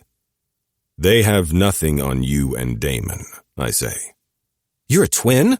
both sets of twins say at the same time. Unlike Declan and Damon, who literally talk as one, they aren't completely synchronized. I gesture to them. "See, not nearly as identical as you two." "I am," Declan says, smiling. Is he single? Catalea asks. No, Declan says, amused. He's also gay, I add. And you're married, what the fuck? Catalea shrugs.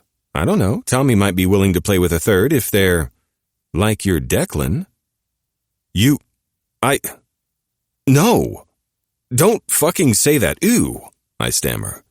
My sisters laugh. I don't miss Declan's shiver. I know he's 100% not into women at all. So he wasn't even a little intrigued by the suggestion. His smile remains polite and amused, though. I wonder if his gut is rolling like mine is. Catalea begins, and I hold up a hand to cut her off. Change the subject. You can't have Declan or Damon. Don't even imagine it. Believe it or not, gay boys do not have a girl kink, so it's not pleasant to even tease about, I say, scowling. You're not gay, Triana says, tilting her head to look at me. Are you? I thought you were bi.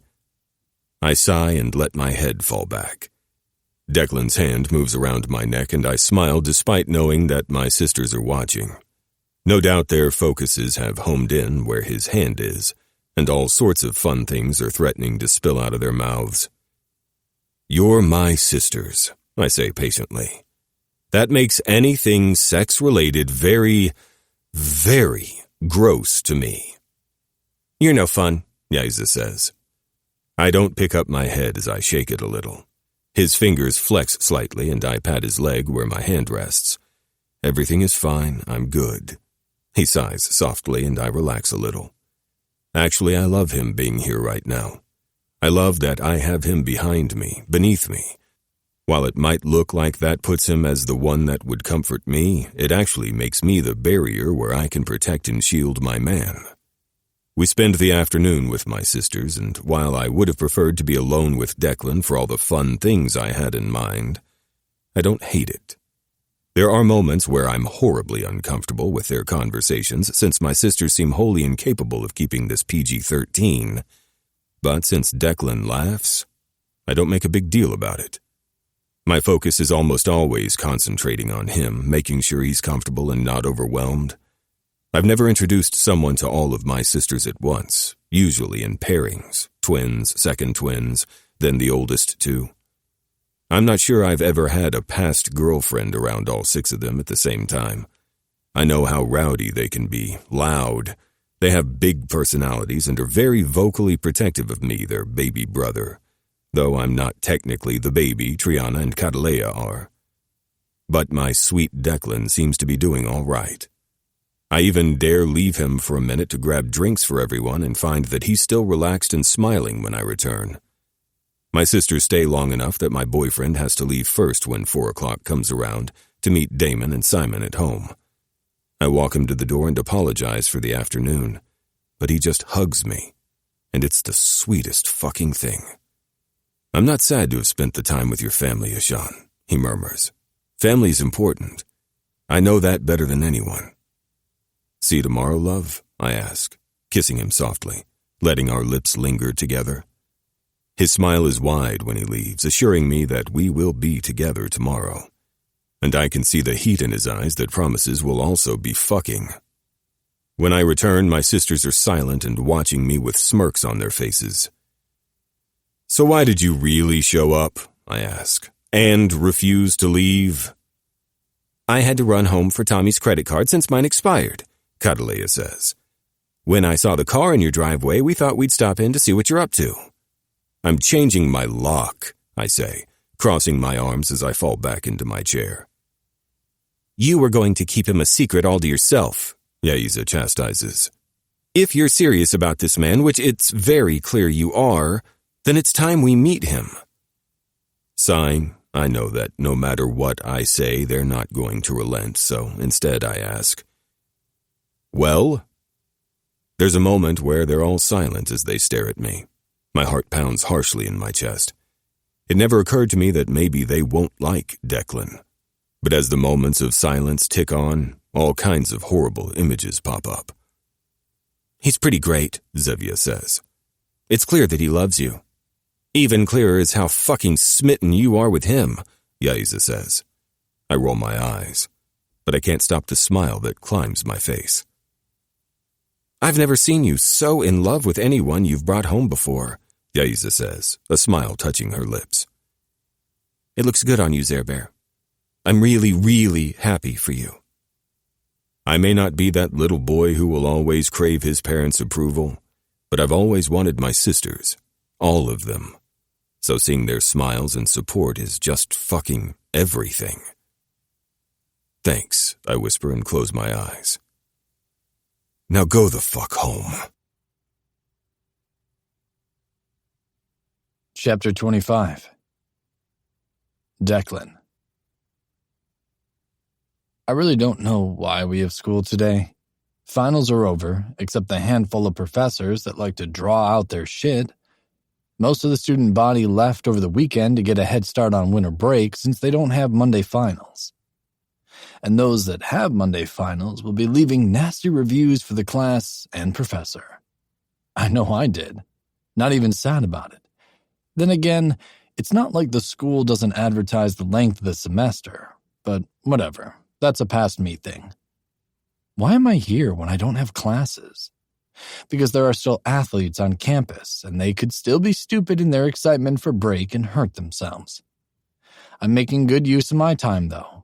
Lacrosse begins after the break, so I'm making a few tweaks to my new propositions for the coaches.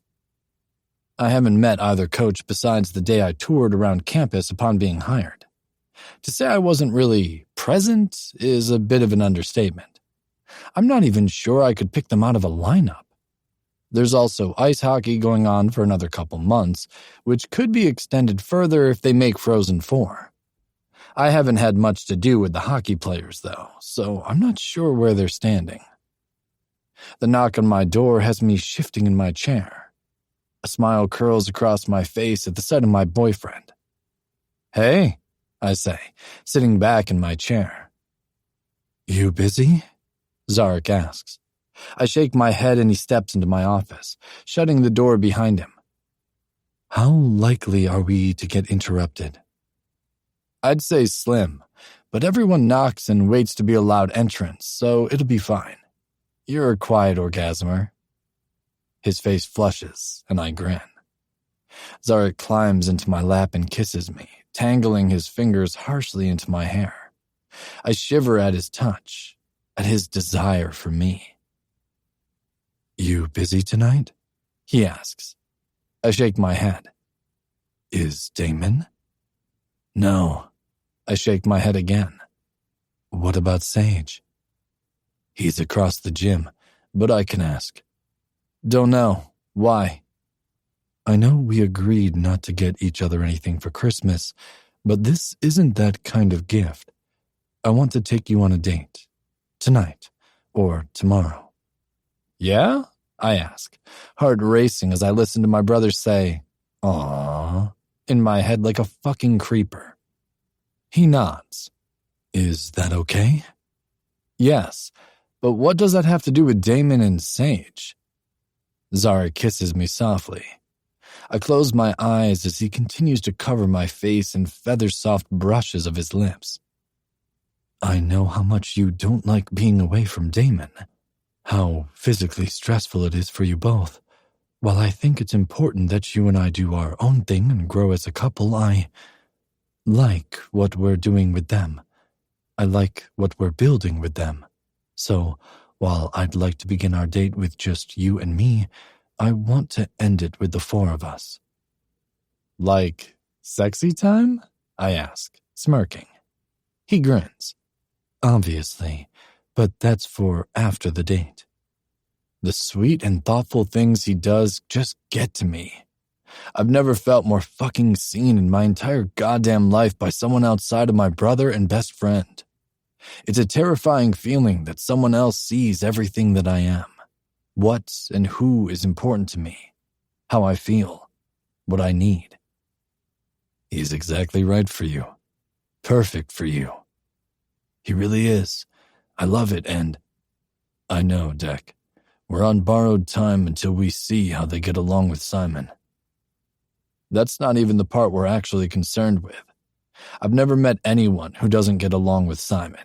He's just easy to like. Laid back and thoughtful, quiet and good-natured, compassionate and empathetic. He's just too fucking easy to get along with. It's everything else that worries us. Everything. There's not any way to emphasize or explain the closeness we share with someone that might prepare them for seeing it in person. No dressing alike, though, he says, smirking at me. I will never let you be confused about who I am, Zarek, I tell him. I know, but until I can figure it out on my own, I don't want to feel that weird panic of not knowing which of you is who. I brush his cheek. You haven't figured it out, huh? Shrugging, he shakes his head. You could get different haircuts. No. I laugh. It's really our personalities. We're identical except for our basic needs, which might not have presented themselves as obviously as they have if Simon hadn't left. But that's always going to be the tell for us. Damon likes control. He needs to give those he loves what they need, emotionally, physically, mentally. He wants to make sure we're happy and have what we need. I'm the opposite. I need that from someone. It's not that I won't make sure whoever I'm around at the time a priority. It's that my craving is to be the one taken care of. When Damon and I are around each other, even if I'm the one hugging him, you'll always see that it's actually him making sure I'm getting what I need before he does. I didn't realize you recognized that in us. Yeah, well, I flail less now that Zarek naturally answers those needs inside me.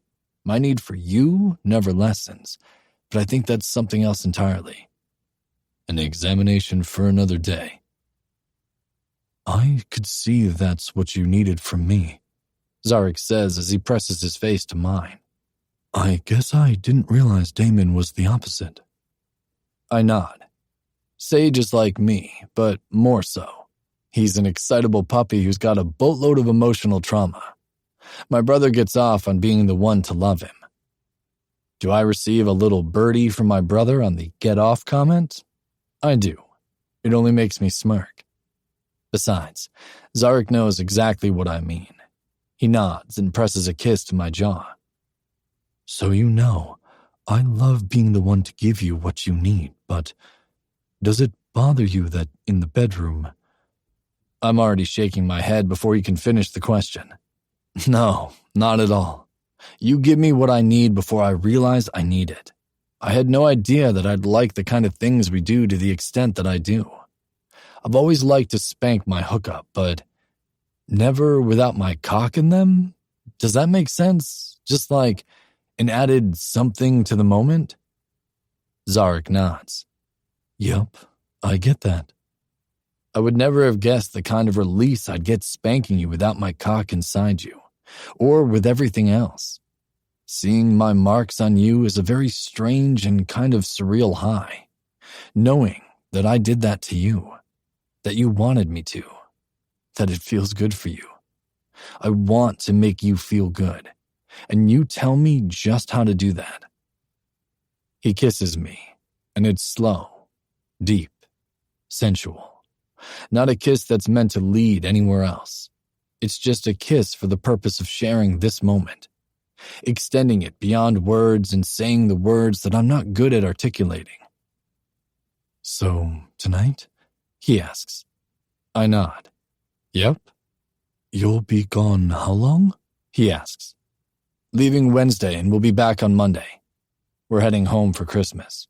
While once I'd have loved spending 5 days with Simon without having to worry about fucking Stommer being around, I'm no longer as excited for that time away as I was. I'm thrilled at having Simon to ourselves. That hasn't changed. But I'm not looking forward to not seeing Zarek for that long. A knot has already formed in my stomach over it. What if something changes between us by the time I get back? What if this only feels as heated and good because we're continuously dousing the flames in lighter fluid? What if he meets someone else? Stop, twin. None of that is going to happen. But he doesn't know that. We don't know that. Where'd your mind go? Zarek asks, and I hug him against me, just enjoying having him in my arms, to love and to hold, to keep to myself. As if there's an end date looming ahead, blinking incessantly at me once more, though this time it's moved up. Just waiting to get out of here. Zarek nods. After another brief kiss, he climbs from my lap. I'll pick you up after work. Dress comfortably. I nod and watch him leave my office. I don't work for the rest of the day, but search the web for something to do for Zarek. In private mode, of course. It's not like we're supposed to be doing this stuff during office hours. I've just changed into another version of what I was already wearing for work. Track pants and a hoodie, when Zarek knocks on the door. I change my trajectory and open it. He loops a scarf around my neck and pulls me to him until our mouths connect. I grin into the kiss. Ready?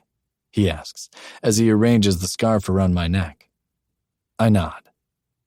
Damon, you ready for later? Zarek calls into the house. I feel my brother come around the corner and then lean against the wall with a smile. Hour and a half outside the north entrance of the park. Got it. We'll be there. So you know, Sage was bouncing around like a child after too much sugar when I told him. Zarek grins. Noted. He takes my hand and links our fingers as he pulls me from the condo into the elevator. We don't move to his car, though. Instead, he leads me down the sidewalk. I'd have worn different shoes if I knew we were walking, I say, which is a lie since I'm in sneakers. It's not far. Where are we going? I ask. It's a surprise. You know that once I see it, it won't be a surprise for Damon, right? I ask. Zarek nods. I still get nervous that he's going to laugh and call me insane when I reference communicating with my twin in our hive mind. But he doesn't. He doesn't even question it. Still, I can't stop myself from waiting for the time when it actually does. That's all right. It'll still be a surprise for Sage, right? I won't tell Sage. I confirm after Damon's assurance. But I'm distracted from the conversation when I spot an enormous carriage at the end of the street. It's the kind that was used 100, 200 years ago, with 5-foot-tall wooden wheels.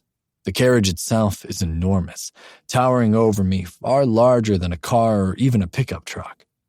There are 2 bench seats up top, kind of stadium style. Then there's one in front for the driver. The driver who steers 2 massive horses decked out to the nines. The carriage itself is gleaming white with gold filigree. As we approach, the driver drops down and opens the door for us. Dr. Weaver? He asks, and Zarek nods. Zarek looks at me with a grin. Just so you know, the horses are well taken care of. They only work a maximum of 6 hours a day, up to 3 days a week max. Otherwise, they have free reign of their large pastures where they get to run around, get groomed, and have all the horsey sex they want. Right? He asks the driver, making me laugh. The driver smiles. Well, I can't attest to the horsey sex, but the rest is true anyway. Zarek nods. I'm going to pretend they live in paradise, and that means horsey sex when they want it. He takes my hand and urges me forward. What's your step, love? Climb in. I'm right behind you. Fuck, I love his words. A smile that won't quit doesn't leave my face as I climb into the carriage and sit on the red velvet seat. Zarek follows. The driver steps in once we settle and pulls down a table that's attached to the opposite wall. When it's secure, he unloads dishes of food until the table is covered. Will you be needing anything else? He asks. That's good, Zarek says. Thank you. Very well. Enjoy your ride. The door shuts, and I watch what I can as he disappears. Not long after, the carriage is moving to the steady clop, clop of the horse's hooves on the pavement. I look at Zarek, and he's smiling. This okay? This is amazing, I say. He pulls me to him, and we shift on the seat so we're sitting sideways, our legs tangled together. He brushes my hair from my face. This first hour and a half until the sun goes down is for you and me. Then we'll pick up Damon and Sage at the park and spend another 2 hours moving through the park and watching the stars as we curl up together back here. Zarek breaks off a piece of fancy bruschetta and holds it to my mouth. My stomach dances. I've always been the one feeding Simon, Damon, and I, except those times that Simon wasn't with us and Damon fed me. Being on the other end, being fed, is enough to get me choked up. "You okay?" he asks, brushing his lips over mine while I chew. "Yes. I just can't believe you're real, and you're mine," I say. Zarek pulls me closer, his nose nuzzling along my neck. "Definitely real. Definitely yours. I've never wanted someone as much as I want you. I can't get enough of touching you, having you in my arms, kissing you, tasting you. You're everything I didn't know I wanted." He feeds me another bite before taking one of his own. I know exactly what he means. Since Simon came into our lives at 8, the only thing I've wanted is him and Damon. I didn't realize there was more out there, something else I'd want. Nothing had ever sounded even remotely appealing. Was that because we were always convinced that we couldn't have both? We couldn't have the three of us and someone else to love? This love I share with Zarek isn't anything like that with Simon and Damon. I mean, it is, yet it's entirely different. I can't explain it at all. All I know is that I can't lose any of them. All three of those loves define me. They make me who I am and provide me the sustenance I need. Zarek continues to feed me until we've made our way through the meal. Then the driver stops and packs up our dishes, stowing the basket and securing the table up. Then our seats recline a little while we cuddle and watch the streets. Once the sun has set and the sky is a water painting of pretty colors, the carriage stops again and Sage and Damon join us. Sage is beaming, basically coming out of his skin. Damon smiles as he shakes his head, urging Sage to sit closest to the window so my brother is pressed against me. We kick off our shoes, and the driver covers us with a blanket while we settle into the seats, sitting far too close since we're not small guys.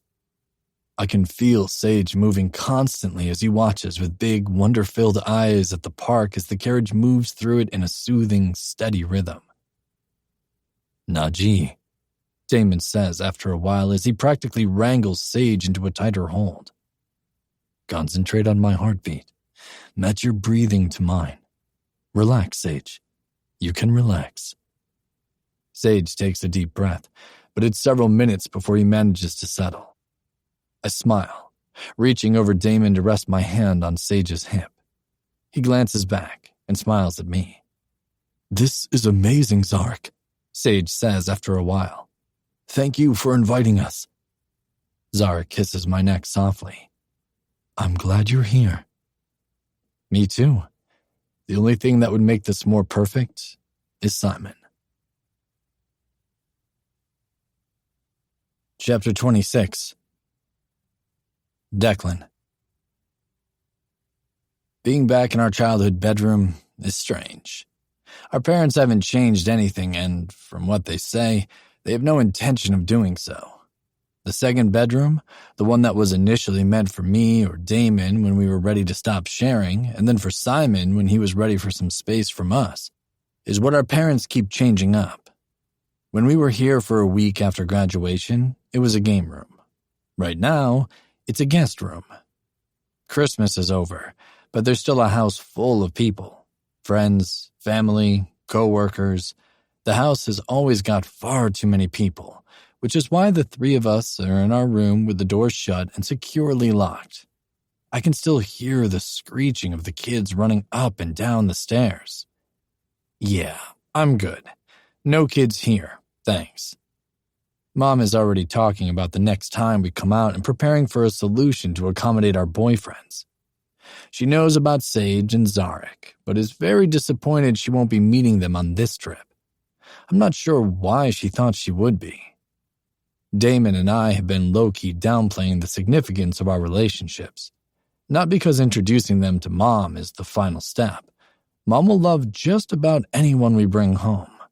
But because we haven't gotten over the hurdle of our guys meeting and accepting our relationship with Simon. But it's time. We all feel it. Tomorrow we head back home, and it can't come soon enough. Not only so we can get away from the constant bodies in our space, but because this isn't our space anymore. It's still home in that we had a very good childhood here. We have a lot of memories. It's just that we're missing some very big components of home. Zarek and Sage. And for Simon, Stammer. We've talked to them many, many times. Each day, half a dozen stolen moments where we can hear their voices. We even managed a few video calls. They'd have been sexy calls if Simon wasn't there, though I suspect he wouldn't have cared either way. But there are parts of our relationships that are separate right now. It's weird and kind of aches to have that separation, but until we have combined everything and find a certain cohesion, this is just how it is, sucky and all. Simon currently lies spread out between us on his stomach, his face pressed into Damon's thigh, where Damon is basically resting his dick on Simon's head as he massages Simon's back. I'm sitting opposite, my cock against my best friend's ass while I massage his back. Damon's cock runs along Simon's hair and neck as he moves his hand along Simon's back, and I snort. Yup, I can see how our guys wouldn't like this. I can see how they'd see something other than what's really going on here. What's going on? We're just relaxing. That's all. Trying to push the stress of all this peopling away. Recharging the absence we have between us since we've been spending so much time apart. With our boyfriends. There's a part of me that loves that Simon has a boyfriend, that he's not straight. I can only imagine the weirdness in our relationship that would cause. While we're not overly thrilled about Stammer, it's the man himself, not at all that he's a man. Yes, that was irritating at first, not going to lie. We were pissed, but not for the reason that might seem most obvious. It's because we wanted that with Simon, and somehow it was fucking stolen from us. I think it's time, Damon says. For what? Simon asks. My brother and I meet eyes for a minute before he leans back, and I do the same so we can roll Simon onto his back. I retake my position, but Damon doesn't. Simon eventually opens his eyes as he looks up at Damon, bemused. What? You're cool putting your junk on the back of my head, but not in my face? I snort laughter as Damon raises a brow. There's something easier about Simon. His response to sex in general was always blasé. He'd listen and ask questions when we talked to him, explaining exactly what a dick felt like to us, what it feels like to choke on, to ride, how we enjoy a nice, tight ass. Simon listened with an expression that was almost clinical, like he was researching and coming to conclusions. But there was little beyond that. Definitely no interest, not even when he was telling us about girls. He never went into detail, for which we were bad friends and thankful about it. I really didn't want to hear about girls, and we didn't ask, though we maybe should have. I wonder if we had, would we have picked up on his sexuality crisis?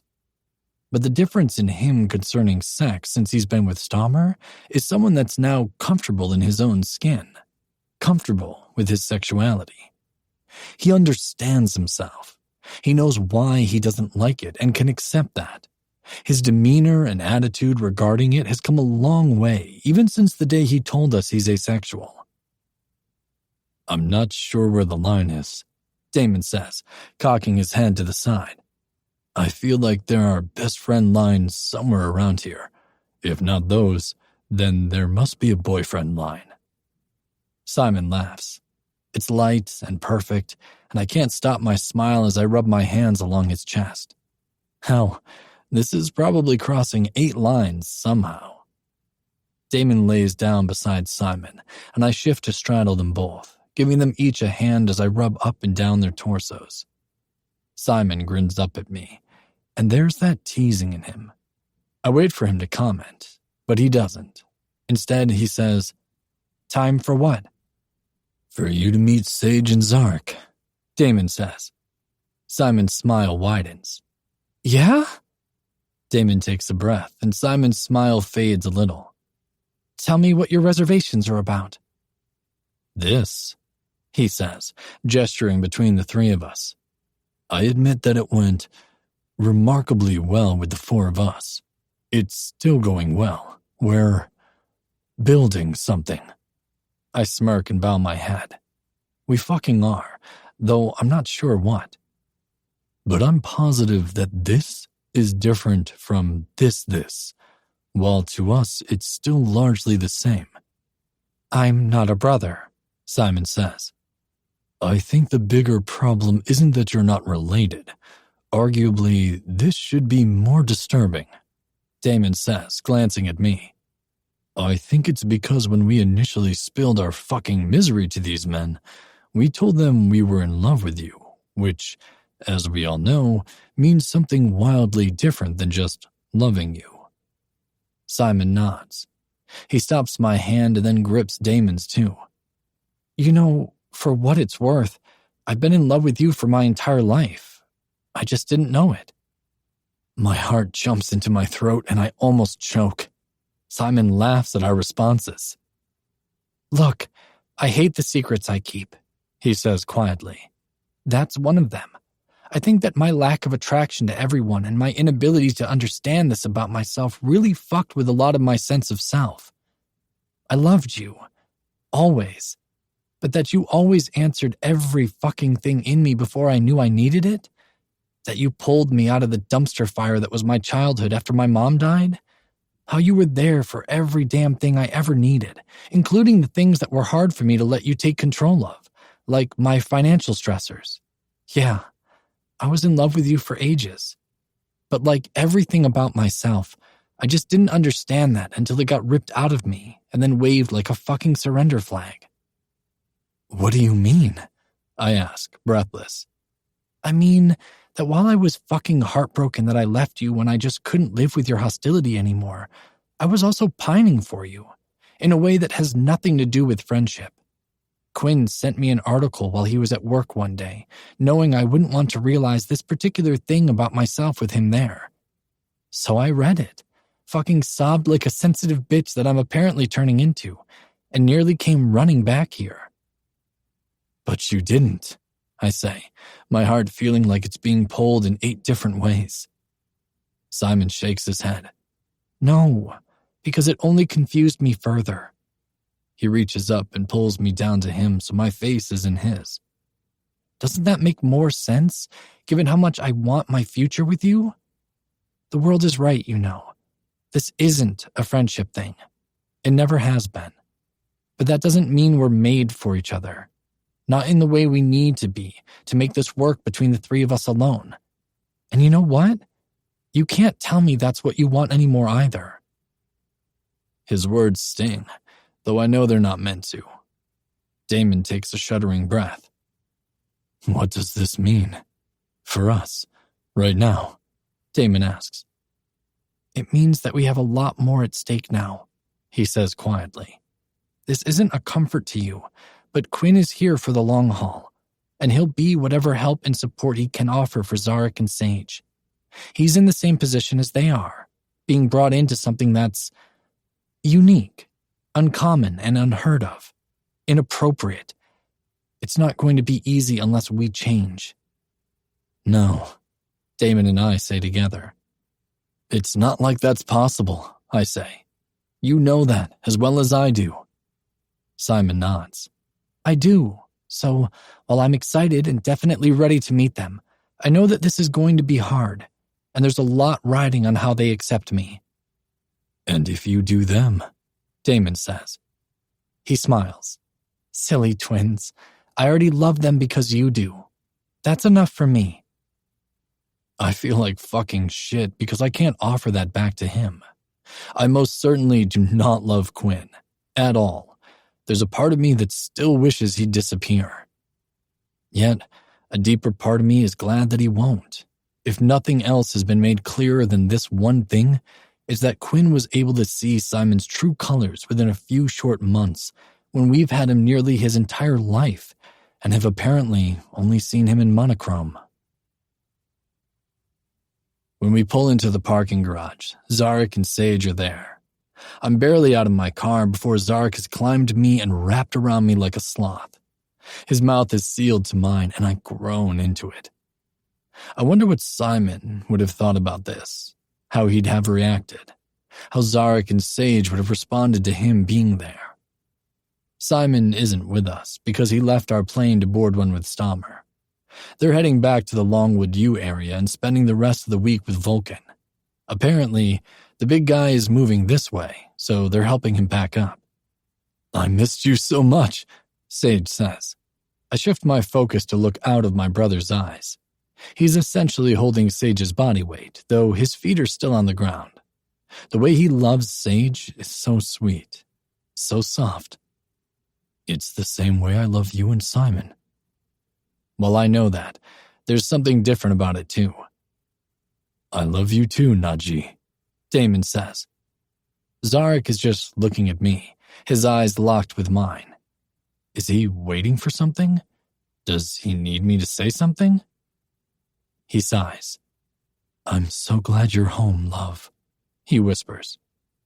I nearly swallow my tongue in relief. Hugging him tightly, I press my face into his neck and suck. I'm sure his body is missing all my marks now.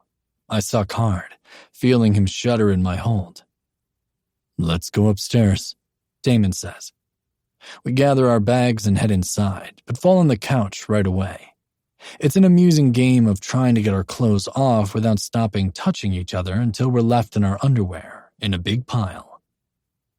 "So, next weekend," Damon says, brushing Sage's face before he gently draws his finger across Zarek's jaw. "I think it's time for you two to meet Simon." "And his professor?" Zarek asks. Damon rolls his eyes. "Yes, and Stammer." "What's the plan? It's not going to be a sleepover, right?" Zarek asks. "No," I say, kissing him lightly. "Not for this." "But you want that eventually," he clarifies. I sigh and close my eyes. "Yeah, eventually, but we're not in a hurry. I think we inherently knew that the four of us would be relatively easy. Moving quickly and building something between us has been amazing," Sage says quietly. We smile as we look at each other. "It has been," I agree. There's a rightness to it that I think was always there. Because Damon and I are the same person in a lot of ways. Because we share everything and experience it together. I was falling for Sage while he was, and vice versa. Sage sighs dreamily, and we all smile fondly at him. "But we're all aware that Simon is an entirely different entity," Damon says. "Equally important, but vastly different. It won't be as easy, even though it kind of should be. It's the same relationship, even if you don't see it that way." "I can see why you think it is," Zarek says. "And we can see why you think it's not," Damon counters. Zarek laughs and closes his eyes, leaning his head against my brother's shoulder. "Fair. It's not something we're necessarily going to agree on." "And that's going to always be a point of contention," Damon says quietly, "because it's really important that you don't see it any differently. To us, it's the same. Simon is a Declan to me, a twin, or I suppose, a triplet. Just because he's not related by blood doesn't make him any less a part of us." "And you don't seem to have a problem with us," I say, looking at my brother. "But you are brothers," Zarek says. This is why there's going to be a permanent lead ball in my stomach. This is why I'm not entirely convinced that this is ever going to work. Zarek's hands on my face make me open my eyes. He touches my necklace and stares at me as if reminding me what it means. The acceptance of highs and lows in a relationship. "We'll figure it out, love," he says, and presses his mouth to mine. I really can't live without you. A week was bad enough, but forever? He shakes his head. I need you. We'll figure it out. Chapter 27. Zarek. All I can say is that I'm really grateful Declan didn't try to convince me to wear the chastity cage of torture for tonight. While I know this should be as easy and natural as meeting Damon and Sage had been, I know it won't be anything like that. No matter how many times I try to convince myself it will be. I've tried over and over and over to demand that I look at this as if Simon is their brother. It'll be the same thing. I know what to expect. That's not as attractive as the thought of Damon and Declan together. Is it because they look the same, so I subconsciously just pretend that Declan is fucking around with himself? The thought makes me snort. No, not at all. My stomach is already in knots when we pull up to the restaurant. We're first again. I'm not sure if that's intentional on Declan's part or happenstance. The car ride was quiet as we were both overcome with nerves. When I get out and wait for him at the hood of the car, it takes me a minute to realize he hasn't gotten out yet. I turn to look at him, and he looks like he's going to be sick. I sigh, smiling as I move to the driver's side and open his door. Declan startles a little and looks at me with wide eyes. "You okay, love?" I ask. He exhales a forceful breath and gets out of the car. His lips are pressed together into a thin line as he shuts the door behind him and pulls me into his arms. The way he clings to me, I can tell that he feels the same unease I do. This is ending. It's the only thought going through my mind.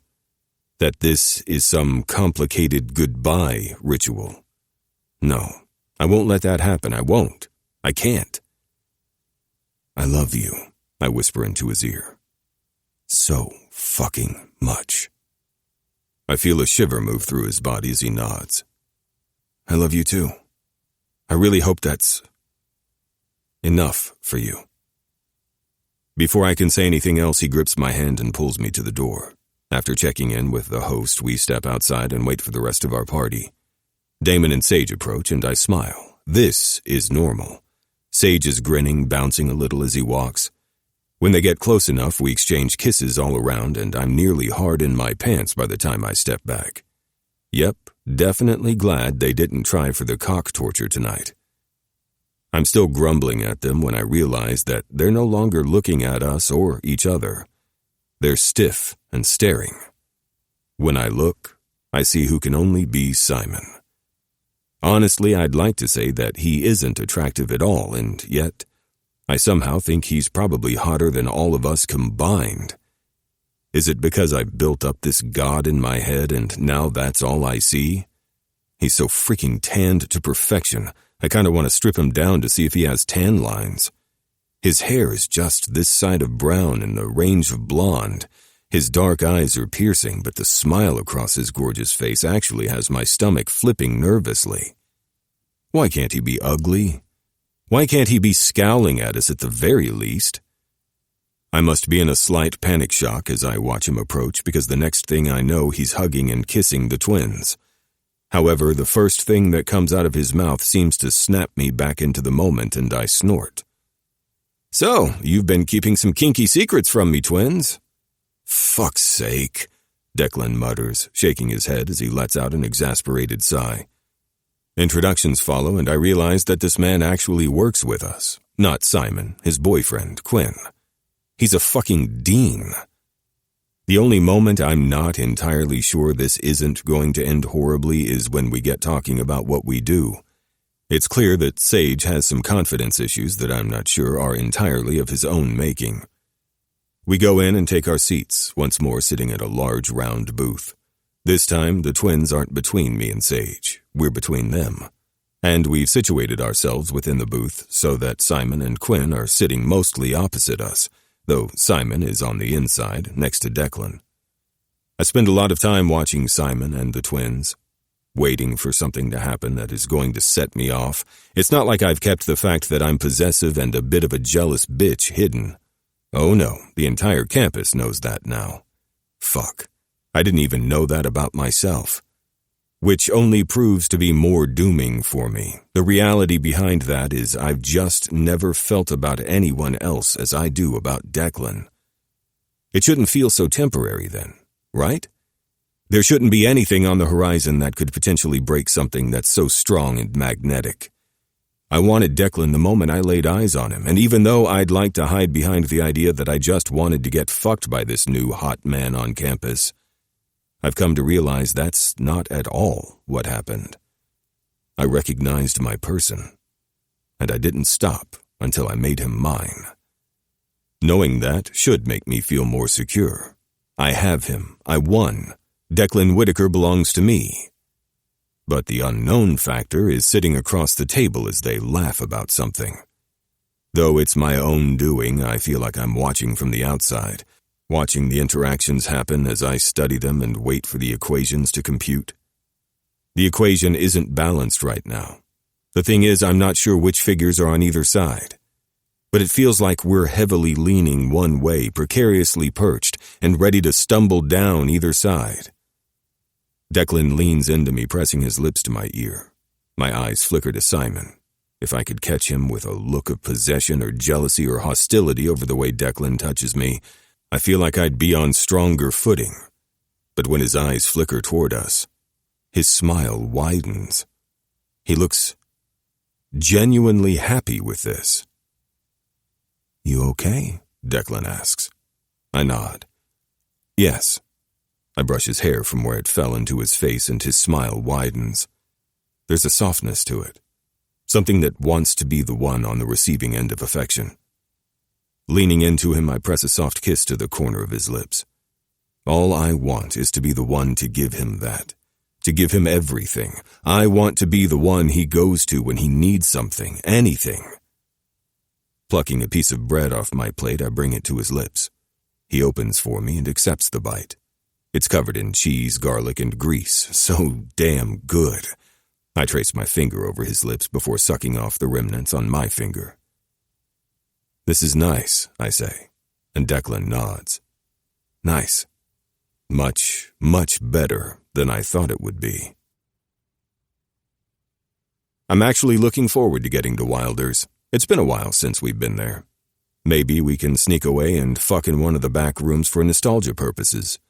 I nearly laugh as if those moments had happened years ago instead of just a couple months. A lot has happened in those months. A lot of really great things. As we take to the dance floor, I can almost feel myself relaxing. This is going better than I thought it would. I like Simon, though I'm not sure that's much of a surprise. I'm not even surprised I like Quinn. Given what I know about the situation between the four of them and now seeing how they interact, I'm also not surprised by the way the twins handled the shift in Simon's life, nor that they hate Quinn with no real reason behind it. Everything makes sense. I love when things make sense, when I can see all factors of the equation and the formula comes together with an expected outcome. It's exactly right. That's when it happens, when everything changes. After we've been dancing for a while, I leave the dance floor with Sage to get a drink and cool down.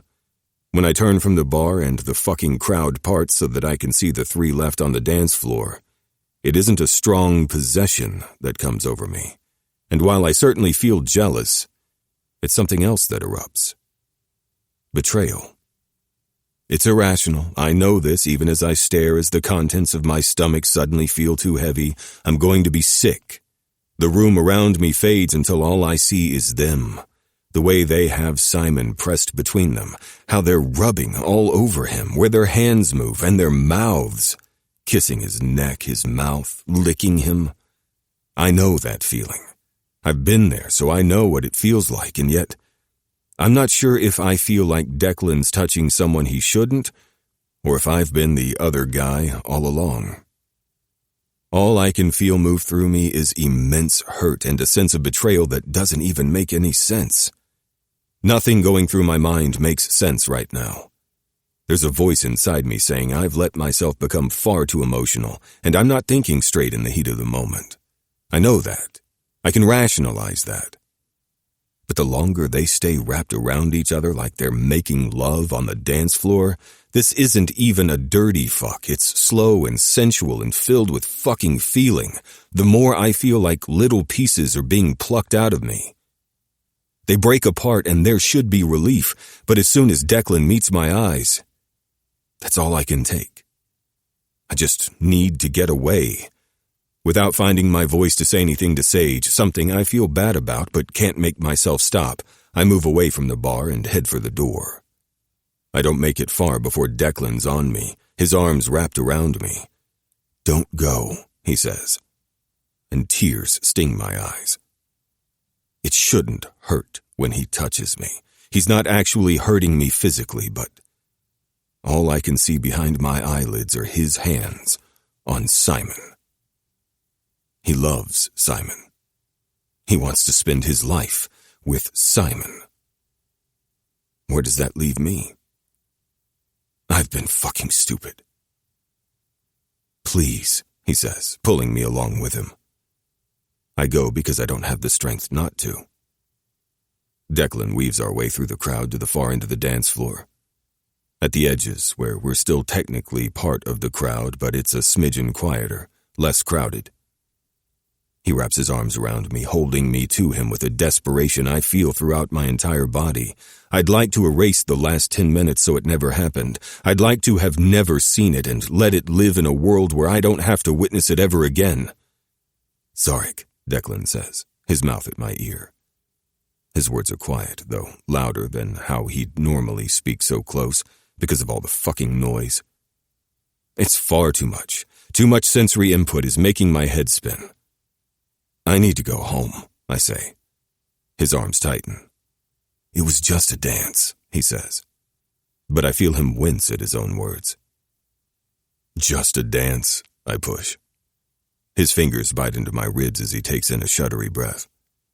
If I wasn't so fucked up over this right now, I'd recognize that he needs me to comfort him. I can feel the way he's unraveling. He's my baby, and he needs to be taken care of. That's our dynamic. That's how we fit together. That's what I want to do. But I don't. Because all I can think about is him loving someone else, and how I'll never be at that level. I'll never be that to him. "What do you need from me?" he says. "Tell me and I'll do it." "You and I both know that you can't do what I need," I say. And fuck, he whines. I can't stop myself from holding him tighter because this is the last time. But I told you," he finally says after stumbling over words that he couldn't find. "I told you that this is how we are. This is our relationship. I told you this was coming." "I guess I thought I was stronger than I am," I say, and feel the way he sags. "I need to go home. Please." Declan doesn't speak again. Not as we leave the club, not on the drive home, or when I get out of the car. I look at him for a minute and see the way his eyes glisten in the moonlight, filled with tears that he hasn't let fall yet. He won't look at me. His hands grip the steering wheel tight. It's on the tip of my tongue to tell him I'll text him tomorrow. I don't say it. Then I think about telling him we'll talk Monday, but I don't say that either. After another few heavy seconds pass, I shut the door and walk away. With every step, a sob lodges in my throat, but I don't turn back, because I know when he gets home, he'll be running right into Simon's arms.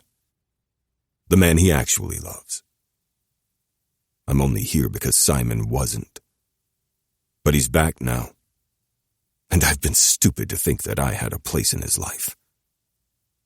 Simon is the one that fits between them. Perfectly. Not me. Chapter 28. Zarek. Declan messages me 5 times on Sunday, and while I answer, I don't say much. I'm fine. Yeah, we'll talk later. No, I don't want to talk right now. The one I get hung up on is the one I receive right before bed. Declan Whitaker. I love you. Please don't stop loving me. Somehow I've done well not to shed any more tears than absolutely necessary. I hate crying. I hate the way it makes me feel. Okay, I hate crying outside of impact play, but that's a different kind of crying, isn't it? That's the kind I ask for. That's because of something that I need and want. It's not because I hurt so fucking bad I can feel it in my soul. I stare at his message for far too long. I refuse to be that person who doesn't respond. What kind of hypocrite would I be if, after yelling at him for ghosting me, I turn around and do the same thing, especially after everything we've shared? That makes this hurt all the more. Now I wish with everything in me that I hadn't been so determined to have this man. If I had just walked away after the first time we fucked, this wouldn't be happening right now. It's a lie, though. I don't wish I hadn't been with Declan. What I really wish is that things were different. I'm built for a traditional relationship. 2 people equals a family. All your love and affection and physical touch is shared between 2 people. I was kidding myself by thinking I could do this. This is not who I am. It's just not. Sure, the sexy time is fun with Damon and Sage, but maybe I just saw that as something else. It wasn't real. There's no emotion involved. Rolling my eyes, I hear the lie in my own thoughts. There sure as fuck is emotion involved. It's not hard to understand where my mind created the distinction, though. Damon and Declan are brothers, and while that should make it not okay at all, my head is like, yes, this makes total fucking sense. Helpful, I know. Eventually, I message Declan back. Dr. Zarek Whitaker. Love you. Because it's the truth. I do love him. I'm not ready to not love him, but I think for my own sanity and self-preservation, I'm going to need to figure out how to live without him. I just can't live in a world where my boyfriend is so in love with another man that is what's normal between them. Especially when I really remind myself of all the things they share. Bed, clothes, shower. They shower together. Nope. I can't do this. I can't. There was a time that I never saw Declan anywhere on campus. Now it seems like every time I step out of the math building, there he is. But he's never alone. There's been a group of athletes around him, and while Declan doesn't look like he's fully into their conversation, he's talking to them, laughing with them. Laughing. That makes me ache even more. Sometimes there are other faculty with him, as if suddenly the entire world knows that Declan is gay, hot, and single. But we haven't broken up. I snort bitterly and turn away. We hadn't actually said we were together, have we? Yes, we have. The day I freaked out over Alka Lennon kissing him. We talked that day.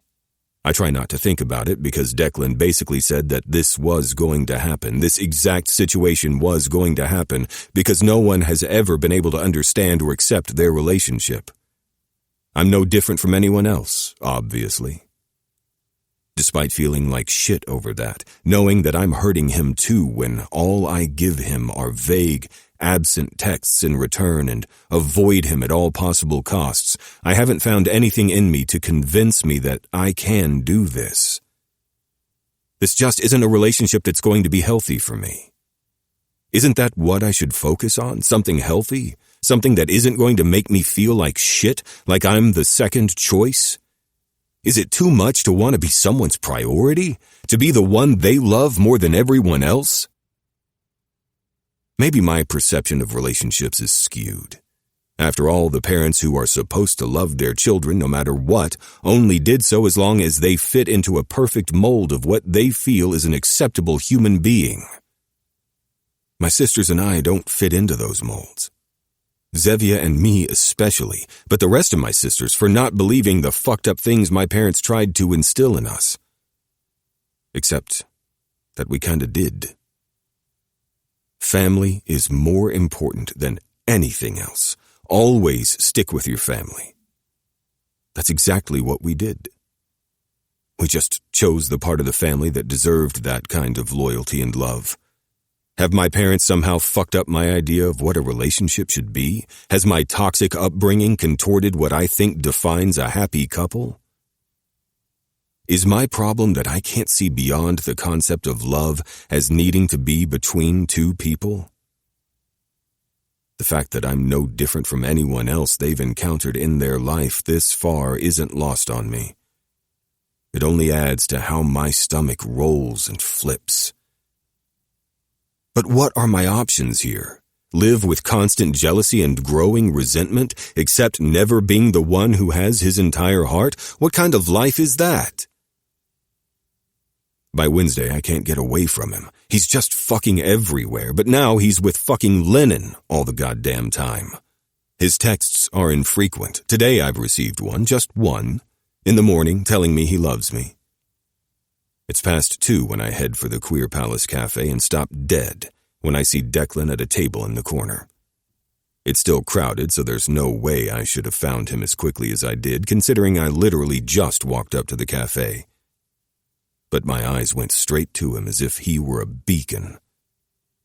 My gaze homes in on the string of moonstone around his neck. He's still wearing my necklace. He's leaning over the table with fucking Lennon at his side, sitting so close that if he got any closer, he'd be in Declan's lap. His head is close to Declan's, where he's holding it in his palms. There's a subtle shake of Declan's head in response to whatever fucking Lennon says. My eyes remain on them as I order and wait for my lunch. I nearly storm over there when fucking Lennon wraps an arm around Declan in a side embrace. My fists clench over and over as the rest of the room fades away and the nasty monster that is my jealousy rears up like a motherfucking cobra ready to strike. Dr. Weaver? My name makes me spin, and the barista takes a step back. Sorry, I say, and reach for my food. Thanks. I leave the cafe and don't turn back. Every single time I leave my fucking building for the rest of the day, I see them together, sitting on a bench with some of the soccer team around them, at a picnic table, their heads together as they focus on a tablet or something, walking toward the cars. There's a very loud part of me that wants to message him and just be like, what the actual fuck is going on here? I'm that easy to replace? I don't because I have no right to. If I can't be with him, then why not find someone who can? Someone who is already well practiced at seeing someone there with fucking someone else. A man married to a porn star seems just the kind of person who could stand to see Declan on the dance floor with Simon in that intimate way. When I get home, I'm a fucking wreck over the idea that he's already seeing someone else. That's not really what's happening, right? Please let me just be imagining this. I find myself standing over my dresser with the bottom 2 drawers open. The one on the left is where all my toys are, all my impact toys. My fingers itch, my skin crawls. I need to release the weight on me and just cry it all out. But there's no one I trust enough to ask for that. Not right now. Not when I'm such a hot fucking mess. The idea of someone other than Declan spanking me makes me sick. Worse maybe is the knowledge that someone else would be giving me aftercare. I don't want anyone else to touch me. The second drawer holds all the gifts I've bought for Declan and just haven't given to him yet. More strings of crystals. There's a harness in there, and other things. So many other things that I can't even see them all because everything is stacked neatly. When I shut the drawer, I pretend that I'm shutting my feelings inside. It's a lie, I know that. But maybe if I pretend, it'll be easier to accept. My phone pings and I pull it out without seeing the screen. I'm expecting Declan, so I'm disappointed when it's not him. My chest hurts all over again because it's not him. I'm surprised to see it's from fucking Lennon. Alka Lennon. I don't know what happened and it's not my business to ask, but if you're really throwing him away, don't be surprised when there's a line of men ready to pick his broken heart up and love him the way he deserves to be loved. Though it's childish, I can't stop myself from messaging him back. Dr. Zarek Weaver, you don't know anything. Stay out of it. It takes me a lot of effort not to tell him to stay away from Declan. Do I have that right? Fuck it. I do it anyway. Dr. Zarek Weaver. Stay away from him, Lennon. Alka Lennon. Seems to me that if you're too caught up in yourself and your own emotions to see what you're doing to him, you don't get a say in who goes near him anymore, Weaver. You best bet that if you're walking away, I'm moving back in. I know how to treat a man. There's a whole slew of petty, nasty shit that I hover my fingers over the keys to type out. How can you know how to treat a man when you go through them so quickly? When you have a whole bunch, but it always ends? When your husband does porn? It's all stupid and just what I told him. I don't know shit about his life. And he sure as fuck doesn't know shit about what happened between Declan and me. Dr. Zarek Weaver, don't message me. You have no business in my life, and we have no crossings at work. You have no reason to be in my messages. I can almost see the man roll his eyes. I sure would have, with how fucking immature that was. Jesus, I'm pathetic. The next hour, I do nothing but stare at the words he wrote, though. I'm moving back in. That's all I see.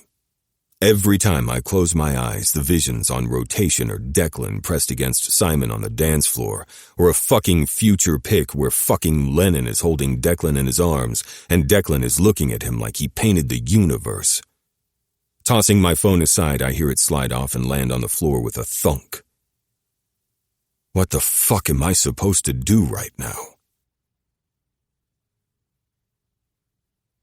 Chapter 29. Declan. It's weird being inside the sandwich. Simon, Damon, and I are laying on the couch, which already means the space to lay is tight.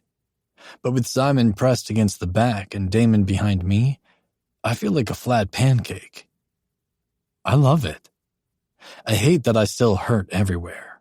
Every fucking cell in my body hurts. Not in a physical way, but an emotional one. Like it's not just my heart that's broken, but every atom inside me. Zarek touched them all. It's Thursday evening and just the three of us. Sage went out with his friends, and I guess Stammer is helping Vulcan set up his forge or something. I'm thankful that it's just us. I don't need to feel Stammer's pity looks, and having Sage here just hurts all the more because I know Zarek isn't here. And he's not going to be. I've only messaged him once today. This morning. It took him 2 hours to respond to my, I love you. And it was only with a, you too, in return. I don't just feel him slipping away. He's already gone. I've never wanted to cry so much in my entire fucking life. I don't even know what's holding me back. It feels like it's just lodged inside me, trying to break out, but not quite able to. I'm going to have a mental breakdown. At 23. Fuck's sake, I'm too young for all this emotional trauma the last several months. My brother simmers in the background, and I know that me needing to be away from Sage hurts him, but I don't really know what to do with myself right now. I don't want to be alone. I'm afraid to be. But having Sage close is just painful. What can I do? Simon asks. I open my eyes. His face is right there, right in mine. The concern in his dark eyes is deep. His fingers brush over my face and through my hair softly. I feel my bottom lip tremble and hold my breath. Maybe I'm not crying because I keep stopping myself from doing so. I don't know, I say. Nothing, probably. Want to talk? He asks. I shake my head. I really don't want to talk. It feels like such a bear to have to drum up the energy and emotion to do so without sobbing. I'm just not stable enough. How about if I talk? He asks. Nodding, I try to tuck myself in further. I just want to hear his voice. To know he's here and never leaving me. He won't stop loving me, no matter what happens in my life. Simon is forever. A sudden painful breath punches out of me, and it takes me a few seconds to get myself under control again. This is why you don't fall in love. It hurts when it ends. Do you want me to babble, or can I tell you things? I want to ask, but I just don't trust my voice right now. Thankfully, having a twin comes with many perks. He asks for me, and I'm so fucking thankful for him right now. What kinds of things? Damon asks. Simon's fingers flex in my hair before slowly picking up their gentle rhythm again. I turn my focus to him completely. I know this isn't really the most opportune time, but I'm ready to tell you some things that I don't like to talk about. It might help you take your mind off the other stuff if you have this to focus on. I nod.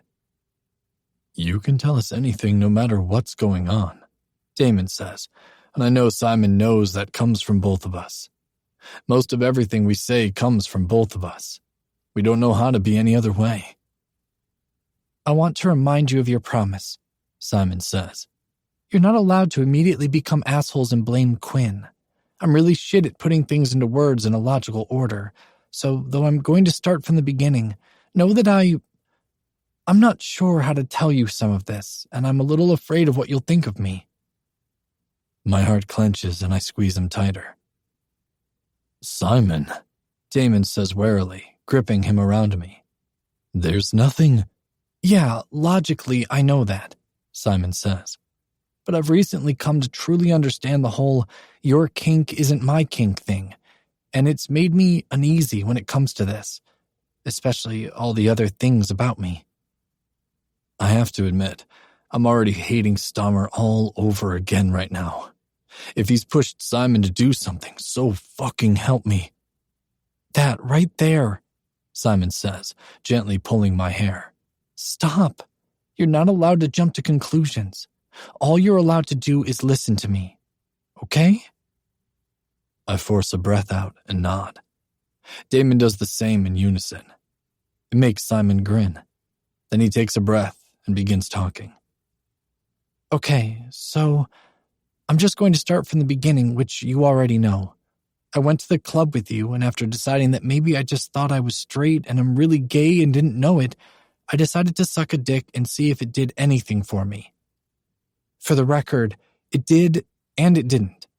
There was still no sexual attraction, no arousal, but something happened, though I didn't recognize what it was until later. Anyway, we got home and there was a bill which triggered my spiral into inadequacy and being a burden, all the things that you never understood and tried like hell to make go away. Please know that I never felt that way because of anything you've ever said or done. I know that you take care of me out of your love for me. I know that. I've always known that. It just doesn't make it easier. Can I ask you a question without you thinking I'm attacking him? Damon asks. Simon snorts. Sure. Why do you accept him taking care of you financially and not us? I don't. But that's the contract you got into. You didn't work, Simon. That's not a job. And you still allowed him to give you much more money than you'd ever allow us. Simon sighs. I did look for a work study, you know. That's why I went to him. He had the one department that didn't have positions, and I was hoping he'd magically make one appear for me. One that I wouldn't hate and, therefore, would actually stick with. He tried a couple times, I guess, and they kept denying him for bullshit reasons. What reasons? I ask. He shrugs. Don't know. When he finally threatened them that he'd be taking this shit to the board over the summer, they came back and said they'd definitely talk about positions for next year. So it's someone with a stick up their ass, either toward Quinn or the department in general. I think the department, because it wasn't just Quinn they were denying, but the entirety of the trades department. That's stupid, I say. Simon laughs. I know. I guess there was some confrontation about it when Quinn gave his notice. But anyway, when he couldn't get me that, he came up with the contract. Yes, he was taking advantage of the situation that I wanted money and I knew that. I'm not naive, even if I do a good job of pretending to be. We never said, hush, unless you have a pertinent question, all you're doing is listening, or I'm going to lose my determination to actually tell you this. he says. Damon presses his lips to my hair to keep himself from saying anything. I knew how I felt about sex going into this. We talked in detail about this contract. So much more detail than I thought there was to consider. I knew what I was doing, and I agreed to it. Calling it a job was just a means to do this without you getting involved. I never believed it to be a job, even though I called it one. It started easy enough with me sucking his dick. I honestly didn't mind it, at all. When he let go and really fucked my throat, I found myself kind of falling into a cozy little place inside my head, which we later determined was something like a subspace for me. Every time he used my throat to get off, I fell down that hole. It got to the point where, when the days were really hard, I'd ask Quinn to do that so I could just float around where everything was comfortable and pleasant. I try like hell not to cringe because what he isn't saying is when we got too much to handle. He'd go to Stammer and ask to have his throat fucked until he basically became a vegetable inside his head. I'm aware that's not a good likeness to subspace, but I'm bitter right now. One of the things he always told me was that my sexuality didn't matter. If I liked men or women, he could still make it good for me. He's told me that since he first suggested this. I kind of just brushed it off because I knew he wasn't going to make it good for me. Not in the way he meant. I could just tolerate it, and it was fine. I thought it would be easier because I wouldn't have to actually do anything for him to fuck me, you know? He's a top, which maybe you don't need to know, but it's kind of relevant because if I bottom, that means I don't have to worry about my response to him, or lack of one. You didn't tell him, I say. Simon sighs. No, not until it became clear that he wanted to make me feel good like I did him. Then I kind of freaked out and just blurted that my body doesn't respond that way. But it's okay because I knew that going in and I don't want it to stop. Of course, that brought up why the fuck I wanted money so badly if I don't like sex at all, though he asked me that later. First, he asked enough of the right questions, giving me all the time I needed to freak out, and he told me it sounded like I'm asexual. He takes a breath and holds it for a minute. Honestly, knowing that I'm not so fucked up, that this thing isn't a me problem, was probably the best thing that's happened since you came into my life. I can't tell you how much better I felt knowing that I'm not alone in how I feel. I did a lot of reading about it in the days that followed, and felt like a goddamn human and not some broken, pathetic thing that can't make his dick work. Simon, I choke. He laughs. Don't be upset. If I had said anything at all, you'd have known exactly what was going on with me. Do you have any idea how many times I've kicked myself since I found the word for not fucking telling you about this? Fuck. If I'd have told you at 16 when I first realized I wasn't working properly, my life would have been so much fucking easier. I don't understand why you didn't, Damon says. Me either. Not really. But it doesn't matter now. I know. So anyway, back to my info dump where you get to just hang on for the ride because it's about to get traumatizing. I grit my teeth and bury my face into his neck at the warning. So, sexy things happen, and I'm so fucking grateful that he doesn't expect me to get hard, because I don't. Since being with him, I've gotten hard twice, and while it was glorious because it happened on its own, it's also exhausting. But more than anything, and probably what made me start to fall for Quinn, is that he didn't expect me to change, to try to get hard for him. I was going to try once, but he immediately stopped when he realized what I was doing and told me not to. If it happens, then good. If not, he doesn't care. All that matters is that I'm comfortable with what we're doing, and that I tell him when or if I need it to stop, if I don't like what's going on. So, Simon takes a breath, and I know by the way his muscles are tensing a little more with every word. He's getting to the point where he no longer feels confident about what he's saying. When things progress, sexually, I realize that it doesn't feel good like it's supposed to. Obviously, I already anticipated that, but when it started to hurt and I started to cry because of it, it felt like something inside me unlocked. The more it hurt, the more locks fell away until I could just cry it all out. But when it stopped hurting, I tensed up again. The hurt from that wasn't the kind I was enjoying. He stops for a minute and my head is fucking spinning. What is this man saying? Stammer hurts him? Hurts him enough to make him cry? But wait, what? He wants to cry. Like Zarek. I catch my breath thinking of him and am thankful when Simon starts talking again. I thought that maybe I needed to cry because of everything going on between us, he says quietly, but didn't know how to let it go on my own. I can't just sit down and say, okay, let's cry for a while now, and it would just happen. When I tell you almost every single sexual thing that Quinn and I have done since we discovered that I'm asexual has been because I initiated it. I mean that. There's probably been less than a handful of times since then that have been Quinn. And the one time I said I really didn't want to, he didn't push, didn't pressure or guilt me or anything.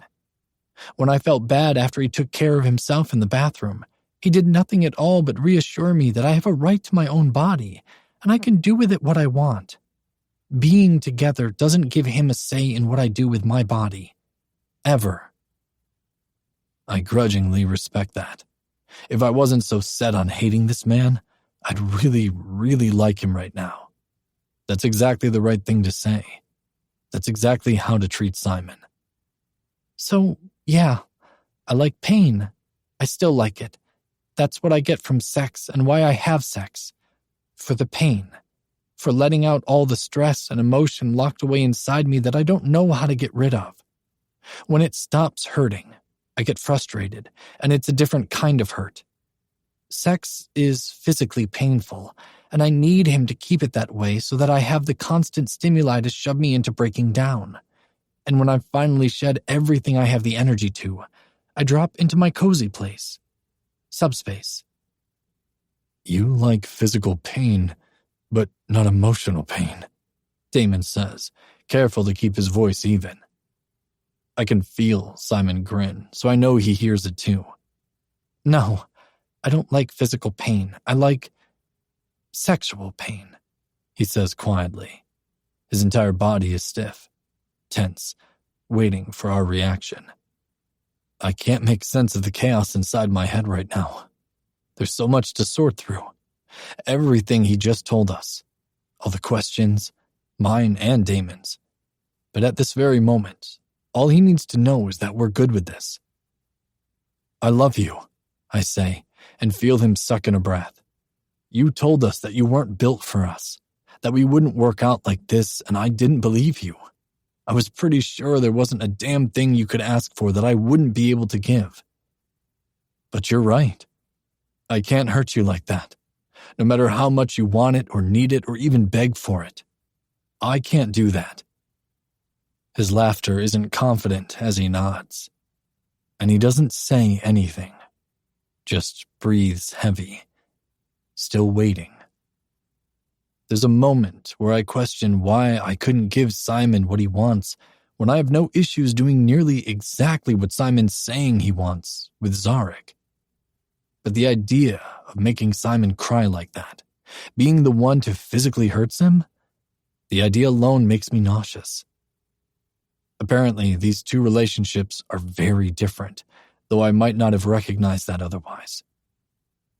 Your turn. You know I'm going to say something that comes out wrong. Damon kisses the back of my head before speaking. Deck's right. We can't do that for you, and we never will be able to. He reaches over me and tangles his fingers into Simon's hair.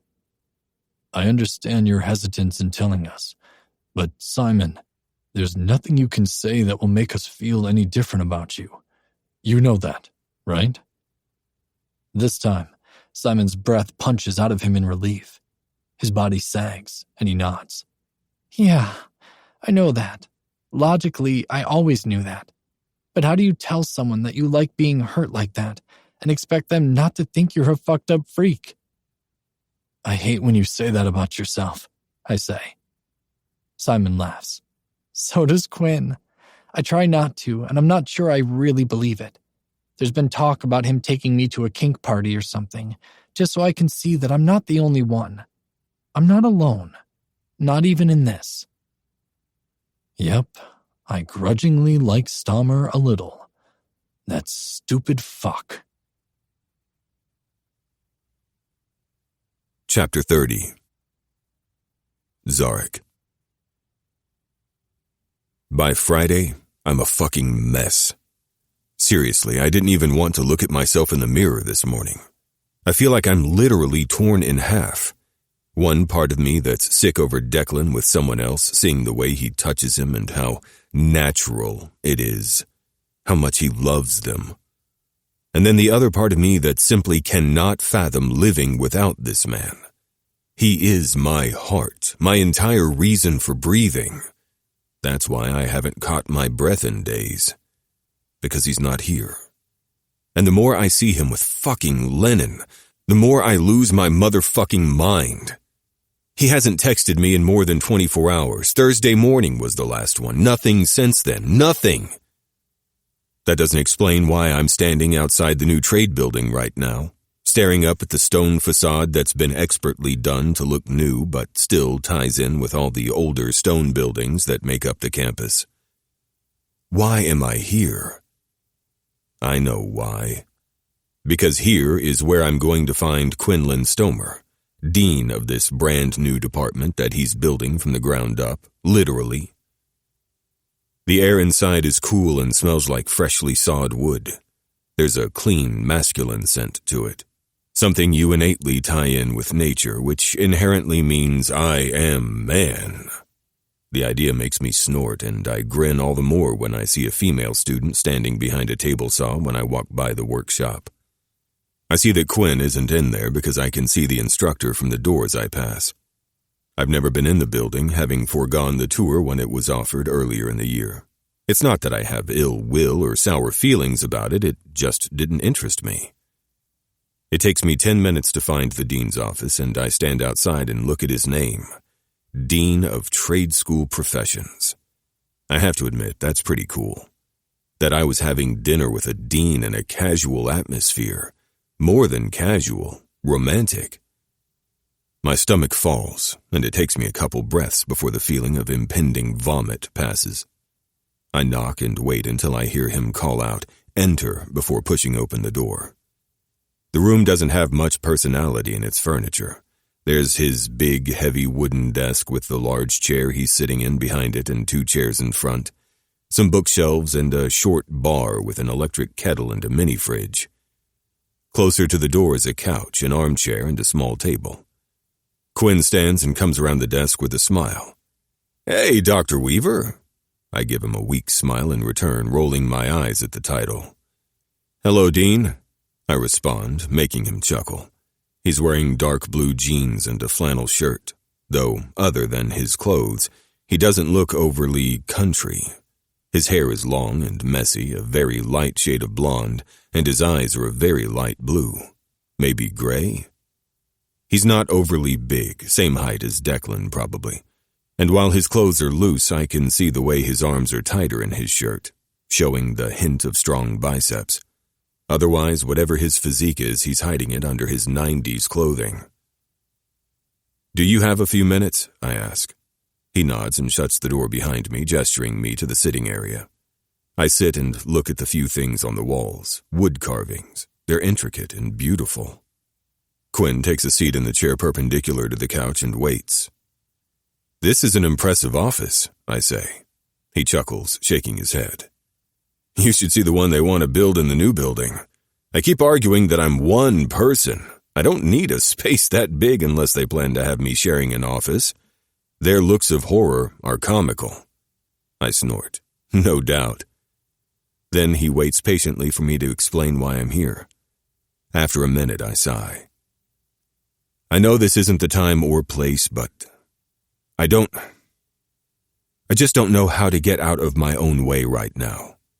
How do you do this? How do you look at that and be okay with it?" Quinn nods, not at all surprised by my questions. I wonder if Sage has asked him the same thing. My stomach knots further at the thought of Sage. If I can't get over this and work it out with Declan, I'll never see Sage again either. Or Damon. Jesus, when did my life get so complicated? My situation is a little different than yours. Simon was my student, and those boys were always there, at the beginning and end of every class. I saw them with Simon from the very first moment I laid eyes on him. I admit that I was sure that something was going on between them, and that's fine. It wasn't my business. But as the days and weeks passed, I realized that there isn't anything romantic in their relationship at all. This is just their relationship. And you're completely okay with that? I ask. He smiles and nods, sitting back in his chair. Yes. Do you know how many close friends I had growing up as the gay kid on a military base? I shake my head. None. There's a lot of prejudice, stereotypes, and bigotry in the world, but on a military base where you're supposed to be the most masculine of men? He shook his head. You're a military brat? I ask. Quinn nods. Yep. Dad recently retired from the Army, but suffice it to say that life as a teenage gay kid on base is rough. I mean, it's rough anywhere as a gay teenager, but on base, I think, is a very specific kind of hell. It wasn't until college when I met Vulcan that I truly accepted my sexuality and made an actual friend. I can't tell you what it means to me to have him in my life now. So yeah, seeing a friendship like theirs means something different to me than what it looks like on the outside. I would have killed for something like that. Someone to love me and support me and just be there for me unconditionally regardless of the fact that I'm gay. I didn't think of that, I say. I guess because I never gave my sexuality much thought until my late teens when I got my first crush on a guy. Teenage years can be rough without your sexuality getting in the way, Quinn says. I'm pretty convinced that high school is designed to weed out what the world considers weak.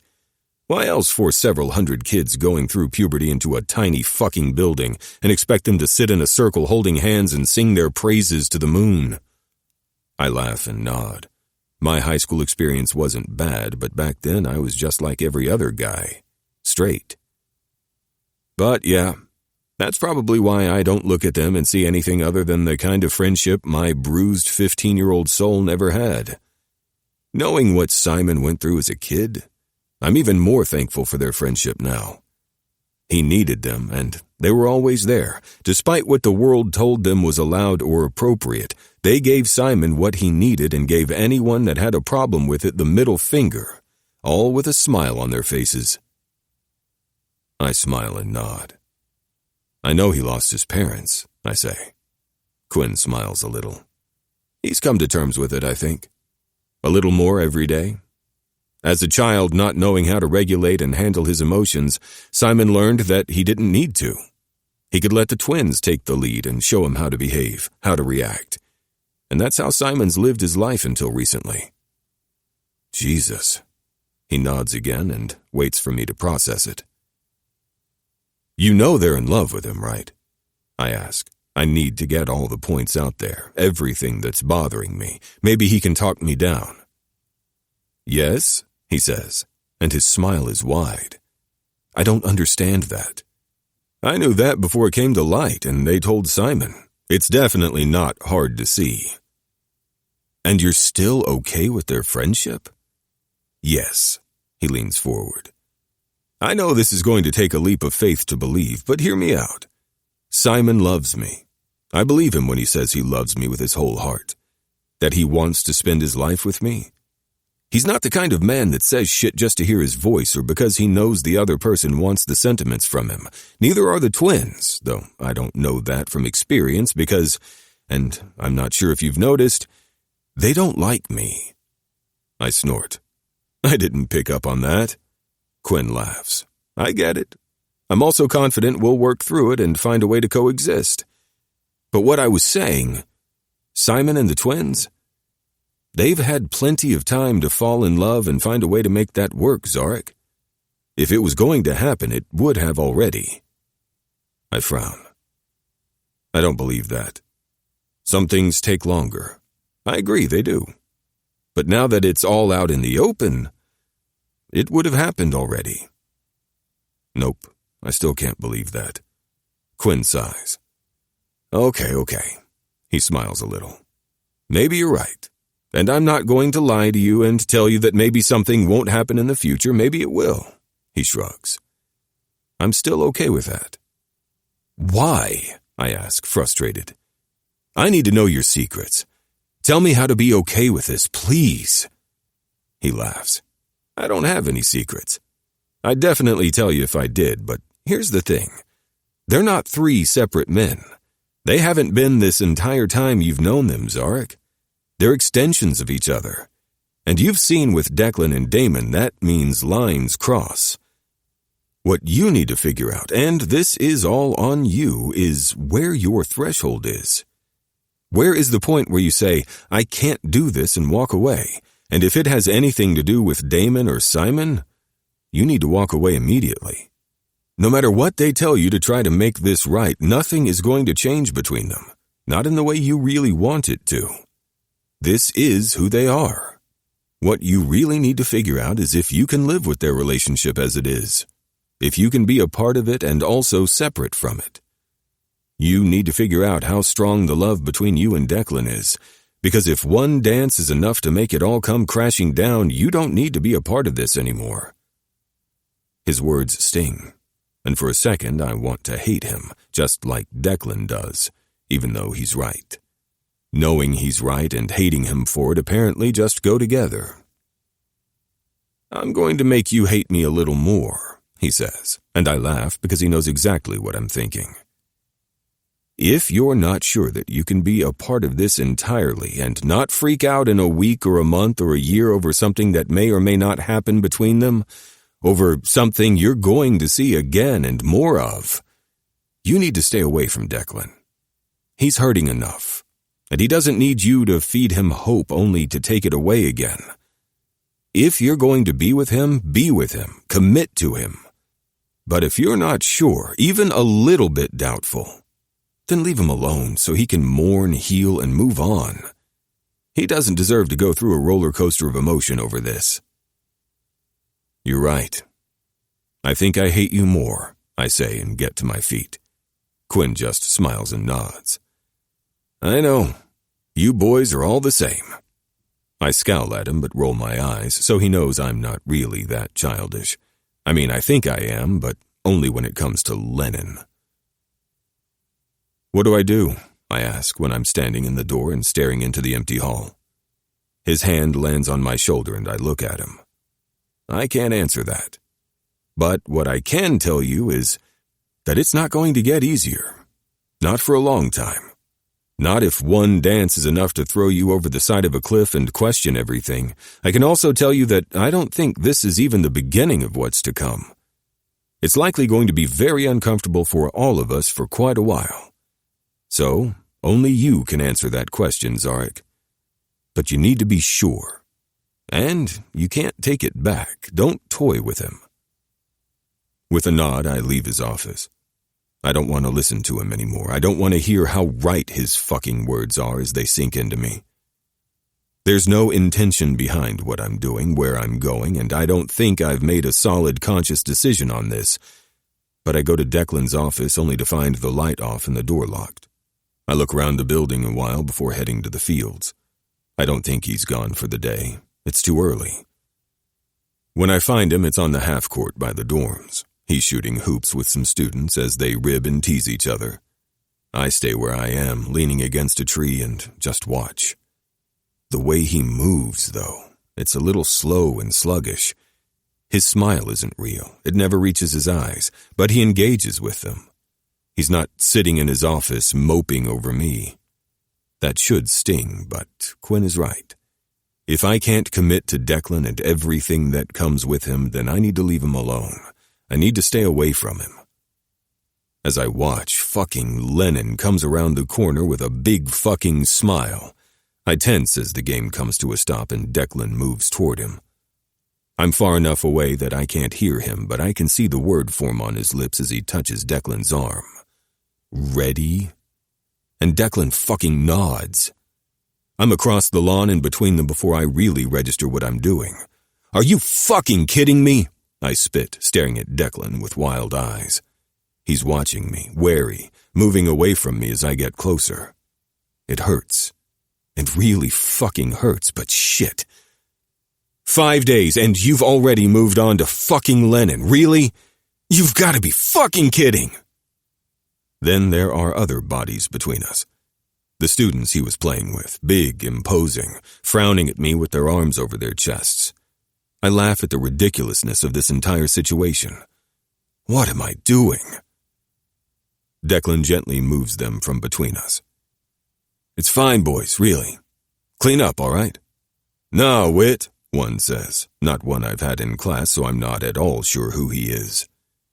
This one looks feral. I laugh, and it sounds a bit hysterical. The kid nods in my direction as if saying, see? Declan presses a hand to the guy's chest. Go, but thank you. There's a clear warning in the guy's eyes directed toward me as he steps away, reluctantly. Then I'm left with just fucking Lennon there too. Silence falls between us as the students move from the court. I don't miss the fact they don't move very far away, though. They plant themselves on the grass close to where I'd been watching and wait. I kind of really love that. Well, I say. You haven't wanted anything to do with me all week, Declan says quietly. His unspoken question, why do you care, hangs heavy between us. It doesn't change that I love you, I say, and as the words tumble from my mouth, I know that I will do fucking anything to have him. I'm sorry I've hurt you. I am. I'm so sorry because I know that I have and I didn't mean to. I should have told you I needed some time instead of doing this. Declan nods and I glance at Lennon, really wanting him to go away. He doesn't. He remains where he is, watching us with his hands in his pockets, an impassive expression across his stupid, gorgeous face. Swallowing around the lump in my throat, I take a step closer. Declan doesn't back away from me this time, and I thank fuck for the small victory. I don't want to be without you, I say. I just don't. He shakes his head. I won't change my relationship with them for anyone, he says, and I hear the way his voice cracks, especially on his next words. Not even for you. I know. It's not fair of me to expect you to. I'm not asking you to, but you want me to. In an ideal world, yeah. I want you for myself. I want to be the sole center of your attention and the only one you love. But I know that maybe my ideas on what a relationship is supposed to be and how it's supposed to look are a me problem, not a you problem. But it is my problem if we're going to be together, he says. Yeah, I can see that. I take another step closer to him. There's still a half-dozen feet between us. I need to get my hands on him. But what I really need you to know is that I don't care what I have to do to be with you. Just like you don't care what you need to do to keep Simon in your life. He smiles a little. I see what you're doing. But this is different. It's not so different. Declan sighs and I take another step. Zarek, I love you. I love you more than I've ever cared about anyone else. The thought of being without you makes me want to just curl up and never get up again. I don't want to be that pathetic person, but I am. You're mine. You're my favorite equation, the most complicated formula. You're everything that makes sense, and I'm so sorry I hurt you. My hands shake, so I stuff them in my pockets. Please, I whisper. Declan takes a breath and looks away. I'm thankful when he doesn't look in Lennon's direction. Just away. When he does, I close the distance and stand right in front of him so our personal spaces are combined. It means I can feel the way he trembles now. I can see the redness in his eyes and how tired he is. I caused that. I'm sorry, I say again. He watches me and I can feel the way he hesitates, how unsure he is, how much he wants to believe me. I eat away a little more of the distance between us so I can feel his breath on me. There are tears in his eyes. I put those there.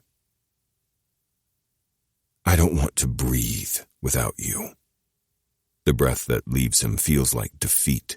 But when he touches me, that's all I can take. I wrap him up and kiss him, jumping up to bring my legs around his waist and fucking cling to him with all the strength in my body.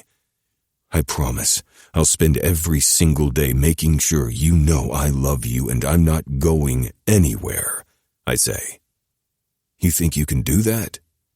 Not leave again? I try not to flinch at his words because that's exactly what I did. Yes, I tell him, and I mean it. Because existing without you isn't an option. I love you so much, Declan. So much. That's why seeing you, seeing the way you love someone else hurts. But I understand that he's an extension of you. So I'm going to figure it out. I will, I swear I will. Because I'm never leaving again, Declan. Never. Fuck, I hope not, he says, pressing his mouth to my neck. I barely survived once. I won't survive another time. Then his teeth are in my skin and I squeeze my eyes shut as the sting of it shoots through my body. I made a mistake that I'll never make again, thinking I could live without him. I can't, and I won't. Chapter 31. Declan. The days turn into weeks, but they don't feel complete. It's like I'm constantly waiting for everything to just click again. I can't stop kicking myself for thinking that the club was a good idea. In hindsight, I supposed we chose it because it's public and relaxed. People go to clubs to let loose and have a good time. But yeah, that's not how you introduce your boyfriend to the man you've been in love with since you were kids. Definitely not the right environment for that kind of meeting. Not a first meeting, at least. Hindsight and shit. But now it feels like the cracks we bear between us are only being held together with flimsy dollar store tape. I feel like I'm on eggshells. And worse, I'm living two very separate lives. And I'm barely part of either right now. I haven't seen Simon in 9 days. I'm so fucking tired. Whitaker. I look up and blink at Coach Rawson. It's lacrosse season, and I'm sitting on the bench at a game I wasn't supposed to attend, but one of the other trainers was called away. With no real reason to say no, I agreed to cover. Not that I'm doing any good. Rawson frowns at me. You didn't see 18's kick, did you? My eyes glance to the field and I track 18. He's limping slightly, and I grimace. No, sorry. Rawson sighs and turns away. I'm going to get fired. I know I am. Before I can apologize again, one of the other trainers, who had the day off and shouldn't be here, steps up beside me and lays a hand on my shoulder. Go home, Whit. I'll take over. I want to argue. I need to. But I know that I'm not going to be able to convince myself to pay attention. As it turns out, I'm not all that interested in lacrosse. I mean, it's more entertaining than golf or maybe baseball, but nope, it doesn't keep my attention. I'll make it up to you, I say, and get to my feet, picking up my bag and slinging it over my shoulder. Nah, we're good. But if you need some personal time off, you can take some. You're not an asset out here right now. The truth in his words make me wince and nod to thank him. I haven't been here a year yet. I can't ask for that kind of time off. I've barely made it by the stands when Zarek steps out of them. I blink, thinking I'm imagining him there. You've been here this whole time? He smirks. Yes, I come to all the games you work, love. My stomach flutters as I smile. You do? Zarek brushes the backs of his knuckles over my cheek. Since your very first one. Sighing, I nod. I'm doing shit right now. His smile fades. That's not your fault, he says quietly. Whose fault is it that I can't convince my mind to focus on my job, if not mine? We move back to the athletic building so I can drop off my bag and lock up my office. Zarek walks with me, but he's quiet. We don't touch, and that stings. It wasn't always like this. Maybe it won't ever get back to where we were. I drop the bag off and then head to my office. Grabbing my personal bag, I take a quick glance around and then step out, locking the door behind me. Then I pause and look at Zarek. "Why here?" I ask. He tilts his head to the side, waiting for my question to make sense. I pull the key to his house out of my pocket and flip over the compass. It doesn't take me long to look up the coordinates. An app puts me literally right outside my office door. When I look at Zarek, he's got a soft smile on his lips. "What happened right here?" he asks. Frowning, I look around the hall, waiting for some monumental moment to pop into my mind. But the only thing I see when I look at the wall across from my door is when I held him there with my hand around his neck and kissed him after he drove me crazy for weeks prior. For the first time. I laugh and bow my head. "That's sweet," I say. "I'm not really sentimental, but I always thought that if that moment didn't happen, we wouldn't be together. I'd never know what it felt like to love someone so completely," Zarek says. My heart stutters again, and I take a breath. He slips his hand into mine and leans up for a kiss. "Best thing I ever did was irritate you until you gave in." I snort and turn for the exit. There are moments like this that feel normal, feel good and whole and ours. But the further we walk in silence, the more that feeling of normalcy slips away. It's almost like we don't know what to say. This is how Simon feels when he lives two separate lives, when he consciously doesn't bring up Stammer so he doesn't inadvertently set us off. Now I'm so fucking careful to avoid anything having to do with Simon, I'm not sure what to say anymore. We stop in the parking lot when Zarek turns and steps in front of me. "Are you okay?" I nod. Okay is all I am. I could be better and could definitely be worse. Instead, I'm floating in limbo where I'm just okay. "Yep." "We'll get back there," he says. "I promise." "You think so?" Zarek sighs and steps into me. "Yes, I'm sorry it still feels fragile. Like you're going to wake up one morning and decide that you can't really do this," I say.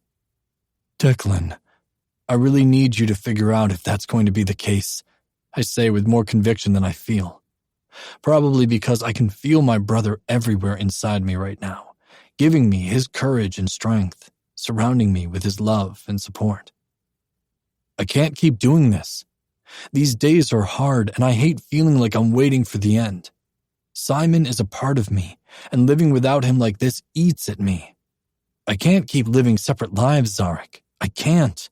My words are cut off when he wraps his arms around me, drawing my face to his. He doesn't kiss me, just presses his face to mine.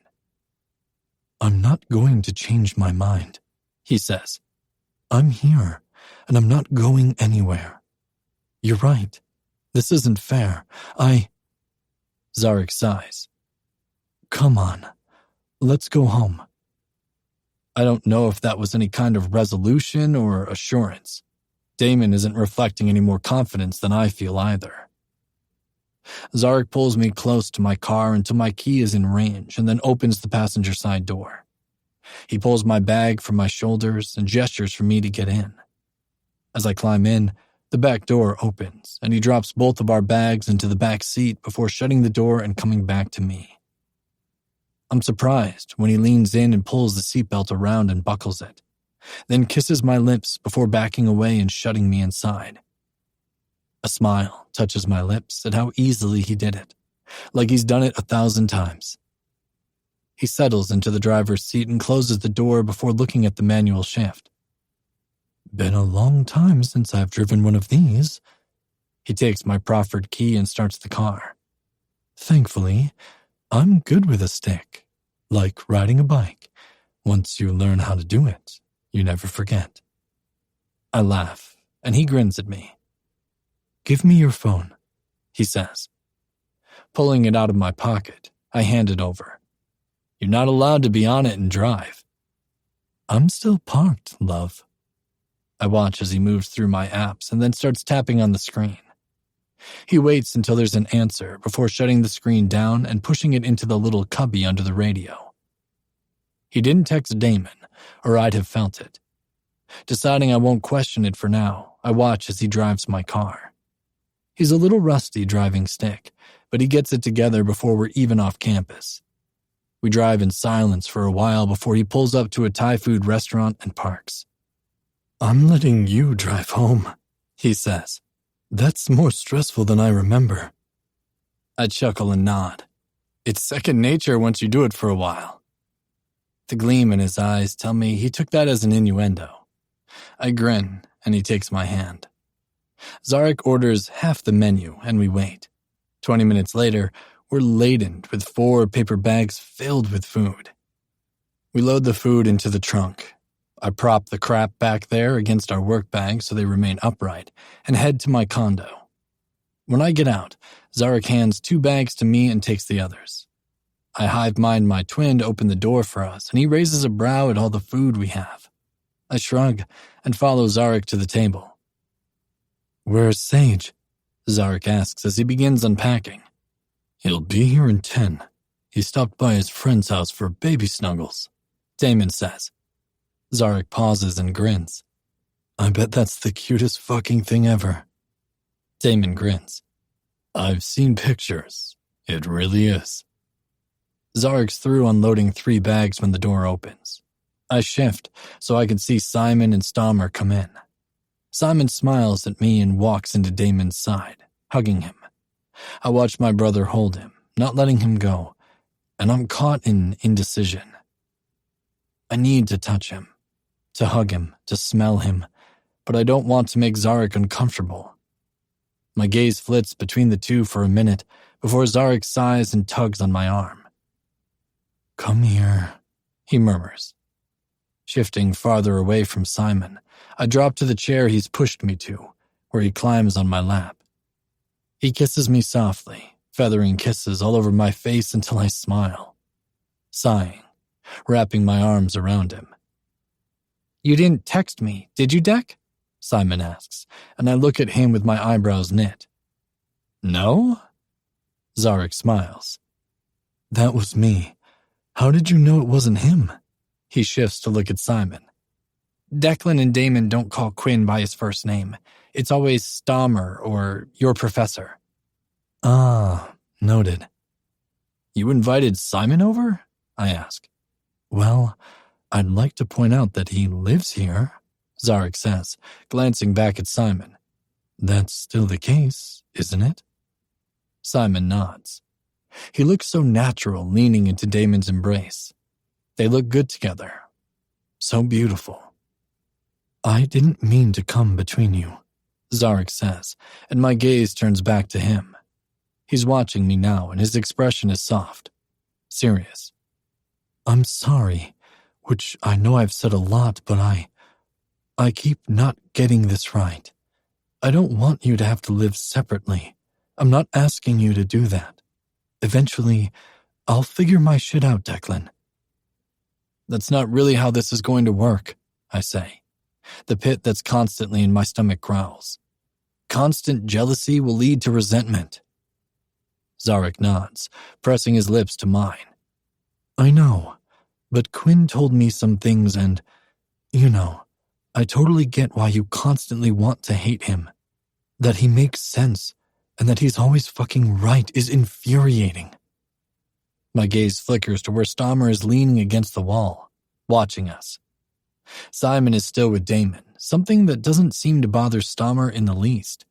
And yeah, I really kind of hate it and love it at the same time. You talked to Stammer? When? I ask, unable to keep the question in. Zarek sighs dramatically, and I laugh. When I was trying to figure my shit out, he says. Not going to lie, I stare at Stammer warily for a minute. I learned a lot about myself because of him. More importantly, I figured out that you're it for me. I stop breathing as I stare at him. Declan, I want you forever. I want to be with you for the rest of my life, even as I know that this isn't going to be easy or smooth as we learn to be together in a larger sense. But I also know that Damon and Simon are extensions of you. I know things might change and progress or whatever, but I'm not going anywhere. Ever. I love you with my whole being. Please believe me. You got that from Stammer? I ask, and look at the man with horror. Simon and Stammer laugh. Yes, you'll also be horrified to know that he basically threatened me to stay away from you if I wasn't completely sure that I could do this. He leans in, pressing his lips to my ear and loudly whispers, "He has your back."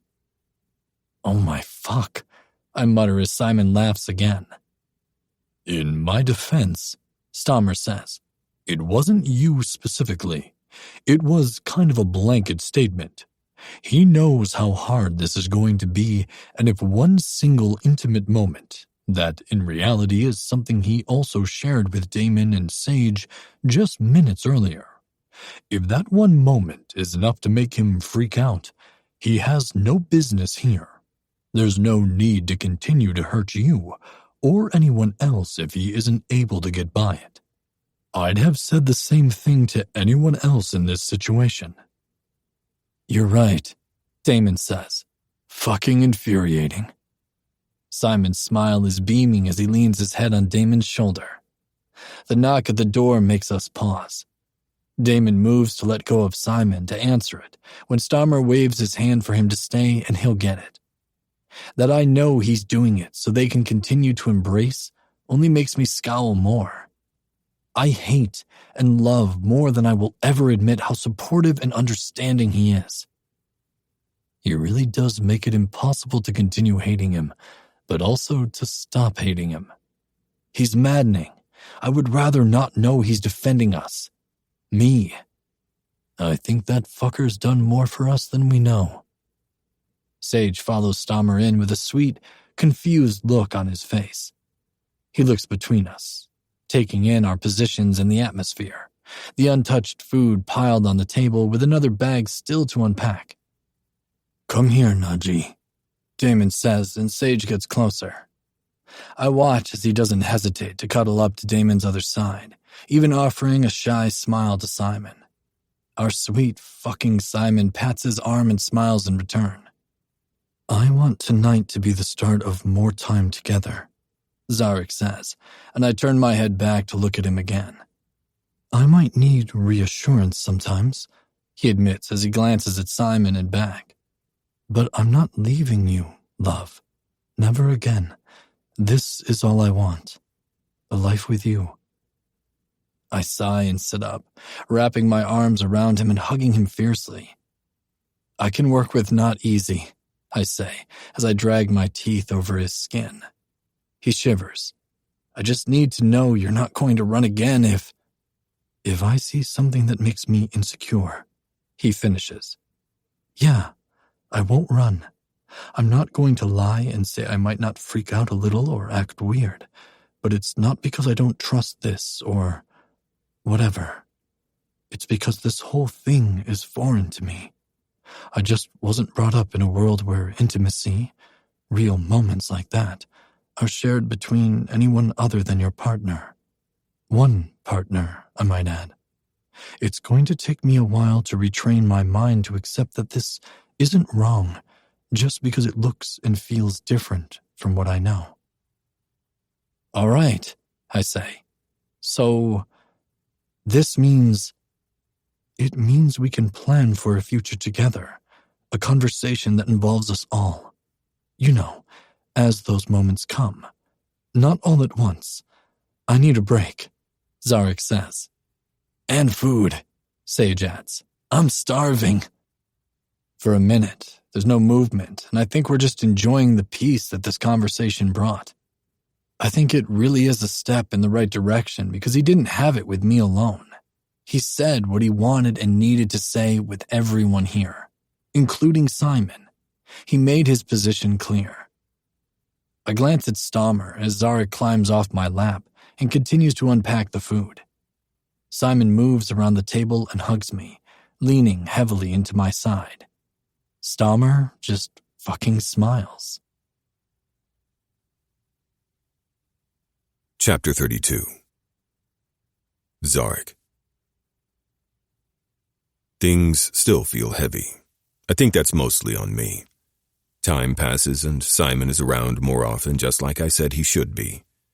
Sometimes Quinn is there, but he's been spending a lot of time with whoever Vulcan is.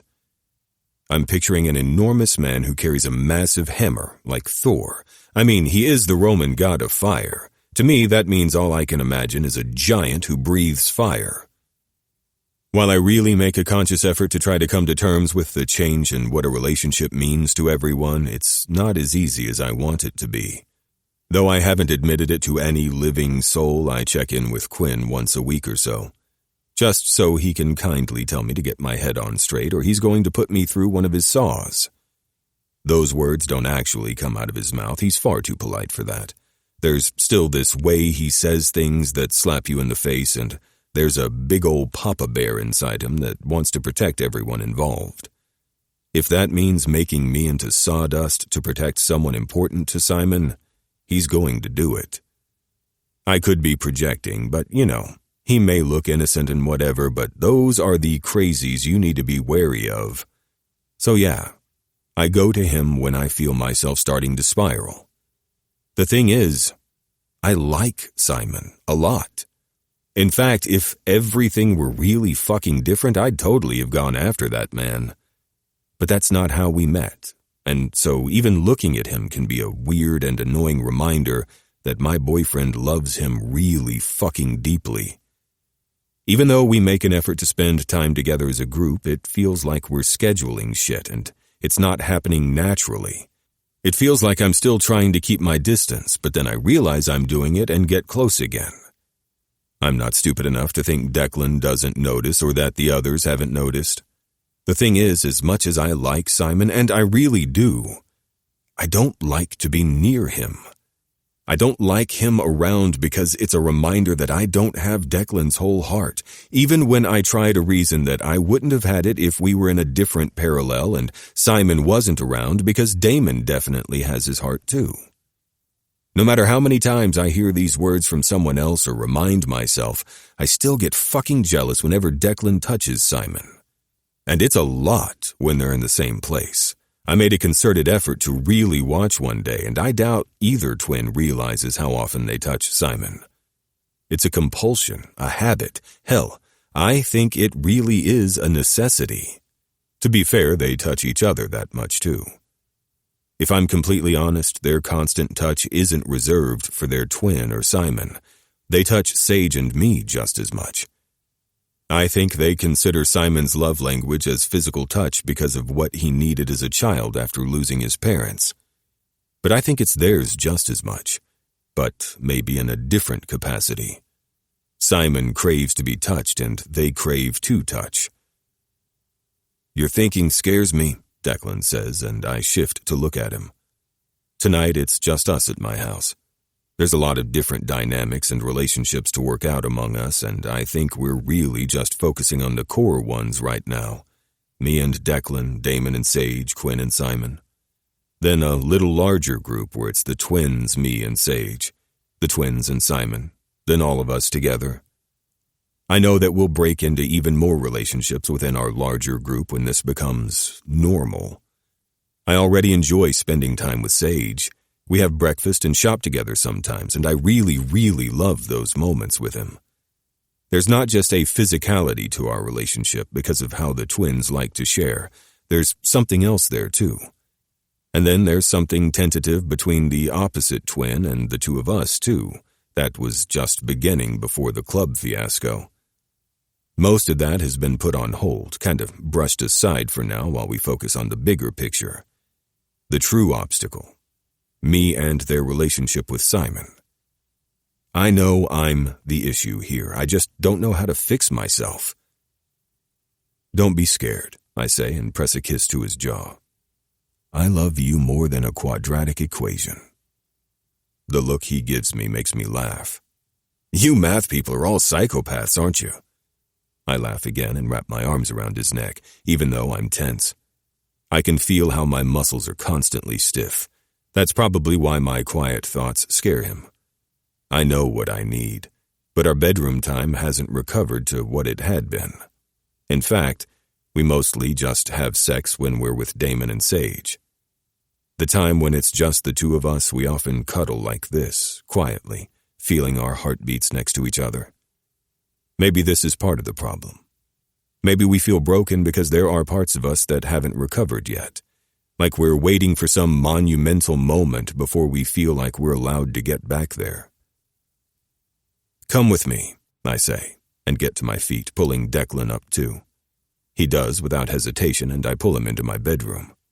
There's still a lot in my room that he hasn't seen yet, things we just haven't gotten to yet.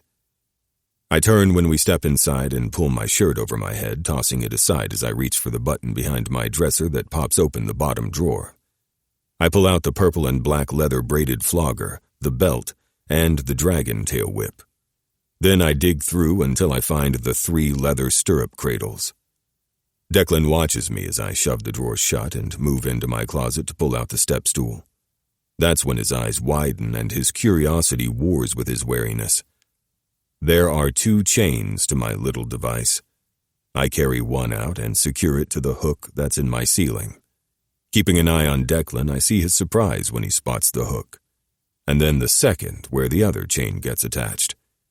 Shoving the stool back into my closet, I go about rigging up the stirrups into the snap clips until my swing is ready to go. Then I turn to find Declan's eyes wide as fuck. I shove down my pants as I walk to him and step out of them. Here's what we're going to do, I say as I place my hands on his shirt, running them down his chest and stomach until I can grasp the hem. You're going to help me into my swing. Then you're going to mark my entire body with those until I run out of tears and my balls hurt from coming too much. I pull his shirt over his head and toss it aside, my fingers returning to his jeans. I pop open the button and pull the zipper down, my fingers immediately playing with his hard length. Zarek, are you afraid of hurting me? I ask. He's not the talker of the twins. I think he spends so much time talking in his head to Damon that words fail him when he has to say them out loud. Getting him to verbalize how he feels and what he wants is more like reading between the lines and asking until I hit the right note. Then he can find a few words. Yes, he says, though he's clearly not sure. I move my hands around his waist and press our lips together. We've been very careful with each other, I say, almost adding, since we got back together, but that would imply that we had broken up. I don't want that hanging between us. I think we both need this more than we've allowed ourselves to admit. Declan takes a breath and nods. I'm always afraid of hurting you because it feels so fucking good to hit you. The satisfaction in seeing your body covered in marks that I put there is a little concerning. What's my safe word? I ask. Velcro? There's an amused smile on his lips. And if I say Velcro, what happens? I stop everything immediately. I will tell you if I don't like what you're doing, I assure him. I'll tell you if it's too far. But Dec, I need this so much. And you do too. I kiss him. This right here is the most intimate thing we share. This is just between us, yours and mine.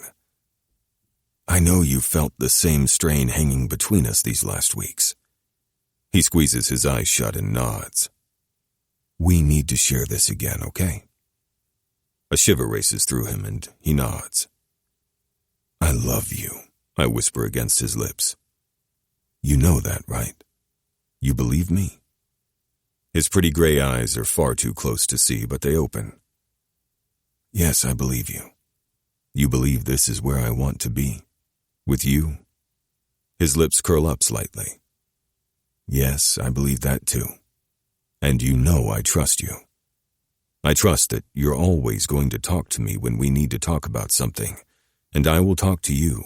We will work through Everything and anything, together. You know that too, right? Declan's arms tighten and he sighs. I feel him relax a little. Yeah, I know that too. Love, I don't have a single mark on my body, I whine, making him chuckle. No bruises, no bites, no red marks. How does this thing work? He asks, and I grin. Shoving off my underwear, I step out of them and move to the stirrups. With one going across my stomach until I get my legs through the other two, Declan helps to situate me. When I'm finally in the swing securely, a strap around the front of each thigh and one across my chest so I'm suspended looking at the floor, there's a moment where I just rock there. Gravity has my legs spread wide and my arms hang limply. My heart races and my stomach flutters. It's been years since I've been in my swing, years since I've wanted someone to take control of me like this, to completely destroy my body. Everywhere, I tell him breathlessly. From my shoulders down, all over Declan. There's no movement. When I twist to look at him, his lip is between his teeth as he stares unsure. Declan? His gaze lifts to mine. Do it. Do it, I insist. Declan picks up the belt and looks at me. I nod. Make sure no one questions whose body this is, I say. He groans and steps closer. My cock is so hard and leaking that I know I'll be coming within the first few slaps of that thing. No matter where they land, I'm so ready. Whose body is it? I ask. He swallows, but his expression changes entirely. Mine, he says with conviction. You're mine. His movement is so quick that I don't register that the belt has come down on the back of my lower thigh until the clap meets my ear and then the burn follows. I suck in a sharp breath. You're fucking mine, Zarek. Another hit, this one across my back, making me groan and hang my head as tears prickle my eyes. I'm never letting you go. Slap. Do you understand? Slap. I will never fucking let you go. Slap. I come hard. His words continue. His words claim me as much as the marks he leaves all over my body.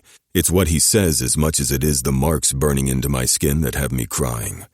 I need to hear him let go and tell me everything bottled up inside him. And more than anything, he needs to say the words out loud.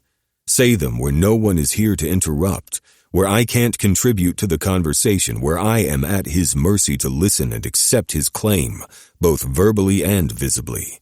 There's no argument, no compromise, no discussion. Declan is demanding that I give myself to him, forcing me to know that every single inch of me belongs to him. He will mark it. Mark my skin and my soul is his, so not even the devil would have any question who I belong to. He switches from the belt to the dragon tail whip. It's made of silk, which for some reason stings all the more. Maybe it's the juxtaposition of the soft, smooth, satiny feel that accompanies the sting and burn as it hits my body just right. The hits concentrate on my ass, my balls, my stomach. I don't know why he's avoiding my cock, but with every just miss he lays on me, my dick throbs from being ignored. I'm not much for begging.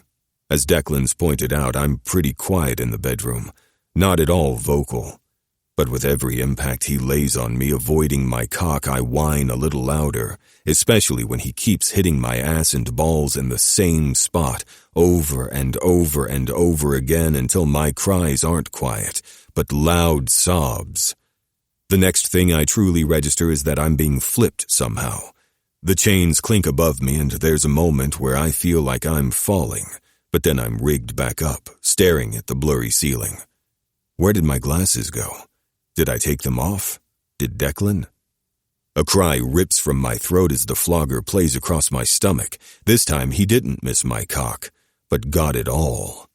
The different strands of the flogger's thick tails land on me in a fan, hard, all over my chest, stomach, and arms, my legs and feet. But the most concentration is on my dick, making everything in me hurt with purpose. Mine, he says, his voice a low growl.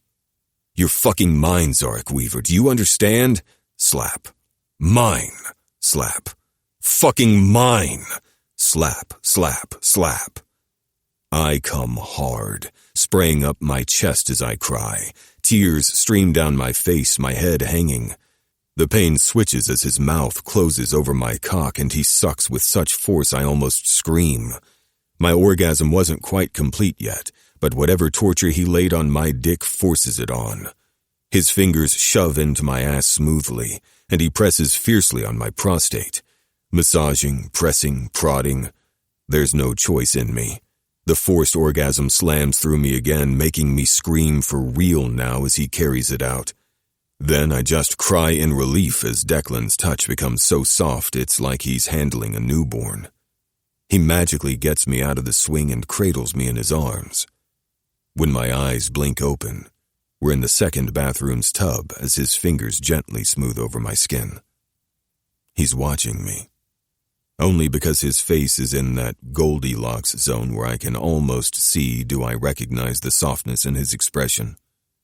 I touch him with a shaking hand. Did I hurt you? He asks. I nod, a dreamy smile climbing my lips. So good.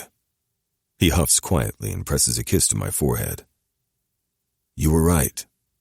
That's just what we needed. How many times do I have to tell you? I know exactly what we need. Just let me lead you, Declan, love of my life. I'll never, ever do something you won't like. His forehead touches mine. I think I fell in love with you a little more, he whispers. When I shift, my skin feels fucking raw, even against the water.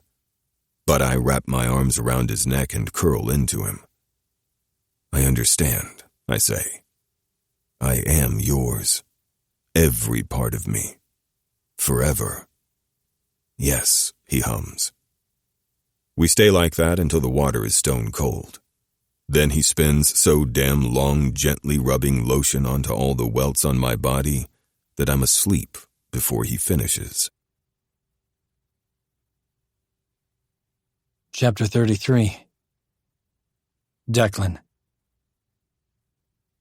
After spending 2 hours doing nothing but cuddling on the couch with Simon between us, we were left alone with our thoughts once Stammer picked him up.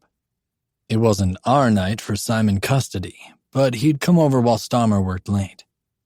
Now it's just the two of us, wrapped around each other on the couch, staring at the television but not really seeing or hearing anything. In a perfect world, Simon wouldn't leave. In an idyllic world, Sage and Zarek would be here too. Because in our fantasy, we'd always be together. These thoughts led us to internally muse over what we want to happen, how we really want this to look, the relationships we want to form and solidify, the rough edges that need to be smoothed out. Maybe we're being overly optimistic and slightly delusional, but it's these fantastical images we painted while internally spewing everything we want in life that drive us to stand outside the trades building on Tuesday morning. I look up and frown. There's already more construction being done on this side of the campus. Not that I spend a lot of time in this area. Not only do I have no reason to, there's a very big reason I stay away. Ironically, that's the reason we're standing here now.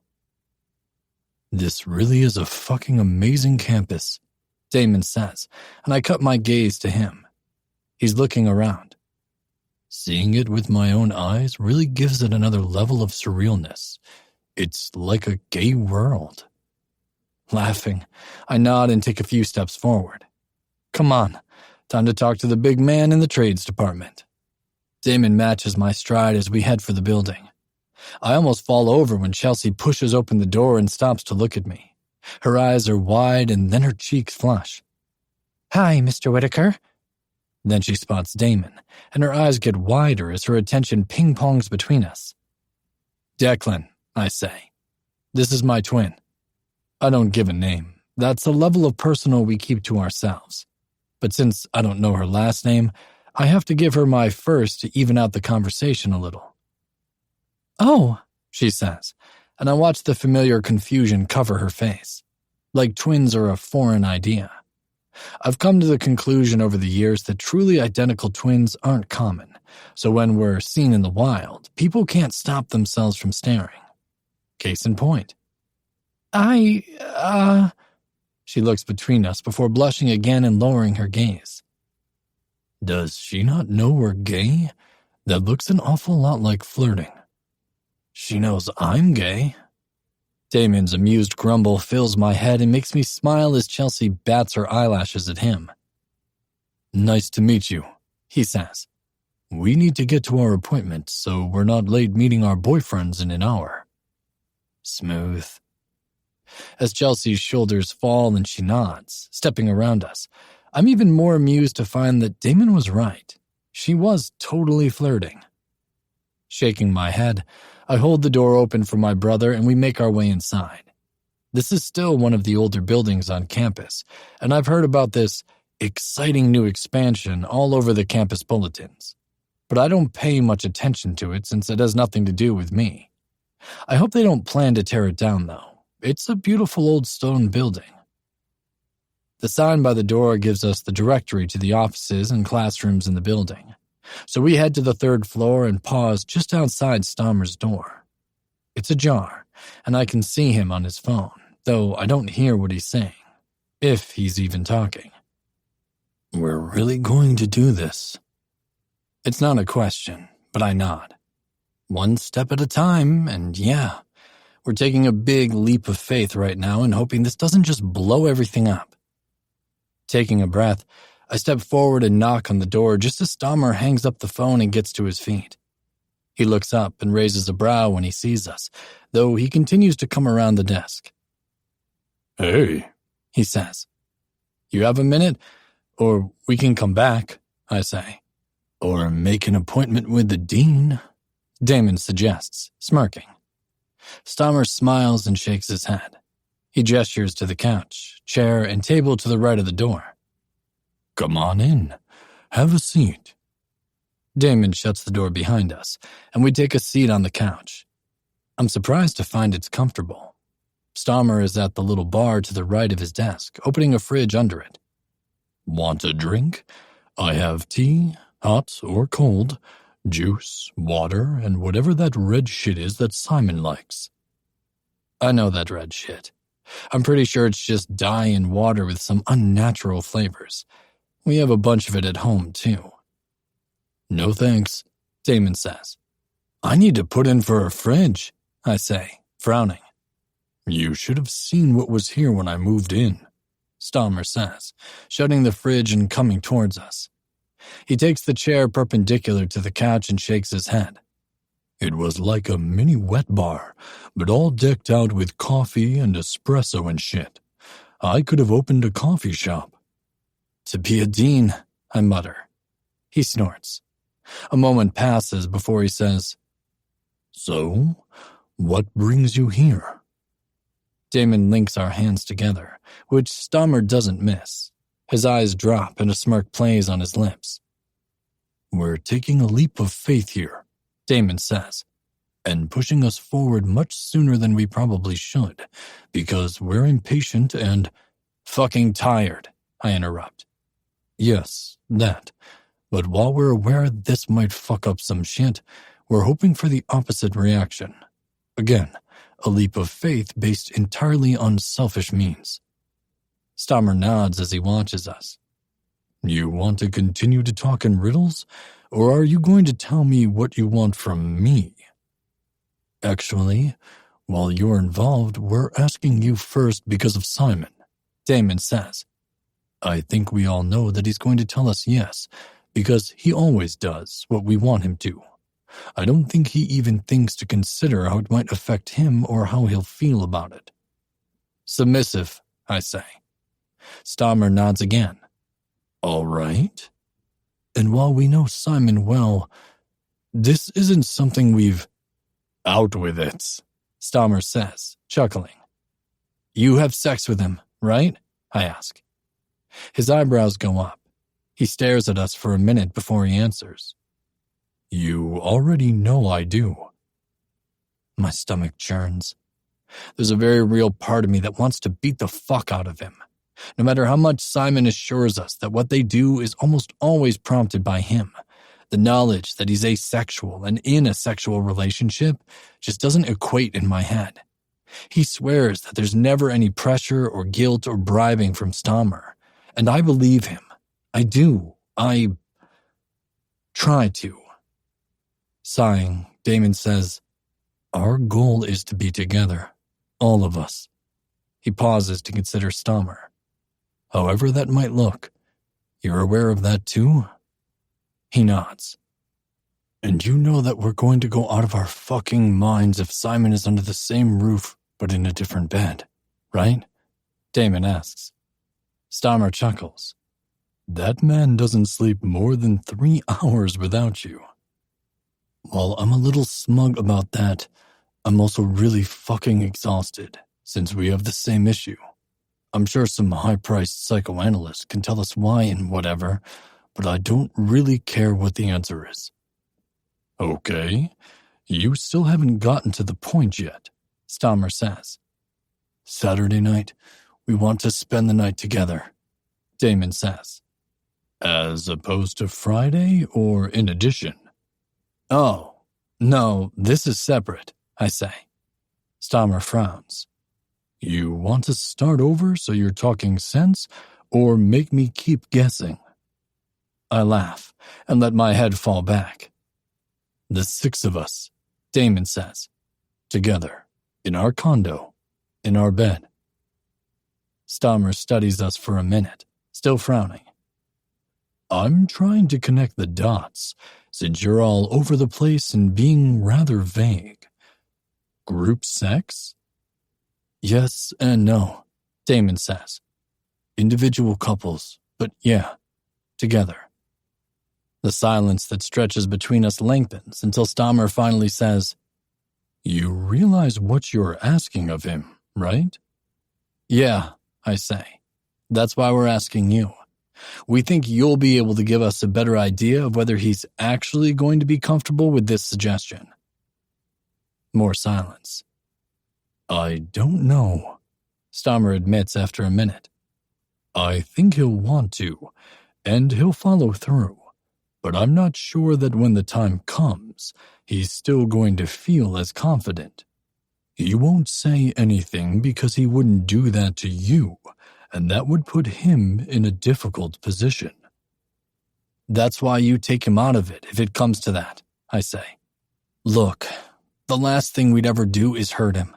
Making anyone uncomfortable is literally the opposite of what we want to come of this. We want the comfort and we just want this to work, and we're impatient." "How is Zarek going to feel about this?" Stammer asks. "He's going to fucking hate it, but I'm really hoping that it'll show him the difference between our relationships," I say. "Yeah, our relationship with Simon is deep and personal and physical, but in an entirely different way than what I share with Zarek. I don't know how to convince him of that, short of showing him." Stammer shakes his head. "You think that having him watch you touch Simon while we're all fucking in the same bed is going to convince him of that?" "What makes you think I'm going to touch him?" I ask, frowning. "Declan, you can't not touch him when you're in the same room." Before I can answer, there's a knock on the door. Stammer gets up, and while his gaze is locked on ours, he heads to it. Once his hand is on the handle, he opens the door. There's our best friend. His smile is radiant as he looks at Stammer. So fucking happy. The softness in his eyes makes my stomach knot. He really truly loves that man. I know, and we made him feel like shit for it, while all he's done is encourage and support us with Sage and Zarek. Yes, I know. You don't have to emphasize that we're shitty friends. That's already been established. As we watch Simon walk into Stammer and wrap his arms around him, I'm left reflecting, yet again, how ridiculously blind we were. So much about Simon we completely overlooked and neglected for the past 13 years since he moved in with us. We might have taken care of him in the most basic of sense, Made sure he didn't turn into a bitter, sour asshole once his life was upended.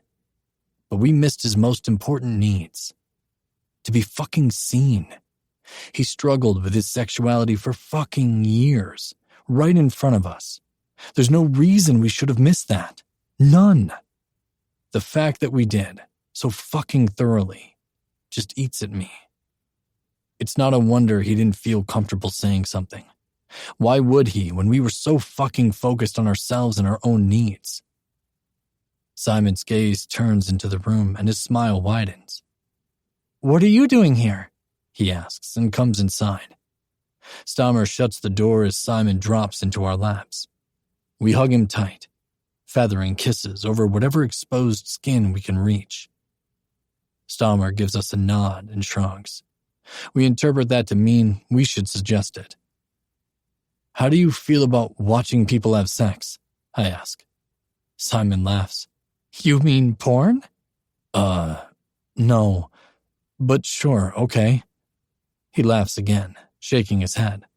"I mean, it doesn't do anything for me, and I think because of that, I find it a little cheesy, but it doesn't bother me." My gaze flickers to Stammer. "No, he doesn't have me watching porn," Simon says, still laughing. "Why are you asking me about this?" "It wasn't so much a question about porn. How would you feel about watching us have sex?" Damon asks. Simon sits back to look at us, his gaze flickering between the two of us as a smirk starts to climb his face. "Fuck's sake, Simon, not together," Damon says, shoving him lightly. "What's wrong with you?" He laughs, letting himself fall so he's sprawled across my chest. "Me with Sage. Deck with Zarek." There's a pause before he says, "You want me to watch? Why?" Stammer laughs. "Honestly, you two are awful about getting to the point. Just fucking ask him." We shoot twin glares at Stammer before Damon says, "We want the 6 of us together on Saturday night. In our bed." Simon doesn't answer, and I know he's interpreting what that means. I don't need to be that specific, right? "You want us all having sex in the same bed at the same time. Together." "See?" I say, looking at Stammer. "He figured it out just fine." Stammer rolls his eyes but doesn't say anything. We wait for Simon to work through how he feels about it. He sighs and sits up again. "You really want to see?" "It's not about that," I say, brushing my fingers over his face and into his hair. "It's about us being impatient and wanting to move beyond this really big complication right now." I bring his face to mine and kiss him. He leans into it, letting our lips linger longer than normal. I need Zarek to know that our brand of intimacy is different. "Is it?" Simon murmurs, and my fucking heart nearly cracks with the possibility in those words. "Look at me." He shifts enough so that our eyes meet. "Right now, it does. Yeah?" His smile is light, and he nods. "Yeah." "And I guess maybe we need to see too," Damon admits. "We're crossing a lot of lines with this one proposed moment. We know that. But this has always been the endgame, right? Being together." Simon's smile is one I've always dreamed about, filled with the love and promise of a man who will always be there, with us, even if what that looks like hasn't been determined yet. "Yes," he says. "Definitely." "Then you'll think about it?" I prompt. "I'm a little—" "If you become uncomfortable, then Stammer will take you out of the room. Promise," Damon says. Simon's smile grows a little. "Yeah, I know. He always takes care of me first. But I was going to say that I'm a little nervous to let you see." "Why?" "Because I know how you feel about me and Quinn. I know that you think being asexual means I don't like sex at all. I'm also worried how you'll react to seeing me like that." The question should have been, how do we feel about watching you have sex? I muse. He smiles, pressing his lips to the corner of my mouth. There's something so fucking sweet about the touch that my chest aches all over again. Are Sage and Zarek okay with this? We haven't asked yet, Damon says. We were asking you first because you usually just agree with whatever we want to do without considering yourself.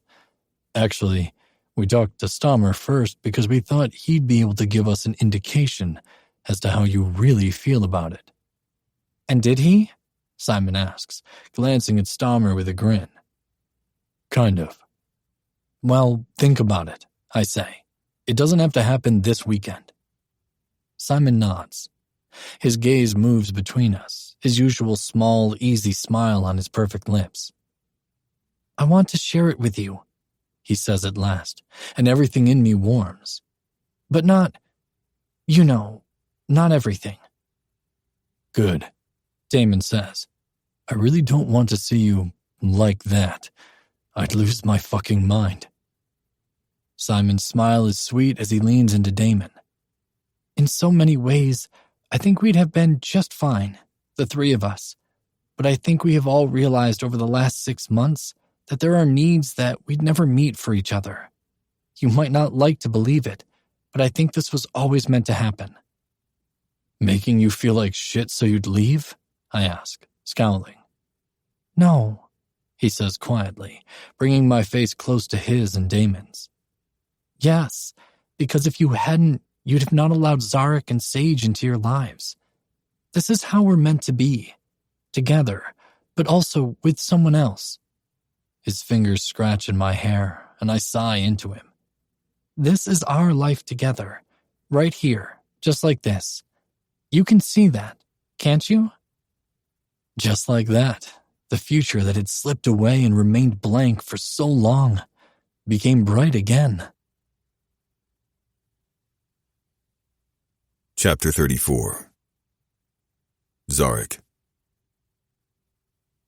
This isn't going to be weird at all, I mutter as I stand outside the door of Declan's condo.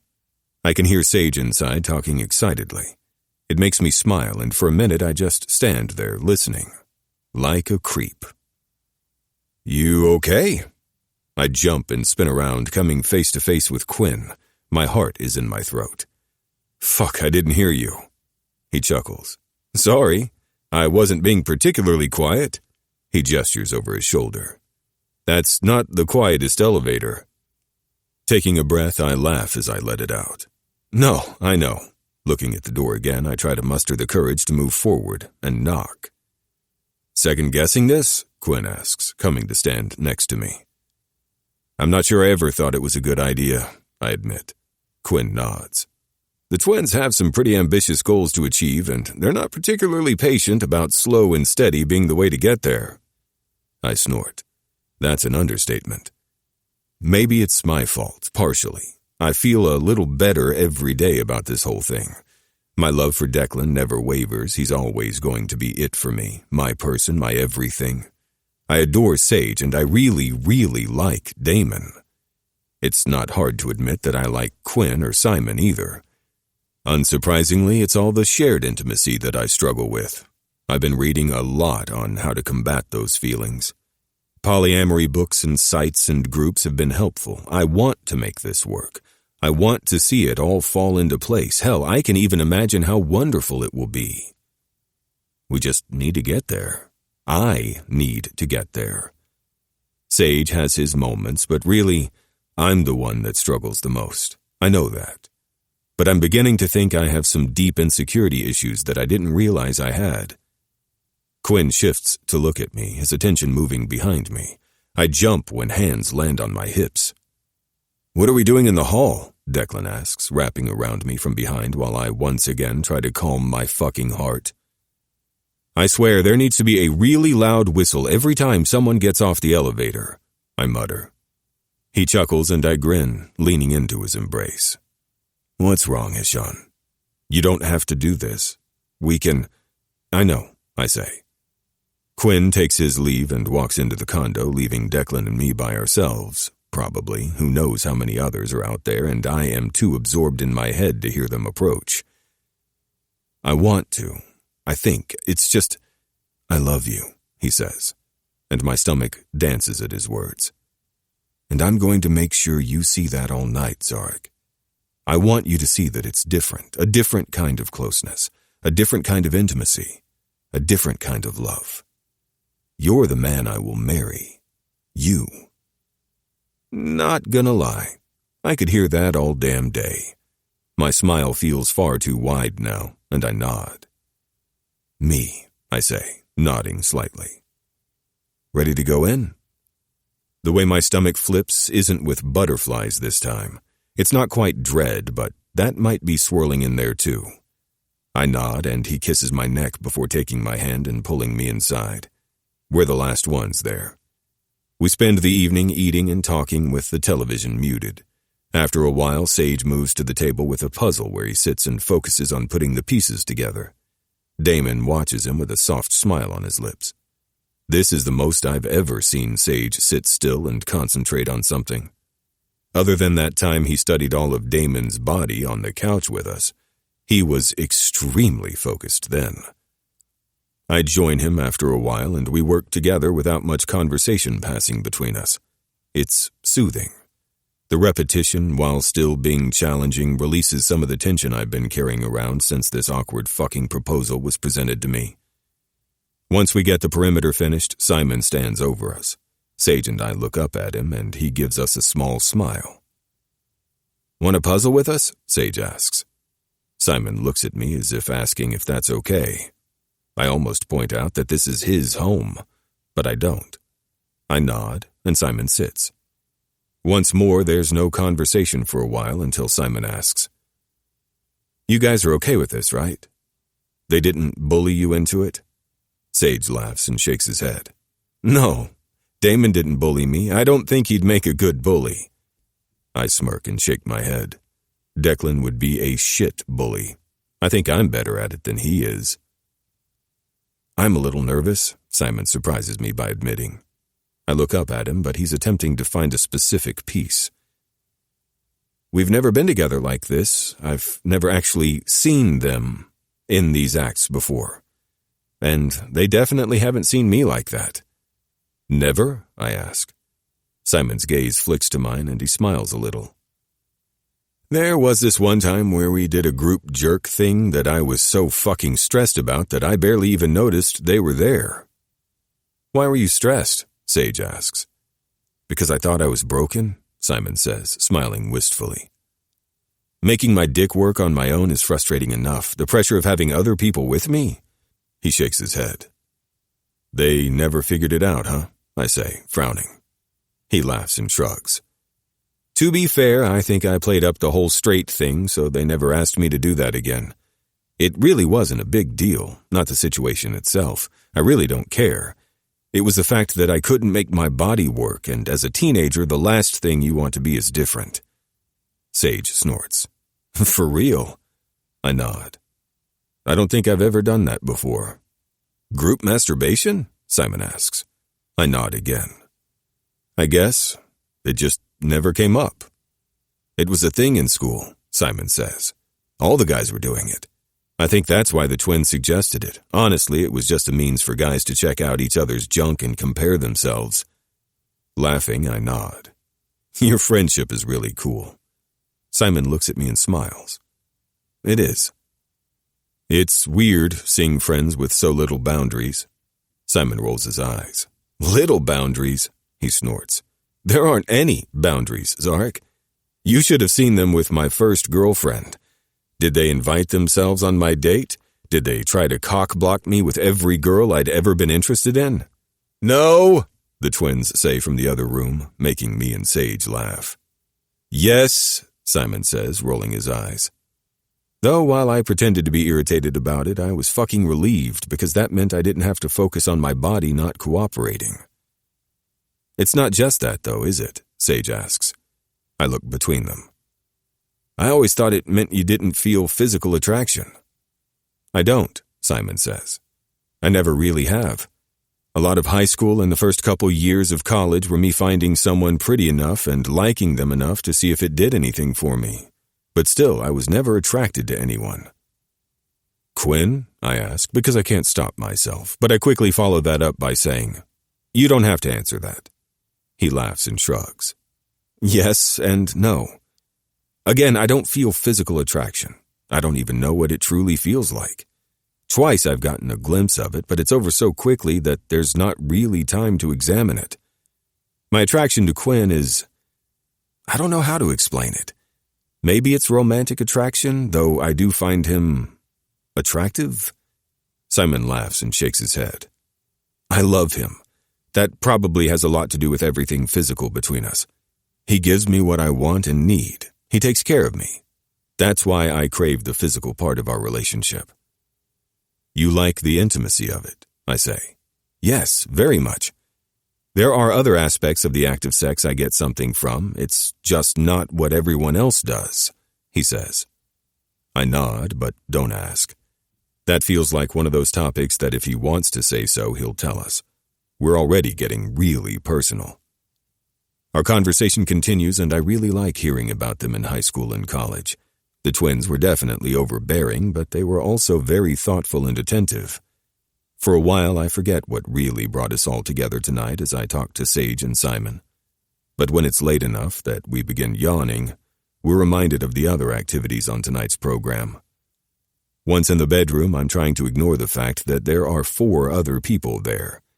It's not easy since I can hear Sage moaning as Damon takes his clothes off, kissing down his body while he does. Sure, that's just background music, ambiance. Maybe I just need to take off my glasses. It's harder to see them if I can't actually see, right? Declan's lips touch mine and I look up at him. Around me, there's a rustle of clothes falling.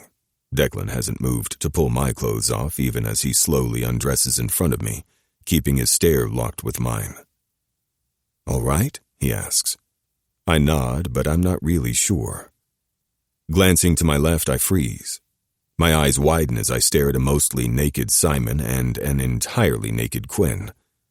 Simon, as I could have imagined, was well trimmed and toned. He and the twins share a wardrobe, so his clothes always fit nicely. Without clothes, I can see that he's well-defined, though not overly toned. Definitely closer to Declan in physique than me. But Quinn, he's fucking gorgeous, all of him, right down to his big dick half hard against his muscular thigh. Jesus, I mutter, feeling stupidly self-conscious now. Quinn grins, pulling Simon to him and kissing his cheek. Simon's looking at me, too. I think the cut of your clothes works against you, man, Declan tells Quinn. Quinn laughs and shrugs. I'm not looking for attention. I dress comfortably. You dress like a hillbilly, Damon mutters. Simon laughs this time, hugging Quinn tighter. But his eyes are still on me, expecting me to undress now. There's no way I'm going to live up to all of that. You're perfect, Declan whispers in my ear. I would not change a thing about you. Ever.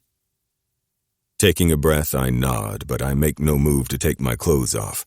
Not when people are looking at me. Can I ask you why you always wear pearls? Simon asks. I reach up, feeling the string around my neck. Shrugging, I say, there's no particular reason except that I like them. There's a whole variety of pearls in the world, like people. And they're pretty. He grins. Can I give you something? Surprise washes through me as I stare at him. Okay. Simon moves away from Quinn and disappears into the closet. Sage and Damon are watching now too, though I'm happy to see that both spare Quinn a surprised look, their eyes taking him in with the same unexpected awe I did. He returns a minute later with a small jewelry box. My bookstore is next to a jewelry store, and I walk by it every day for lunch. These have been sitting in the window for a month, and they make me think of you every time I see them. I was going to give them to Declan to give to you, but... He shrugs and holds the box out for me. Inside is a necklace, each pearl separated by a small length of chain. There are 8 pearls, all with swirling metallic hues of purple, pink, yellow, blue, and green. No 2 are alike, and they're oddly shaped, too. They're abalone pearls, Simon says.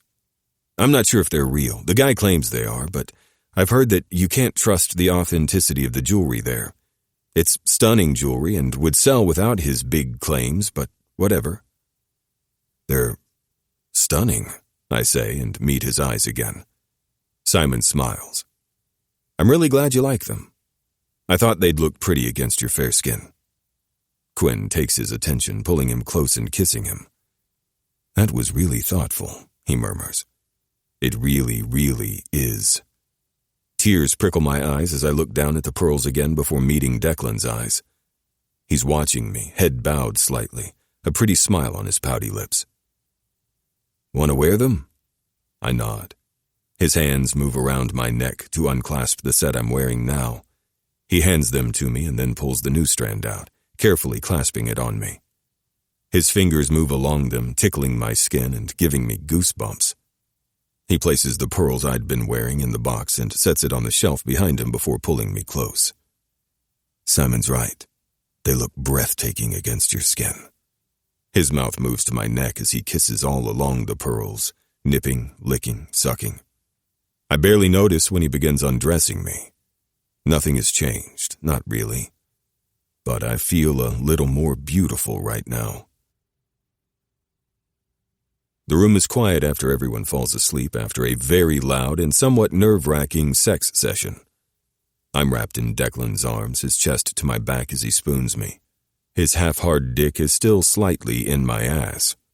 It won't be long before he falls out completely, but I'm kind of clutching him inside me. I don't want to stop feeling him. The arm I'm laying on is tight around me, hugging me close. His face is tucked into my neck, his soft breathing brushing over my cooling skin. I can feel his heart beating steadily against my back. But I'm staring at his other hand where it's tangled in Simon's hair in front of me. The bed isn't incredibly big. In fact, for 6 grown men, it may as well be a toddler bed. I'm only barely not touching Simon. There's less than a breath of space between us. I can even feel his body heat. Declan's hand in Simon's hair is the only thing I can see right now, even if it's blurry, not that it matters since he gripped Simon's hand the entire time we had sex. Other than that, his attention was solely on me. But why did he have to touch Simon, too? Am I overthinking this? I'd really like to see how Sage feels right now. Not that I should determine how I feel based on someone else's emotions, but I kind of want to know whether I'm alone in this. Should I really be expected to share everything? Yes, the voice inside me says. Because that's exactly what I've been told all along. I agreed to this. If I take it back now, I'm going to hurt everyone. And if I break this now, there's no coming back from that. I'll lose Declan forever. That's not an option. Take a breath, Zarek. Quinn's quiet voice startles me, and I suck in a deep breath. When I don't release it, he prompts me to do that too. Good. Now keep breathing. A huff of silent laughter escapes me. I know you're about to fall off the deep end, he says, his voice barely above a whisper. But come out of your head for a minute and look around, Zarek. What do you see? Not much without my glasses, I mutter. He chuckles. They're barely touching him, Quinn says. Just enough so that they can complete the circuit so that the twins are touching. I narrow my eyes and press my lips together. They're security for each other, he says quietly. Like a child who can't sleep without a comfort item, blanket, stuffed animal. I've even heard of a comfort sock. That's what they are to each other, comfort items. Simon says their parents claimed that the only thing they were ever able to self-soothe with as infants was each other. They've never grown out of that. I close my eyes and let that sink in. If I look at it that way, it's not so bad. Inconvenient, maybe, but not. It's kind of adorable, right? These grown-ass sexy men needing each other to sleep. A smile touches my lips. I'm glad you think that's cute, Declan mutters behind me. It's fucking inconvenient. On the other side of the bed, Damon grunts his agreement. Simon and Sage appear to be sleeping. I grin. I'm sorry, Declan mutters into my hair, pressing his face further into me. I love you. This doesn't mean I love you or need you any less. You know that, right? Yes, I say, and I mean it. Closing my eyes, I take a deep breath, hold it for a second, and then release it. Thanks, Quinn. Fucking irritating, Damon mutters. I grin again, but I finally fall asleep. If Declan wasn't such a horny asshole, I'd probably have slept through the night. Chapter 35. Declan. One of our favorite places to sleep is in our treehouse. We sleep with our heads hanging out the door so we can see the sky. This means we're literally right on top of each other because the door is only so big. Not that it matters. We'd sleep like this anyway. I press my face into the back of Simon's neck, my hand tangled in his hair with Damon's. I think we're stroking each other's fingers as much as his scalp. Simon has always made this quiet, almost purring noise when we massage his head. I can feel it rumble in his chest.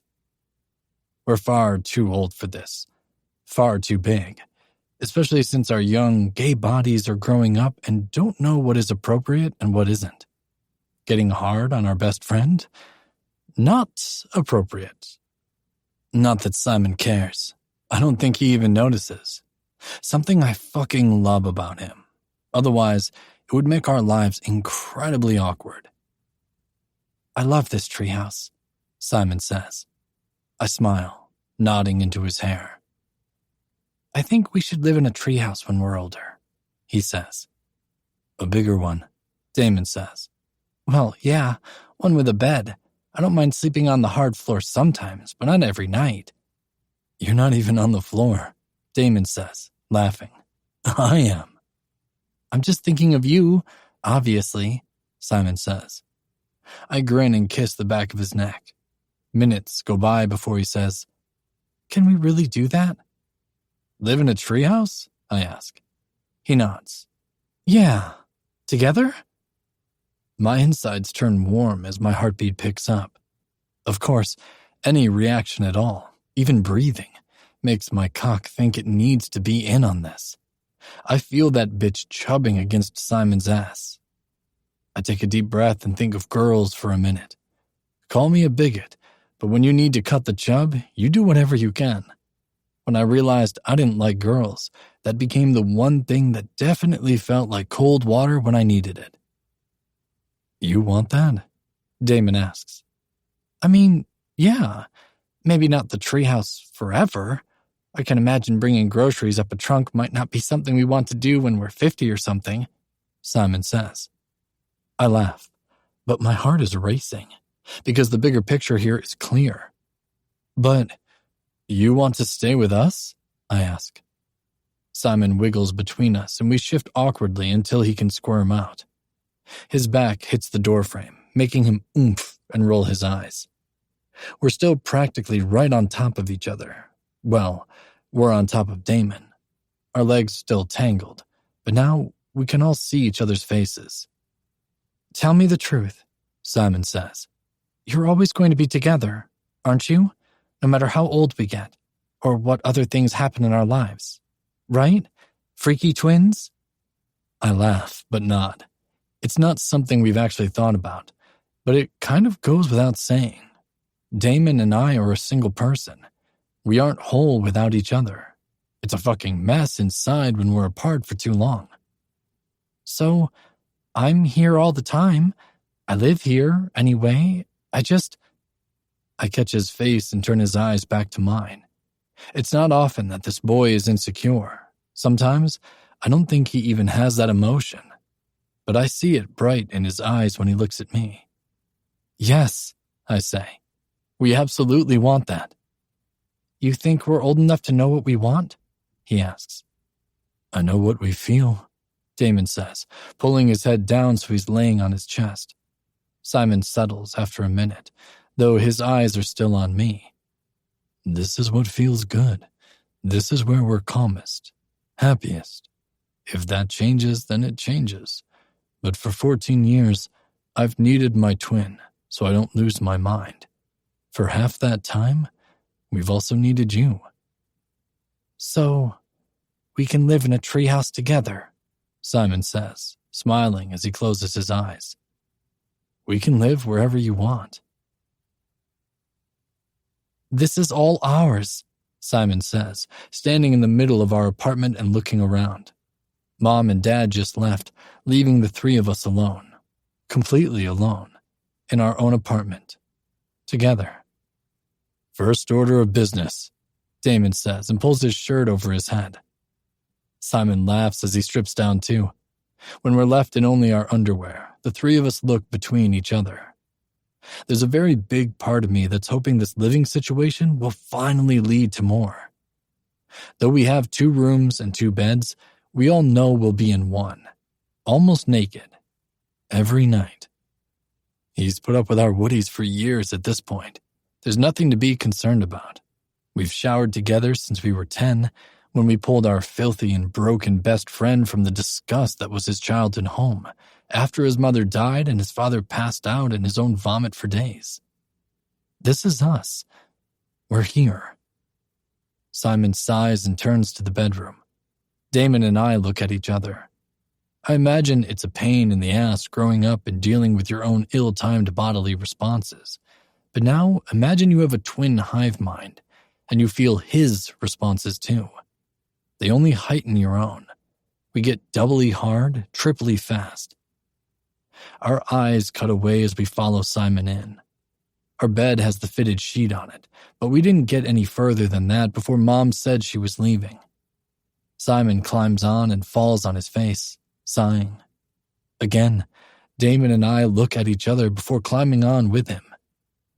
He twists, so he's on his side, his arms wrapping around my neck as we squish our bodies tightly together. There's no way he's missing what's happening downstairs, but he makes no indication that he notices or that it bothers him. The serene, happy smile on our best friend's face is the only thing I see. Happy? I ask. Yep, and this is just the beginning. Oh yeah? I'm not sure where he's going with this, but I don't even care. Yep, we can still kind of be kids for a while in school for 4 years, but then we'll find jobs together, close together, and then a house together. We'll travel the world together, have kids together, grow old together. I'm going to be chasing you with a cane. My breath catches as I stare at him. You want that? Damon asks. His voice is a little breathless.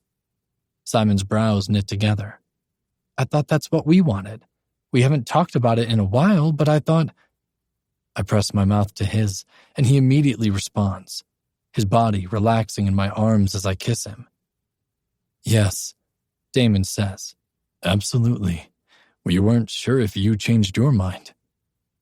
I can feel Simon roll his eyes before he even pulls his mouth from me.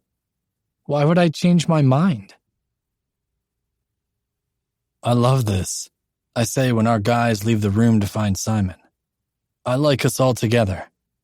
I do too. Is it too soon to demand we do this every night? I ask. He laughs, but his laughter cuts off. Years and years of conversations between me, Damon, and Simon flit through my mind. Our minds. Damon sits up. It is too soon, but that doesn't mean we're not going to try for it. I catch my breath as I'm suddenly flooded with possibilities. The 6 of us, under one roof, every night together, living life together. By the time I'm out of bed, Damon has the plethora of clothes that we shed last night already piled in the laundry basket in the closet. He offers me his hand. I smile and take it. While I know his intent is to wrangle everyone together and get this out there, we stop when we hit the end of the hall and look into the kitchen. Simon, Zarek, and Sage are cooking breakfast together. They're smiling while they talk. Though Simon isn't actually cooking, he's sitting on the counter watching the others. Zarek looks happy, happier than when he left the bedroom a few minutes ago. Please tell me this is really happening, I say. I'm really seeing them together. Damon groans quietly, leaning into my side as an image of them together flashes behind my eyes. Don't do that, I hiss, pressing my palm into my dick. Fuck. Talk about a wet dream right there. The only 3 men we've ever loved. Together. Yes, it's happening, he says. Look at them. I do. I am. We can't hear what they're saying, but when the three of them laugh, everything inside me lights up. Stammer joins us a minute later and leans against the wall to watch them with us. I think they're getting along better. He sees it too, I say, making Stammer laugh quietly. We have a crazy proposition for you, Damon says, and this time, Stammer's laughter is accompanied by him shaking his head. We haven't finished the first one yet, he says. Yeah, well, what is it?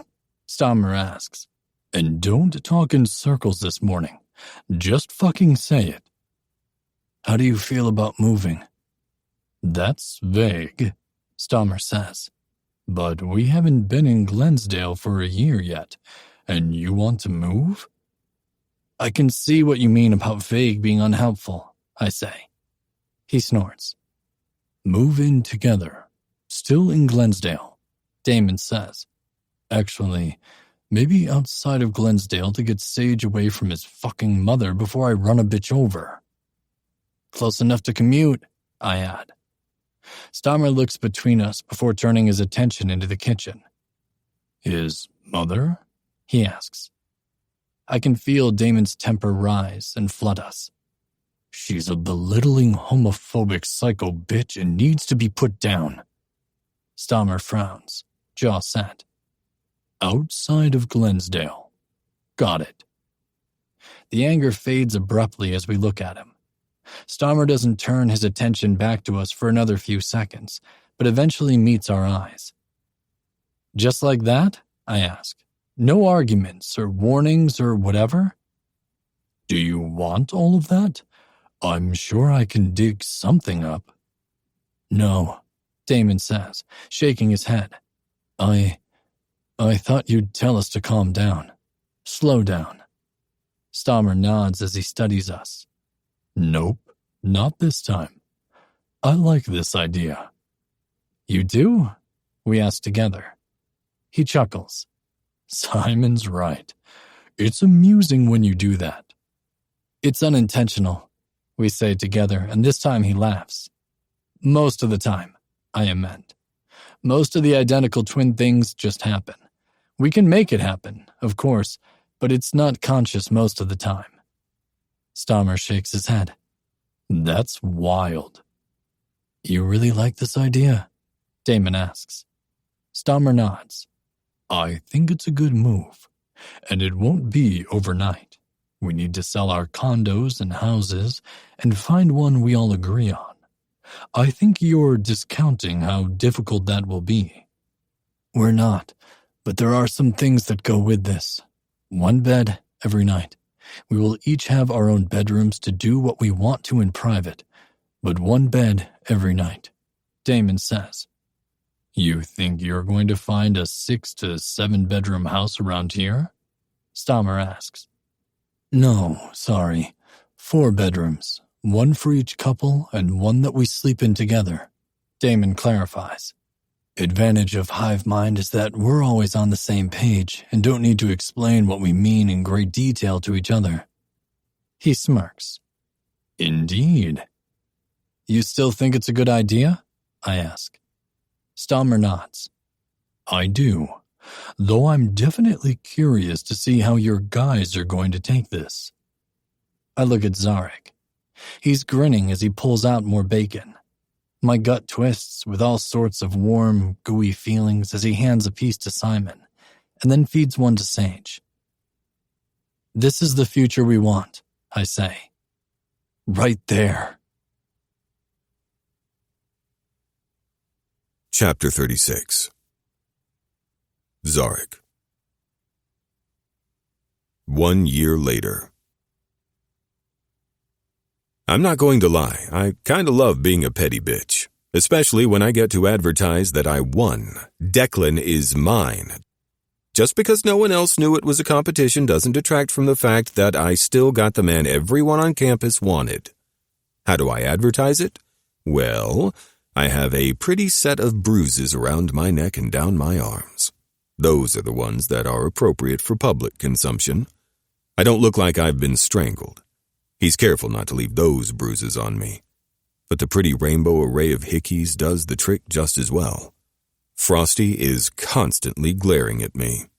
Usually when I'm so well marked up like this that there's no mistaking it's from mind-blowing sex with my man, I wander around campus looking for those who had their sights and claws on Declan. Frosty is always easy to find, and I'm never disappointed by the way he glares before turning and shoving his nose so far in the air as he sashays away that I think he's smelling his own shit. Declan has maintained his friendship with Lennon.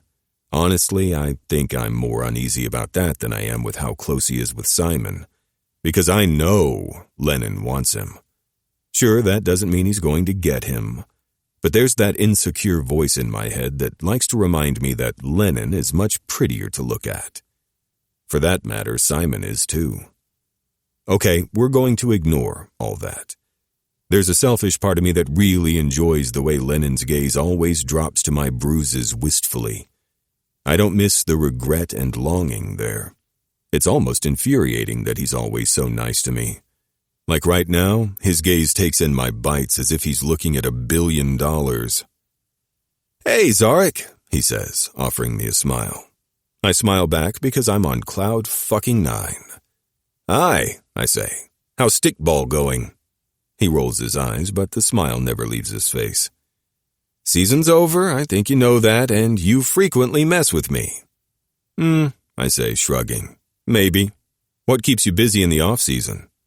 "I still keep the boys conditioned, and we do camps, that kind of thing, academic support. Help out the other teams where needed and requested," he shrugs. "That's cool of you," I say, not liking that there's another admirable thing about this stupidly perfect man. Lennon shrugs again, the gorgeous smile never far from his mouth. Those stupid perfect lips. I've never been envious of someone, but I've never been more aware of my own shortcomings than when I'm standing next to this man while we walk through campus, presumably headed in the same direction. Or he's just here to rub in my face that I will never measure up to him. "I like supporting the department as a whole," he says, and I internally grumble. Or maybe I grumble externally because he chuckles. "You really don't like me, do you?" My shoulders tense as I look at him warily. "I like you just fine." He grins and I look away. "Don't lie, Zarek. It's fine if you don't like me. I even get it." "Do you?" I ask, looking at him again. Lennon nods. "I'd have your man in a heartbeat if he wanted me. But he chose you, so." He shrugs like it's not a big deal. "He did," I say, though when I look at Lennon, I'm not always sure why. "I don't hit on him, you know. We're friends. I respect that he's in a relationship. I also respect that he's just not into me." Maybe the reason I have such a hard time with Lennon is because none of that stopped me from going after Declan. I saw the man I wanted, and I didn't stop until he was mine, although I suppose he was never in a relationship, traditionally speaking anyway. Once again, this just proves that Lennon is a better man than me. I glare at him and he laughs again. "All right, I'll see you around." I stop, watching him walk away from me. That perfect fucking ass. The way his shirt does nothing but emphasize the shape and tone of his back muscles, how thick his thighs are under his short shorts. Scowling, I turn and continue toward my car. Maybe I should have stopped him and made nice. Played friends. He is my boyfriend's friend.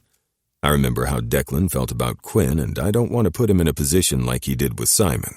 That's not fair. "Next time," I murmur to myself as I climb into my car and head home. I realize I tell myself this every time I have to actually talk to Lennon, frequently leaving it like this and me feeling like an ass, yet I never do anything differently. Because I'm apparently just as much a dick as Declan was those few times. The difference is I have no intention of actually being better. I'm too insecure for that, something I had no idea about myself until I was surrounded in a weird big relationship where everyone is 1,000 times hotter than me. Okay, that's enough for today. I stop at the store and pick up some cake for dinner tonight. Yep, I said dinner. I know Quinn will likely make us eat real food too, but the twins and Simon love cake. Because I'm feeling like I need some extra brownie points today, I bring home a 6-layered cake with the kind of frosting they like best. Our house is unexpected. If someone had said this is where I'd be 2 years ago, living in a strange love nest with 2 other couples where sometimes the lines between relationships don't exist, I'd have laughed in their faces. Who lives like that? How can it possibly be healthy? How can jealousy not run rampant? Yet I wouldn't change a thing about my life. I walk into the entry and kick my shoes off before dropping off the cake in the kitchen. Then I head into the bedroom I share with Declan and strip down to my underwear. I used to avoid this, again because everyone else in this house is so much better looking than me. But I like being in only my underwear. I love this skin-on-skin contact between us. It's not hard to theorize that the reason the twins and Simon are so close is because of this very thing. There's something bonding and deeply personal about always being against someone, skin to skin. Even Quinn doesn't seem to argue and walks around in his underwear. Something that none of us dislike, even the twins, though they refuse to admit that. The man is fucking... He's not as beefed up as Sage, but he's got that hard body that looks like he spent his youth as a lumberjack. Manual labor. It shaped him into absolute perfection. Also, he's much like me, and it doesn't matter what underwear he wears, he's packing. There's no hiding for him and his elephant trunk, or mine. Glancing down at my own, I grin. Someday, I want to see who's bigger, just out of curiosity. I have a suspicion that Quinn is, though internally, I'm going to gloat if I am. It's not a competition in this house at all. But I'm used to being the biggest. I like that title, even if it's the only one that I know I carry. When I step into the living room, I freeze and my heart nearly stops. There on the couch, Declan, Damon, and Simon. Damon laying on his back with Simon on top of him, and then my boyfriend on top of Simon. They're not talking, they're barely moving at all. The 3 of them are staring at the television that's not even loud enough to hear. Nothing to be jealous of, this is normal affection for them. The words repeat in my head continuously until I can catch my breath. I'm actually doing better because I can calm myself down before I freak out. By forcing myself to actually look at them, to note that what I just said is true, to remember this isn't sexual or even romantic between them, I can convince myself to see it for what it is. Declan always says that after long hours away from Damon, they need to recharge together. That means touching in some way, sitting close for a couple hours. He's told me that since we met without actually telling me that in words until later. When he always said he was bonding and shit with his brother, this is what they meant. If they hadn't been fighting with Simon, he'd have been included in that too. I make myself take in every inch of their nearly naked flesh and where their hands are. I can even acknowledge that it'd bother me less if they had clothes on. It's truly the intimacy of skin to skin that maybe bothers me because I know that no matter how much time goes by, they're always going to love Simon in a way that Declan doesn't love me. Which is fine because he also loves me in a way that he doesn't love Simon. Exactly. Everything is, "Come here, Eshan," Declan says, startling me out of my head. I hadn't known he knew I was here. When I don't move, he shifts to look at me, raising a brow. "Zarek?" Nodding, I move across the room and the 3 of them shift until Simon falls between Damon and the back of the couch with a quiet oof of laughter. Then Declan wedges himself between Simon and Damon. When I get near, both twins hold their hands out for me, welcoming me into their embrace. I kind of hate that they know how much this still bothers me at times. "Come on, sweetheart," Damon says when I hesitate. Not going to lie, I melt a little at his words. Climbing on him, I tuck into their hold as Declan wraps himself around me.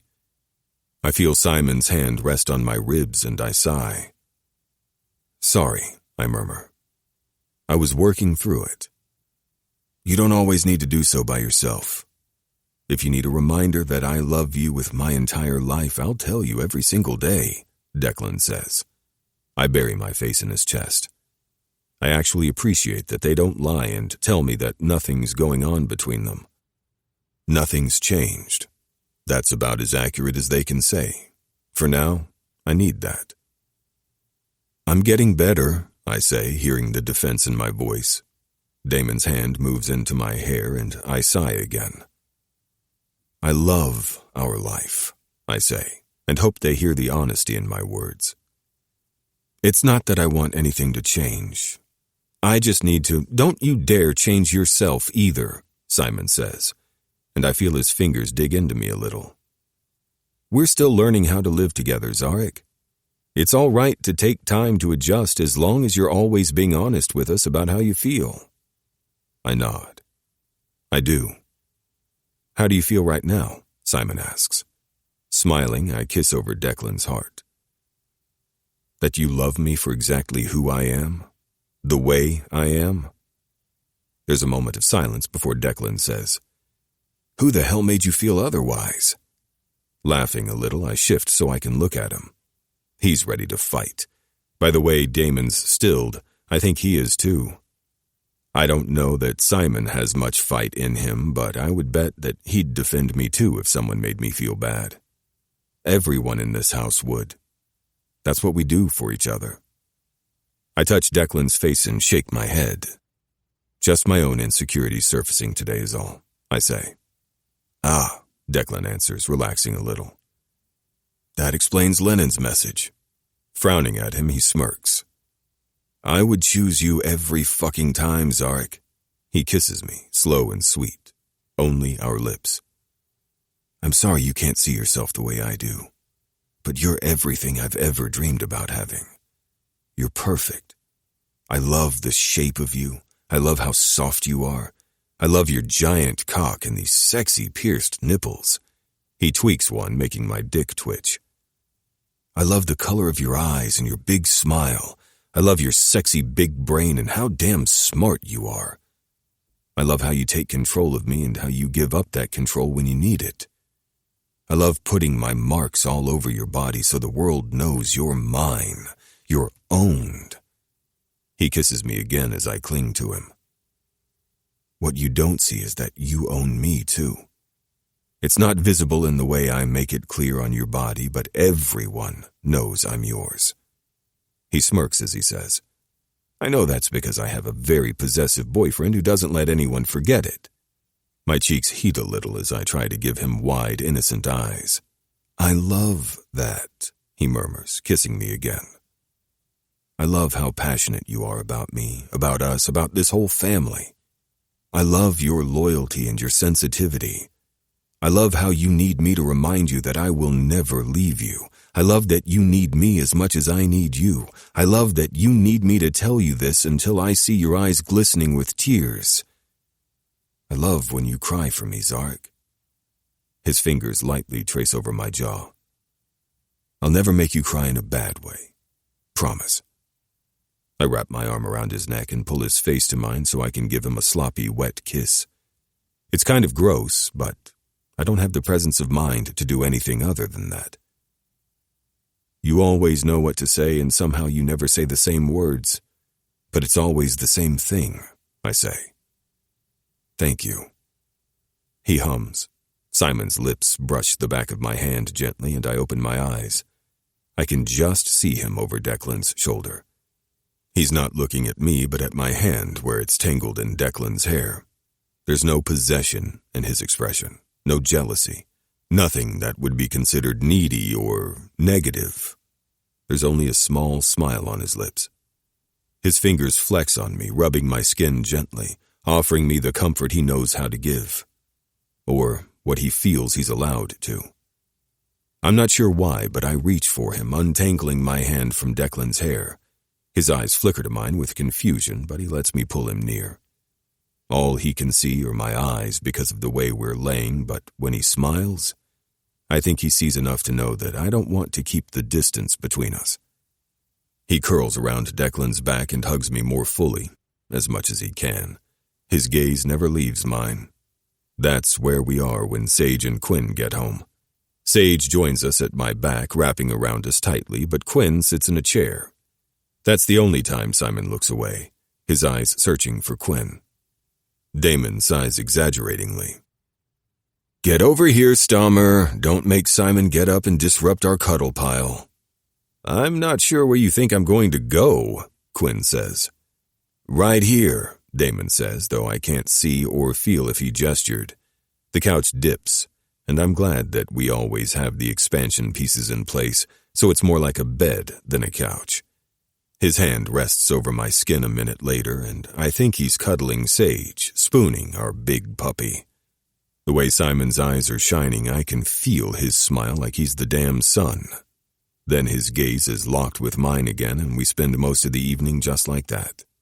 Together, as a family, letting us feel each other's heartbeats, breathing, and the love that we share. The tentative growth between us. I love this. This is the end of For Your Mind, a Podium Audio production. If you enjoyed this audiobook, we would love for you to rate and review it. For more LGBTQ romance, check us out at podiumaudio.com and sign up for our newsletter. We promise we won't spam you. Also, consider joining our community of listeners, fans, and trolls on social media. We're active on Instagram, Facebook, TikTok, X, and Reddit. We'd love to connect. You have been listening to For Your Mind, Book 3 of For Your Love, produced by Jennifer Lopes. Written by Kriya Raitan.